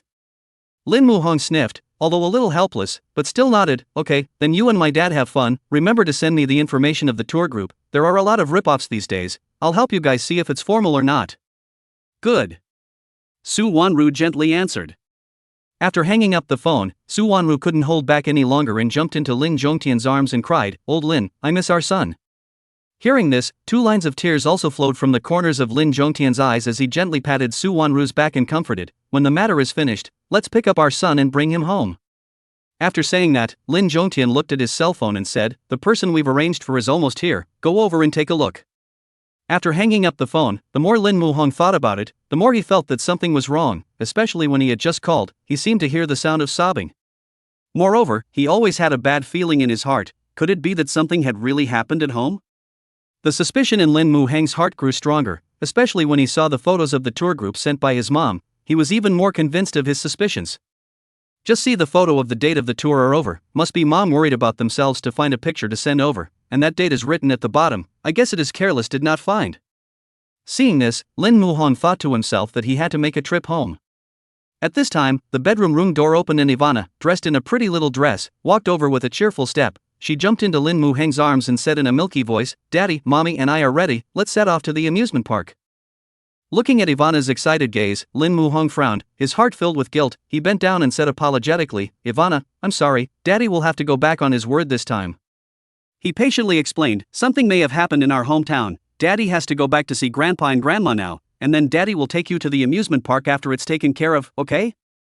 When Ivana heard this, her originally excited little face instantly dimmed, but she quickly adjusted her emotions, nodded her head obediently, and said in a milky voice, it's okay, Daddy has something to be busy with, Ivana understands, so let's wait for Daddy to finish before we take Ivana there. At that moment, Xie Wanning looked worriedly at Lin Muhong and inquired, what happened to your family, is there anything I can do to help? Lin Muhong shook her head, I don't know, my parents may not dare to tell me for fear of me worrying. Then, he shifted his gaze to Ivana and softly said, in these next few days, Ivana will need you to carry her for a bit, please. It's fine, don't worry about it, I'll bring Ivana well. Xie Wanning said gently, after all, Ivana is also her daughter. Afterwards, Lin Muhang briefly went back to her room to clean up a bit, then grabbed her small bag and prepared to go out. At this time, Ivana suddenly caught up with him and tightly tugged on his thigh without letting go. Her big, dripping round eyes looked up at Lin Muhong, her eyes full of expectation, and said, Daddy, Ivana also wants to go back with you, I miss Grandpa and Grandma. Looking at the little guy's incomparably expectant gaze, Lin Muhang's heart was torn. He was afraid that if something happened at home, he wouldn't be able to take care of Aster when the time came, but he really didn't want to refuse the little one's request. Seeing this, Xie Evening Ning bit her lips tightly and finally spoke, I don't have classes for the next 2 days, why don't Ivana and I accompany you on a trip home? Afraid that the other party would think too much, she added, I don't mean anything else, Ivana wants to see Grandpa and Grandma, I don't want her to be disappointed. Lin Muhang's heart warmed when he heard this, and he was very grateful in his heart. After a while, mother and daughter briefly packed up their clothes and came out of their room, and then the family went out. As he was worried about what was going on at home, Lin Muhong tried to speed up the car as much as possible while making sure it was safe. His home was on the outskirts of Mordor, and it would take about 2.5 hours to drive all the way from the school. Seeing Lin Muhang's anxious appearance, Xie Wanning comforted, don't be anxious first, maybe nothing really happened at home. Aha! Lin Muhang responded softly, if that was the case, it would really be too good to be true. Soon, after a 2.5-hour drive, Lin Muhang only drove for 2 hours before arriving at the entrance of the neighborhood. At this time, there were a lot of people surrounding the entrance of the neighborhood, even most of them were raw faces. Looking at the landing pole of the neighborhood, Lin Muhang dripped, and soon a person came out from inside, inquiring, to whose house is the car ah? Building 5, Unit 1, 302, Lin Zhongtian. Hearing these words, those who were surrounding the entrance to the neighborhood instantly surrounded Lin Muhang's car. The man at the head of the group wore a white t-shirt with tattoos tattooed all over his arms. He came to the main driver's side, knocked on the window with an impatient face, and said viciously, Kid, get your ass out of the car. Chapter 66, Don't worry, I won't run away. Inside the car, Ivana was originally sitting quietly in her seat when she saw through the window that so many people had surrounded the car outside. The little one involuntarily burrowed into Xie Wanning's arms, her tiny body trembling slightly as she inquired with a sobbing voice. Mommy, what are these people doing? Ivana is so scared. Ivana's little face was white with fear, her eyes were full of panic, and her fleshy little hands tightly grasped the corner of Xie Wanning's coat. Xie Evening looked at her daughter's scared appearance and was heartbroken. She gently patted Ivana's back tenderly and comforted, Ivana, don't be afraid, Mommy will be by your side to protect you. When she finished speaking, she gently buried Ivana's head in her arms and blocked the view out of the car with her own body to keep Ivana from seeing those people outside.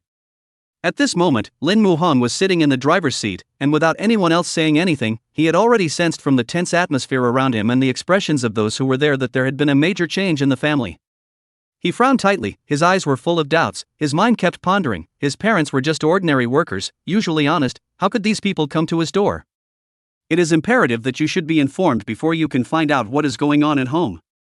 Lin Muhong took a deep breath and tried to calm himself down, then turned his head to look at Xie Wanning and Ivana behind him and instructed, I'll get out of the car and go take a look, you and Ivana stay in the car and don't come down no matter what happens. When Xie Wanning heard this, her heart was filled with worry, and she returned with an uneasy, pay attention to safety. Lin Muhong nodded and gave Xie Wanning a reassuring look before getting out of the car. Afraid that these people would find trouble with the mother and daughter, after getting out of the car, he quickly locked the door. With that, he swept his eyes coldly over the crowd and asked loudly, What are you doing surrounding my car? In the middle of the crowd, a tall, flower-armed man with tattooed arms strides forward. He swept his gaze back and forth over Lin Muhong, the corner of his mouth hooked into a meaningful smile. I heard that Lin Zhongtian has a son who goes to university. That's you, right? A moment later, the flower-armed man turned to the crowd and said with a smile on his face, Everyone, this is Lin Zhongtian's son. When the crowd heard this, a light instantly flashed in their eyes. Immediately after, the flower-armed man's eyes flashed with excitement. If you can't block your parents, blocking you is fine, as long as you're around. I don't believe they can hide for the rest of their lives. How are my parents, you guys? Lin Muheng's face was filled with worry, her eyes locked on the flower-armed man, trying to catch some clues from his expression. Kid, you're still in the dark. The flower-armed man laughed coldly and responded in a ferocious tone, Your parents owed their workers wages, and we're here today to get a statement. When these words came out, the people around them exploded, their faces filled with anger, and they chimed in, It's been months since we've been paid, how can we live like this? If we're not paid today, we're not leaving. A short, dark-skinned man shouted at the top of his voice. Right, not going. The others followed suit, and the scene was noisy and boisterous. Looking at this righteous indignation of the crowd, Lin Muheng's heart was filled with doubts. He kept pondering in his mind, how could his parents, who were ordinary office workers, have money to open a factory? What the hell is going on here? When he thought of this, a bold guess popped into his mind. Could it be that mom and dad are actually hidden tycoons who have been pretending to be ordinary people in order to cultivate me, when in fact I'm a second generation of rich people or a family heir? But as soon as this idea popped up, he was denied by himself. After all, his parents usually live a very frugal life. How to look at it does not look like a rich person. Before Lin Muhong could continue to think about it, there was a sudden rush of horns behind him. It turned out that his car was blocking the entrance to the neighborhood and had already caused displeasure among the owners of the cars behind him. Those car owners who were blocked in the back kept honking their horns, their faces full of anxiety and anger, and their mouths kept cursing. In order to figure out the ins and outs of the matter, Lin Muhong looked sincere and said solemnly, It's not a good idea to be stuck here, I'll drive the car in and we'll talk about it inside. As soon as Lin Muheng's words fell, a man with glasses and a thin body beside the man with flower arms stood out. He was wearing a wrinkled shirt, his hair was disheveled, and his whole appearance was scruffy. He pushed up his glasses with concern and said, If it's blocked back there, it's blocked, it's none of my business, and if you run away, who are we going to ask for money? Brothers, we can't let him take this car. He waved his arms and shouted towards the people around him. Lin Muhong was helpless and patiently explained, There is only one entrance and exit in the neighborhood, where can I go if I drive in? Aren't you looking for my parents? When I drive the car in, I'll call my parents and have them come back. He pondered in his mind that he had to find out what was going on at home before he could solve the problem, not to mention that his parents couldn't keep avoiding these people. After hearing this, the flower-armed man pondered for a moment, stroked his chin, a hint of hesitation flashed in his eyes, and finally nodded. He pointed at Lin Muhong and viciously warned, Kid, don't play tricks, the neighborhood and the entrance are full of our people, don't you dare try to run. Don't worry, I won't run. Lin Muhong solemnly promised, a firmness in his eyes. Only then did the flower-armed man sidle out of the way, allowing Lin Muhong to get into the car. The voices outside were noisy, and Xie Wanning didn't hear what those people said at all. Seeing Lin Muhong return to the car, she asked with concern, How was it? They didn't give you a hard time, did they? No. Lin Muhong shook his head and squeezed out a smile on his face, trying to reassure Xie Wanning. He then started the car and drove it to the bottom of the unit. At that moment, the flower-armed man followed with the crowd. At this moment, the people squatting under the unit saw the man with the flowery arms coming over and gathered around, asking suspiciously, Brother son, why are you all coming over? Is there any news from Lin Zhongtian? The one who was called brother Sun was none other than the flower-armed man, Sun Daeon. At this time, he looked at Lin Muhong with a smile and said smugly, "No, but his son is now in our hands. I don't believe that the old couple won't show up." Then, Sun Daeon continued, "Kid, hurry up and call your parents and tell them to hurry up and come pay back the money. If you don't make that call, don't blame us for your fine skin." He waved his fist and shook it in front of Lin Muhong, his eyes full of threats. "Okay, I'll fight." Lin Muhong nodded. He wasn't intimidated by the might of these people, he was mainly worried about his parents. Looking at the fierce and vicious appearance of these people, I think the parents must have had a bad time this time, as a son but cannot share for them, it is really a sin. At this time, the man with glasses whispered in Sun Daeong's ear, "Brother Sun, we can't get through to these two old men, can this kid contact them?" "Don't worry, they will definitely pick it up." Sun Daeon's eyes flashed with confidence. Soon, Lin Muhong took out his cell phone and dialed in front of everyone. Seeing this, Sun Daeong immediately grabbed the cell phone and opened the speakerphone, his eyes staring at the cell phone screen. After the phone rang a few times, it actually did connect, and the glasses man's eyes glittered with excitement. It's really through. Seeing his parents pick up the phone, Lin Muhong hurriedly said, "Dad, Mom." Chapter 67, Injustice has its roots in his father, and this has to go to his father. Just after saying that, Sun Daeong snatched the cell phone over and roared viciously, "Your son is with us now, if you two don't show up, these people of ours can't guarantee that we'll do something to your son." When Su Wanru heard this, her expression instantly tightened, her eyes full of panic and worry, her hands unconsciously clenched the corners of her coat, hurriedly pleading, let's go back right now, don't do anything to my son, something comes at us. Then I'll see you in a while." After Sun Daeong finished speaking, he directly hung up the phone, a smug smile on his face. Listening to the beep beep beep sound coming from the phone, Su Wanru's tears came out of her eyes, her body trembled slightly, and her voice said with a sobbing tone, "Now that a hang is in those people's hands, we have to hurry back. We must have called our son this morning and he noticed something unusual before he rushed back." Lin Zhongtian sighed heavily, at the thought of involving his son, he was full of self-blame, a slap on his face, his eyes full of remorse. "I was really obsessed at that time, otherwise I wouldn't have caused so many things. It's useless to talk about this now." Su Wanru held back her tears and gently took his hand, comforting him, "Hurry up and go, if you go late I'm afraid they'll be unfavorable to a hang." The two nodded at each other, anxiety in their eyes, then walked quickly in the direction of home. Meanwhile, downstairs in the unit, Lin Muhong was tightly surrounded by a group of people, afraid that he would escape. However, looking at the big sun hanging high above his head, Lin Muhong looked at the crowd and said, "The weather is so hot, it's not a solution for us to spend time here now, why don't we go back to my house first?" The main reason was that he was worried that the mother and daughter in the car were too hot and would suffocate and get heatstroke. When the skinny man with glasses heard this, his eyes immediately lit up, and he hurriedly pulled on Sun Daeon's arm and said truthfully, "Brother Sun, these people of ours are tight, there are a lot of people who cannot eat 2 meals a day, standing under the sun, I am afraid that everyone will suffer from heatstroke, why don't we?" "Howsy, you have a point, not to mention that there are so many of us, we can still let a brat like him get away." Sun Daeong spoke confidently, his face full of contempt, then looked at Lin Muhong and said, "Kid, you go ahead and open the door, as long as you listen to us obediently, we won't do anything to you." All of them were factory workers who just wanted to get back the money they deserved for their labor. Lin Muhong nodded, secretly thinking in his heart, these people's purpose was only money, so that would be much better. With that, he unlocked the car door and pulled open the back door to the two inside. "It's okay, you guys come on down." Xie Wanning sniffed, holding Ivana down from the car, looking at the side still surrounded by so many people. The little one fearfully buried his head into his mother's arms, his body slightly shivering. Let's go back to my house," Lin Muhong said softly, following behind the mother and daughter, and Sun Daeong and the others followed closely up the stairs. Opening the door to the house, the scene in the house came into view, and Lin Muhong's heart sank violently. The house was empty, with only those worn-out sofas left, and anything of value had long since been removed, presumably by these people. "Obviously the last time I was home it was fine, but now things are long gone. And home happened so big things, as a son of his own actually did not know." Lin Muhong's heart is full of guilt, secretly blaming himself, if I diligently call is not to be able to find out earlier? After entering the house, Lin Muhong guided Xie Wanning and the two of them to his room, and he instructed with a serious face, "You take Ivana and stay in the house, and don't come out when you hear anything, okay?" "Aha!" Xie Wanning nodded, her eyes filled with worry while instructing uneasily, "Take care of yourself." "Got it." Lin Muhong squeezed out a smile and nodded before turning around and walking out of the room.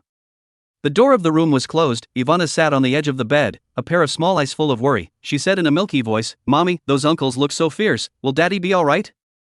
Xie Wanning's expression instantly tightened when she heard this, but she still forced herself to be calm and comforted Ivana. "Dad is so powerful, he'll definitely be fine." Aha! Ivana nodded vigorously. In her perception, her dad was a great hero who could do anything. However, the little guy added right after, "If Daddy gets bullied, Ivana will definitely rush up to protect Daddy and also Mommy." Ivana's fleshy little face was filled with seriousness. Xie Wanning looked at her, a gentle smile surfaced at the corner of her mouth, her heart warmed up. Well, our Ivana is a little adult now, she knows how to protect her daddy and mommy, awesome. Heh, Ivana grinned, then sat happily on the bed. She took down the small book bag she carried with her, then took out her drawing book and looked at it carefully. This little guy seems to have a natural love of learning and gets immersed in books as soon as he picks them up. Looking at her baby girl immersed in her own little world, Xie Wanning's heart was full of expectations, hoping that she could always grow up in such a carefree manner.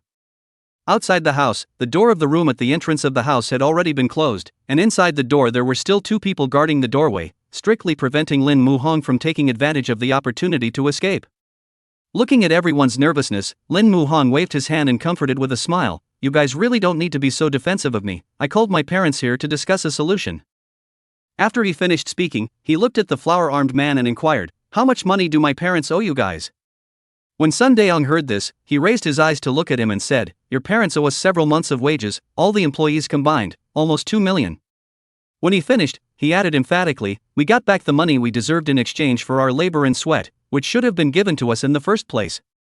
When these words came out, the people in the room said indignantly, "What's wrong with us getting our own money back? Seeing that your parents are honest, I didn't realize that they couldn't even afford to pay their workers' wages. It's the rich who are more stingy. I didn't expect such a big boss like your family to live in such a shabby place. Who are you pretending to show it to? If it weren't for the fact that my family can't make ends meet, who would want to spend every day in your house? Anyway, today this money, you have to take it or not, otherwise my daughter-in-law will divorce me." A man wearing glasses and somewhat skinny came to Lin Muhong with agitated words and spoke, and if it wasn't for Sun Daeong stopping him, he was afraid that he was already going to make a move on Lin Muhong.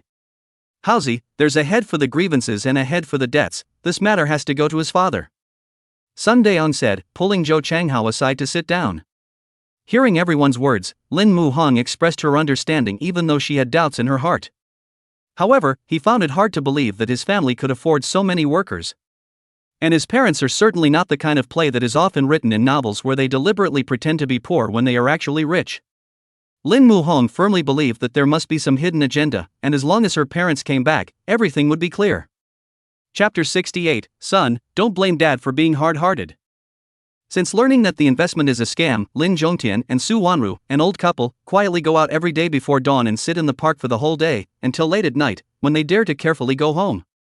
After receiving the call from their son, the old couple hurried from the park and arrived at the entrance of the neighborhood in no time. At this moment, at the entrance of the neighborhood, two men were swallowing clouds and staring straight at the entrance.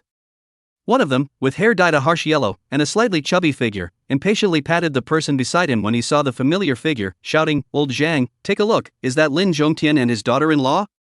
Zhang Dehua sniffed and immediately looked in the direction, a trace of excitement flashed in his eyes and he nodded his head to confirm, "That's right, it's them, this old boy, he's keeping us waiting." The yellow-haired man snuffed out his cigarette, exhaled a mouthful of smoke, and smiled smugly, "You hurry up and call brother Sun and say that Lin Zhongtian is back."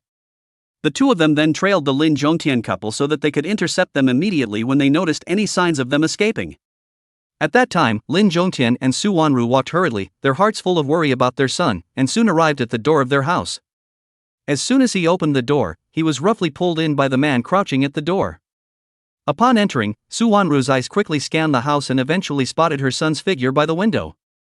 Seeing Lin Muhong unharmed, the big stone in her heart finally fell to the ground, and her eyes couldn't help but redden.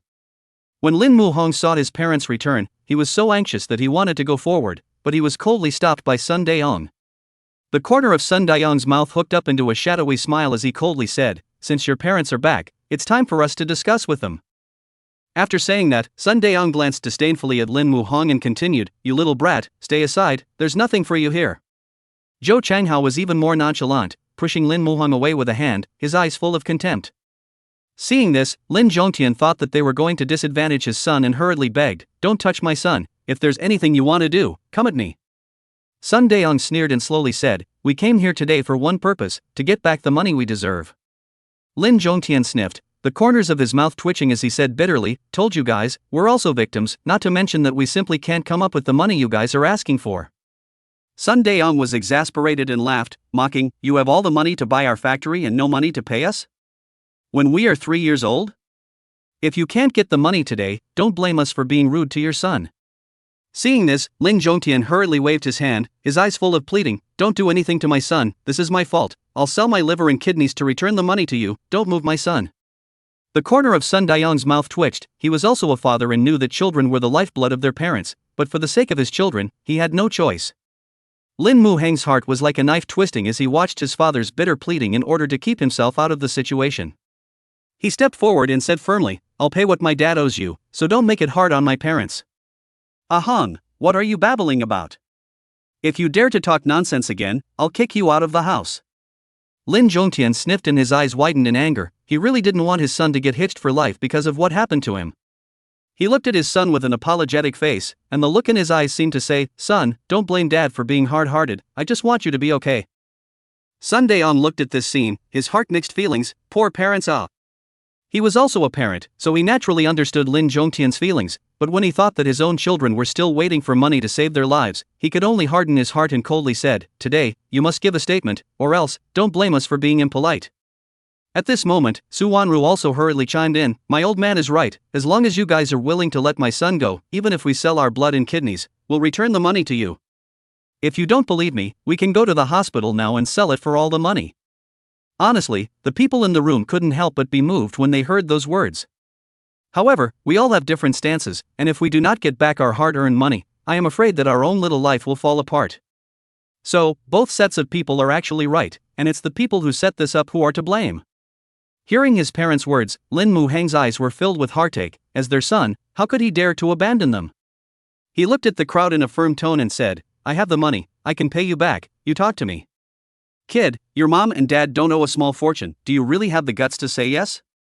Sun Daeong looked at Lin Mu-hong with eyes full of admiration, not expecting this kid to be so responsible. Lin Mu-hong nodded, and said with no fear of danger, "As long as I can prove that this money should come from my parents, I promise to pay it back, and it will arrive today." The workers in the room heard this with a gleam of surprise in their eyes. If they could really get the money today, they would be able to give an explanation to their families when they returned. At this time, Zhou Changhao approached Sun Daeong's side and muttered in a low voice, "Brother Sun, didn't this kid just go to college? How can he have the money to pay back? Is he lying to us?" Hearing this, Su Wanru and Lin Zhongtian were both filled with disbelief as well. Lin Zhongtian, in particular, is worried that his son is going to borrow all kinds of loan sharks and online loans in order to pay off his debts for him, and if that happens, his son's whole life will be ruined. So he looked at the crowd and said sincerely, "My son just started college, where did he get that kind of money? Don't you guys want money? I'll contact the agent now and sell this house, and once the money from the sale arrives, I'll return it to you at the first opportunity. I can also go to find relatives to borrow now, you give me some time to raise money, I don't ask for much, 5 days. No, 3 days, I will give you all the money I raised, okay?" At the same time, Su Wanru also ran back to her room and took out the gold she had secretly hidden, about 50 grams, that was the bride price she had saved for her future daughter-in-law. After finding it, she put the jewelry box on the coffee table and begged bitterly, "These gold you take first, as interest, these days we couple must find a way to get the money together. If you're not sure, you can send someone to watch the two of us, and we certainly won't sneak out." Seeing that Sun Daeong and his party were somewhat moved, Su Wanru hurriedly looked at her son and said, "Why don't you hurry back to the school, you don't need to be here." Lin Mu-hong sniffed and said in a firm tone, "I'm not leaving." With that, he put away the jewelry box on the table and put it into his arms, looked at Sun Daeong and said, "I know you don't believe me, come over here and look at something, then you'll know if I'm capable of negotiating with you." "Oh?" Sun Daeong was surprised when he heard this, and he muttered in his heart, "Is it possible that this kid really has the ability to repay?" Chapter 69 I didn't do anything. Sun Daeong half-heartedly walked towards Lin Mu-hong. Zhou Changhao saw this and hurriedly reached out to pull Sun Daeong's arm, saying with a worried face, "Boss, this kid may not have good intentions, we have to be careful of deception." Sun Daeong shook his head and replied affirmatively, "It's fine." Afterward, he took large strides towards Lin Mu-hong. Lin Muhang's mouth rose slightly when he saw Sun Daong walking towards him, and he reached out and handed over his cell phone, saying, "You can carefully count the zeros on this and see if it's enough to pay all of your workers."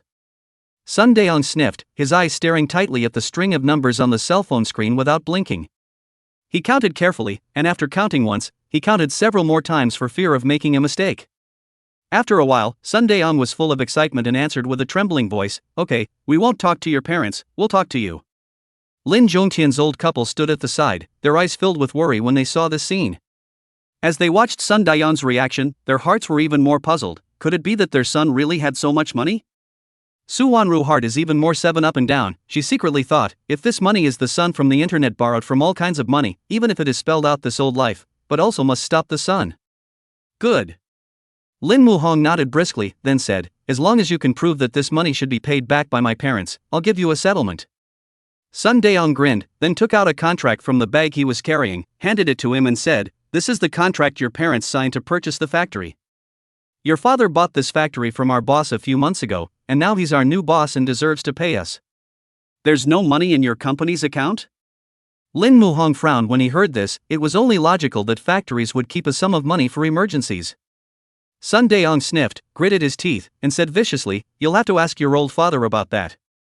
When Lin Zhongtian heard this, he hurriedly waved his hands, his face filled with horror, and said, "I didn't do anything, unjustly accused. I don't know anything about any of this, and I'm a victim." Lin Muhang heard his dad's words and realized in his heart that there must be some hidden agenda. So he pulled his parents into a chair beside him and sat down, and began to ask what had happened. "Dad, how can our family have the money to buy such a large factory? What's going on here?" Lin Muhang's heart was filled with doubts and his brows were locked. Since his son now knew about it, Lin Zhongtian no longer hid it. He slapped his thighs, let out a long sigh, and said, "Alas, it's all my fault for being obsessed and listening to slander." Then, he continued, "Our family's land was expropriated by the state and compensated for 10 million or so, and I heard from others that I could take shares in the factory and enjoy dividends, and there was no risk to the principal, and when people said that, I was moved. I pondered for days, thinking that after you graduated from college, it would take quite a bit of money to buy you a house and a wife, so I put all my money into it, not realizing that the contract I signed was a yin-yang contract. When I signed it, the contract said it was an equity purchase, but I didn't realize that when I received it in my hands it turned into a contract for the purchase of the plant. This is something I didn't even realize at the time, or I didn't know about it until after they came to my door." After saying that, Lin Zhongtian looked at everyone and said with a helpless face, "Everyone, it's really not that I intentionally didn't pay you all, I lost all my coffin money myself, and now I really don't have any money." Hearing Lin Zhongtian's words, the people present also sighed. However, it's a fact that one's paycheck is not being paid. People are selfish, and people definitely want to protect their own interests first before anything else. Upon hearing this, Zhou Changhao bristled in disbelief and said in a nonchalant manner, "Now, you're our boss, and it's your obligation to pay us, otherwise wouldn't so many of us be working for nothing?" When Sun Daong heard this, he turned around and gave Zhou Changhao a stern warning glance, then looked at Lin Muhang and said, "Now that things are clear, you can pay the money." At the same time, a crisp system beep suddenly sounded in Lin Muhang's mind. Ding! The system has detected that the host is facing a difficult situation, and has issued a mission: take over the factory and reward the advanced manufacturing process of electric tricycles trikes. Hearing the task prompt issued by the system, Lin Muhang couldn't help but frown, secretly pondering in his heart, the system is asking me to take over this mess? However, on second thought, whether he accepted it or not, the group of workers in front of him had to be properly resolved or they would never stop. Lin Muhang turned his head to look at his father Lin Zhongtian beside him and said, "Dad, find that contract you signed before, I'll take a look." After all, more than $2 million was not a small amount of money, and he did not want to be the wrongdoer for no reason. Only if the law determines that the money should come out of his pocket will he not hesitate to take it on.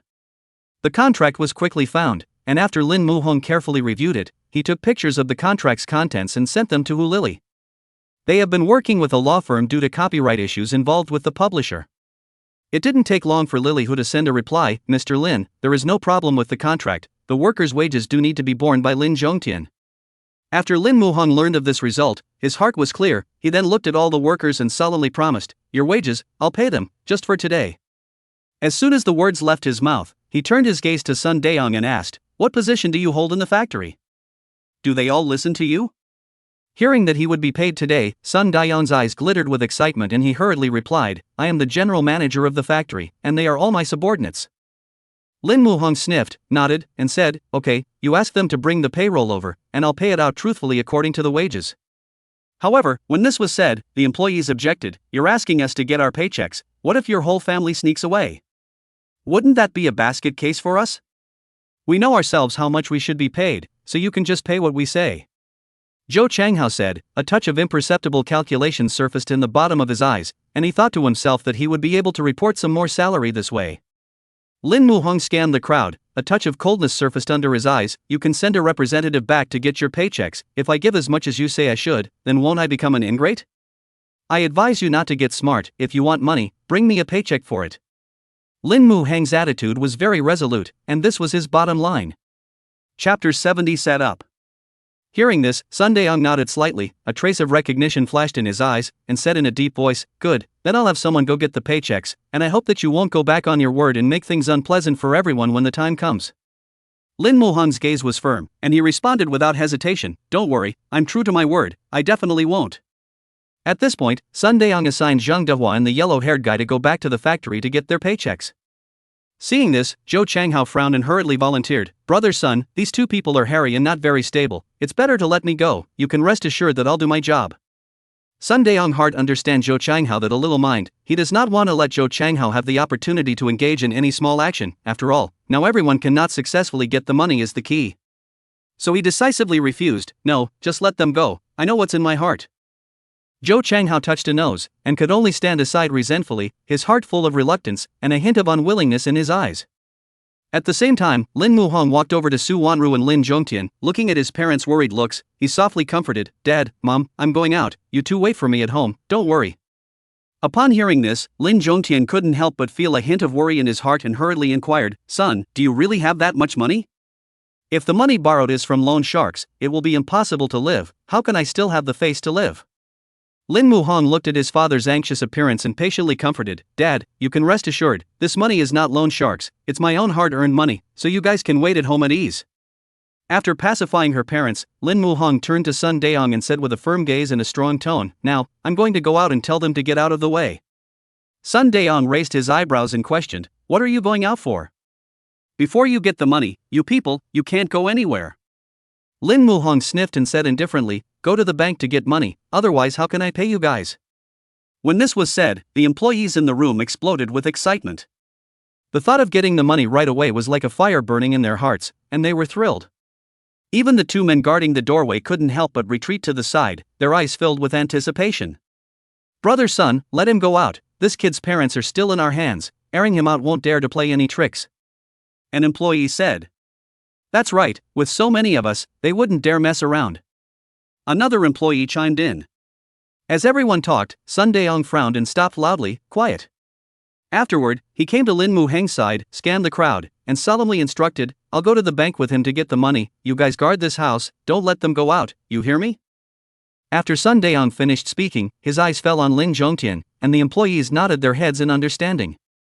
When she was leaving, Lin Muhong looked at her parents' thin figure and felt a pang of sourness in her heart. Afraid that his parents would be targeted, he turned to the big guy and said in a serious tone, "It's no problem to watch the guards, but if you dare to touch a single finger of my parents, I won't give you a dime." Sun Daong patted his chest and assured, "Don't worry, our purpose is only money, we won't do anything to the old man." Coming out of the house, Lin Muhong drove the Dior and took Sun Daong towards the nearby bank. Along the way, Sun Daong kept a close eye on Lin Muhong, his eyes filled with vigilance. Within 15 minutes, the two appeared in front of the bank. Lin Muhong took a number and sat down on the side, appearing calm and collected on the surface, but his head was not idle, thinking about his old dad. Lin Muhong knew in his heart that this was definitely someone else's setup, and it definitely had something to do with the people around him. After all, very few people knew about the compensation money they received for the demolition of their home. And how could my parents offend anyone when they were honest and had never been red-faced with anyone in their lives? Plus there wasn't a dime in the factory's account, so the former owner must have transferred the money before they found out. Lin Muhong couldn't help but secretly sigh in his heart, the factory is now like a hot potato, and the system still wants him to take over. What does the system think in the end? In order to further explore the ins and outs of the matter, Lin Muhong turned his head towards Sun Daong and inquired, "What was the name of the previous owner of your factory? Also, how exactly did that contract get into your hands?" Sun Daong saw the other party promised to pay back the money, thinking that the other side of the factory should know a thing or two, then recounted. Our previous boss's name was Rindajin, not from our area, but with his accent, I couldn't tell where he was from. Sun Daeong scratched his head, then said, "We are a working man, the boss gives money, we work, the beginning of the wages are on time. But this time it's good, it's been several months, the wages are still not there, we went to the place where he lived before to look for him, he was good, he threw the contract directly to us, let us look for the new boss, and that's how we knew that the factory had changed. Moreover, when he saw us coming, he didn't feel surprised at all, as if he was waiting for us there in advance." Sun Daeong truthfully stated his feelings. Hearing this, Lin Mu-heng's brows instantly tightened, and in his heart, he secretly pondered, it seems that there really is an elaborate bureau behind this. Soon, it was his turn to withdraw money, and Lin Mu-heng carried a large bag, methodically filling it with the piles of money handed over by the teller. The people around him saw him stuffing bundles and bundles of money into his bag, their eyes were full of envy, and in their hearts they all wondered how good it would be if they could have so much money. This time, Lin Mu-heng had taken a total of 3 million in cash, which included the previous royalties as well as all the money from the later sales of the storybook. After taking the money out, he only had $10,000 left on his card. After all, he couldn't afford to let his precious Ivana suffer after him. Looking at the bulging backpack, Sun Daeong, the usually brash tough guy's eyes are looking straight, he smiled nervously and said, "This time the brothers can get the money they deserve." When Lin Mu-heng heard this, the corners of his mouth rose slightly, revealing a smirk. Although Sun Daeong looks fierce, but he is extremely principled, and caring for the staff, no wonder everyone is willing to listen to him. Lin Mu-heng was convinced that the ferocious look the other party displayed was merely a desire to get back the money that belonged to him, with no intention of harming anyone at all. It seems that you can't judge a man by his looks, and you can't measure the sea by its waters. Seeing that Sun Daeong was still frozen in place, Lin Mu-heng turned her head and said with a smile, "Don't be quick to follow." "Coming." Sun Daeong smiled and ran over quickly. Soon the two were back home. After watching her son walk in with a heavy backpack, Xie Wanning rushed to her son's side and asked worriedly, "Son, is this money really not something you borrowed from a loan shark?" Chapter 71. You guys are also defenseless. "Mom, don't worry, I took this money from the bank." Lin Mu-heng's voice was gentle and firm, he gently swept his mother's shoulders over, trying to calm her heart that was strained with worry. "Just relax, my son is a man of honor nowadays." When Xie Wanning heard this, her hanging heart fell slightly to the ground. At this moment, it was clearly not the right time to ask my son where the money came from. Even if things really were as bad as they expected, the older couple had already prepared for the worst. Inside the room, the gazes of the crowd coincidentally focused on the bulging backpack in Lin Mu-heng's hand. The employees gathered around Sun Daeong, lowering their voices, their eyes full of curiosity. "Brother Sun, what that kid has in his pocket, is it really money?" The corners of Sun Daeong's mouth rose, and his eyes glittered with excitement as he nodded vigorously, his voice booming, "That's right, it's true. Everyone can get money today and go home happily." As soon as these words came out, a burst of cheers erupted from the crowd, and everyone's face was overflowing with undisguised joy. The money, they'll finally get their hands on it. Just at this time, the yellow-haired boy and another companion hurriedly ran out from the factory, holding the paychecks tightly in their hands, panting and handing them over to Lin Mu-heng. "Paychecks we brought, this time, you can send the money, right?"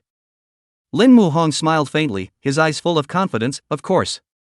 He looked around and raised his voice, shouting, "Is the factory's finance here?" "In." A man wearing glasses slowly stepped out from the crowd, dressed in navy half-sleeves and black shorts, his entire appearance clean and meticulous. "Are you the one who is usually in charge of paying out the wages?"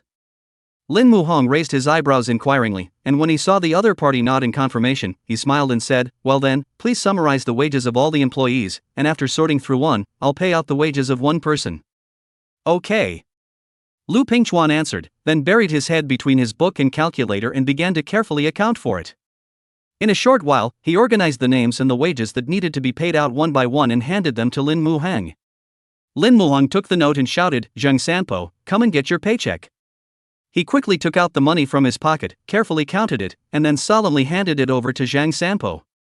Zhang Sanpo held the money in his hand, his heart surging with unspeakable joy. Thinking of his daughter's eager eyes, he laughed nervously and said, "My daughter has long said she wants to eat meat, I'll buy meat back and let her mom stew it on, haha." After that, he left cheerfully. Watching Zhang Sanpo leave with the money in satisfaction, the hearts of those employees who hadn't yet gotten their share of the money were also filled with anticipation. The house was becoming less and less crowded, and every face was beaming with anticipation. Finally, it was Sun Daeong's turn to receive his paycheck. Lin Muhong handed the money over to him and said with a smile, "Take this money. In addition, I intend to take over this factory, and I also want you to continue to serve as the general manager. Are you willing to do so?" "You're asking me to keep coming to work?" Sun Daeon's eyes widened as if he couldn't believe his ears. He rubbed his head, a little embarrassed, and said, "You're still willing to hire me after what I did to you?" "Aha!" Lin Muhong nodded, patted his shoulder and said, "I know you're cold-faced and kind-hearted, a trustworthy person, so are you willing to come work for me?" Willing. Sun Daeon nodded his head in a hurry. After all, it's not easy to find a job these days, not to mention the fact that his daughter needs life-saving money. Hearing this, Lin Muheng's heart was overjoyed as he continued, "Then you help me contact the previous employees. Everyone who wants to work can come over to work." "No problem." Sun Daeong agreed readily, and after the two of them talked some more about the factory, he left satisfied. Peppa was the only family left in the living room, and there was a rare silence in the room. Su Wanru couldn't hold back the impulse in her heart and pulled Lin Muhong to her side, her gaze full of concern and worry. "Son, where did you get so much money? Tell Mom the truth, is this money coming from the right way?" Lin Muhong sniffed, somewhat crying and laughing. Mom's imagination is really too rich. He smiled and held Su Wanru's hand, gently relieved. "Mom, don't worry, all of this money came in a proper way. I hid it from you guys when I was in college and secretly created a business and earned a little bit of money."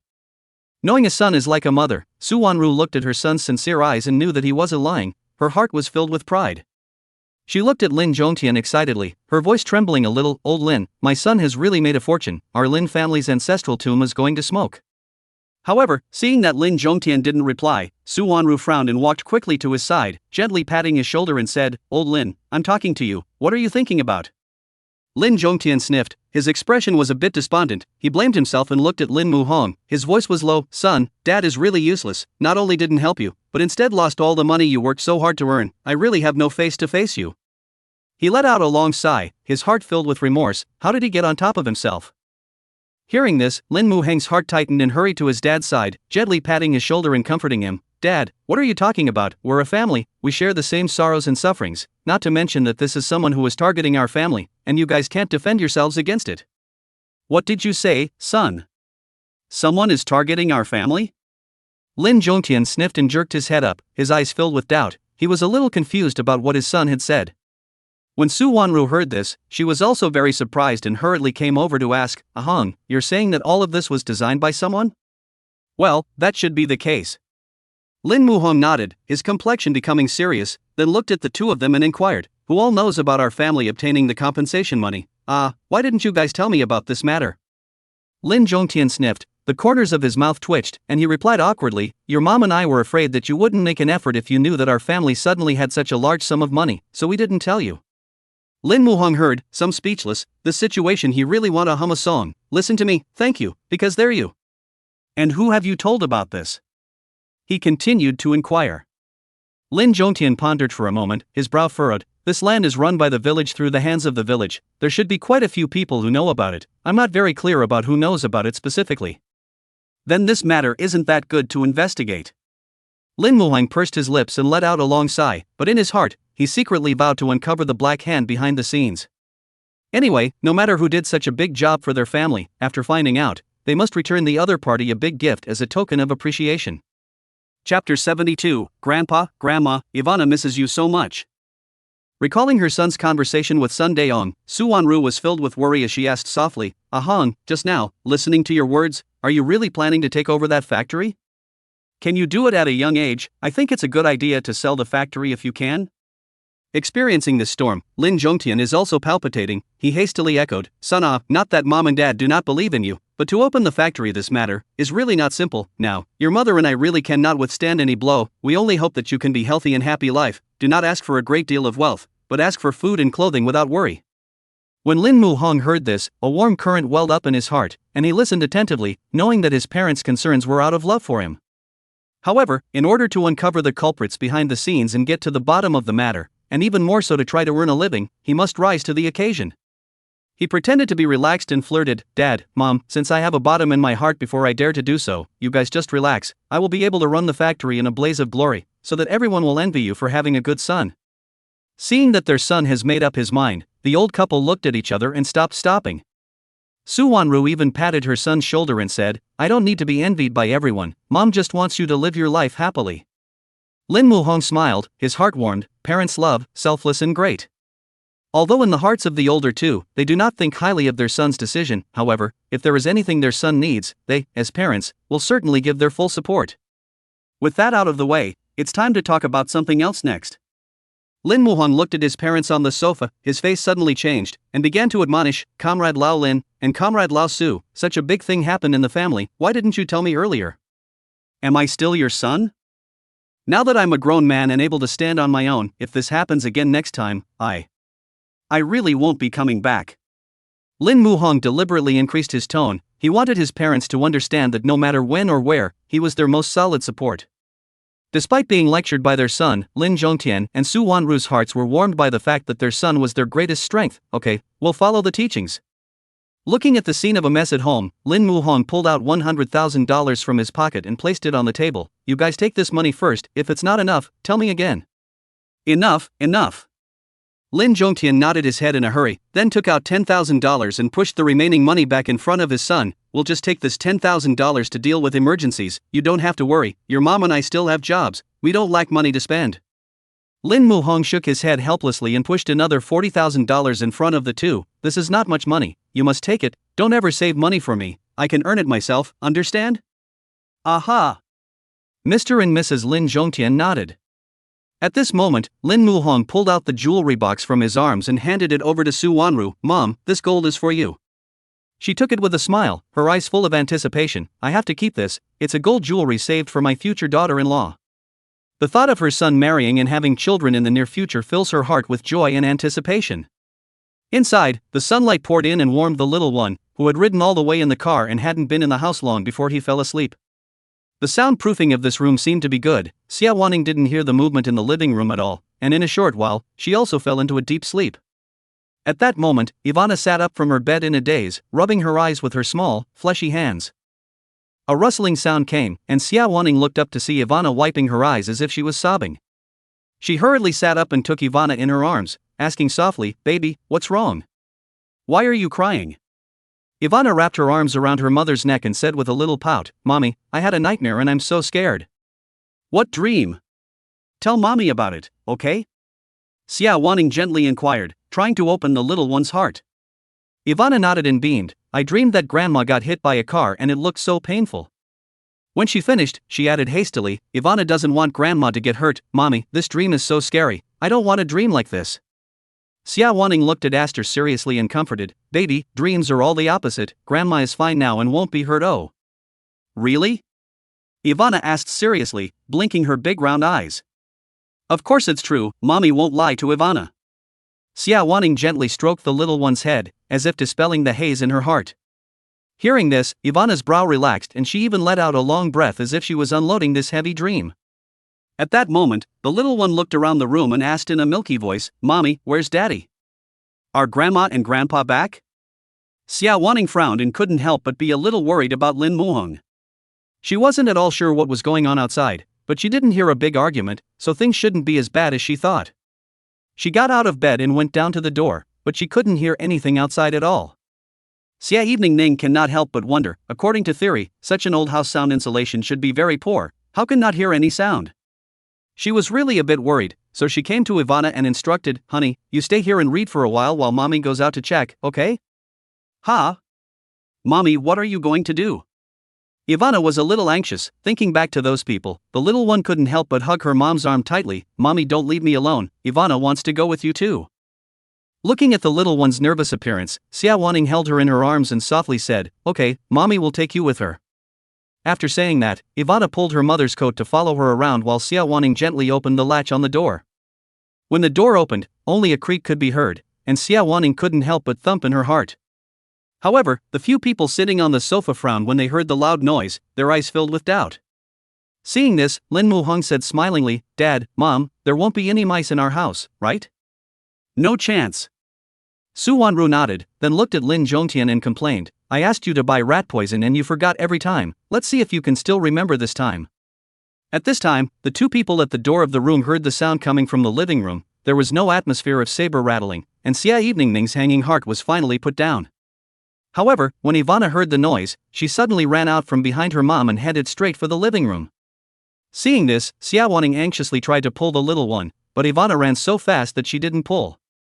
Hearing the sound of clattering footsteps, Lin Zhongtian's old couple felt that something was wrong. And Lin Muhong realized that he had overlooked something, and after a busy morning, he had forgotten about his wife and children. By this time, Ivana had already arrived in the living room. Looking at the two on the sofa, she excitedly ran over and sweetly shouted, "Grandpa, Grandma, Ivana misses you so much." "Ha!" Looking at the little girl and a pretty little girl that suddenly appeared, the old couple's eyes were filled with doubt. "You are?" Chapter 73, The granddaughter is dear, and so is the daughter-in-law. Xie Wanning's eyes scanned around the living room. She found that Lin Muhong and the two old men on the sofa had a few similarities between their eyebrows. Her heart immediately realized that they must be Ivana's grandparents. Somehow, she had inexplicably developed a kind of apprehension of an ugly daughter-in-law meeting her in-laws, and her cheeks burned slightly as shyness crept into her heart. When you come to someone's home, out of courtesy, you should greet the two old men. Immediately, Xie Wanning shyly raised her eyes to look at the old couple, her voice soft and with a bit of coyness. "Good uncle, good auntie." Good. The old couple looked at the playful little girl in front of them and laughed, that smile full of joy.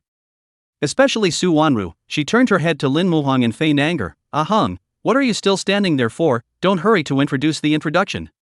Only then did Lin Muhong wake up as if from a dream and hurriedly said with a smile, "Dad, Mom, this is my friend, Xie Wanning." When Su Wanru heard her son's introduction, she couldn't help but be slightly stunned. Just a friend? Not a girlfriend? She muttered in her heart, is it possible that her son is afraid that we will be angry if we know that he has a girlfriend? Su Wanru didn't think much about it. She got up and pulled Xie Ning to sit beside her, praising her with a smile on her face. "You're such a nice name. I'll call you Ning from now on, okay?" "Good." Xie Lian nodded shyly, but in her heart, she inexplicably felt that the scene at this moment seemed to be developing in a certain subtle direction. Seeing that her father had only introduced her mother, but had not mentioned herself, Ivana suddenly pouted and stomped her feet in exasperation with her arms wrapped around her chest. She tilted her little head up and looked at Lin Muhong with reluctance, saying in a milky voice, "Daddy, why don't you introduce me?" "Humph. Am I still not your little baby?" huffed Ivana, full of sultry resentment. "Dad?" Hearing this, Lin Zhongtian and Su Wanru both looked at each other with surprise in their eyes. To be honest, they even wondered if there was something wrong with their ears. How could their son have such a big daughter? Is it possible that he has just started junior high school and is already doing something wrong? Although they believed that their son was not the type of person to fool around, they could not think of any reasonable explanation other than that. However, in order to keep this daughter-in-law in front of her own heart, Su Wanru hurriedly pulled Xie Wanning's hand, explaining, Ning, our family a Hung character is very good, and filial piety. As for this child, our old couple to bring, you live a good little life on the line." Xie Lian frowned, her heart growing more and more confused. How come the more she heard, the more confused she became? Su Wanru thought she was dissatisfied, and hurriedly scolded Lin Muhong, "You child is not learning at a young age, hurry up and explain what happened and give Ying an explanation." In the face of this kind of behavior of the mother, Lin Muhong really wanted to cry. He must think of himself as the kind of arbitrary people. It didn't matter if the two old men believed it or not. Lin Muhong felt that he had to defend himself, so he said sincerely, "Ivana is my daughter and your own granddaughter, but it's not what you think." Ivana listened to her father talking at length there. The little one was full of doubts. Then she jumped into Xie Evening's arms and asked in a milky voice, "Mom, what is Dad talking about? Ivana was originally his daughter and Grandma and Grandpa's granddaughter This is something that Grandma and Grandpa know." As soon as the little one's words came out, the old couple immediately felt like they had two heads in one. The little group in front of her called her son father and her chosen daughter-in-law mother, so Ivana was the child of both of them? At this moment, Lin Zhongtian and Su Wanru both finally cleared their thoughts. Their granddaughter is pro, and their daughter-in-law is also pro, yes. Almost, they thought the child was born by their son with another woman. Good thing that other person is still their daughter-in-law, otherwise they really don't know how to market their son who is single with a baby. They thought the child was born to another woman. Immediately afterward, the old couple's gazes once again focused on the duo of Xie Wanning and Lin Muhong. "According to my son, wouldn't the real granddaughter have been born years ago?" At that time, the old couple looked at Xie Wanning with apologies in their eyes. Especially Su Wanru, she tightly pulled Xie Wanning's hand and said with heartache, Ning, you must have suffered a lot over the years pulling a child on your own. In the future I'll have a Hung double the compensation to you. As long as he dares to disobey you, we old folks will be the first to say no, and will surely rule him into your hands." To be honest, Xie Wanning was full of doubts at the moment, whether uncle and aunt had misunderstood again. She quickly waved her hand and said with a bitter look, "It's not what you think, I don't feel bitter at all, no, this thing just isn't." Before Xie Wanning could finish her sentence, Lin Zhongtian interrupted with eager words, "Ning Ning, you don't have to intercede for that bastard, don't worry, we'll definitely do it for you." Immediately afterward, Lin Muhong felt his dad's stern gaze and only felt a chill down his spine. He knew that if he couldn't explain this matter clearly, both of his parents would surely be punished by the family law. It wasn't something that he had done, then he definitely couldn't admit it, only to see Lin Muhong looking at the old couple with a sincere face, saying, "Dad, Mom, it really isn't what you think, Ivana came from a parallel time and space." "What nonsense are you kid talking about, how is it possible?" Su Wanru waved her hand and was the first to express her disbelief. In her opinion, how in the world could there be any parallel time and space? Lin Muhong still wanted to try to convince his dad to believe him, however, Lin Zhongtian snorted coldly and didn't pay attention to him at all. He was helpless, it seemed that he could only helplessly carry this trumped-up charge. Xie Wanning saw his inability to defend himself, and actually felt some pity. Then, she looked at the old couple and said solemnly, "Uncle, Auntie, what he said is true. Ivana is the child born from my marriage to Lin Muhong in the parallel world, however, in this world, we didn't know each other at first, and it was still because of Ivana that we were brought together." Is there really such a ridiculous thing? Su Wanru was filled with doubt. Although it was a bit unbelievable, slowly, her heart actually accepted this fact. As far as she was concerned, as long as her granddaughter and daughter-in-law were her own, nothing else mattered. Lin Muhong felt his heart clogging up when he saw that the old couple had finally accepted this fact. He, his son, hadn't been able to say anything that worked as well as an outsider, which filled his heart with frustration. After sorting things out, the older couple's eyes fell on Ivana. Earlier they were still chattering about when they would be able to hold their grandchildren, but they didn't realize that now their dream had come true, and the speed was simply divine. Looking at Ivana's fleshy little face, head also tied with two small grips towards the sky, the old couple instantly felt pity, rare. Lin Zhongtian opened his arms and said with anticipation, "Baby, come to Grandpa." Chapter 74. For Aster's sake, I'm sure I'll work hard. Su Wanru was also not willing to show weakness, the corners of her mouth rose, her smile was like a flower, she similarly opened her arms and warmly greeted Ivana, "Come to Grandma, let Grandma rare." Seeing Grandpa and Grandma open their arms to themselves, Ivana pursed her small mouth, her small eyebrows slightly wrinkled, her face full of worry, her big round eyes turning around as if she was seriously thinking about this big problem. She looked just like a small adult, cute and adorable. A moment later, Aster's eyes lit up as if she had thought of a solution. With her short little legs, she happily ran into Lin Zhongtian's arms, raised her little head, and sweetly cried out, "Grandpa barf." After saying that, he gave Lin Zhongtian a heavy kiss on his face. The soft touch made Lin Zhongtian instantly smile into a squint, the wrinkles at the corners of his eyes squeezing together, and he hugged Ivana tightly as if he was holding the most precious gift. Being kissed by his precious granddaughter, Lin Zhongtian's heart was full of happiness, he felt like he was full of strength, even if he ran a half marathon, he wouldn't even take a breath. He looked at Su Wanru proudly, with eyes that seemed to say, "See, my granddaughter still likes me more." After Su Wanru saw the other party's smug expression, she snorted coldly, her heart indignant, "It's not just kissing you, what's there to be dejected about?" She clasped her hands in front of her chest with a defiant face. Just after chanting, Ivana broke free from Lin Zhongtian's arms and ran to Su Wanru's arms like a happy bird. Her little head gently leaned against Su Wanru's chest, and she cried out in a milky voice, "Grandma." The voice was so sweet that it could melt one's heart. As Su Wanru nodded her head vigorously in happiness, she really couldn't get enough of this voice. She looked at Ivana expectantly and said softly, "Baby, yell out 2 more times to hear it." Ivana blinked her big eyes, revealing shallow dimples, and innocently said, "2 sounds." The look was so innocent that people couldn't help but be fond of it. Hearing the little guy say that, everyone around couldn't help but laugh. Only to see, Lin Muhong squatted down and patiently explained to Ivana, "Baby, Grandma asking you to shout twice more is asking you to call Grandma a few more times, not asking you to say twice. When Ivana heard this, she nodded her head as if she understood, then looked at Su Wanru in a glutinous manner and said in a milky voice, "Grandma, Grandma, Grandma." That voice was sweeter than one, as if it had been spiked with honey, making Su Wanru so happy that she couldn't stop talking. When the little one called out, she answered, and the happiness was overwhelming.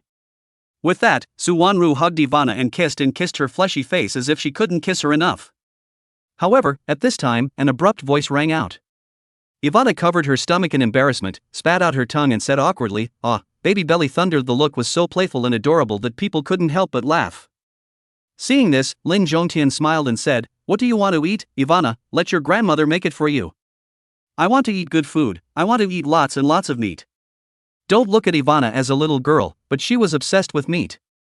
Hearing his eldest granddaughter's reply, Lin Zhongtian nodded his head happily. "Good, let your grandmother make you lots and lots of meat to eat." After saying that, he remembered that there was nothing in the house and quickly looked at Su Wanru and said, "Wifey, let's go out and buy meat now, and make delicious food for our granddaughter." "Okay." Su Wanru nodded, then came to Xie Wanning's side and asked with concern, "Ningning, what do you want to eat? Mom will make it for you." To be honest, she had now treated the other party as her own daughter-in-law. After hearing the other party's words, Xie Wanning was obviously a bit shocked, and even her small face reddened a bit. She lowered her head in some embarrassment, her fingers unconsciously pinching the corner of her coat. Seeing this, Lin Muhong hurriedly pulled Su Wanru to her side and whispered, "Mom, Xie Wanning and I are now in a relationship of co-parenting Ivana. This is not the future yet. She is not yet my wife, nor is she your daughter-in-law, so pay attention to what you say, and don't make people uncomfortable." Su Wanru didn't answer after hearing this, but asked rhetorically, "Son, Ning Ning is Ivana's own mother, not to mention that her parents are still the original good match. As for you, what do you think?" Being asked this by his mom, Lin Muhong squirmed a bit as he pursed his lips and smiled. "For the sake of Ivana, I'll definitely work hard." "With your words, Mom is relieved." Hearing her son's assurance, Su Wanru was very satisfied. She didn't want such a good daughter-in-law as Ning Ning to be someone else's. At that moment, Lin Zhongtian had already retrieved the portable cart for buying food from the corner. He turned to look at Su Wanru, his eyes full of smiles. "Wifey, it's all ready, let's go out now." "All right."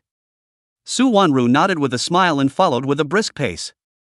At this time, Ivana saw that her grandparents were going out, and immediately became energetic, and with her short legs, she chased after them, and her mouth also pouted. "Grandpa, Grandma, Ivana wants to go with you too, okay?"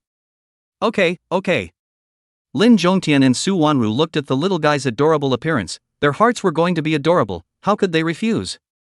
When Ivana saw that her grandparents agreed, she was all smiles. She playfully turned her head to Lin Muhong and Xie Wanning, and said in a milky voice, "Daddy, Mommy, you be good and watch the house, we'll be back soon." "Go on." Xie Wanning pursed her lips and smiled, her heart filled with warmth.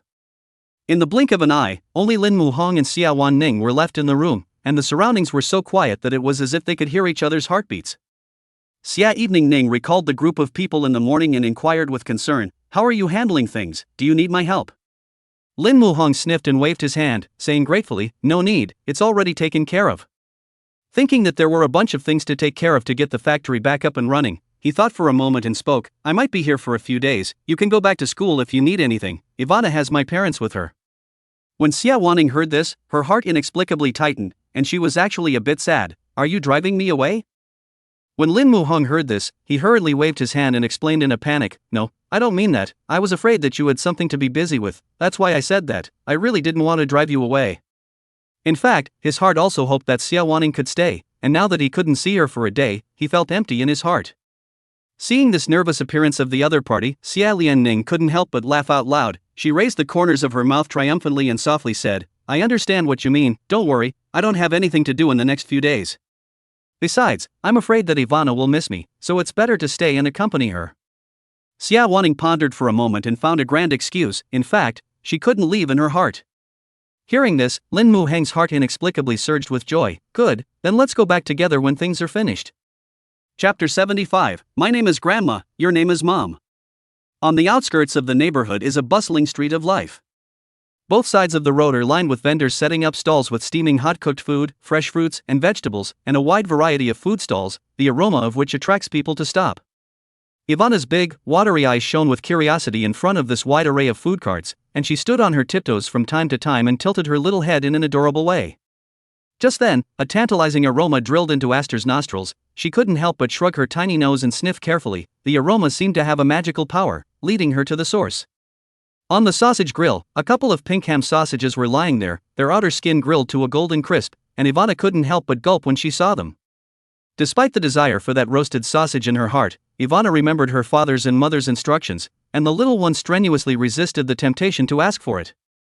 However, her curiosity was scratching her heart gently like a kitten's paw.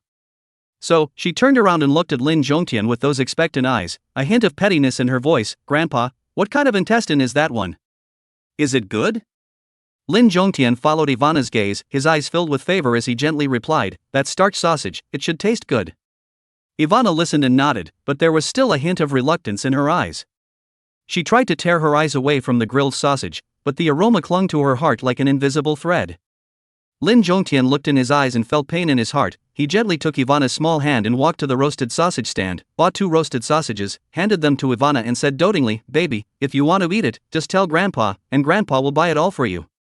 Ivana looked at the fragrant grilled sausage in her hand, her brows slightly wrinkled, a little hesitant. "Dad and Mom say it's junk food and won't let me eat it. Grandpa, it's better for you to eat it." Lin Zhongtian looked at the understanding Ivana, his heart almost melted. He hurriedly comforted, "It's fine, it's okay to eat once, Grandpa won't tell your dad or mom." At this time, Xie Wanning also walked over, looking at Ivana's pitiful appearance. She smiled and stated, "Grandma won't say anything either, Ivana, don't worry about eating it." Only then did Ivana take the grilled sausage with relief and took a bite, the satisfied expression as if the whole world had become sweet. The little one ate in front of them, and the old couple followed behind with happy smiles on their faces. However, Xie Wanning started to spit up at this time. "At first, I don't know who said that when they have grandchildren, they won't be spoiled with their stinky problems. Does that hit their face?" Lin Zhongtian smiled and said proudly, "My granddaughter is much more sensible than other children. It's just roasted sausages, it doesn't matter if she eats one meal." Saying that, he suddenly saw the toy store next to him. His eyes lit up and he said to the little one with a smile, "Ivana, Grandpa will take you to buy toys, okay?" "Huh? Really?" Ivana's eyes lit up at the words, bouncing with excitement, as if she were a happy little bunny. Seeing this, Lin Zhongtian hurriedly reminded, "Baby, don't jump, be careful of the sign sticking to you." "Oh." Ivana nodded obediently, then hugged her grandfather's arm tightly and said sweetly, "Grandpa, you're so good to me, Ivana loves you so much." Lin Zhongtian was already unable to find his way out of the room by Ivana's compliments, and he thought to himself, as long as Ivana likes it today, he, Lin Zhongtian, will pay for all of it. An hour later, there was a rustling movement coming from the door, and Lin Muhong sniffed and ran to open the door in 3 steps. The door opened, only to see the 2 parents piled with large and small packages, hands also carrying several bulging plastic bags. Lin Muhong was full of doubts and couldn't help but ask, "Dad, Mom, what are you guys buying?" Those who know thought you were going to the market to buy vegetables, those who don't know thought you were going to the wholesale market to buy goods. When he finished, he hurriedly reached out to take those things from his parents. At this time, Xie Wanning also heard the commotion at the door and walked quickly to help. Upon seeing the Barbie doll patterns printed on those boxes, Lin Muhong frowned and asked, "Why did you guys buy so many toys for Ivana?" "It's not because my precious granddaughter likes it," Xie Wanning said with a smile, and purposely emphasized, "These toys can all be bought for Aster on our own initiative, so don't complain about my precious granddaughter." "How dare I?" Lin Muhong let out a bitter laugh, thinking in his heart that it was true that the next generation was closer, and this son of his was rather like a found one. After returning home, Xie Wanning dove headfirst into the kitchen and began to prepare lunch. Seeing this, Xie Wanning hurriedly followed her in and said knowingly, "Auntie, let me help you." No, I can be busy alone, you just go out and rest." Xie Wanning shrugged it off. She couldn't afford to let her future daughter-in-law work. As long as she could do it herself, she would never let her do it. However, Xie Wanning didn't feel it was good to freeload in someone else's house, and still tried her best to ask to do what she could. Seeing her resolute attitude, Xie Wanning couldn't push back any further and said with a smile, "Then you help me choose the vegetables." Okay." Xie Wanning nodded her head obediently before she began to carefully select vegetables. Soon a hearty meal was ready and everyone sat around it. Ivana's little tummy had been rumbling with hunger for a long time now, and even the 2 ham hocks she had just stolen didn't alleviate it. Her eyes were fixed on the ribs on the table, and when she saw her grandfather move his chopsticks, the little one couldn't wait to pick up a piece and put it in her mouth. As she chewed, she complimented contentedly, "Grandma, your cooking smells so good, but not as good as Daddy's." Hearing this, Xie Wanning frowned and muttered in her heart, her precious granddaughter said that her cooking wasn't as good as her son's. Was she saying the opposite? She didn't think much about it, but Lin Muhang's heart thumped. He was afraid of exposing his cooking skills, then explaining it would be too troublesome. So he rushed a piece of meat into Ivana's bowl and said thoughtfully, "Eat more, baby." Seeing that her son was only focused on his own food, Xie Wanning poked her son's arm in a bad mood and snapped, "Ning can't reach the dishes at a distance, so give her a clip." "Oh." Lin Muhong nodded, then chucked a few pieces of meat into the other party's bowl. Seeing this, Xie Wanning's small face flushed with a touch of shyness and said softly, "Thank you." Xie Wanning saw that Xie Wanning ate very little, fearing that she was embarrassed, so she also thoughtfully pinched vegetables into her bowl. In response, Xie Wanning was very grateful. "Auntie, thank you, you don't have to take care of me, I can clip it myself." Right at this moment, Aster's little skull suddenly lifted up as if it was equipped with radar, looking at Xie Wanning with suspicion, and said, "Mommy, you're calling the wrong person." With that, the little guy cocked his head and organized his words, then replied seriously, "My name is Grandma, you should be called Mom." Chapter 76. Pops, you have to be so double standard. Seeing her mother's head bowed in silence, Ivana thought she had said something wrong and hurriedly patted Lin Muhang's arm, inquiring in a milky voice, "Daddy, was what I just said right?" Lin Muhang saw that Xie Wanning's small face was so red that it seemed as if it could drip blood, and was obviously a little embarrassed. He smiled helplessly, thinking that today's children could be really smart and not at all easy to fool. He hurriedly reached out and rubbed Ivana's head, saying gently, "Our Ivana is right, come on, eat your ribs." After saying that, he took a piece of ribs and put it into Ivana's bowl. When the food was present, Ivana had long since thrown what had just happened out of the window and happily ate. And as Su Wanru looked at her baby granddaughter being so witty and cute, she couldn't help but glance at Lin Zhongtian, and the two of them looked at each other and smiled, their eyes filled with joy. With Ivana here, I'm afraid Ying won't be able to escape as her daughter-in-law. After eating and drinking their fill, the little ones played happily on the floor. It had been a long time since she had been to her grandparents' house, and her big bright eyes were full of curiosity as she looked here and there. Just then, Ivana suddenly noticed a small gourd under the coffee table in the living room. The gourd was about the size of her hand, and it wasn't the normal yellow color, but that dark brown and shiny look. After Ivana got it, her fleshy little hands turned over and over to look at it. The little one had never seen this before, and then she took the gourd and bounced to Lin Muhang's side, tilted her little face up, full of curiosity, and inquired, "Daddy, what's this called? Ah, it's so pretty." Lin Muhang sniffed and looked down at the small gourd in Ivana's hand. Without looking, he was shocked. He hurriedly took the gourd from Ivana's hand and said with a serious look, "Baby, this is your grandfather's lifeblood, you can't just play with it." Why? The little one's eyes were full of surprise. In her small world, how could she not figure out how such a small gourd could be the lifeblood of her grandfather? At that moment, Lin Zhongtian walked out from the kitchen. When he saw his own plate more than 10 years of small gourd by the son in the hands, the face instantly became incredibly serious, and then loudly reprimanded, "How do you move my gourd again, this gourd but the plate for a long time, you touch this may destroy the pulp." "This is not me."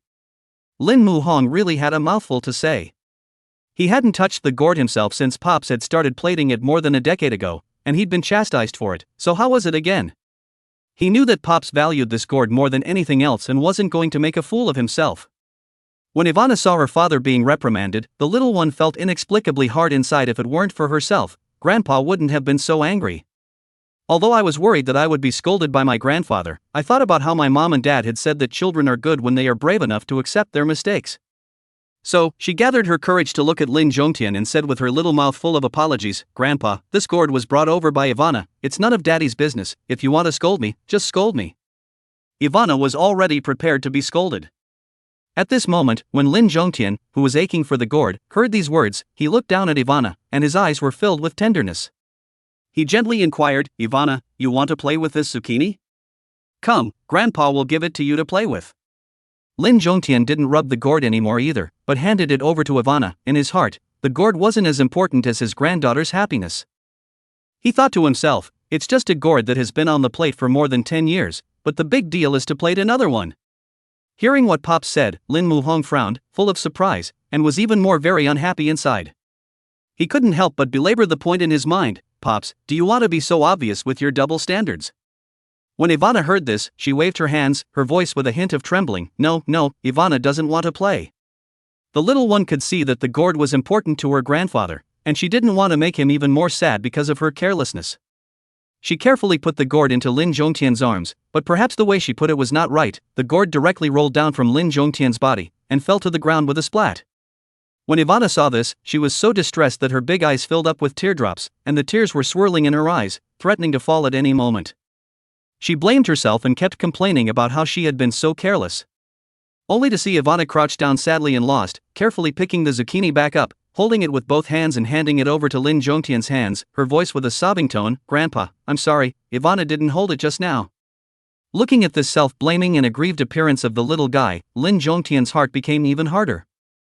As soon as he took his precious granddaughter in his arms, he softly comforted, it's okay, Grandpa doesn't blame you. But that's how kids are, the more they say they're fine, the more their grievances are magnified. Ivana couldn't hold it in any longer and cried out with a wow, tears rolling down her face like broken beads. Lin Zhongtian gently patted Ivana's back while gently coaxing, Ivana don't cry, oh, Grandpa knows that you didn't do it on purpose, this gourd is leathery, it's fine if you fall. When Lin Muhong heard this, he couldn't help but secretly slander in his heart, Father, can you listen to what you are saying first? I just touched the gourd, was your head and face a lecture, how to granddaughter here, the bottom line is a drop again and again, there is no limit to it? For some reason, he suddenly missed his grandfather. Still, Ivana couldn't stop crying, feeling guilty that she had made a big mistake and made her grandfather's beloved gourd fall. Su Wanru had just tidied up the kitchen and was slowly pacing over when she suddenly heard the heartbreaking cries of her precious granddaughter.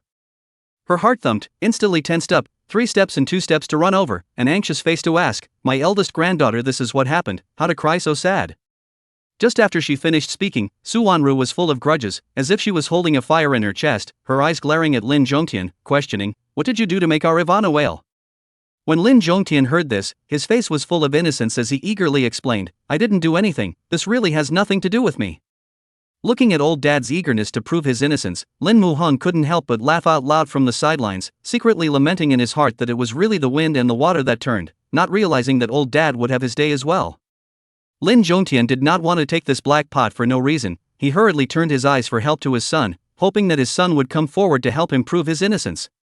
When Lin Muhong saw his old man's eager and expectant eyes, the corners of his mouth rose slightly, revealing a wry smile, and then smilingly patted his old man's shoulder and said to Su Wanru, Mom, your precious granddaughter is the one my dad made cry.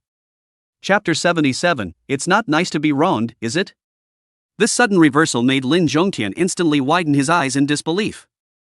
He snapped his head around and glared viciously at his son, his eyes seeming to spit fire, as if silently questioning, what are you accusing me of? Lin Muhong, however, pursed her lips and smiled, with a hint of cunning in her eyes, as if responding, who let you wrong me? It's not pleasant to be wronged. Lin Zhongtian sighed helplessly, it was really self-inflicted. At this time, hearing her son's testimony, Su Wanru was so angry that she rolled her eyes at him, and then said decisively, you'll sleep in the living room tonight, and you're not allowed to go back to the house. After saying that, she gently held Ivana in her arms and gently comforted, baby, don't cry, Grandma will take you out to play, let's go square dancing, okay? Hearing this, Ivana huffed and raised her head from her grandmother's shoulder, those little eyes red from crying, looking like an aggrieved little rabbit, making one's heart ache. Seeing the little one in this state, Su Wanru's heart was broken with pain, she didn't hold back and glared fiercely at Lin Zhongtian again, her eyes seemed to say, look what you've done. As soon as Ivana heard that her grandmother was going to take her out to play, the tears that were about to fall instantly retracted, as if the little crybaby she had just been wasn't herself. At this moment, her apologies for her grandfather were swept away, and her fleshy little face was filled with anticipation. I have to say, kids' faces really do change. Only to see Ivana's fleshy little hands wiping her tears haphazardly, then bouncing and running to Lin Muhong and Xie Wanning's side, blinking her big watery eyes and pampering herself, Papa, Mama, you guys go out to play with us too, okay. The soft voice seemed to carry endless magic. Xie Wanning tenderly touched Ivana's head, gently straightened the broken hair on her forehead, and gently responded, good.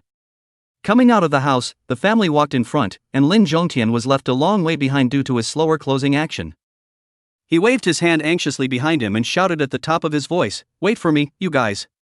Behind him, a figure silently watched the family, the man clenching his fists, his eyes full of indignation. Immediately after, the cell phone in his pocket rang suddenly, glancing at the caller ID was brother-in-law, the man's face suddenly changed, and he hastily piled up a fawning smile, nodded his head and picked up the phone, respectfully shouting, brother-in-law. Don't call me brother-in-law, I don't have a brother-in-law as stupid as you. An angry growl came from his brother-in-law on the other end of the phone. A moment later, the man let out a long sigh and responded through gritted teeth, get your ass over here.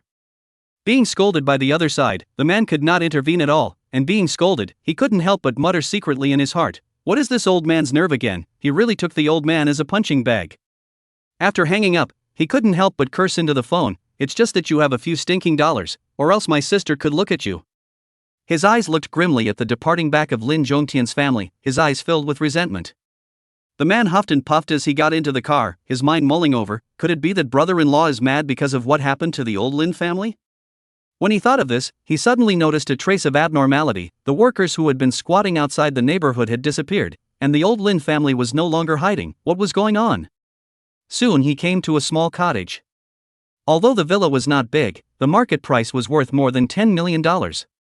Hearing the commotion coming from downstairs, a familiar figure slowly came down from the upper floor. This person was none other than the former boss of the factory, Ren Dajin. Seeing the visitor, Ren Dajin made a stern face, sat down heavily on the sofa, picked up the teacup on the table, and took a fierce sip, as if he wanted to swallow all the anger in his heart. The man could only stand aside in a very humble manner when his brother-in-law didn't give the word. At that moment, Ren Dajin raised his head, his eyes as sharp as knives, shooting straight at the man. Wang, how did you promise me faithfully in the beginning, saying that the old Lin family spent all their money on investments, then how do they have the money to pay their workers now? The man's heart trembled at the stern gaze, fine beads of sweat broke out on his forehead, his face was filled with disbelief, even his voice trembled. Brother-in-law, you said they settled the workers' wages? Seeing the other party's angry eyes, Xian Wanguang shook his head doubtfully and murmured, it can't be, brother-in-law. I really asked around beforehand, their family only has so much money, it's impossible for them to pay the workers' wages, is it a mistake? Ren Dajin sniffed, so angry that his face turned blue, his hands slammed on the table, shaking the teacups jumped up, no mistake, I personally confirmed it. People's side had already finished solving the problem, and this side they only just learned about it. Ren Dajin was furious.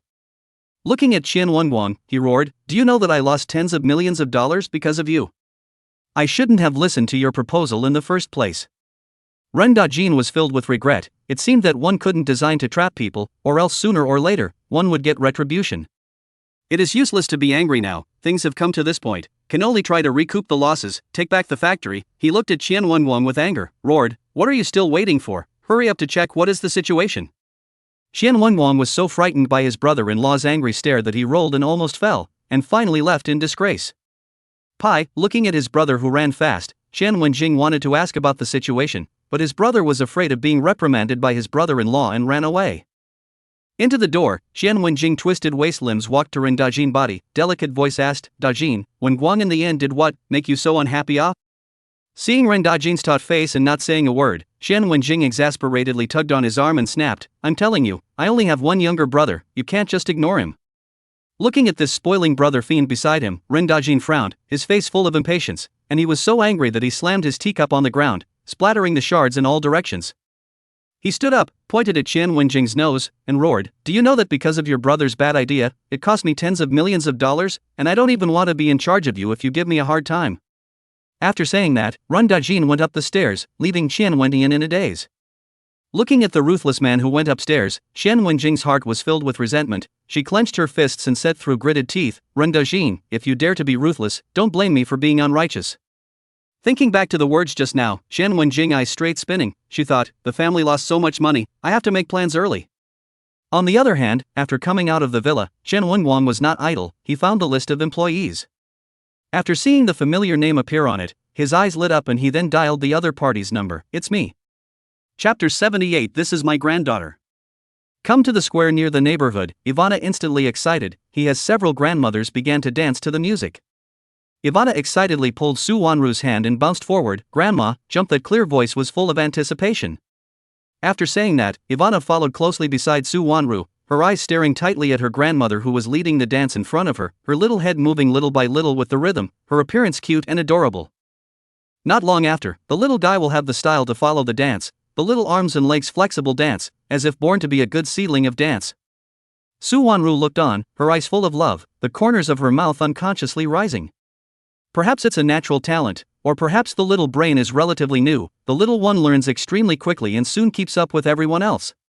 Beside Su Wanru stood a slightly chubby woman named Deng Xiaochui, with a head of woolen curls, wearing a red shirt with black pants, and a pair of white sandals on her feet, which made her look quite exquisite. This person is Su Wanru's dancing partner, see each other over today, full of surprises. Wanru, you can finally come, recently busy what it, are not come to dance? Su Wanru heard, looked slightly uncomfortable, but still calmly replied, my home recently something, then did not go out, this is not a free time to come. Deng Xiaochui nodded her head as she listened, her gaze then fell on Ivana, watching the little one jump in style, her face full of surprise. Wanru, who is this little girl beside you, she dances really well. This is my granddaughter. Su Wanru smiled at her words, this compliment pleased her even more than she did herself. At that time, Lin Muhong and Xie Wanning stood at the side, looking at Ivana's lively and lovely appearance. the smile at the corner of their mouths could not be hidden. I didn't expect Ivana to square dance with style. It seems that she has a talent for dancing. I'm not coordinated with my limbs. This point must have followed you. Lin Muhong said mockingly.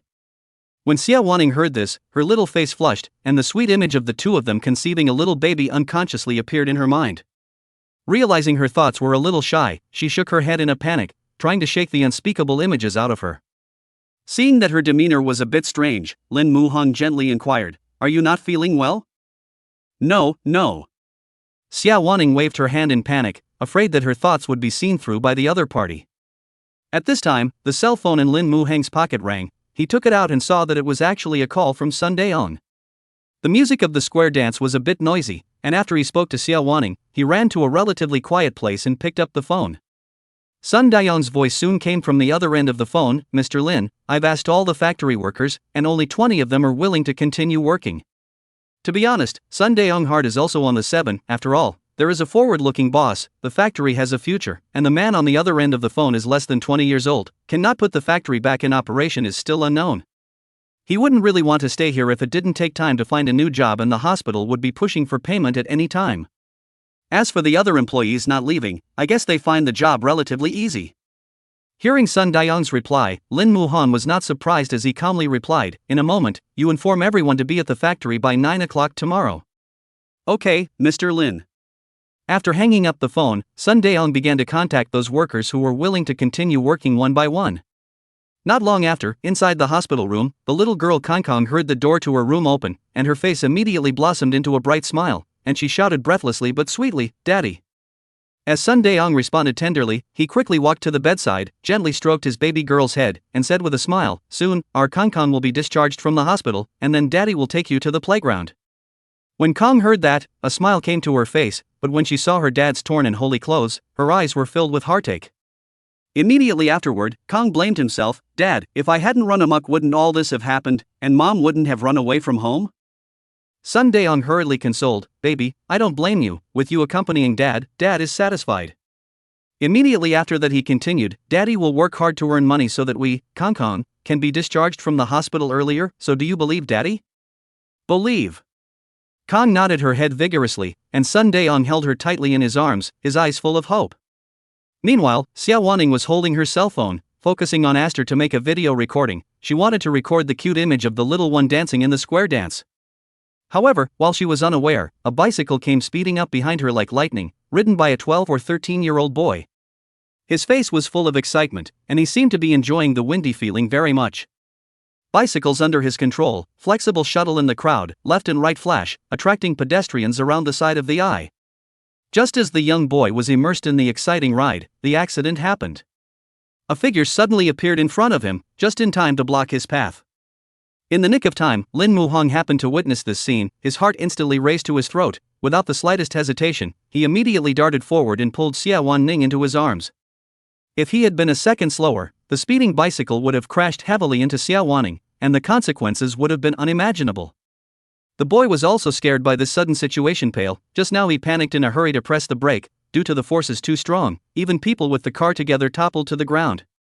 However, the little boy's reflexes were quite quick, and the moment the car fell over, he steadily supported himself with his legs and did not let himself fall to the ground. Lin Muheng's heart was burning with anxiety, and he hurriedly looked Xie Wanning up and down, confirming that she was not injured before the big stone in his heart fell a little. He then turned angrily to the little boy and yelled, "Riding that fast, didn't your parents teach you to watch the road on a bike?" At this time Lin Muhong, full of worry about Xie Wanning's safety, if a second late, the consequences are simply unimaginable. The little boy was scared by Lin Muhong's sudden roar. He knew that he had gotten into trouble and apologized in a very sincere manner. "Brother, I'm sorry, I will definitely ride slowly in the future." Although Lin Muhong was anxious, but he was not unreasonable, he realized that his tone was a bit impulsive, slowed down and said, "Who should I apologize to?" After hearing this, the little boy immediately looked at Xie Wanning and said sincerely, "Sister, I'm sorry."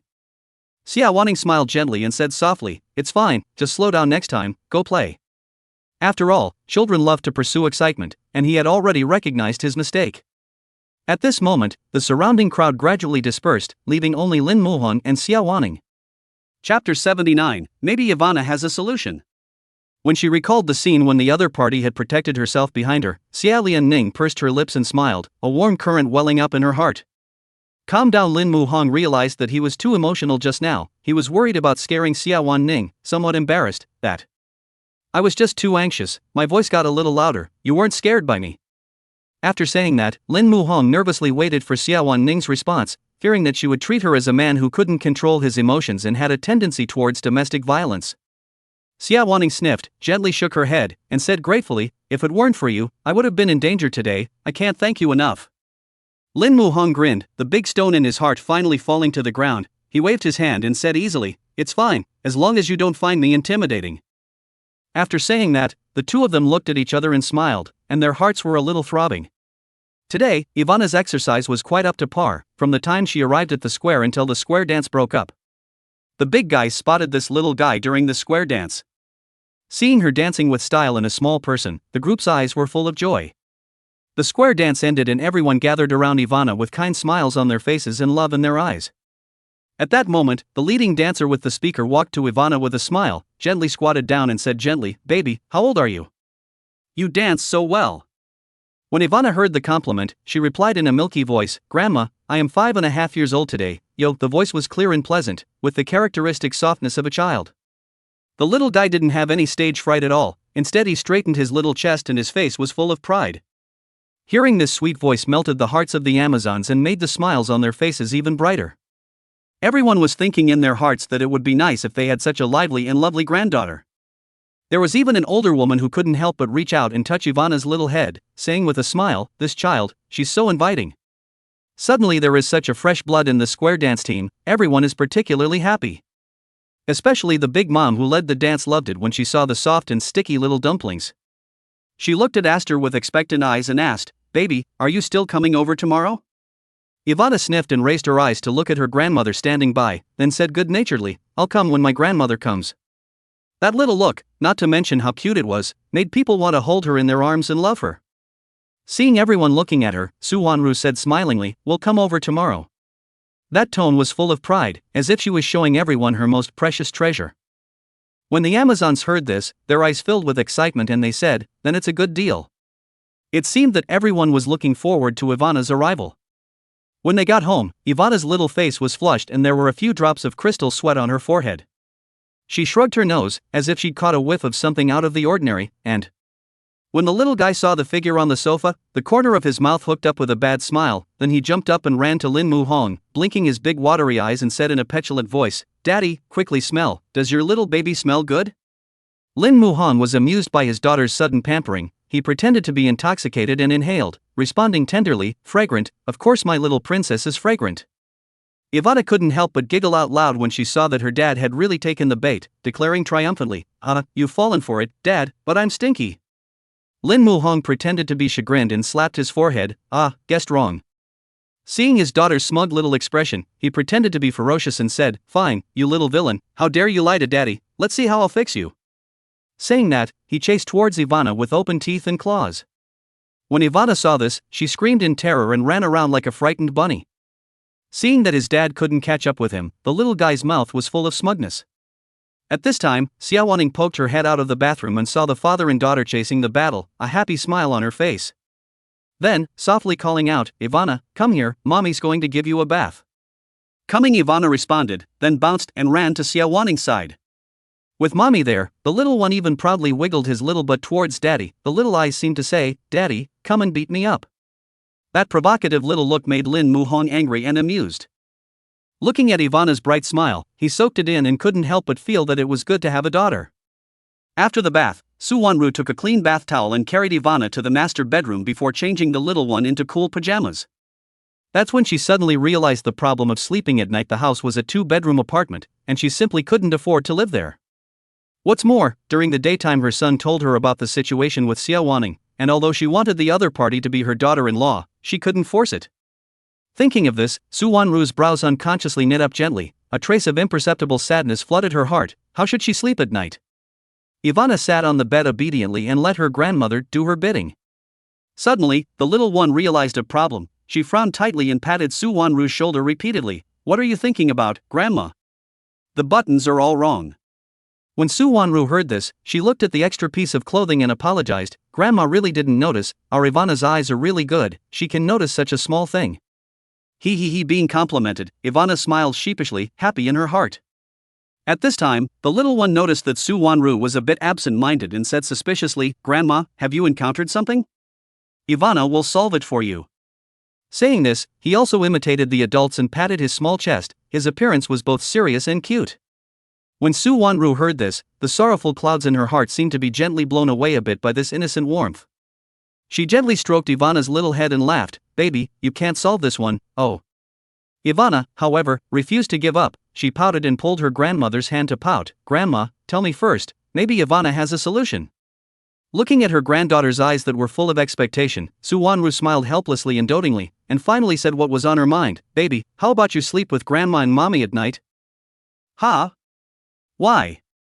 When Ivana heard this, her eyebrows immediately furrowed into small hills, full of confusion as she muttered, "I always sleep with my dad and mom at night. Grandma, why are you suddenly saying this?"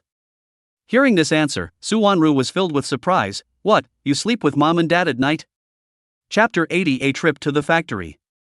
"Yeah, what's the problem?" Ivana blinked those big, clear, watery eyes, full of confusion. In her little world, this was just a small, normal thing, so how come Grandma seemed so surprised? The little guy tilted his head and couldn't figure it out even after thinking left and right, so he just stopped dwelling on it.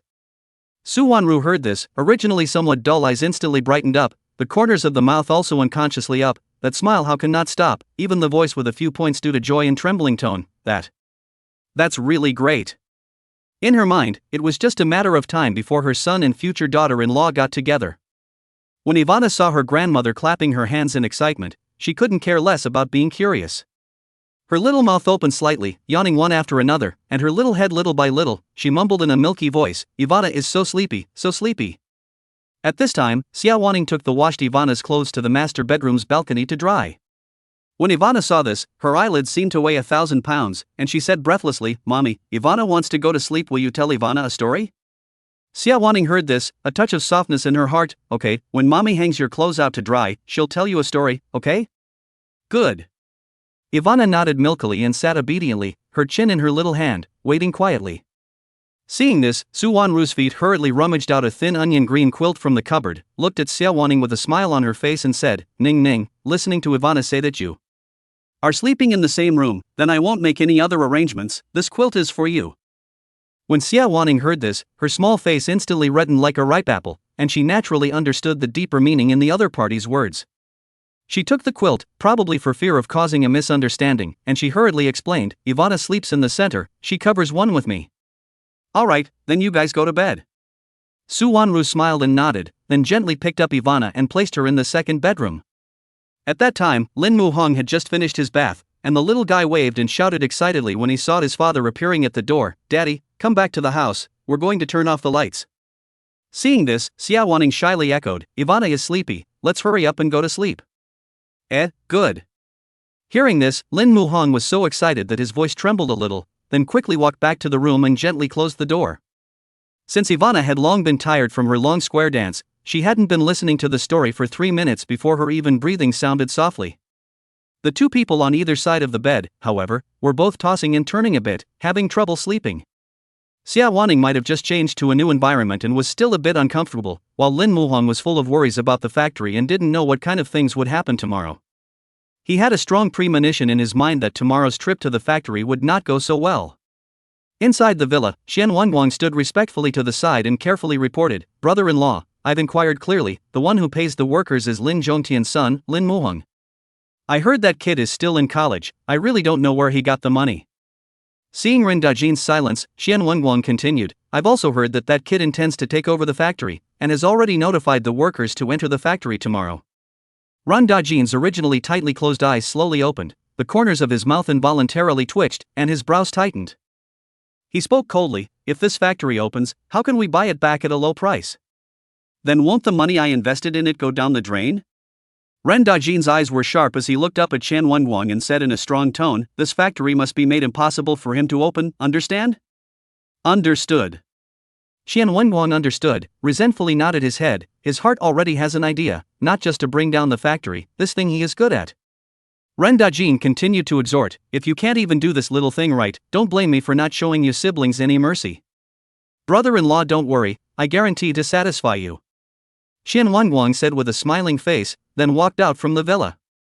Looking at the brightly lit villa, Xie Wannings's face changed, the corner of his mouth turned away, and he spat in an unkind manner, when I'm richer than you someday, let's see how you still dare to flaunt yourself in front of me. However, reality was cruel, and he still had to rely on Ren Dajin for a relatively nourishing life. So he dialed the previous number and said smugly, as long as you listen to me, the benefits will not be lacking. A respectful voice came from the other end of the phone, Brother Qian, don't worry, I will definitely listen to you. Xie Wanning hung up the phone with satisfaction, the corner of his mouth hooked into a cold smile. Lin Muhong, right, this is my first big gift to you, I hope you like it. After breakfast, Lin Muhong was about to head to the factory to find out what was going on, and just as he was about to step out of the threshold, Lin Zhongtian hurriedly called out to him, Ahang, wait for me, I'll go with you to take a look. Lin Zhongtian's heart is full of curiosity, he wanted to know to buy all his family plant looks like, quite a bit of death also want to die to understand the feeling.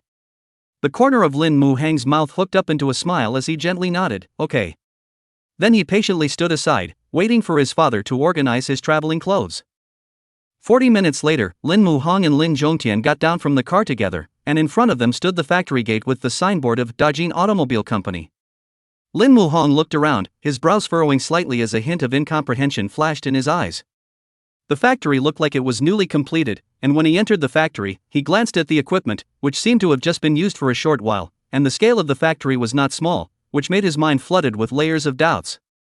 Dad, how much did you spend to sign this contract in the first place? Lin Muhong asked. Less than $11 million. Lin Zhongtian replied, noticing the surprised expression on his son's face, he hurriedly asked after him, Son, did you find something wrong? This factory, I'm afraid it's far more than this price, right? Lin Muhong sighed softly, his eyes flashing with a thoughtful light, this factory was built plus the purchase of facilities and so on, at least $30 million, Dad, you're picking up a great bargain. What? When Lin Zhongtian heard this, disbelief was written all over his face, and then his excitement overflowed, so, I've really picked up a treasure? That's right. Lin Muhong confirmed with a smile, already having a bold guess in his heart. He speculated that the other side may be deliberately set up, with a price of 10 million to sell the factory to his father, but also expected his father's money is tight, unable to pay the workers' wages, and when the pressure is great, and then buy back at a low price, and back and forth to earn a huge difference in price. Lin Muhong secretly pondered in his heart that the black hand behind all of this, I'm afraid that Ren Dajin, the former owner of the factory, had nothing to do with it. At this time, Sun Daong had already been waiting at the door for a long time, and when he saw the two of them, he respectfully shouted, Mr. Lin, Mr. Little Lin. When he thought of Sun Daong's ferocious appearance earlier, a wave of anger surged in Lin Zhongtian's heart. But now see the other party so respectful, his anger actually inexplicably dissipated a few points, the corner of his mouth hooked up a smug smile, gently as a response. Lin Muhong looked around and realized that the factory was empty except for Sun Daong, and his face turned ironic. He raised his hand to look at his watch, a hint of displeasure in his tone, where are the others? Chapter 81. This crowd is so gullible. Seeing this, Sun Daong's brows knit tightly and a flash of embarrassment flashed across his face. He scratched his head and stammered, They're not here yet. Lin Muhong's face was instantly gloomy, he took a deep breath and tried his best to suppress his inner dissatisfaction, he knew that the factory trip would not be so smooth. Seeing this, Sun Daong hurriedly stepped forward and said, Don't be angry, Mr. Lin, I'm going to contact them and have them come over numbly. There are only 2 people left here, Lin Zhongtian long sigh, said in a serious tone, Ahoning, you see those workers simply do not take you seriously, the management of this matter cannot be so simple, our father and son are not one the boss of the material, or not, or sell the factory, at least a little bit of the capital back, what do you think? Lin Muhong always liked challenges, he shook his head at the words, the corner of his mouth curled up into a confident smile, and comforted, Dad, a tiger's father doesn't have a dog's son, you'll see, watch how I'm going to clean them up. Being praised by his son in such a disguised way, Lin Zhongtian could not say any more demoralizing words, he nodded, but secretly muttered in his heart, this child really does not turn back until he hits the south wall, it's a good thing for young people to have more tosses and turns. He could only comfort himself in this way. Meanwhile, outside the factory, a line of people arrived late. Lu Pingchuan looked at Zhou Changhao with doubts in his eyes, Haozi, if you let everyone come later, will that kid fire us all in a fit of rage? The moment these words came out, everyone's eyes focused on Zhou Changhao. When he heard this, an imperceptible wry smile appeared at the corner of his mouth, then he said with a smirk, "Don't worry, he definitely wouldn't dare. If that kid wants to open up the factory, where is he going to recruit so many people in a short period of time?" Zhou Changhao said with confidence. "In a few moments, everyone look me in the eye and I'll make sure I can get everyone's paychecks up a notch." He continued. When the yellow-haired boy Lu Zhiliang heard this, a glint of excitement flashed in his eyes. He's young, has high expenses, and has to have his family subsidize some of them every month, so it would be great if his salary could be doubled. Then he smiled and patted Zhou Changhao's shoulder, flattering him, "Brother Hao, you just have a lot of solutions, we all listen to you." "Good." Zhou Changhao grinned, his heart full of complacency. He scanned the people around him, his eyes full of contempt as he smugly belabored in his heart, "A bunch of idiots, you guys really believe whatever I say, tsk, this money can be earned too easily." Soon the group trooped into the factory. Without going far, they saw Lin Muhong and the others already waiting on the side. Everyone was a laborer, perhaps they were trained to get used to the usual rules. As soon as they saw Lin Muhong and the others, they immediately felt as if they had done something wrong, and they all lowered their heads, not daring to utter a single breath, let alone open their mouths to speak. When Sun Daong saw that the people he contacted yesterday had all arrived, he frowned tightly and asked full of anger, "Didn't I inform you all to arrive at 9 o'clock yesterday? You guys look at what time it is now? Do you guys still want to do this or not?" There was a hint of anger in his voice. Zhou Changhao sniffed and sneered with a snort, "Sun Daong, you're so active in calling all of us guys here, is it possible that people have given you a raise? We want to do it because we want to do it, but you have to give us a raise, everyone is treated equally, right?" He looked provocatively at Sun Daong. After Zhou Changhao finished speaking, his eyes signaled everyone, and in front of the temptation of money, the people spoke out in agreement, "Yes, we demand a wage increase. Up the money! Up the money!" Seeing this scene, especially seeing that it was Zhou Changhao who led the way, Sun Daong's heart stung. He was once just a small follower beside himself. He saw that he was diligent and studious, and took him with him wherever he went, but he didn't expect that he would become a sharp blade stabbed at himself. Despite the pain, Sun Daong only thought that his sincerity had been fed to the dogs, and he then clarified, "Mr. Lin didn't give me a raise, where did you guys hear that?" With Zhou Changhao's understanding of Sun Daong, what he said was definitely the truth. But so what, even if it wasn't, he was going to make it true. He continued to agitate the group, "No way, knowing you as well as I do, how can you saddle up so much without a raise?" After saying that, Zhou Changhao's eyes fell on Lin Muhong, and he said in a group voice, "Mr. Lin, our demand is very simple, that is, to give us a wage increase. At the same time, in order to avoid what happened before with the wage demands, you have to prove that you have the ability to pay everyone a month's salary, otherwise, if we work hard for a month and can't get any money, won't it be a waste of time again? Do you guys hear me right?" What Hao said is really right, it's still Hao who thought it through. Lu Zhiliang was the first to agree, "This way, even if the factory closes down, we can still get our money." A second and third crowd responded immediately afterward. Looking at the crowd's look of hard performance and resignation, Zhou Changhao's heart surged with an uncontrollable smugness. This group of people are so gullible. These days, money is hard to come by and is hard to eat. There are plenty of people out there who are willing to do this kind of work, and with a little bit of training, they can become qualified laborers. The corner of his mouth hooked into a smug smile, his eyes casting a provocative glance at Lin Muhong, secretly expecting his harsh demands to make the other party lose control of his emotions, preferably dismissing everyone so that his mission would be accomplished. At that time, Lin Zhongtian's face was full of worries, his eyes swept through the crowd of angry people, his heart was uneasy, fearing that if he was not careful and refused their demands, he and his son would suffer a severe beating. He had worked for others all his life, how had he ever encountered such a scene, and had long been frightened and panicked. Lin Zhongtian hurriedly pulled Lin Muhong's arm and asked with a trembling voice, "Son, what can we do about this?" Seeing this, Lin Muhong gently patted his arm and comforted, "Dad, don't worry, look at me." In the face of the crowd's request, Sun Daong did not stop it. After all, if we don't get the money, Kongkong's medical expenses will be gone. He also wanted to take this opportunity to see if this seemingly young lad was capable of paying wages and dealing with these difficult employees. Right at this moment, Lin Muhong stepped forward and stood in front of the crowd, his gaze like a torch, staring straight at Zhou Changhao. Being watched by Lin Muhong's sharp gaze, Zhou Changhao actually involuntarily shivered, an inexplicable fear welling up in his heart. However, seeing the other party's frowning demeanor, Zhou Changhao secretly muttered in his heart, "Yes, get angry quickly, better drive us all away, not one of us." An inexplicable excitement surged in his heart as he imagined Lin Muhong's angry departing back. Unexpectedly, Lin Muhong grinned, swung his hands and applauded. Okay, I promise you guys. Zhou Changhao was confused when he heard this and couldn't help but bellyache. Is this person stupid, letting cheap labor go unused and having to raise everyone's wages? He was a little confused. Chapter 82 Lin Muhong only lures, not coerces. When the employees saw how easily Lin Muhong had agreed to the wage increase, they stared at each other with wide eyes, their eyes filled with doubt. Even Zhou Changhao secretly muttered in his heart, the big move hasn't even been used yet, and this is surrendering? Although everyone's heart is so excited, but on second thought, the capitalist which will empathize with the staff, not to mention the easy concessions, which may be hiding something fishy. Only Lu Pingchuan held the glasses on the bridge of his nose, his brows furrowed and his eyes filled with caution. He questioned loudly, Mr. Lin, you're really willing to give us a raise, you can't be teasing us. Hearing this, Lin Muhang's mouth rose slightly, revealing a faint smile as he spread his hands out and shrugged helplessly, saying, do you see how I look like I'm joking with you guys? Not only am I willing to give you guys a raise in salary, I'm also willing to pay 5 insurance and 1 gold for you. To be honest, when Zhou Changhao heard about this benefit, his heart couldn't help but thump a little, and his heart was moved. But when he thought that the other party had been offended, even if the benefits were better, he was afraid that it would be a blank check that would not be realized at all, and he thought to himself that it would be better to get the money in front of him first. The employees present instantly exploded when they heard this. Each one was so excited that their faces turned red, especially Sun Daeong, who had his eyes glazed over and his mouth open in disbelief.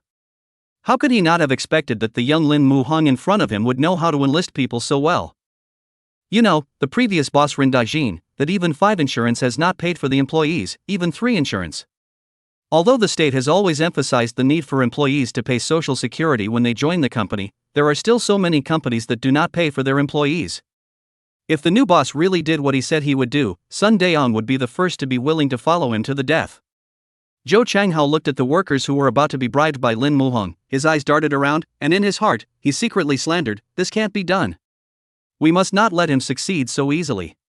He looked at Lin Muhong with a hint of provocation in his eyes and continued to question, Mr. Lin, anyone can talk big, you have to show us your capital so that the big guys can feel comfortable working for you. As soon as these words came out, those employees, although they looked puzzled, still echoed, Mr. Lin, we are all afraid of being delayed by the wage arrears, so just show us, so that we can have a bottom in our hearts. Hearing this, Lin Zhongtian's heart thumped, hurriedly pulled Lin Muhong's arm, full of anxiety, whispered in his ear, son, you didn't take the cash, what can we do? It's fine. Lin Muhong softly comforted, then unhurriedly opened his cell phone and found out his bank card balance to show everyone, saying, there's 1 million on my account. Enough to pay everyone's salary, don't worry, I definitely won't treat you poorly. The big guy's eyes instantly lit up when he saw the bank card balance, as if he saw hope for his life. Wages increased, and also pay 5 insurance, such a good job, where to find? Immediately, everyone excitedly took a stand and said, listen to Mr. Lin, we will definitely do a good job. As long as Mr. Lin doesn't mind, we'll follow you for the rest of our lives. That one pristine face was filled with determination. Seeing how happy the crowd was, Lin Muhang's heart was overjoyed and the corners of his mouth involuntarily rose. He then turned his gaze to Zhou Changhao, his eyes full of teasing, and in his heart, he belabored, if it weren't for you, I really wouldn't know how to take everyone in. Zhou Changhao was made a little uncomfortable by this sudden gaze, and awkwardly returned a smile, secretly muttering in his heart, this kid wouldn't have already realized that I'm here to make trouble, right? As he thought of this, his brows furrowed slightly, and a trace of worry couldn't help but well up in his heart. He shook his head gently, trying to dispel these distracting thoughts, and reassured himself, I'm so well disguised, he definitely won't be able to tell. Immediately afterward, the group trooped into the operating room. Lin Muhong paced slowly while scrutinizing every detail. After all, he was not a professional and still knew very little about the operation of the factory. Just then, a crisp system beep suddenly sounded in his head. Ding! The system detected that the host has taken over the factory. The drawing of the advanced manufacturing process of electric tricycle trike has been decentralized. Please pay attention to the host to receive. In addition, in order to better help the host build an epoch-making tricycle, the system rewards the host with knowledge about electric tricycles. As soon as the system's words fell, Lin Muhong only felt a warm current surging into his mind, and countless knowledge came like a tidal wave. After a few moments, he was surprised to find that he knew every piece of equipment in the factory and was even able to operate it skillfully.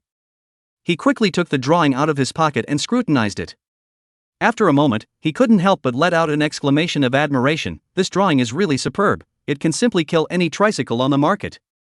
Afterward, Lin Muhong walked to a machine, faced all the employees, and said excitedly, "Everyone, the electric tricycle I'm going to make is not the same as the traditional tricycle." "How is it different?" The employees cast curious gazes. After all, in their opinion, the main function of the electric tricycle is to haul goods. It's already good enough to meet the basic needs. Do they need to do something fancy? Seeing an employee ask a question, Lin Muhong excitedly explained, "I'm going to make an intelligent electric tricycle with a strong range that can adapt to the low-temperature environment in the north. At the same time, it has to have GPS positioning and remote monitoring functions, so users can check the status of the vehicle in real time, locate the anti-theft, and receive failure warnings and so on through the cell phone app. This is just my initial idea, we'll slowly explore the specific details later."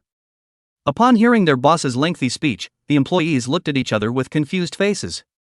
After all, they were just ordinary workers, only responsible for assembling and welding. The boss said that these should be the things of the research and development department, but this factory did not have a research and development department at all. Looking at the puzzled looks on everyone's faces, Lin Muhong frowned and asked with concern, "Do you not understand?" The crowd shook their heads, and even the ever-steady Sun Daeong revealed a bewildered expression. At this time, Lin Muhong looked around and asked softly, "Does our factory have a research and development department?" "No." Sun Daeong shook his head. Although he couldn't understand the jargon his boss was talking about, he understood that it must be the future trend. Electric tricycles are only going to get smarter and smarter, and this old style they're splicing in now will be eliminated from the market sooner or later. Lin Muhong's brows tightened as he sniffed, and the words he originally wanted to say were swallowed back. But the good news is that he discovered the problem in time. After all, a factory without R&D capability will be eliminated by the time sooner or later. At that time, Lin Muhong looked down and pondered, "Where should I go to dig up people?" Chapter 83 Ivana is being watched.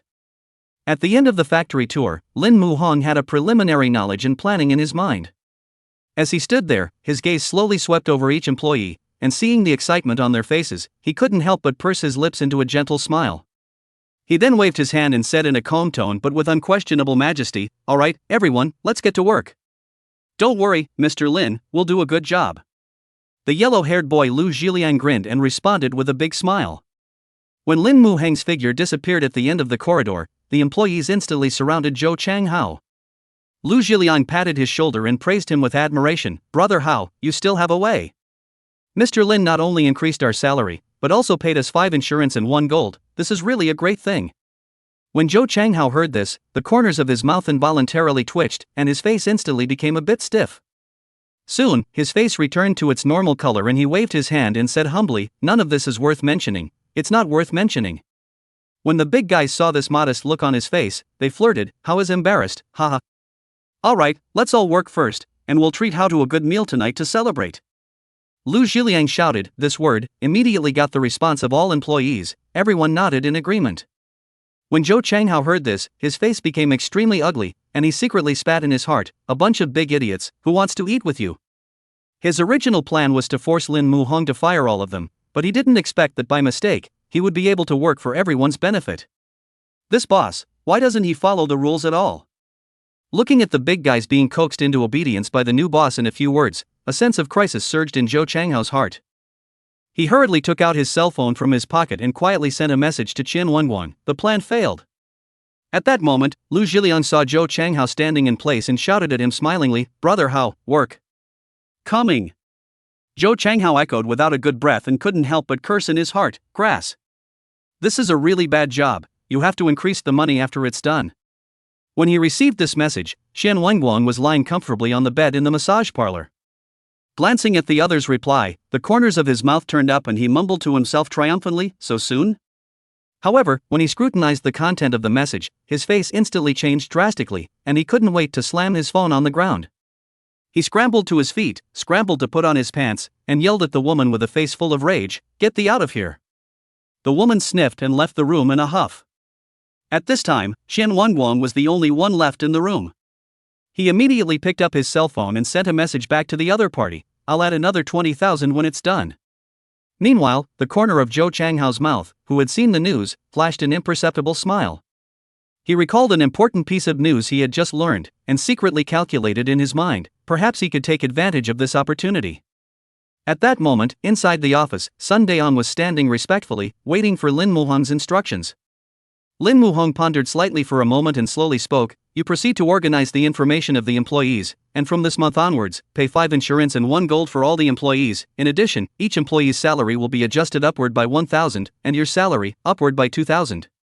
Sun Daeon was filled with disbelief when he heard this.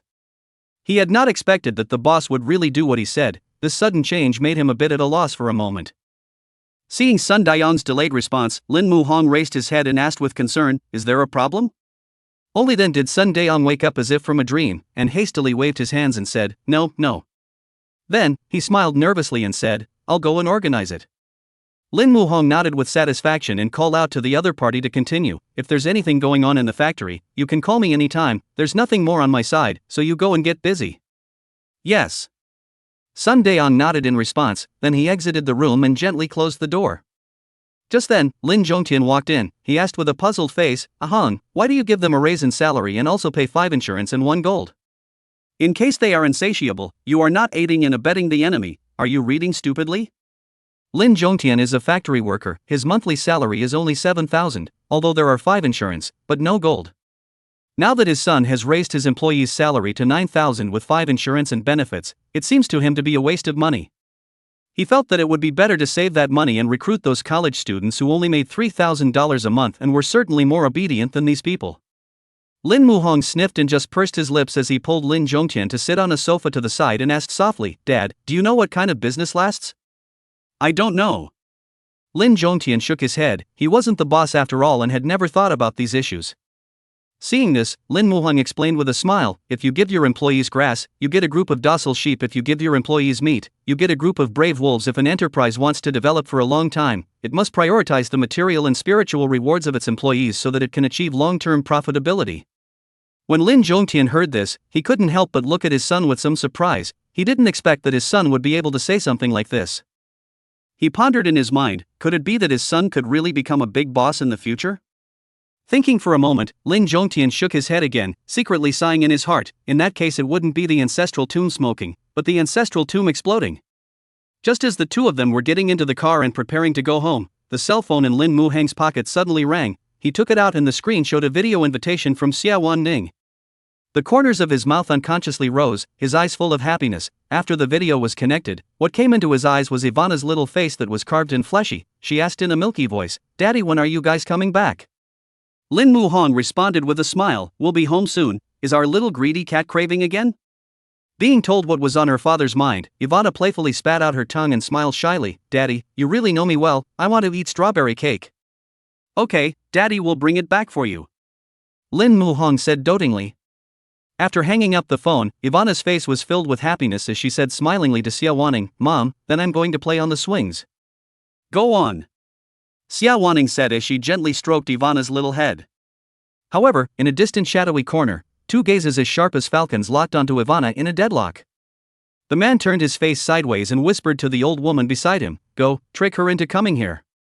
Chapter 84 Encountering Human Traffickers. The sun is just right today and the breeze is not too dry. The park was bustling with children playing lively on the grass and by the flowers. Ivana, on the other hand, was sitting on the swing, swinging around one by one, a happy and contented smile on her face. Suddenly, a slightly old and anxious voice rang in Ivana's ears, "Little friend, Grandma is lost. Do you know where the toilet is?" Ivana stopped her wobbling feet and turned her head curiously, only to see an old man in his 60s standing beside her. She was short in stature, with a head full of silver hair glistening in the sunlight, wrinkles on her forehead like furrows carved by the years, and a kind smile on her face that made her look very kind. "I know." Ivana nodded vigorously, her fleshy little face full of enthusiasm as she reached out her little hand and pointed toward the tiny house in the distance, saying crisply, "There it is." Ivana knew because Xie Wanning had just taken her there. Seeing the little girl in front of her so innocent, the old lady's eyes quickly looked around, confirming that no one was paying attention to her, and then an imperceptible smugness flashed in the bottom of her eyes. Immediately afterward, she put on a pitiful look, her hands trembling slightly, and pleaded, "Little friend, Grandma's legs are not easy, can you help me over?" The little fellow cocked his head, his dripping round eyes turning rapidly in their sockets like 2 soulful black gems. Her little mind raced to recall what her mom and dad had said, "Adults don't go to little kids for help, that person might be a bad person." Thinking of this, Ivana's eyes instantly became firm, and she shook her head without hesitation, saying in a milky yet incomparably resolute voice, "No, I haven't played enough yet." After saying that, she shouted towards the distance, "Mom, come over and push me." "Okay, Mom's here." Xie Wanning had just finished her phone call, and when she heard Ivana's shout, she immediately put down her phone and ran over with hurried footsteps. When the old lady saw that the little guy didn't fall for it at all, a trace of embarrassment flashed across her face, and she could only turn around and leave in disgrace. However, she didn't seem to stop there, and her eyes quickly scanned the square, quickly locking onto another little girl. When Xie Wanning approached, she realized that there was an old man standing beside Ivana just now, and an alarm bell rang in her heart, and an ominous feeling of foreboding surged to her heart. She hurriedly crouched down and softly inquired, "Ivana, what did that old granny just say to you?" "She said she was having trouble with her legs and asked me to help her to the restroom," Ivana answered truthfully. Xie Evening Gel, after hearing, heart thump, intuition told her that the other party is very likely to be traffickers. How could she not expect that she just made a phone call effort? Her daughter was missed. Her back instantly broke out in a layer of cold sweat. If Ivana hadn't called out to herself in time, she thought with a palpitating heart, the consequences would have been nothing short of disastrous. Afterward, Xie Wanning still couldn't help but ask curiously, "Baby, how come you didn't help Granny there?" Ivana blinked those big bright eyes and said with a big smile, "Because Daddy and Mommy told me that grown-ups don't ask kids for help, and that the odds are that they're bad people, so I called Mommy over right away." After hearing this, Xie Wanning was full of joy and held Ivana tightly in her arms, her eyes full of love. "Ivana is so good, you did a great job. Next time you encounter something like this, you must call your mom and dad in time, okay?" Got it." The little one replied sweetly, a happy smile on his face. Soon, Lin Muhong and Lin Zhongtian both arrived at the park. Ivana's eyes were sharp, and she caught a glimpse of her dad and grandpa, especially since they were carrying the tempting strawberry cake in their hands, and her eyes instantly lit up. She jumped happily and ran over like a little rabbit, and kept shouting, "Daddy, Grandpa, Ivana misses you so much." Her voice was so sweet that it could melt hearts. Lin Muhong sniffed, the corner of his mouth hooked into a doting smile, gently scraping the tip of Ivana's nose, teasing, "Baby, I don't think you're thinking of us, you're thinking of your strawberry cake." Not at all. The little guy's eyes twinkled, a little vain. Then when his dad wasn't looking, he proudly snatched the cake in one hand, grinning like a fishy kitten. At this time, Su Wanru walked over with bottled water, and when she saw the father and son, her eyes were full of surprises. "You guys came back quite fast, did things go well?" "Smooth." Lin Muhong smiled and nodded. Seeing his son speak with a relaxed face, Lin Zhongtian couldn't help but feel a surge of heartache in his heart. Parents and children alike always report the good news, and he couldn't help but mutter in his mind that his son had really grown up. Seeing that everyone was gathered together, in order to warn everyone to look after Ivana in the future, Xie Wanning hurriedly described what had just happened. Upon hearing this, Lin Zhongtian's brows tightened and his fists clenched as he cursed under his breath, "These damned human traffickers, if you catch them, you should be shot. How can they bear to lay hands on little children? I curse them for giving birth to a child without an asshole." When he thought of Ivana's almost encountering poisonous hands, he couldn't help but curse and tremble with anger. Su Wanru couldn't help but suck in a breath of cool air after hearing this. She had just gone to buy water and walked a little farther.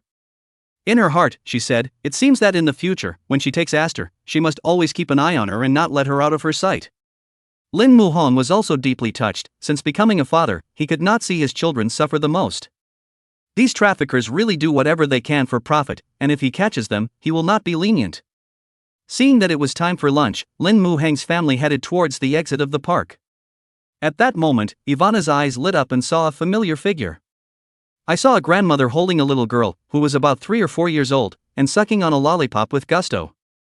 Seeing this, Ivana hurriedly tugged on Lin Muhang's arm and said eagerly, "Daddy, that's the grandmother I met." Lin Muhang sniffed and looked up, only to see that the grandmother was pulling the little girl towards the exit. A white car parked next to the road. The man stood next to the car with a cigarette in the corner of his mouth. He looked around from time to time, some sneaky, looking not like a good person. Seeing this scene, Lin Muhong's heart immediately surged in ominous premonition. He thought, this group of traffickers will soon have their way, once the child fell into their hands, and then what to find back can be like a needle in a haystack. Lin Muhong couldn't think about it in time and rushed forward with an arrow step. Just as they were forcing the little girl into the car, he grabbed the man and the old man by the arm and snapped, "Stop." Chapter 85. The Belly Dark Xie Wanning. Afraid that the two traffickers would take advantage of the opportunity to escape, Lin Zhongtian quickly rushed to his son's side and quickly struck out, joining his son in firmly restraining the two. He stared straight at the two men and snorted coldly, "Where are you two traffickers running to?" The old lady was grabbed on the spot, her face instantly piled up with a pitiful look. She waved her hands randomly and pulled her voice to rebuke, "What?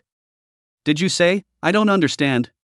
She immediately put on a weak, pathetic look and pretended to cry. You guys hurry up and let go. I want to take my granddaughter home. The man's eyes flickered at the sight, darting around like a frightened mouse. Maybe he's done so many bad things that he's afraid he'll be exposed.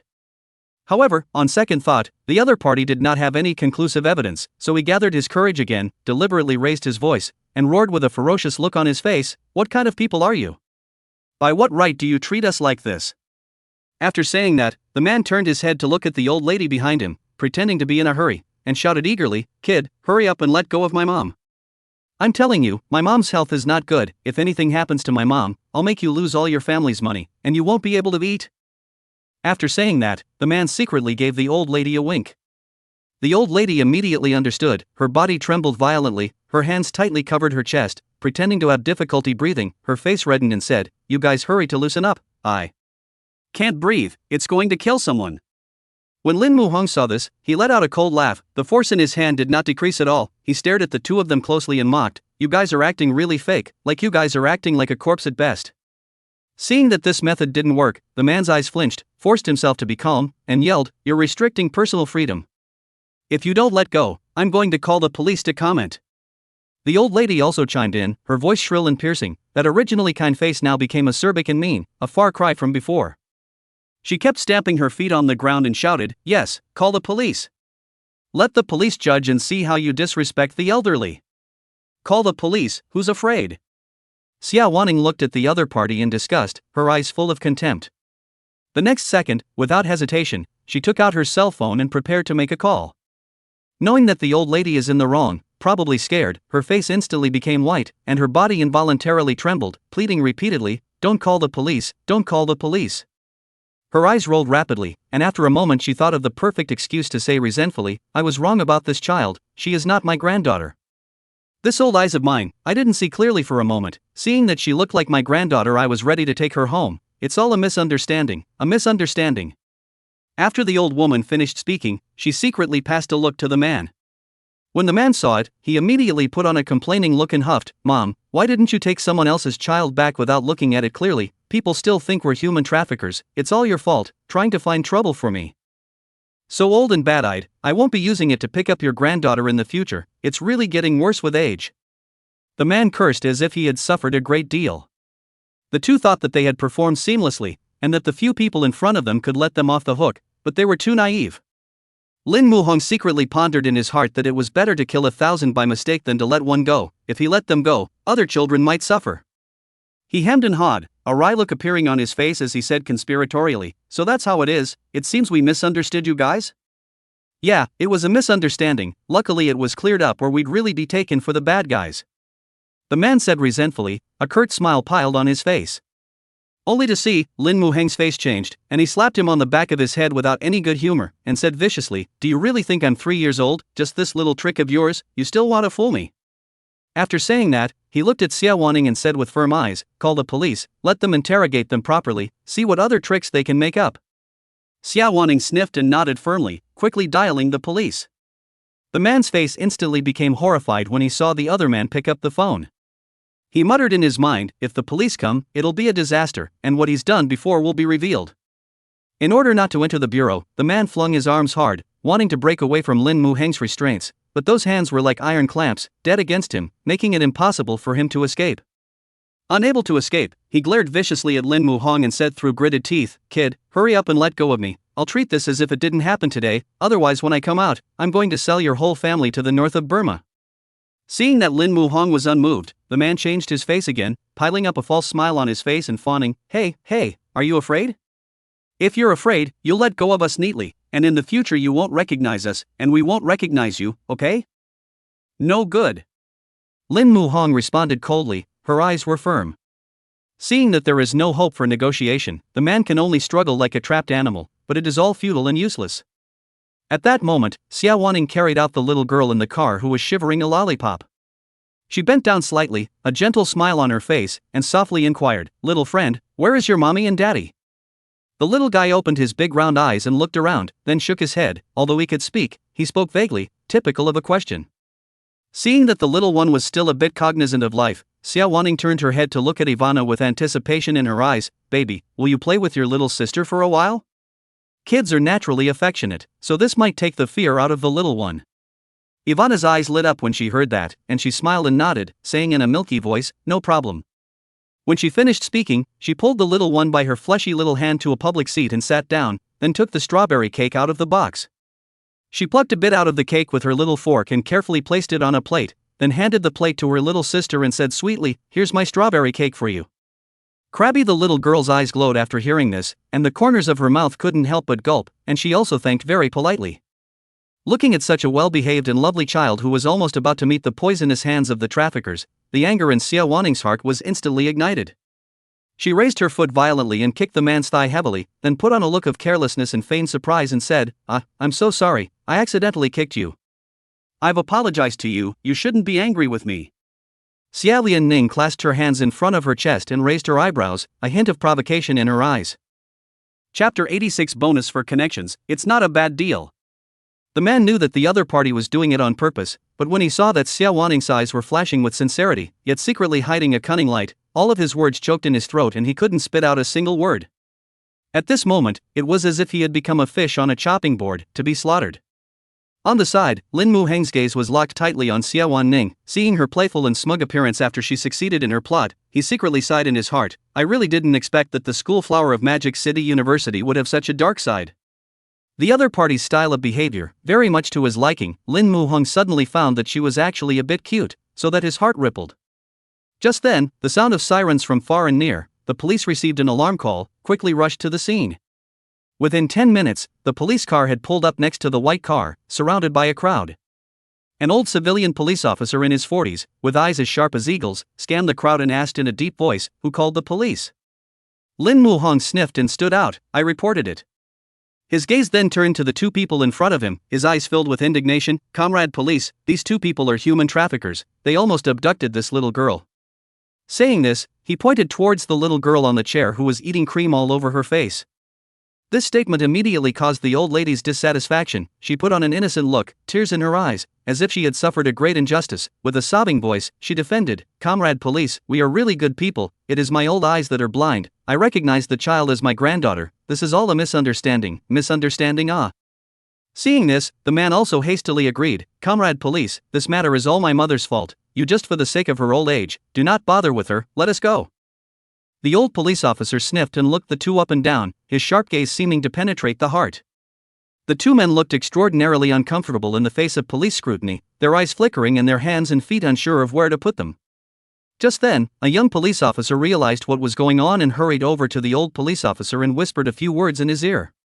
When the old police officer heard this, his eyes became even colder as he looked straight at the two men and said coldly, if you have anything to say, it's better to talk to us back at the station. Comrade police, we are really wronged, Comrade police. No matter how the two people argue, they cannot change their fate of being taken to the police car. The old police officer turned to the little girl, and his tone became much gentler, little friend, do you know where your home is? The little girl seemed to be terrified by this chain of events, and she cowered tightly behind Ivana, her fleshy little hands clutching at Ivana's clothes with fear in her eyes. The old police saw the situation, the heart knows, this child for a moment cannot ask what. So, he turned to Lin Muheng and his group and said gratefully, thank you for your report, however, we still need you to go back to the police station with us to make a statement. After saying that, the old police officer looked at the little girl curled up on the seat again, a trace of delicate care in his eyes, this little girl is more resistant to strangers, so this little girl will trouble you to take care of her and bring her to the police station, after which we will arrange for the police to take care of her and try to contact her family. Upon hearing this, Lin Muheng smiled and nodded, his tone firm, no problem. Inside the police station, Ivana was playing with her little sister. Suddenly, a man in his 30s rushed into the police station in a panic, his face full of anxiety and uneasiness, with a few drops of sweat on his forehead. Gasping for air, he asked loudly, hello, comrade policeman, was there a little girl who got lost just now and was brought here? The police officer looked up, pointed to two small children playing in the distance, and said, yes, there is a little girl of 3 or 4 years old, and there it is. The man sniffed and immediately looked in the direction of the police officer's finger, and when he saw the familiar little face, he was so excited that he almost jumped up. He ran over in 3 steps and took his daughter into his arms, his voice trembling as he said, Tong Tong, Daddy has finally found you. When Tong Tong saw that it was her daddy, her eyes lit up and her face was filled with excitement as she milkily shouted, "Daddy!" Eh? The man's eyes reddened with excitement, tears welling up in the corners of his eyes as he hugged his precious daughter tightly, as if he was afraid that if he let go she would disappear again. At this time, Ivana also noticed this man. Her little face immediately puffed up, and she huffed, "You're such an irresponsible father, little sister." She was almost taken away by the bad guys. It was then that the man noticed another little girl in front of him, who looked a little older than his own daughter and was looking at him with bright eyes. The man sniffed, ashamed of himself, remembered the police on the phone said a good man will save their daughter, must be the little girl in front of you and her family. He bent down and said gratefully, "Uncle knows, where is your family?" Ivana listened and gestured with her fleshy little hands. They were all taken in and said they were making something. She was still small, but she was doing her best to express herself. When the man heard this, he instantly understood, and thinking that the other party might be making a statement, he held his daughter in his arms and waited quietly on the sidelines. At this point, the police officer who had just come to the man began to ask questions. "Are you the father of the child?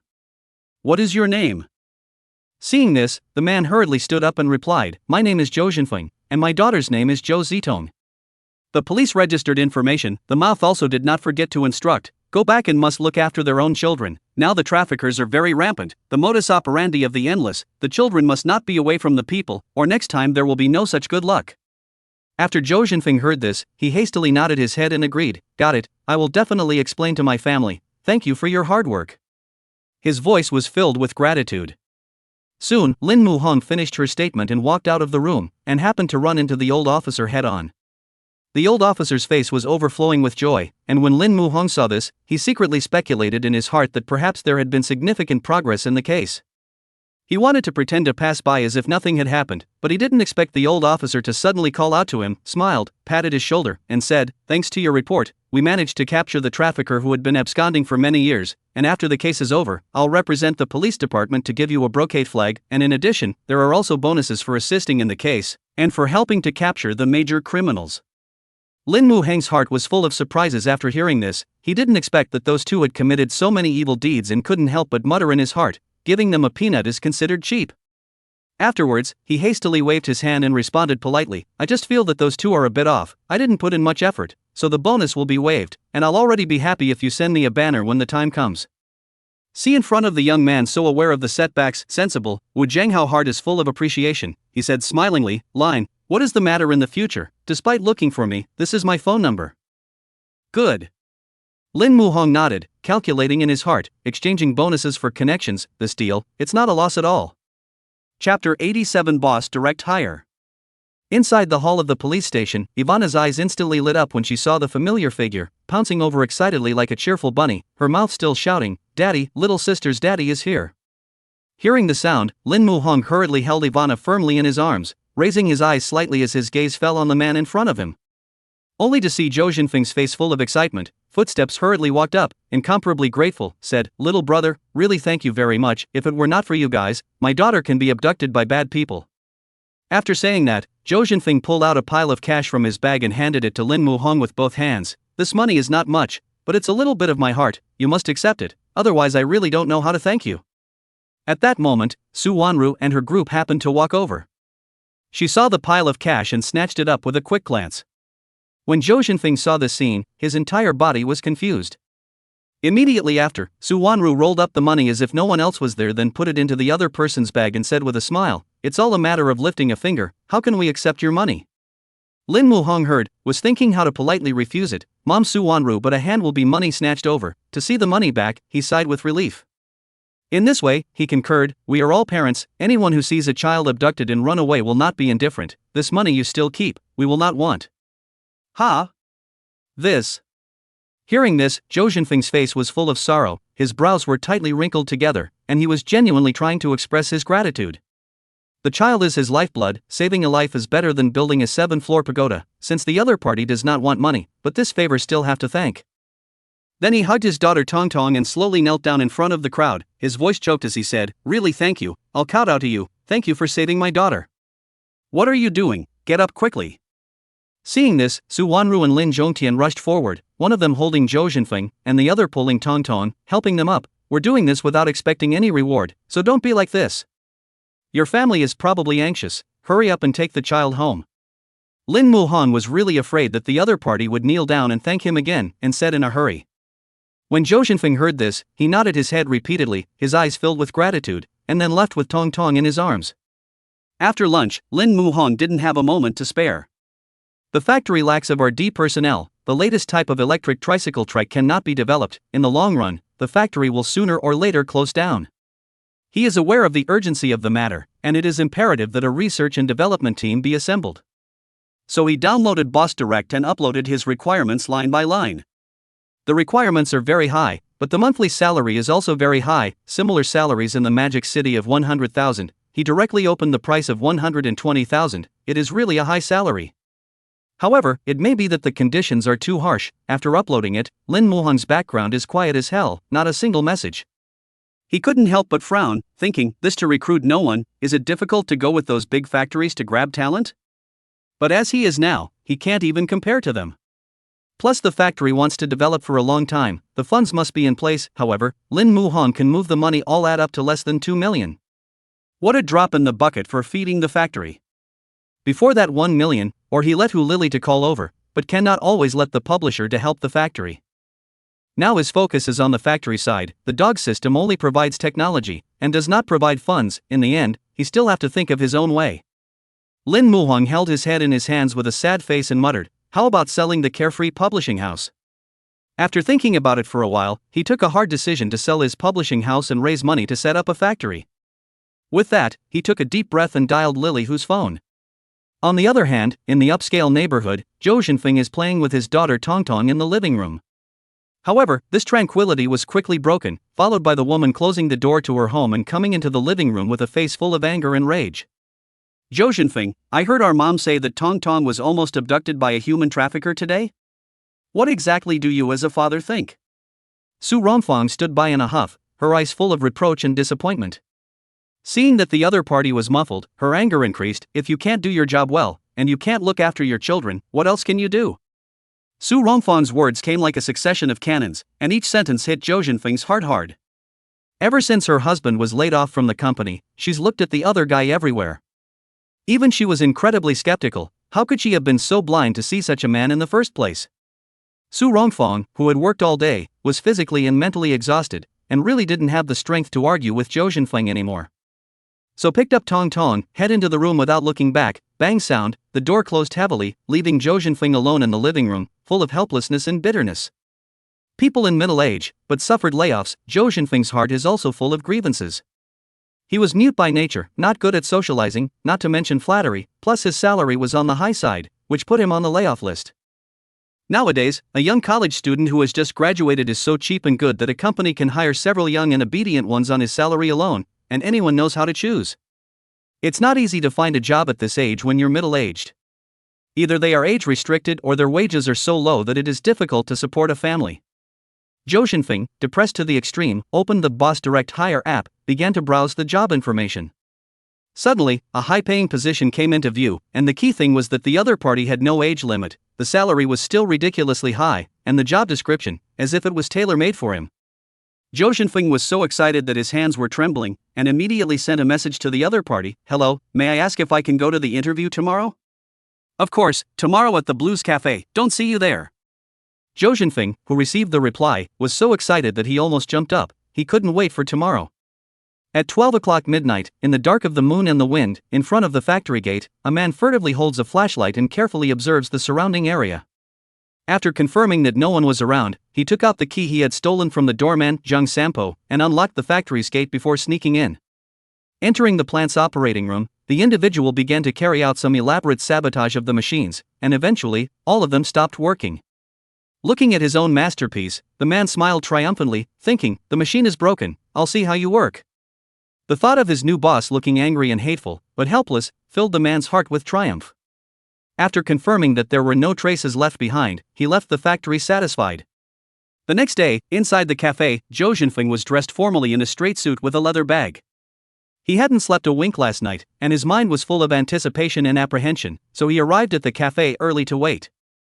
At that time, Lin Muhong parked his car in front of the cafe, glanced at the message alert on his cell phone, and came straight to the man. When they saw each other, both of them froze, and Zhou Xinfeng was so excited that he stood up, incredulously saying, you're the personnel of the sky honing factory? Lin Muhong smiled and shook his head. I'm the boss, I don't do personnel. Chapter 88, A Ghost in the Shell? As soon as these words were uttered, Lin Muheng's brows furrowed slightly, and he secretly muttered in his heart, why does it feel like he's scolding himself?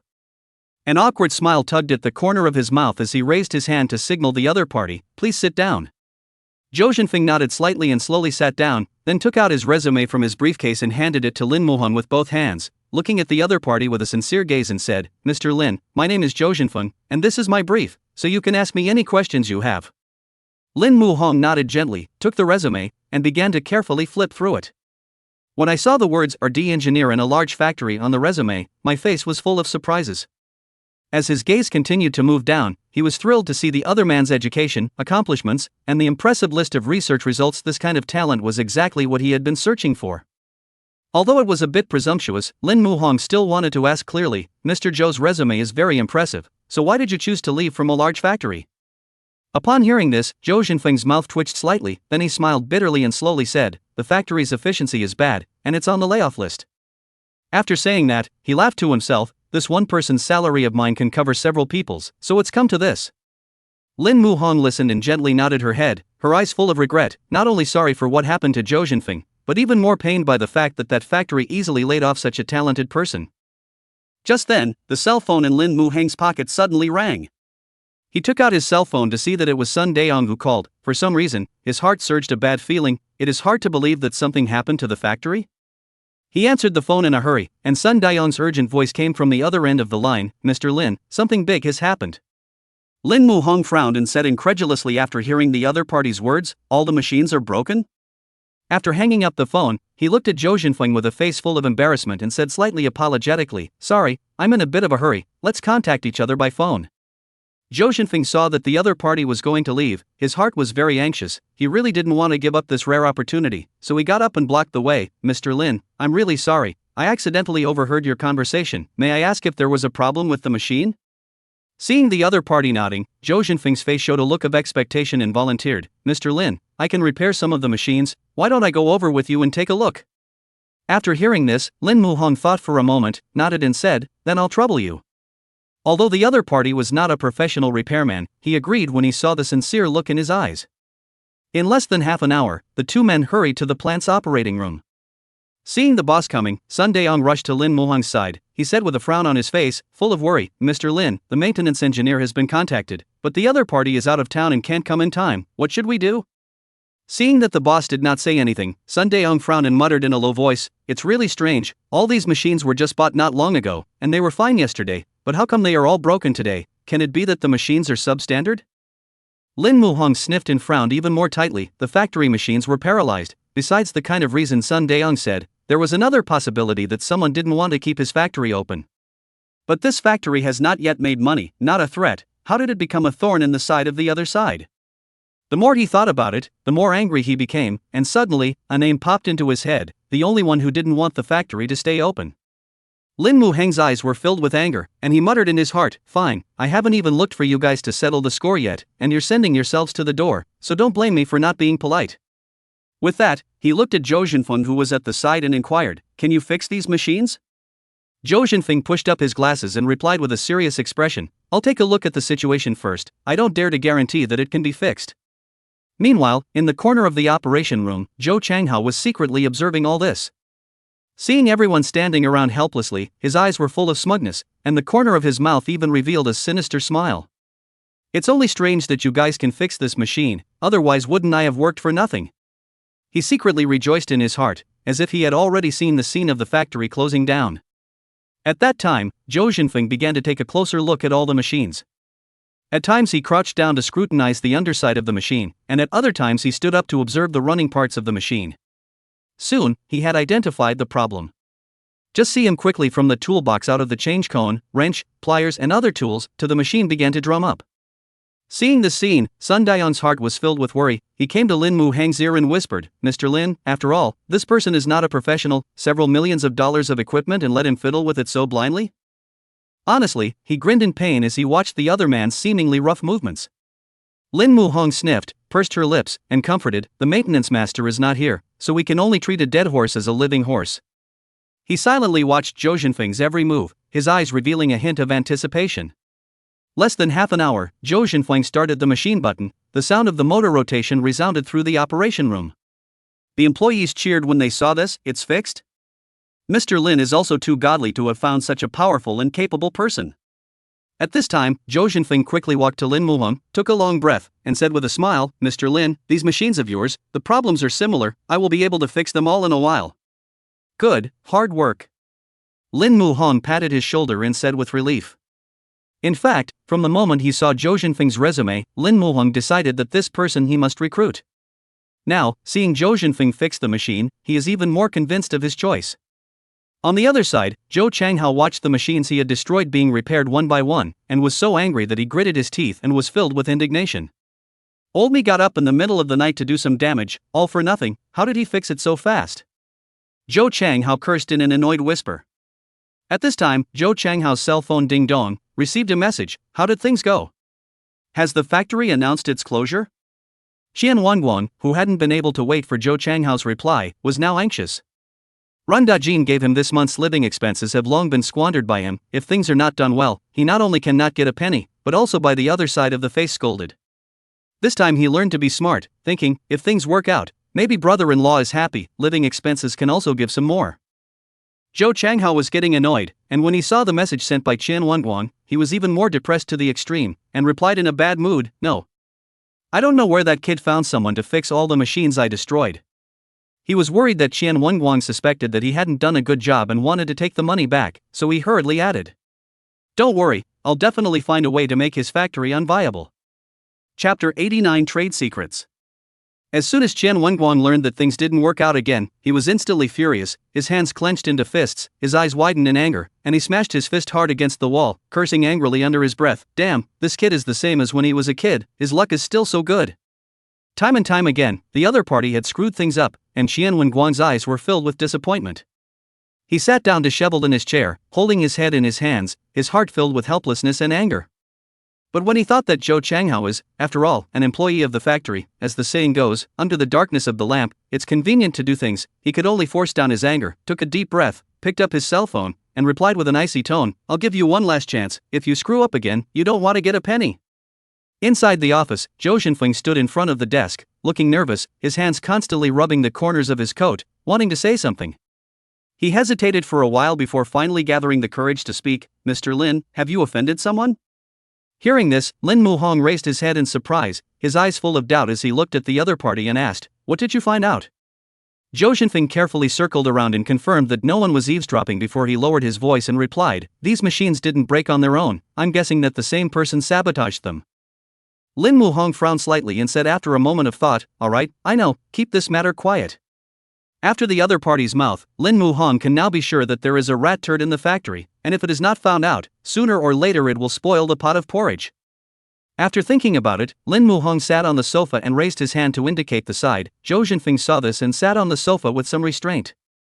He looked at the other man and said, you have a great work history, so you're hired and will be able to work starting today, welcome to Sky Honored. When Zhou Jinfeng heard these words, his eyes instantly widened and his face was full of excitement. He couldn't even believe his ears and stammered, Lin, you really want me? Yes. Lin Muhong smiled and nodded. Zhou Jinfeng jumped up in excitement, then excitedly took his hand and said, Mr. Lin, I will definitely do a good job in the future and live up to your trust. Seeing this, Lin Muhong waved his hand, then took out from his pocket the advanced manufacturing process drawings of the electric tricycle trike gifted by the system and handed them over to the other party's hand, saying, look at it first, can this be developed according to the drawings? Zhou Jinfeng received the drawings, his hands trembling slightly as he held the drawings and looked at them carefully, his eyes filled with concentration. A moment later, his eyes were sparkling, his tone was incomparably excited, Mr. Lin, the design of this drawing is really wonderful, I take the liberty to ask if this drawing was designed by you? Lin Muhong coughed lightly and nodded, only able to claim this credit. This design is truly ingenious. After praising it, Zhou Jinfeng was incomparably excited, he clenched his hands into fists, his eyes flashing with excitement, and said, Mr. Lin, don't worry, it won't be a problem to develop the newest type of three-wheeled vehicle according to this drawing, but... Immediately afterward, he frowned and looked at Lin Muhong, wanting to speak, a difficult look on his face. Feel free to ask any questions. Relying on me alone to develop based on this drawing is too slow, so you need to continue recruiting people. Zhou Jinfeng said truthfully, although he was experienced, one person's power was indeed very small. Alright, then keep recruiting. Lin Muhong nodded after hearing this. He crossed his arms in front of his chest with a calm face. The beginning of the establishment of any factory is burning money. As long as money can solve the problem is not a problem. At this time, Zhou Jinfeng looked at Lin Muhong and stammered, Mr. Lin, that. My previous colleagues were also laid off, can you recruit them if you recruit? Afraid of being taken as a backdoor, he hastened to add, don't worry, their education and ability are top-notch, I can pack a bag for them. Lin Muhong waved his hand and said with a smile, no need, I believe you, then you call them all over, the salary and treatment is the same as yours, you will be the chief research and development engineer after they come, and your salary will go up by 10,000 per month. Zhou Jinfeng was filled with incredulity when he heard these words. He was so excited that he stood up at once, clenched his hands into fists, and said gratefully, thank you for Mr. Lin's trust, I will definitely shine for the factory. Alright, I don't talk about falsehoods, you do a good job, I won't treat you poorly in the future. Lin Muhong walked forward and patted his shoulder, his eyes full of encouragement. Seeing that the other party was still frozen in place, Lin Muhong turned his head to look at the other party, the corners of his mouth rose and he said with a smile, still not following up? Dry rice is not active, there's something wrong with your mind. Well, here it comes. Zhou Jinfeng was as happy as a child and ran up with a bounce. After going to work in the afternoon, Lin Muhong gathered all the workers together. After the people arrived, he called Zhou Jinfeng to his side and introduced him with a loud voice, this is Zhou Jinfeng, the chief engineer of research and development of our factory, everyone warmly welcome. At these words, there was a crackle of applause.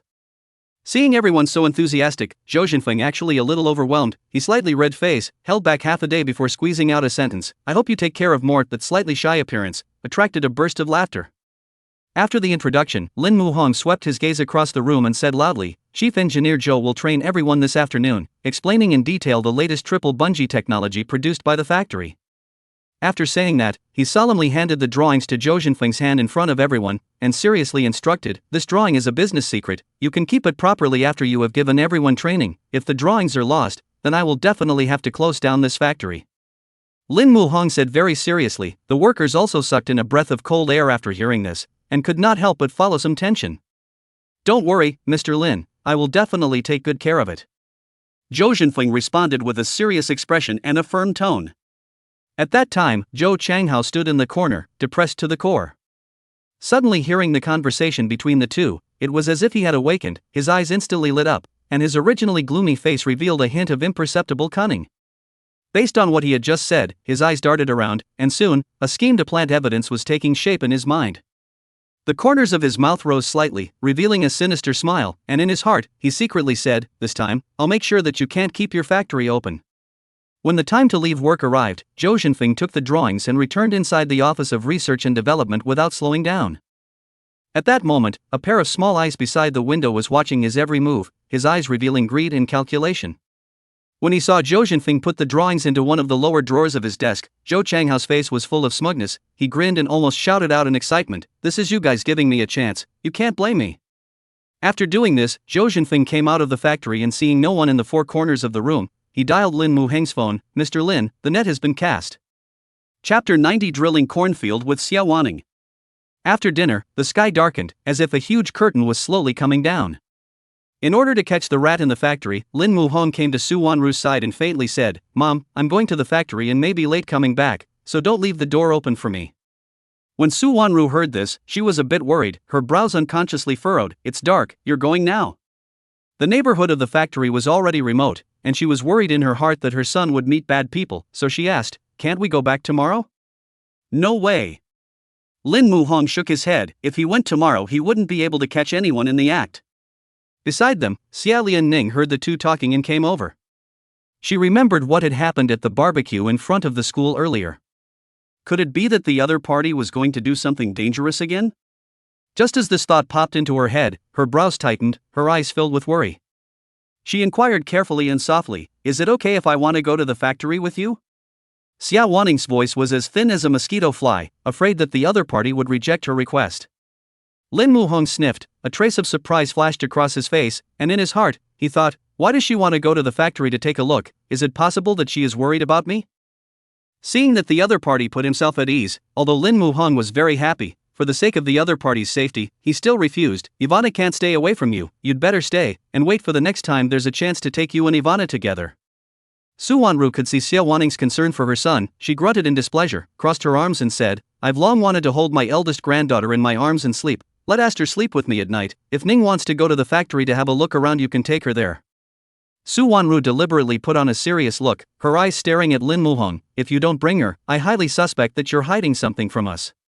Okay, I'll bring it. Lin Muhong said with a face full of helplessness, who let her keep pressing herself with her status. But it was a good thing that Ivana didn't hear the conversation between a few people, or else she would have had to follow, and Lin Muhong would have been 10,000 times more reluctant. It's just catching rats, but if anything goes wrong, it's too late for regrets. After arriving at the factory, Lin Muhong parked his car at a distance, and after the two of them got out of the car, he skillfully played the flashlight and led Xie Wanning to the factory entrance. Seeing that he stopped and had no intention of going in, Xie Wanning's face revealed a puzzled look, her eyes filled with curiosity. Aren't we going in? Not going in. After Lin Muhong finished speaking, he gently pulled Xie Wanning's wrist and turned around to enter the cornfield. Being grabbed by the other party's wrist, and still in the wild, the most crucial thing was that no one was around. Xie Wanning couldn't help but think of a TV drama image. Her face instantly turned red, like a ripe apple. She shyly lowered her head, her voice soft as a breeze. It's not good for you to pull me to this place. Are we progressing too fast? How about one step at a time?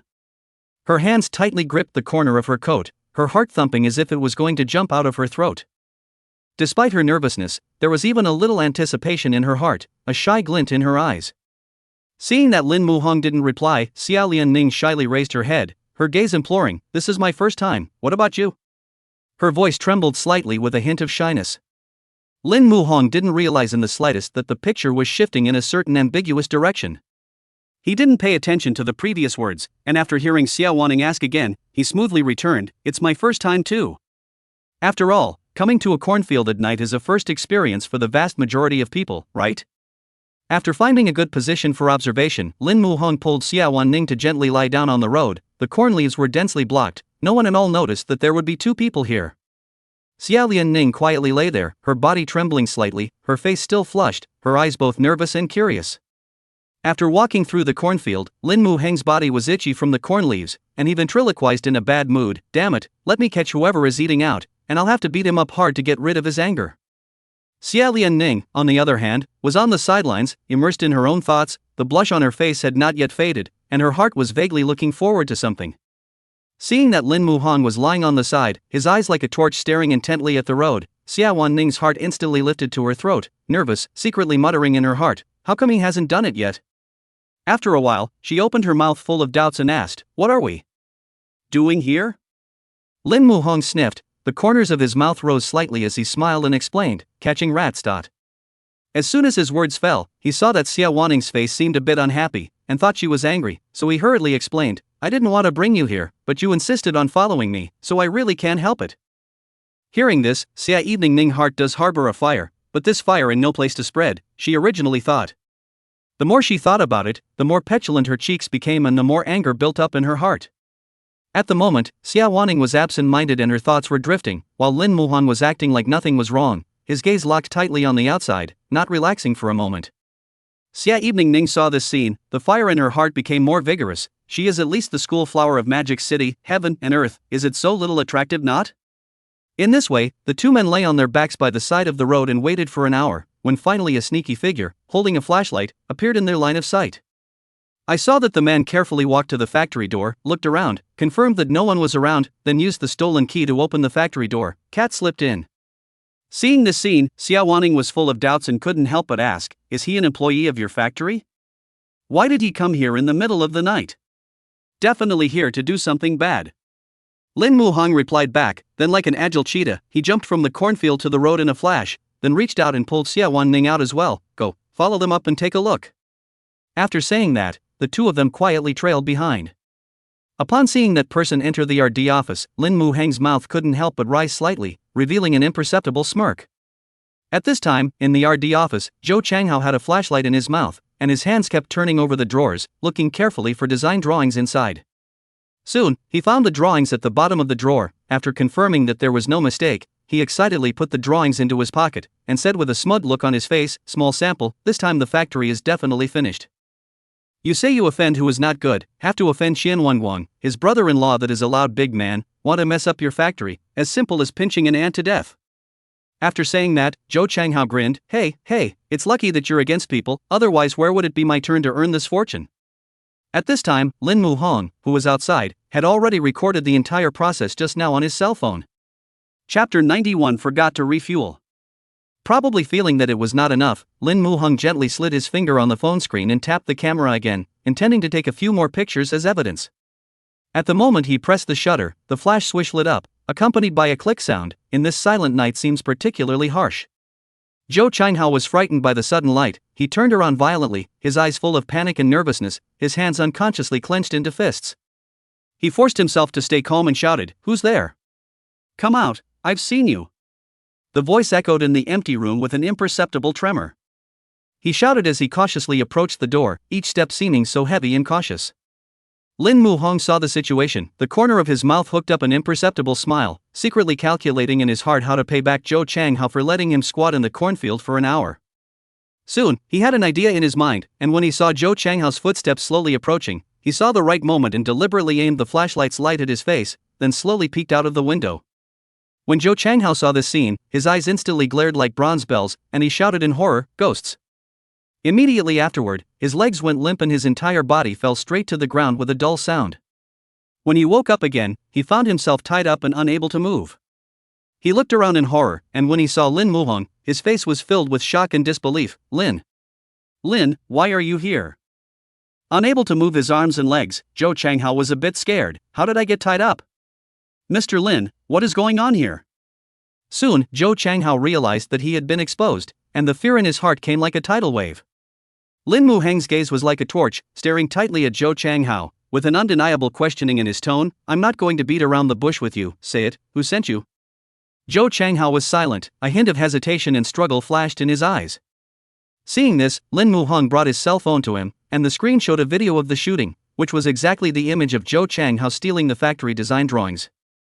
He said with a smile, "It doesn't matter if you don't say it, I have proof here that you stole the design drawings of the factory. This is theft of trade secrets, you have to go to jail, since you..." Before the words were even finished, Zhou Changhao turned pale with fear, and fine beads of sweat oozed from his forehead. He hurriedly pleaded, "Mr. Lin, I'll say it, don't make me go to jail." He let out a long sigh as if he was an innocent victim. "Mr. Lin, it was Xie Wanning, the brother-in-law of Rindajin from the former factory, who instructed me to do it. Nothing else is really my business. You mustn't send me to the police station. I have an 80-year-old mother on top and a 3-year-old son underneath. If you send me in, our whole family will be finished." Zhou Changhao's voice had a sobbing tone in it, and his eyes were filled with despair. When he heard the name Xie Wanning, Lin Muheng's brows frowned slightly as a complex emotion welled up in his heart. He couldn't be more familiar with this person, as they were from the same village and often played together as children. He really couldn't figure out why the other party would target him. Obviously he had neither hatred nor grudges with the other party. Lin Muhong took a deep breath and tried to calm his heart. Since he already knew who was trying to harm him, it was a good thing to do, and the next step should be to return the other party a big gift. The first time he was caught doing this kind of thing, Zhou Changhao was very scared, and he curled up on the ground, his body trembling slightly. Suddenly, an odor of urine appeared out of nowhere and filled the air.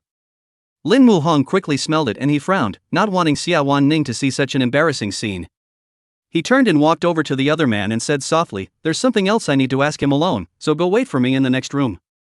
After Xie Wanning left, Lin Muhong coldly asked, "How much favor did Xie Wanning give you?" Zhou Changhao answered with a trembling voice, He gave me $30,000, and promised to give me another 20,000 after the matter was accomplished." There was a hint of crying in his voice, obviously having been completely crushed by fear. Lin Muhong sneered, "For tens of thousands of dollars to put a good job not to do, this person is really short-sighted." With that, he untied the rope from Zhou Changhao's body and said coldly, "Don't worry, I won't hand the video over to the police, but I won't delete it either, lest you do anything to harm the factory's interests in the future." When Zhou Changhao heard this, he hastily nodded his head and complimented, "Mr. Lin, you're a generous man, I promise I won't dare to do it again." Lin Muhong did not reply but continued, "In addition, what you did is no longer suitable to stay in the factory. Hand in a separation report tomorrow and get together." When Zhou Changhao heard this, it was as if he had heard an amnesty. His face instantly piled up with a grateful smile. Thank you, Mr. Lin, from now on, I will be a good person, and never cause any more trouble for you in the factory. In the future, I will definitely stay far away from you guys and promise not to get in your way. He said this while nodding his head, fearing that the other party would back out. After saying that, Zhou Changhao wanted to turn around and leave, but was shouted back by Lin Muheng, finish mopping the floor before you leave. A trace of embarrassment flashed across Zhou Changhao's face, but he quickly resumed his fawning smile and hurriedly replied back, okay, Mr. Lin. He grabbed a mop and started mopping up the floor with vigor, and when he was done, he ran away as fast as he could run for his life. Zhou Changhao left. Lin Muheng turned to the next room. His eyes fell on Xie Wanning, who was sleeping on the table, and his heart couldn't help but surge with a feeling of pity. He gently walked over to Xie Wanning's side, fearing that her arms would go numb from sleeping, so he softly called out, Xie Wanning, wake up, Xie Wanning. Xie Lianning raised her head from the table in a daze, a hint of sleepiness and confusion still in her eyes. When she heard someone call out to her, she surprisingly subconsciously stood up and hurriedly defended herself. Teacher, I didn't sleep in class, I've been listening all along. Hearing this, Lin Muheng couldn't help but be amused as he asked with interest, what did teacher just talk about, tell us. Xie Lianning instantly woke up when she heard this voice. She frowned, her little face reddened at a loss for words. It was really humiliating and disgraceful. Lin Muheng looked at her adorable appearance and couldn't help but purse his lips, pulling her arm and saying, let's go home and sleep. After sitting in the car, Lin Muheng started the car. However, the car had not gone far before it suddenly stopped on the road. Xie Evening looked out the window at the scene in the middle of nowhere. Her heart couldn't help but well up with a wave of worry. The car broke down? It should be. Lin Muheng sighed helplessly and was about to go down to fix the car when he realized that at some point, the gas gauge on the dial was already empty. He looked at the empty gas gauge and couldn't help but feel a sense of speechlessness in his heart. How could he have forgotten to refuel? Goodness gracious, he didn't do it on purpose. Chapter 92, you guys squeeze in and make do for one night requesting tickets. Seeing that there was no hope of going home, Lin Muheng's brows slightly knitted, helplessly took out his cell phone from his pocket and sent a message to Su Wanru. Mom, the car ran out of gas, I'm afraid I can't go back tonight, you guys rest first, don't wait for us. Time passes, the message is like a stone sinking into the sea, nowhere to be seen. He belly laughs. Could it be that mom has already slept? However, what Lin Muheng didn't know was that ever since the old couple brought Ivana back from outside, Su Wanru had unlocked the door from inside the house. When she went to bed, she even turned off her own cell phone and Lin Zhongtian's cell phone, so it was impossible for her son and daughter-in-law to come back to bed. The night was as dark as ink. Coolness came. Xie Lianning couldn't help but shiver. Her body trembled slightly as she leaned towards Lin Muheng and inquired, what should we do now? Lin Muheng looked at her worried appearance and comforted, don't worry, let's find a hotel to stay in first, and let Sun Daong send some gasoline over early tomorrow morning. When Xie Wanning heard this, her cheeks colored a blush and she gently nodded her head, oh, okay. She was both expectant and shy in her mind, and her little head was already starting to wander. The two followed the navigation and walked for 20 minutes through the night before finally looking at a sign for a hotel. At this moment, Xie Wanning was sleepy and tired, and all she could think of was to take a hot bath and have a beautiful sleep. At the front desk of the hotel, a girl in her mid-20s was leisurely getting high on melon seeds and watching a TV show without looking away. Seeing a guest at her door, she hurriedly got up, her face piled up with a warm smile. Hello, are you two staying? Walking in, Lin Muheng then remembered that she forgot her ID card, so she said tentatively, yes, but we went out in a hurry and didn't bring our ID cards, can you be accommodating and open a room? The little girl sniffed and scanned her eyes over the two, then answered decisively, no, we're a regular hotel, you can't stay without an ID card. Seeing this, Xie Wanning hurriedly took out her ID card from her pocket and handed it over. It's okay now. Lin Muheng looked at her carrying an ID card. His heart was full of surprises. He couldn't help but get close to her ear, softly flirting. How do you still carry an ID card? It's hard not to believe that you have long wanted to. Sleep with me? Xie Evening's face instantly reddened to the root of her ears, and she glared at him in shame and indignation, and then returned without any good humor. Don't flatter yourself, How would I want to sleep with you? I'm the school flower of the Magic City University. It's clearly you who are having ill intentions towards me. She arrogantly raised her chin and twisted her head to the side, although there was indeed that little bit of a thought in her heart, but for her to admit it, that would never be possible. In order to prove their innocence, Xie Wanning looked at the front desk girl, blinked, with a hint of anticipation and asked, can you use an ID card to open 2 rooms?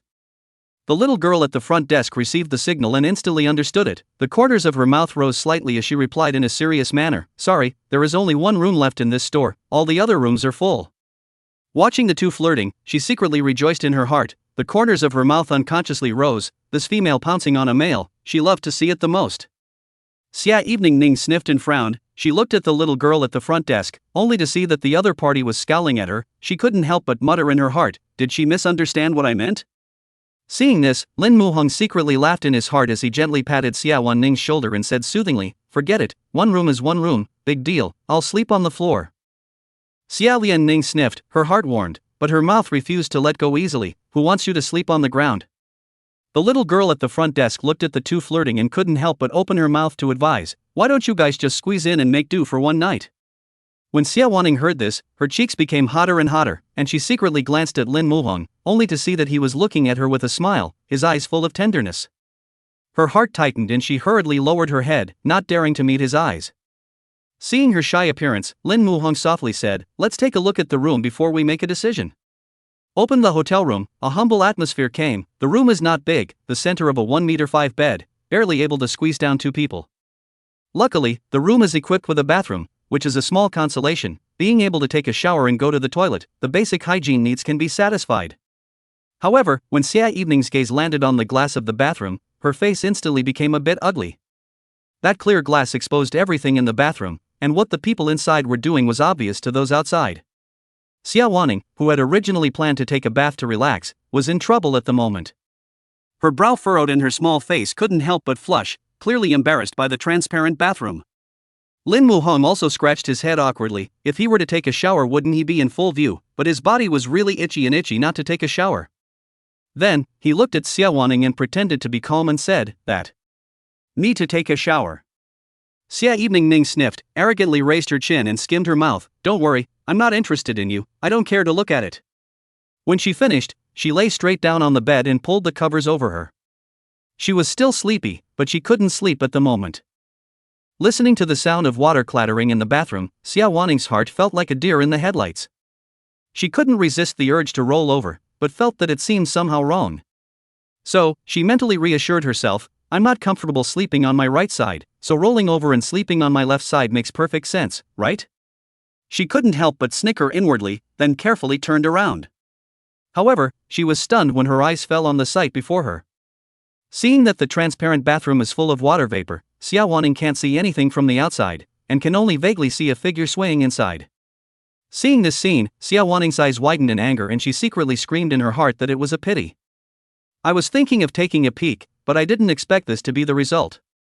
Accompanied by the sound of the water flowing, Xie Wanning's mood gradually calmed down, and she slowly entered dreamland. However, in her dream, she dreamed that Lin Muhong was wearing a bath towel around his lower body, his upper body was bare, his 8-pack abs were sharp and angular, and beads of water dripped from his hair. She couldn't help but gulp, secretly marveling in her heart, "This body, it's just perfect." Early the next morning, the sunlight shone into the room through the gaps in the curtains. Xie Wanning's brows were slightly furrowed, and she only felt that her limbs were weak and her body was aching.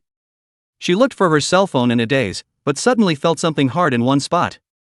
She gave it a curious squeeze, and it was still cutastic and felt oddly good in her hand. At that moment, Lin Muhong's face darkened as he raised his eyes to look at Xie Wanning and said, "Have you touched enough? Chapter 93 Have you gone to give me a sibling?" Upon hearing these words, Xie Wanning instinctively retracted her hand as if she had been electrocuted, her eyes scanning the surroundings in panic. Only to see that Lin Muhong was raising his eyes to look at her, his face turning blue.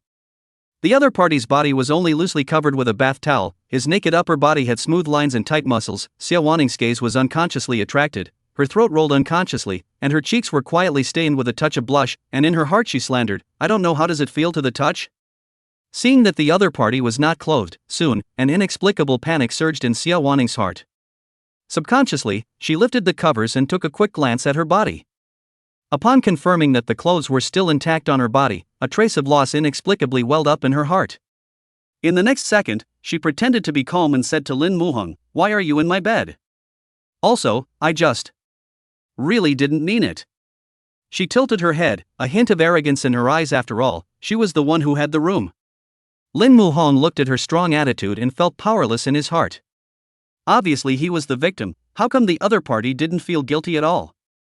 He frowned slightly, a hint of helplessness flashing in his eyes. Didn't you say yesterday that you'd squeeze? You want to back out? Oh. Xie Wanning sniffed and answered softly, there was such a thing last night.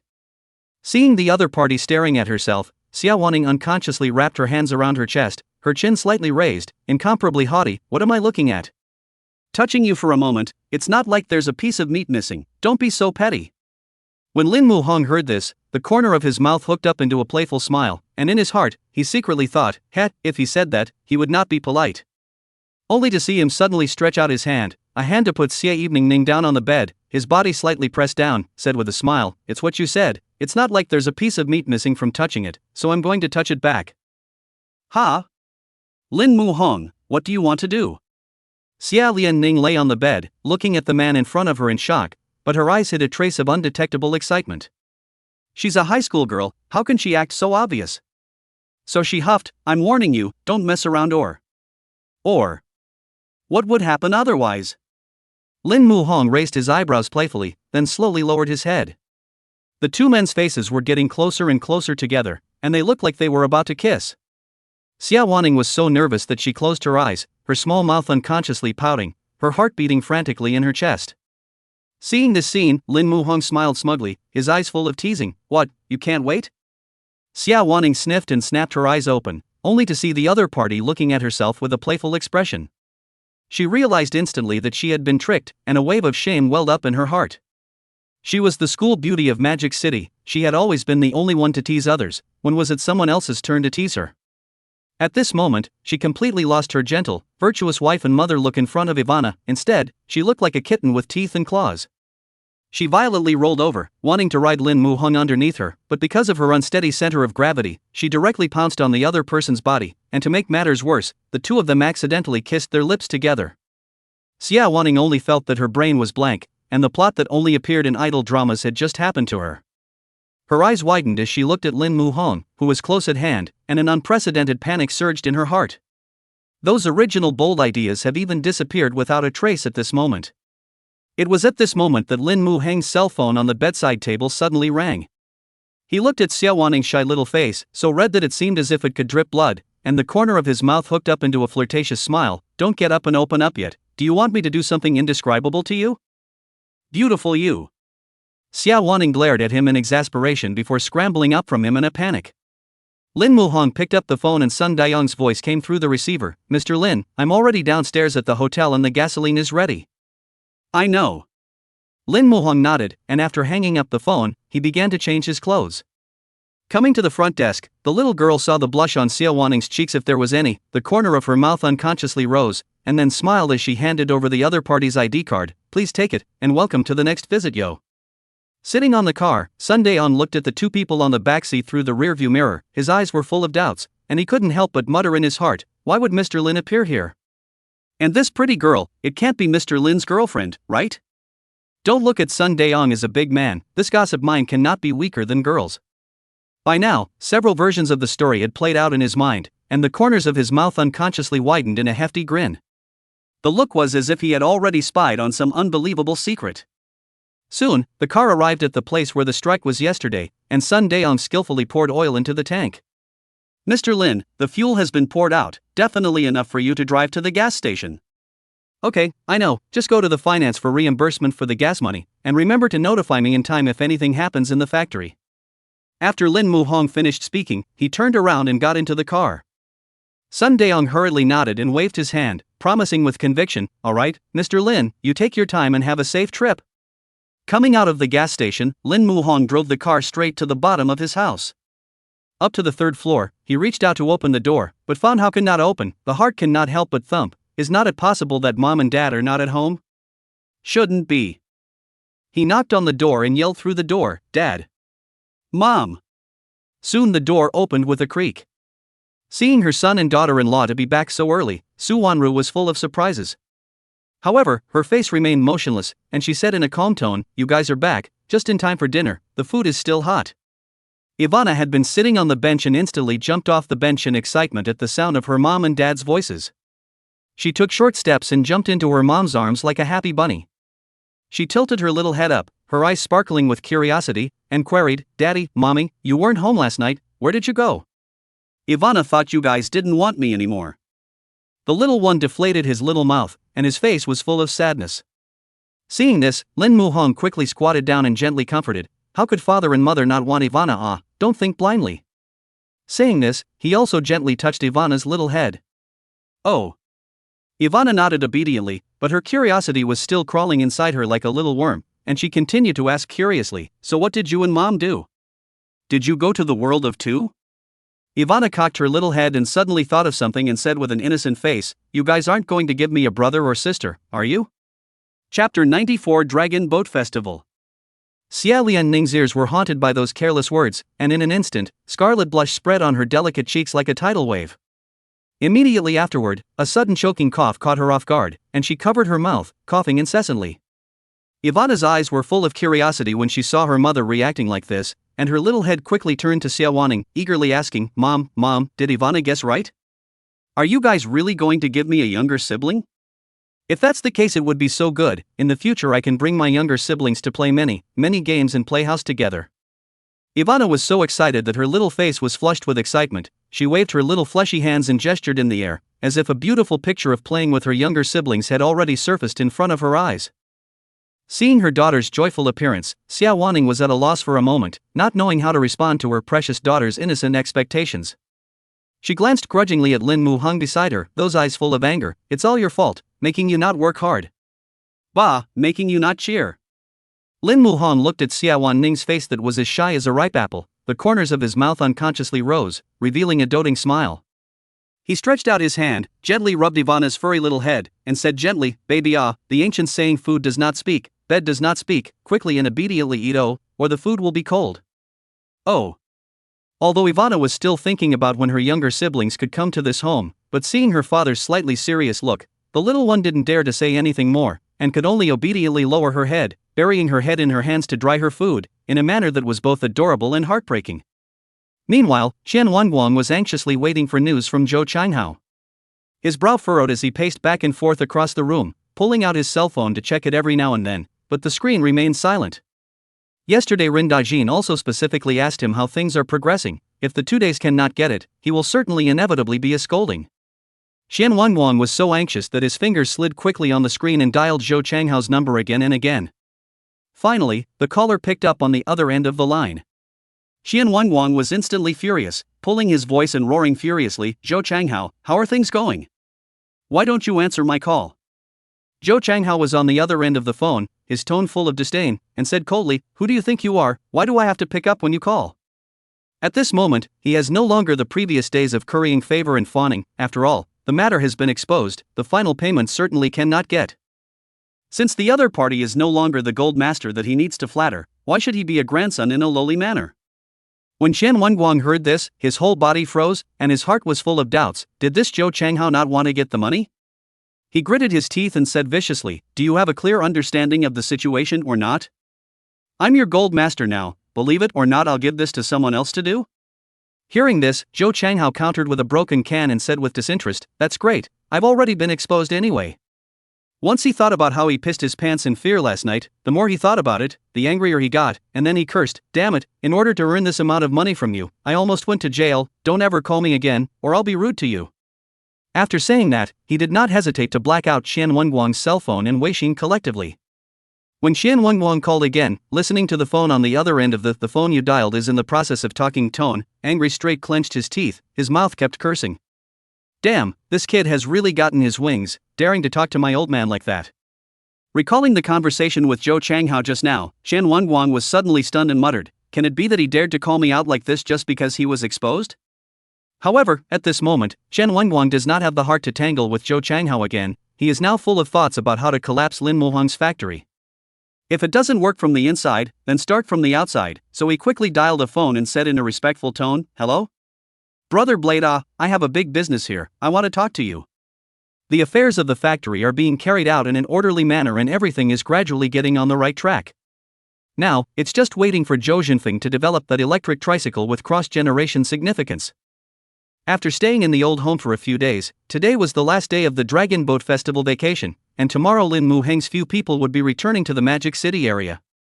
Thinking that her son and his family would be leaving tomorrow, Xie Wanning carefully brought the soaked glutinous rice and dumpling leaves from the kitchen to the dining table. Ivana's little eyes dripped with curiosity as she saw her grandmother take so many things. Her little fleshy hands were lying on the edge of the chair, her eyes were wide open, and she asked with a puzzled face, "Grandma, what are you doing? Are you going to make something delicious?" That soft and sticky voice seemed to be able to sweeten one's heart. Hearing this, Xie Wanning's face immediately blossomed into a kind smile as she gently nodded her head and patiently replied, "Grandma, this is to make dumplings, because the Dragon Boat Festival is all about eating dumplings." Ah. Ivana tilted her head, full of puzzlement, and said in a milky voice, "Huh? Why do we have to eat dumplings on Dragon Boat Festival? Can't we eat meat and dumplings?" That look, a curious little angel. Xie Wanning tried to think hard, but when the words came to her mouth, she couldn't think of the reason for eating the dumplings for a while. She frowned slightly, then called out towards Lin Zhongtian, "Old Lin, come over here for a moment." What's up?" Hearing his wife's call, Lin Zhongtian immediately ran over, a fawning smile piled on his face as he asked, "What are your orders?"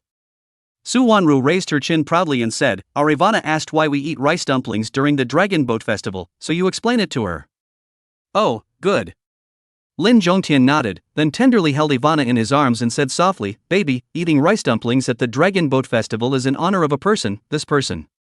Ivana listened very attentively, her little head following the rhythm little by little, and now, she finally knew why she had to eat dumplings.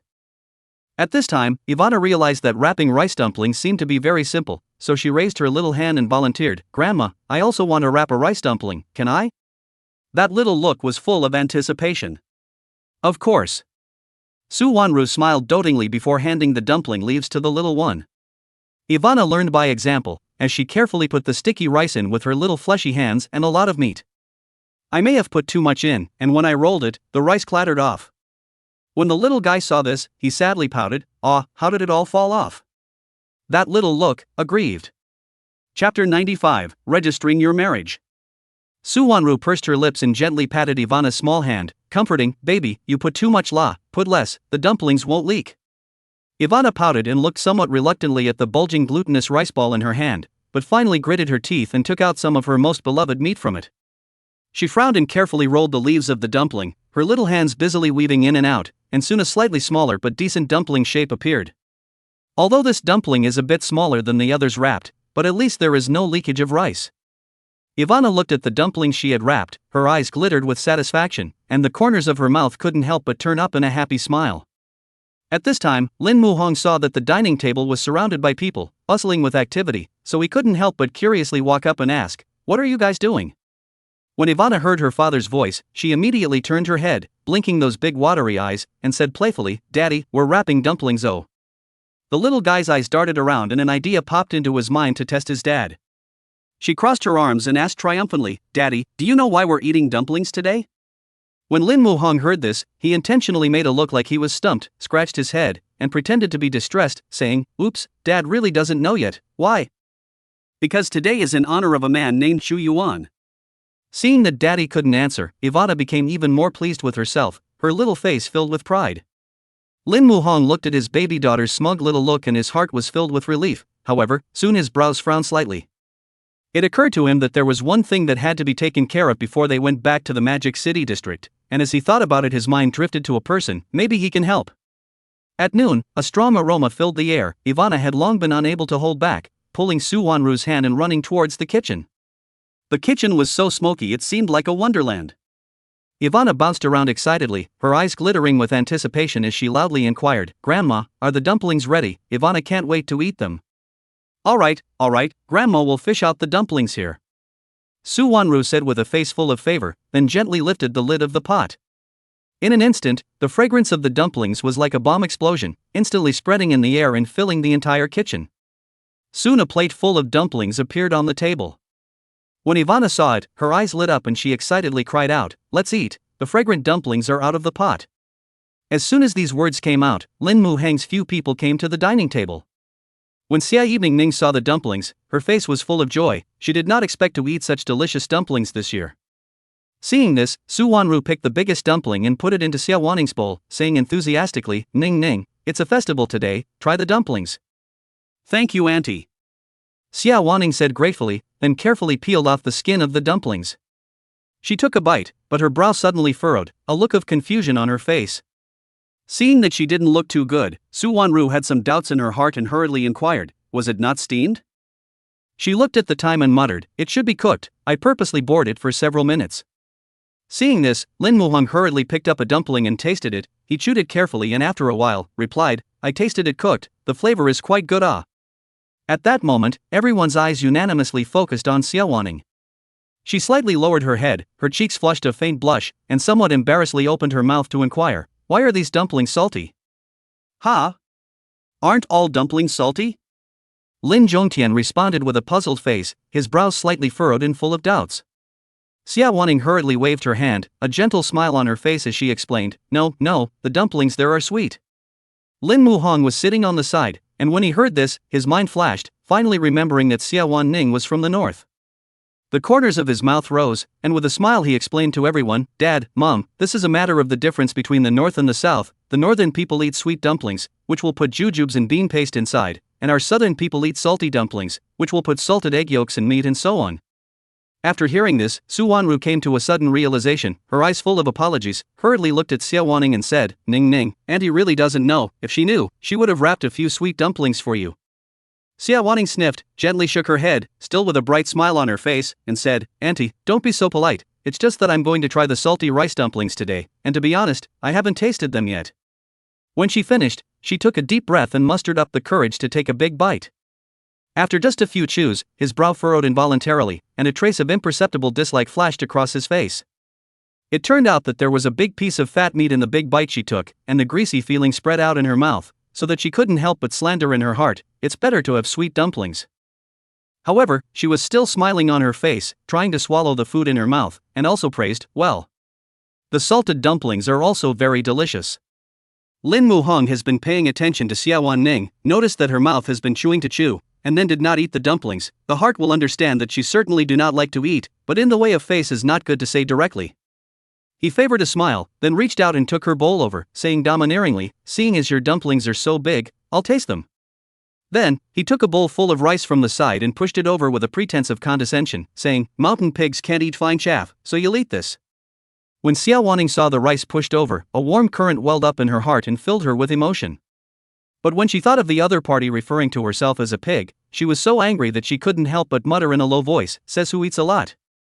In the afternoon, after everyone woke up from their nap, Lin Muhong took Ivana and Xie Wanning out. Along the way, Xie Wanning looked out the window at the unfamiliar scenery, her heart filled with curiosity. When she saw Lin Muhong drive the car into the police station, her eyes instantly widened and she asked with a puzzled look on her face, "What did you bring us here for?" The corners of Lin Muhong's mouth rose, teasingly saying, "Registering the marriage with you." After saying that, he got down from the driver's seat and went around to the passenger side, opening the car door for Xie Wanning in a gentlemanly manner. When Xie Wanning heard this, her little face instantly turned red like a ripe apple, and even her little heart fluttered. Her eyes widened in disbelief as she looked at Lin Muhong, thinking to herself, "He just said he'd register his marriage with me? Crazy." Although she couldn't help but whisper curses from her mouth, Xie Wanning's heart was actually very much looking forward to it, and there was no chance that she would agree to the other party's request as soon as she was happy. After getting out of the car, she pretended to be high and mighty, clasped her hands in front of her chest, and said, "If you want to marry me, at least ask for a marriage." Chapter 96 Aster is finally not black. Lin Muheng's eyes flashed with a hint of surprise when he heard Xie Wanning's words, his gaze locked onto her, the corners of his mouth rose slightly, sketching out a playful smile as he secretly pondered in his heart, "Can it be that she actually took my words seriously?" He lowered his head and smiled softly, his body leaned forward slightly and came close to Xie Lianning's ear, his voice low and magnetic, "Do you really want to marry me?" Xie Lianning was startled by this sudden move, her heart was like a deer in the headlights, her cheeks instantly colored with a touch of scarlet. She panicked and looked away, her mouth hardened, I didn't." Being poked and prodded in the heart, her heart was filled with shyness, but for her to admit it, that would never be possible.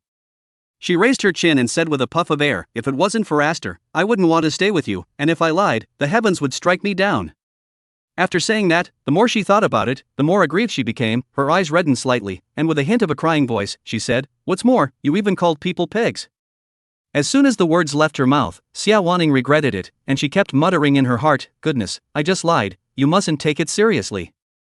Looking at the increasingly playful smile on Lin Muheng's face, Xie Wanning only felt as if her mind had been seen through by him at a glance, and he was clearly deliberately trying to see her shy and blushing appearance. Thinking of this, Xie Evening glared at Lin Muhong with a grudging glance, her heart full of irritation, secretly cursing, "Why is this man so bad?" Lin Muhong looked at her puffed up and humiliated look and found it very amusing, and hurriedly waved his hand to explain, "I didn't say you're a pig, it's you who's right." In fact, he also stored in his heart the idea of testing Xie Wanning's attitude towards himself, so he pretended to be serious and continued, "But seriously, if I get a marriage license with you directly, your parents are afraid that they will cut me into 1,000 pieces." Xie Evening Ning's body stiffened slightly when she heard this, but soon, she forced herself to calm down, raised her chin condescendingly, and hummed lightly, "It's good that you know." She then pulled Aster and headed for the police station without looking back. However, her heart was like a stone thrown into a calm lake, sending ripples through the layers. She thought silently in her mind, "If you really make this kind of request, maybe I will really refuse." She felt that a girl who went straight to a marriage license without a romantic proposal had no sense of ceremony at all.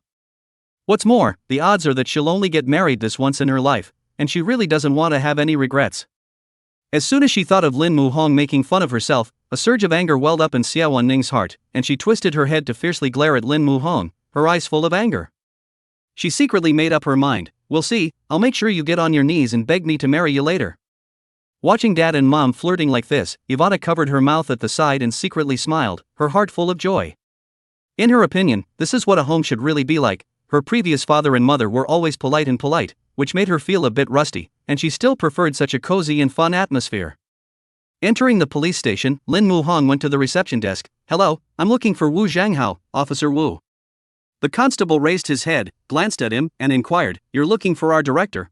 What's the matter?" Lin Muhong was slightly stunned and was very surprised in his heart, not expecting the other party to be promoted after catching 2 vicious human traffickers. He quickly came back to his senses and replied with a smile, "I talked to him on the phone and he told me to come over to him." "Oh, well, the director's office is at the end of the hallway on the 2nd floor, it's easy to find." The police officer enthusiastically guided. "Thank you."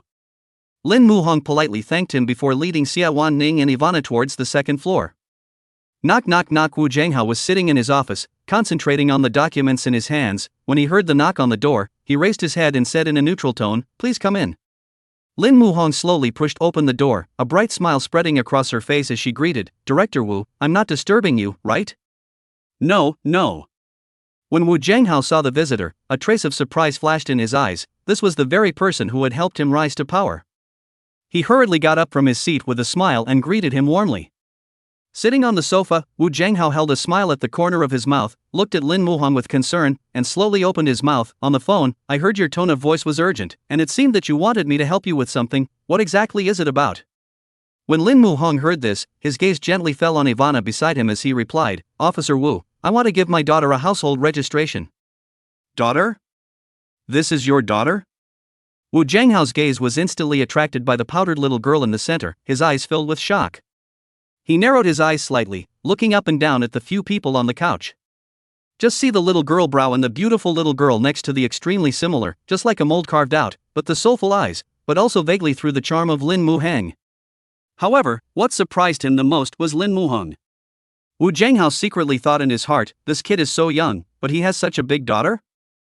Lin Muhong noticed the doubt in the eyes of the other party, hurriedly explained, "Wu, you don't know, my parents were young when they got married, and they had me soon after marriage, and at that time, in order to give me a household registration, the family changed my age to a few years younger, and in fact, I've already been 23 years old this year." After saying that, he secretly slandered in his heart, "Dad, Mom, I really have no choice but to rely on you for this. I'm sure you don't want your precious granddaughter to be a black family." Wu Zhanghao listened and nodded slightly, secretly recognizing in his heart that, after all, in those days, misrepresenting one's age was indeed commonplace. Then, he gently patted Lin Muheng's shoulder and said with a smile, "A small matter, I can do it for you today." "Then thank you, Director Wu." Lin Muhong said gratefully, and in his heart, he couldn't help but sigh that having someone in the police station really made things go much smoother.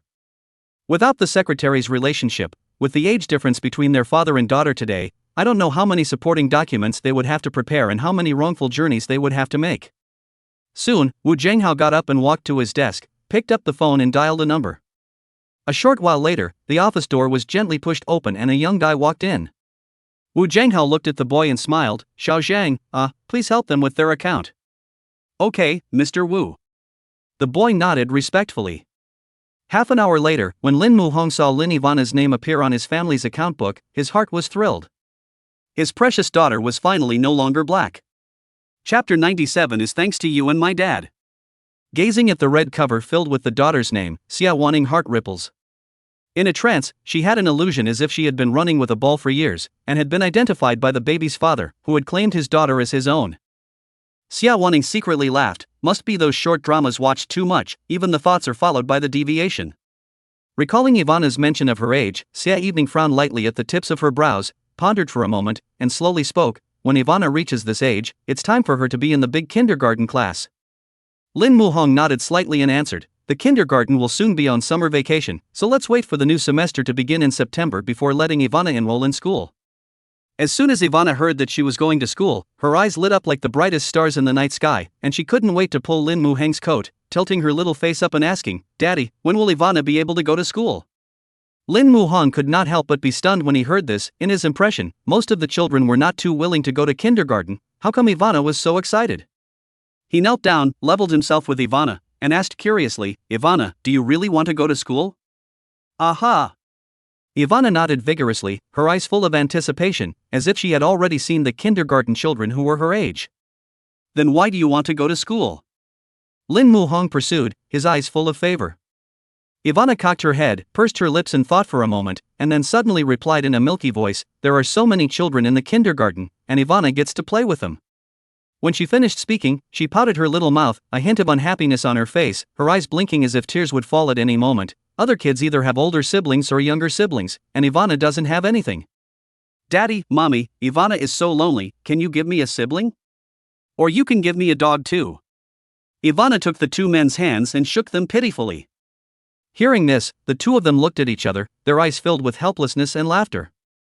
The front side can still be done with effort, but the back side of the request can't be done even with effort. Just stepped into the door, Lin Muheng's cell phone will buzz vibration. He took out the phone to see, caller ID is Sun Daeong. He frowned slightly, the bottom of his heart cannot help but flooded with a trace of doubt, is not the factory and what happened? Picking up the phone, he was the first to ask, what's wrong with the factory this time? On the other end of the phone came Sun Daeong's simple laughter, Mr. Lin, you are really a brilliant planner, but you relax, I've already taken care of the matter. Oh? Lin Muhong was quite surprised, but his curiosity was thoroughly aroused. Then you're calling to? Mr. Lin, I have to tell you, someone is eyeing our factory. Sun Daeong paused, his tone steeply became serious. Today came a few punks, ran to the factory to collect protection money, let me beat them away, learned from their mouths that the one who made the bad behind was the brother-in-law of the original factory owner Rin Dajin. After saying that, he was so angry that he slapped his thighs, followed by asking eagerly, Mr. Lin, one word from you and I'll go and clean up that dog right now. Lin Muhong heard, his eyebrows wrinkled more tightly, a cold light flashed in his eyes. He did not expect Xie Wanning is really undefeatable. This factory does not mess up. He certainly vowed not to rest. He thought for a moment, then commanded in a deep voice, you do this. Upon hearing this, Sun Daeong secretly nodded his head, his eyes filled with admiration. It's still you, Mr. Lin, who's great. I'll get on with it. Lin Muhong had just hung up the phone, and as soon as he turned around, he saw that Su Wanru had quietly stood behind him at some point, gazing at him with a torch-like gaze. This sudden gaze made his heart tighten, and he couldn't help but take a step back, exclaiming, Mom, why don't you make a sound when you walk? Scaring people will scare them to death. Su Wanru did not answer, but asked with curiosity, you took Ning Ning and Ivana out, what exactly did you do? I thought you guys left without a word and went straight back to the Magic City area. In fact, she wasn't really worried that they would leave without saying goodbye, but the delicious food that she had carefully prepared hadn't been taken away, especially Ivana's favorite meat dumplings, which she had left out on purpose. If I didn't bring it with me, I'd really be failing Aster's little mouth full of anticipation. When Lin Muhong heard this, the corner of his mouth hooked into a smug smile, then he reached out and put his arm around Su Wanru's shoulder, pulled out a bright red account book from his pocket, and said with a smile on his face, Mom, look at this, what is this? Su Wanru fixed her eyes on it, her eyes instantly blossomed, and she excitedly shouted, you and Ning Ning went to get a license? Before the words fell, the smile at the corner of her mouth was already as bright as the warm spring sun, and she couldn't help but pat Lin Muheng's shoulder in praise. Son, you're so capable, you've abducted your daughter-in-law home so quickly? Mom, you're overthinking this, what are you dreaming about in the middle of the day? Things are not what you think. Lin Muhong frowned slightly and said with an embarrassed face. Huh? Then what the hell is going on? Su Wanru had a puzzled look on her face, secretly pondering in her heart, but she could never find any other reasonable explanation. Seeing this, Lin Muhong hooked a mysterious smile at the corner of his mouth and said, "If you open it and take a look, you'll naturally understand." Su Wanru sniffed and nervously flipped open the account book. The first few pages were all the identity information of their family of 3. When she turned to a brand new page, she was stunned to see the words Lin Ivana written on it. She suddenly realized, and then laughed, "So you took the account book is to go to Aster's account, I thought." Seeing this, Lin Muhong quickly joked, "Okay, Mom, just don't worry, my son will work hard." "All right." Su Wanru nodded and said no more. A moment later, she seemed to remember something and asked again, "Son, you're only 18 years old, and Ivana is only 6 this year, didn't the other police officers ask?" When she finished speaking, she had a pang of fear in her heart and muttered in a low voice, "They didn't arrest you as a bad guy who violated minors, did they?" "Mom, can't you wish your son well?" Lin Muhong sniffed and rolled his eyes in dismay. Realizing that she had slipped up, Su Wanru hastily patted her mouth, then asked curiously, "Then how exactly did you put Aster on the household register?" Lin Muhong grinned and looked at his mom and said, Hey, this is also thanks to you and my dad." "What do you mean?" Su Wanru was so confused that her forehead couldn't help but wrinkle into a Chuan character. Lin Muhong unhurriedly told the whole story, and after Su Wanru heard it, 3 black lines instantly appeared on her forehead. She exasperatedly threw off her slippers and chased after Lin Muhong, cursing and grumbling, "You bastard boy, when my mother and your father got married, they didn't engage in unmarried pregnancy, and the good reputation that we have saved for so many years has all been ruined by you." Lin Muhong turned back and said playfully as he ran, "Mom, you and my dad are the ones who made it possible for Ivana to get a household registration, so it's not a big deal to suffer a little bit of aggravation." Su Wanru was choked at once, although to Ivana on the account is a good thing, but her heart this fire just cannot be suppressed, have to find a place to take the gas to do. She looked around and finally locked her eyes on Lin Zhongtian who was playing with his cell phone on the sofa. She huffed and yelled, "Look at you, ugly bear, with your hair combed like a dog licked it."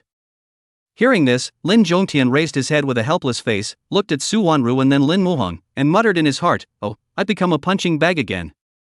Chapter 98 Revenge Squad. Neon lights flashed and there was a hustle and bustle among the lights. Behind this bustle, inside a dimly lit alley, the atmosphere was very different.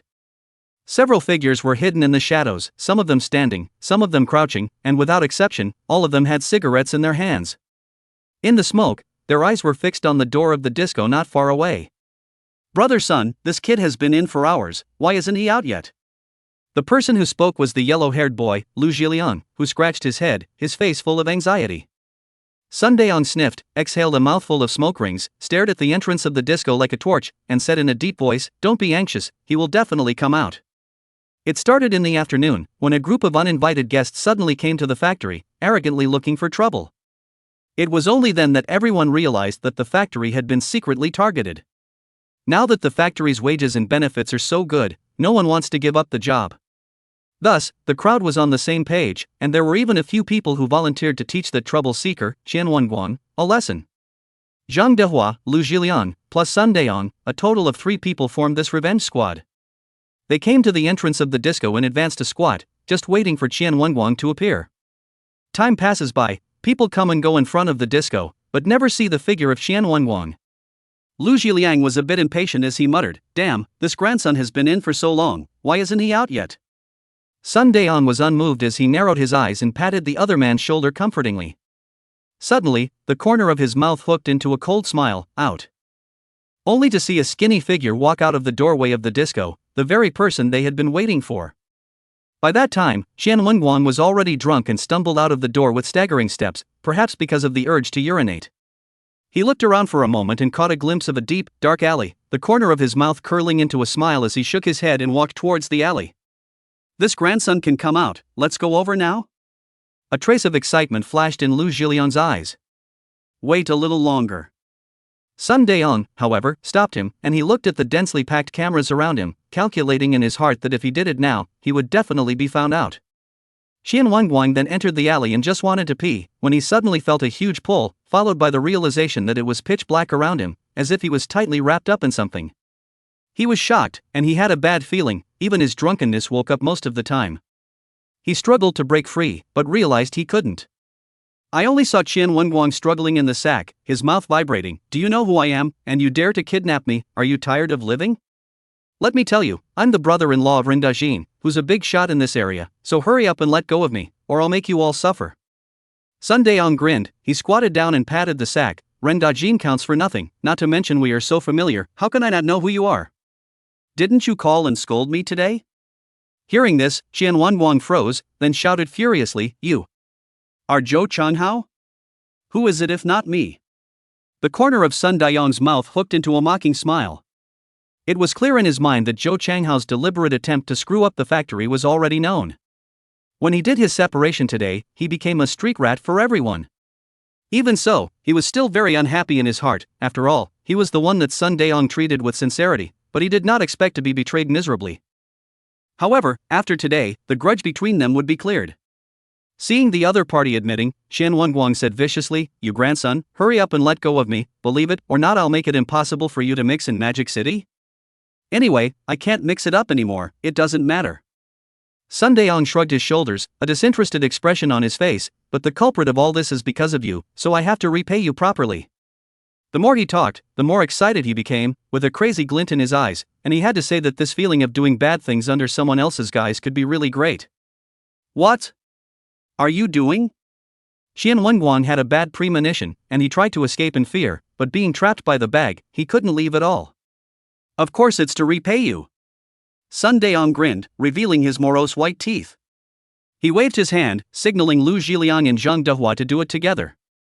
3 people surrounded up, in the sack of money Wanning and kicked and hit, punches and kicks like rain fell. The pain of money Wanning wailed. Brother Hao, don't fight, it's all my little brother's fault. Xie Wanning begged for mercy with a sobbing voice, This way I'll give you $10,000, you hurry up and release me, and I'll let this matter go, okay? After hearing this, Sun Daong pursed his lips and smiled, Lousy doesn't care about that 10,000, today it's just to beat your parents. After saying that, he swung his fist and ruthlessly smashed it on Xie Wannings's face, and soon, there was no movement in the sack. Sun Daong and the others stopped their hands as they gasped for air, a satisfied smile on their faces. Seeing this, Lu Zhiliang's brows were tightly locked and he looked at Sun Daong with a face full of worry, with a hint of trembling in his voice, Brother Sun, this kid won't be killed by us, right? Sun Daong slowly shook his head, with a hint of certainty in his eyes, patted Lu Zhiliang's shoulder and comforted, No, none of the things we hit were vital, this kid is just fainting at most. When he finished, he thought for a moment and continued, You two, take him out of the sack and throw him aside. The 2 men responded and moved nimbly to drag Xie Wanning out of the sack. Only to see Xie Wanning beaten up, his whole body was limp and lifeless. In a few moments, he was carried to a dark corner. Sun Daong purposely walked to Xie Wannings's nose, stretched out his hand and touched it, and felt that there was still a faint breath. When he was leaving, Lu Zhiliang stood aside and looked at Xie Wanning lying on the ground, the anger in his heart still unresolved. With a twinkle in his eye and a bright idea, an outlawed scheme sprang to mind. He came to Sun Daong's side and lowered his voice and said, It's really cheap to beat him up, or we don't. Upon hearing this, the corner of Sun Daong's mouth rose slightly, revealing a lewd smile as he nodded his head back and forth, Hey, good, let's do it. Zhang Dehua was also on the sidelines, with the same impish grin on his face, even rubbing his hands together excitedly. The following day, the sun had just risen, and soft sunlight poured over the earth. Xie Wanning slowly opened his eyes, only to feel that his entire body was incredibly sore, and every muscle was protesting. As soon as he moved, the drilling pain came like a tidal wave, causing him to suck in a breath of cold air. Soon he realized something even worse. Chapter 99, It's normal for a man to watch movies. Soon he realized something even worse. Xie Wanning suddenly realized that he was lying naked on the side of the road at this moment, and there were a few passers-by with cell phones around him, who were frantically videotaping him. Seeing the scene, Xie Wannings's instinctive reaction was to cover his face. He reddened his face and loudly rebuked, Stop filming, believe it or not, I'll knock off your cell phone, I'll tell you to stop filming. However, instead of being effective, his shouts attracted more people to gather around. Everyone watched him with interest like a monkey, and every now and then there was a burst of laughter. Xie Wanning was so ashamed and annoyed that he could only endure the pain, covering his face tightly while panicking and covering his lower side, and awkwardly burrowing into the corner. Thinking that he was so humiliated, Xie Wannings's teeth clenched. He clenched his fists on the spot and hit the wall hard, as if that would vent his anger. Soon, the sound of agonizing moans rang out, his brows furrowed as he jumped straight up in pain, and his mouth kept cursing, "Zhou Changhao, just wait for me, I'll let you taste my pain too." After that, Chen Wenguang dragged his aching body and rummaged through the trash. It was hard to find two raggedy clothes and barely put them on. Smelling the stinking odor on his body, the hatred in the corner of his eyes deepened a few more points, and he secretly swore in his heart that he would make Zhou Changhao pay the price. Meanwhile, Su Wanru was busily stuffing a big bag of snacks into the car. The trunk was quickly filled to the brim, leaving not even a gap. Lin Muhan looked at this spectacular scene, helplessly laughed, and rushed forward to comfort. "Mom, you don't busy work, and so on summer vacation we'll be back, take so many things can't finish ah." Upon hearing this, Su Wanru couldn't help but roll her eyes and pouted. "Humph, who said it's for you? I'm taking it for Ivana and Ning Ning, there's no part for you." Lin Muhong heard the words, only felt as if his heart was poured by a pot of cold water, instantly cooled by half. So it was him who made a fool of himself. At this moment, Ivana in the car was lying by the window, blinking those big watery eyes, looking milkily at Lin Zhongtian and Su Wanru outside the car, and said sweetly, "Grandpa, Grandma, I'm leaving, but don't worry, I'll miss you, yo." Lin Zhongtian was full of reluctance and responded quickly, Good Ivana, when you come, Grandpa will take you to buy lots and lots of delicious food and fun toys." After the past few days with his granddaughter, he had gotten used to the chirpy, lively atmosphere at home, and with his precious granddaughter gone, the house would definitely be a lot colder. Su Wanru also rushed to echo, "Baby be good and listen to your mom. Oh, if Dad bullies you, give Grandma a complaint, Grandma help you back up." "Yes, thank you Grandma." Ivana's eyes instantly shone, as if she had gotten the imperial sword, and she looked at Lin Muhung proudly, with eyes that seemed to say, "Dad, if you bully me, you'll be finished." Afterwards, Su Wanru came to Xie Wanning's side, took her hand, and said in a serious tone, "Ning Ning Auntie is especially relieved to have asked her in your care. In addition, although Ahung looks cold, his heart is actually very hot. If there is something that makes you unhappy, you have to bear a little more, and when you guys come back, Auntie will surely make the decision for you." Xie Wanning pursed her lips and sincerely thanked, "I know, thank you Auntie." Seeing that he had instantly become a target, Lin Muhan was crying in his heart, feeling like a great villain who was unforgivable. He shook his head helplessly and smiled bitterly, then got into the car, rolled down the window, and said to his parents outside the window, "Mom, Dad, we're leaving, so go home. Good, be safe on the road." Looking at the back of the car gradually driving away, Su Wanru and Lin Zhongtian only felt empty in their hearts. The car window was open. Ivana looked out the window and was so excited, but not a moment later, as if it was a toy with no electricity, her eyelids began to fight, and she slowly fell asleep in Xie Wanning's arms. Looking at Ivana's sweet sleeping face, Xie Wanning was filled with tenderness.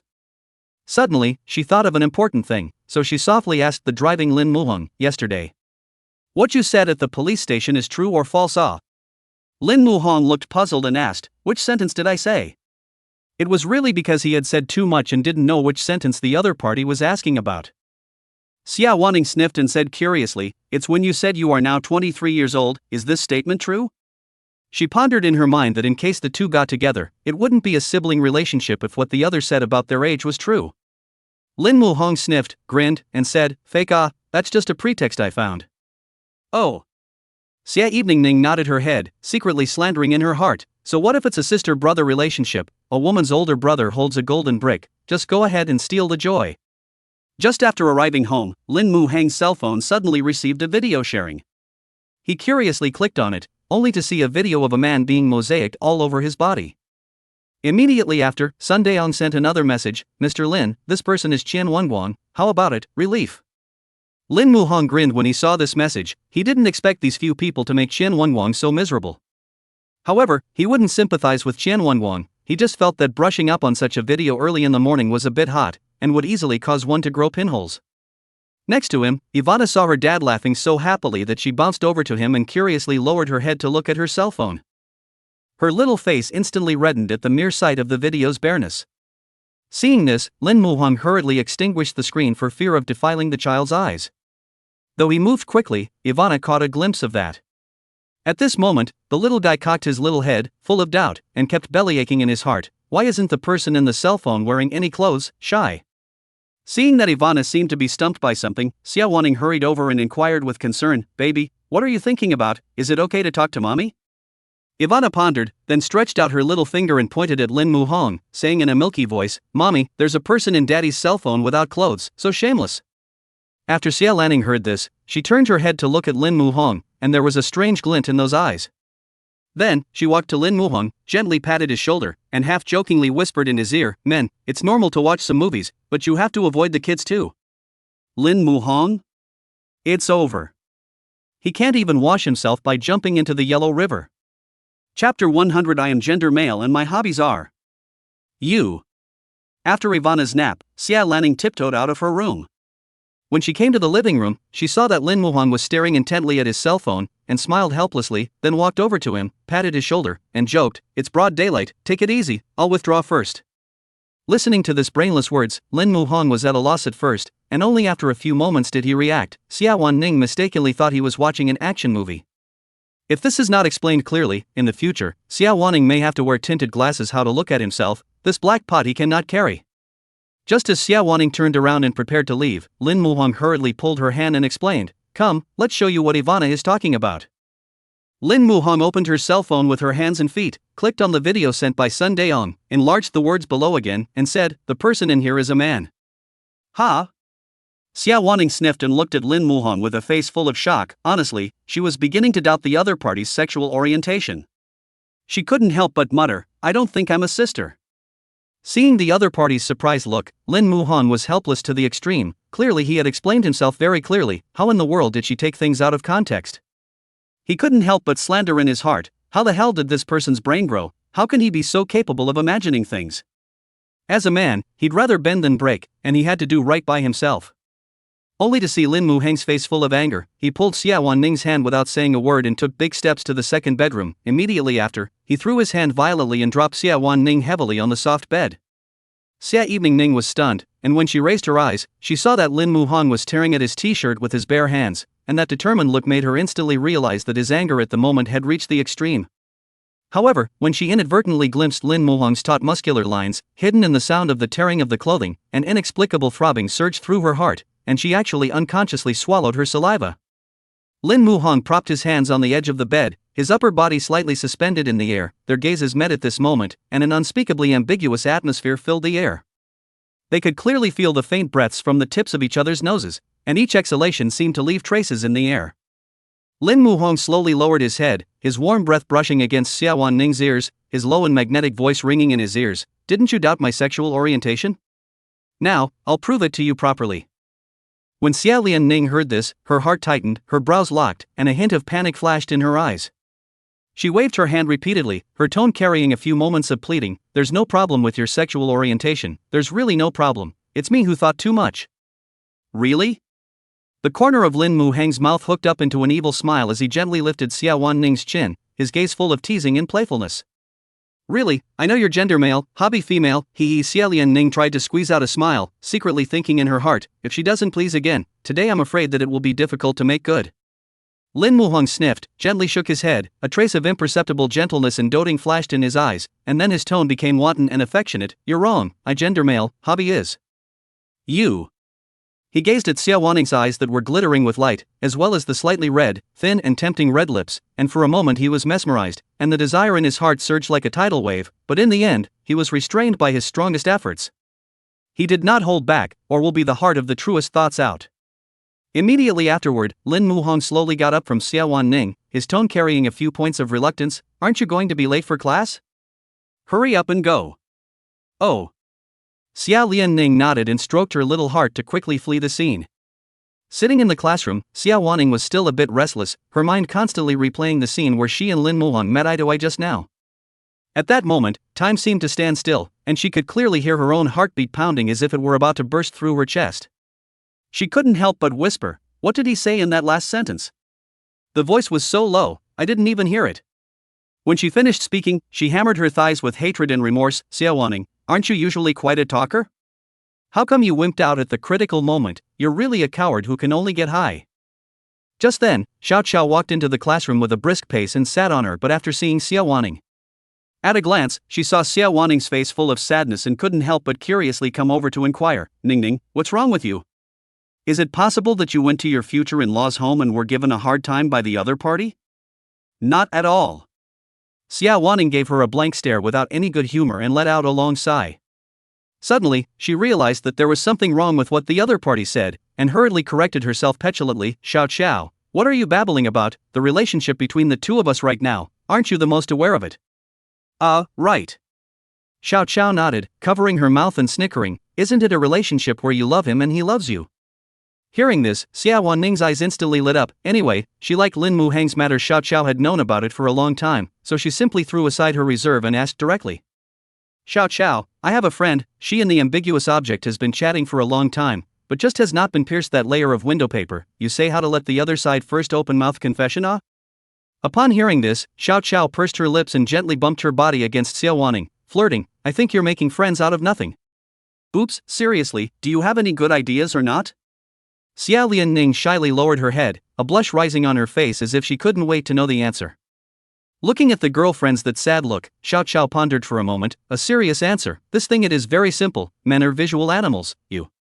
Your friends wear black silk every day in front of his eyes. Which man can withstand such a temptation? After Xie Wanning heard this, disbelief was written all over her face as she looked at the other party and inquired doubtfully, Xiao Qiao, are you sure that this method is feasible? Of course. Little Joe said, patting himself on the back. After all, who could resist the temptation of black silk, and if they did, then they would switch to white silk. Xia Evening Ning will believe it, not to mention whether this method works, but let her wear black silk she can't even dare to think about. This intention is not too obvious? Seeing her best friend's shy look, Xiao Qiao put her arm around her shoulder and said with a smile, Inging, as long as you do what I say, you'll take him down sooner or later. This isn't temptation, it's seduction, right? Xie Wanning smiled helplessly, always feeling that her best friend was a bit unreliable.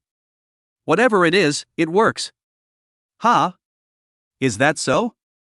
Xie Wanning was so torn in her heart that even during class she was thinking about black silk. An impulse welled up in her. Why don't we try it sometime? Chapter 101, Pried into a Corner?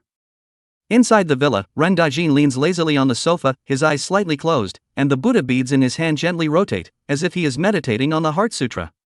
When he heard the sound coming from his side, he slowly opened his eyes, only to see a tightly wrapped person standing in front of him, living like a walking dumpling, and his heart could not help but be in awe. When he saw that it was his own unprofitable brother-in-law, his eyebrows immediately twisted into lumps, and he drank with hatred. What is this whole thing you're doing?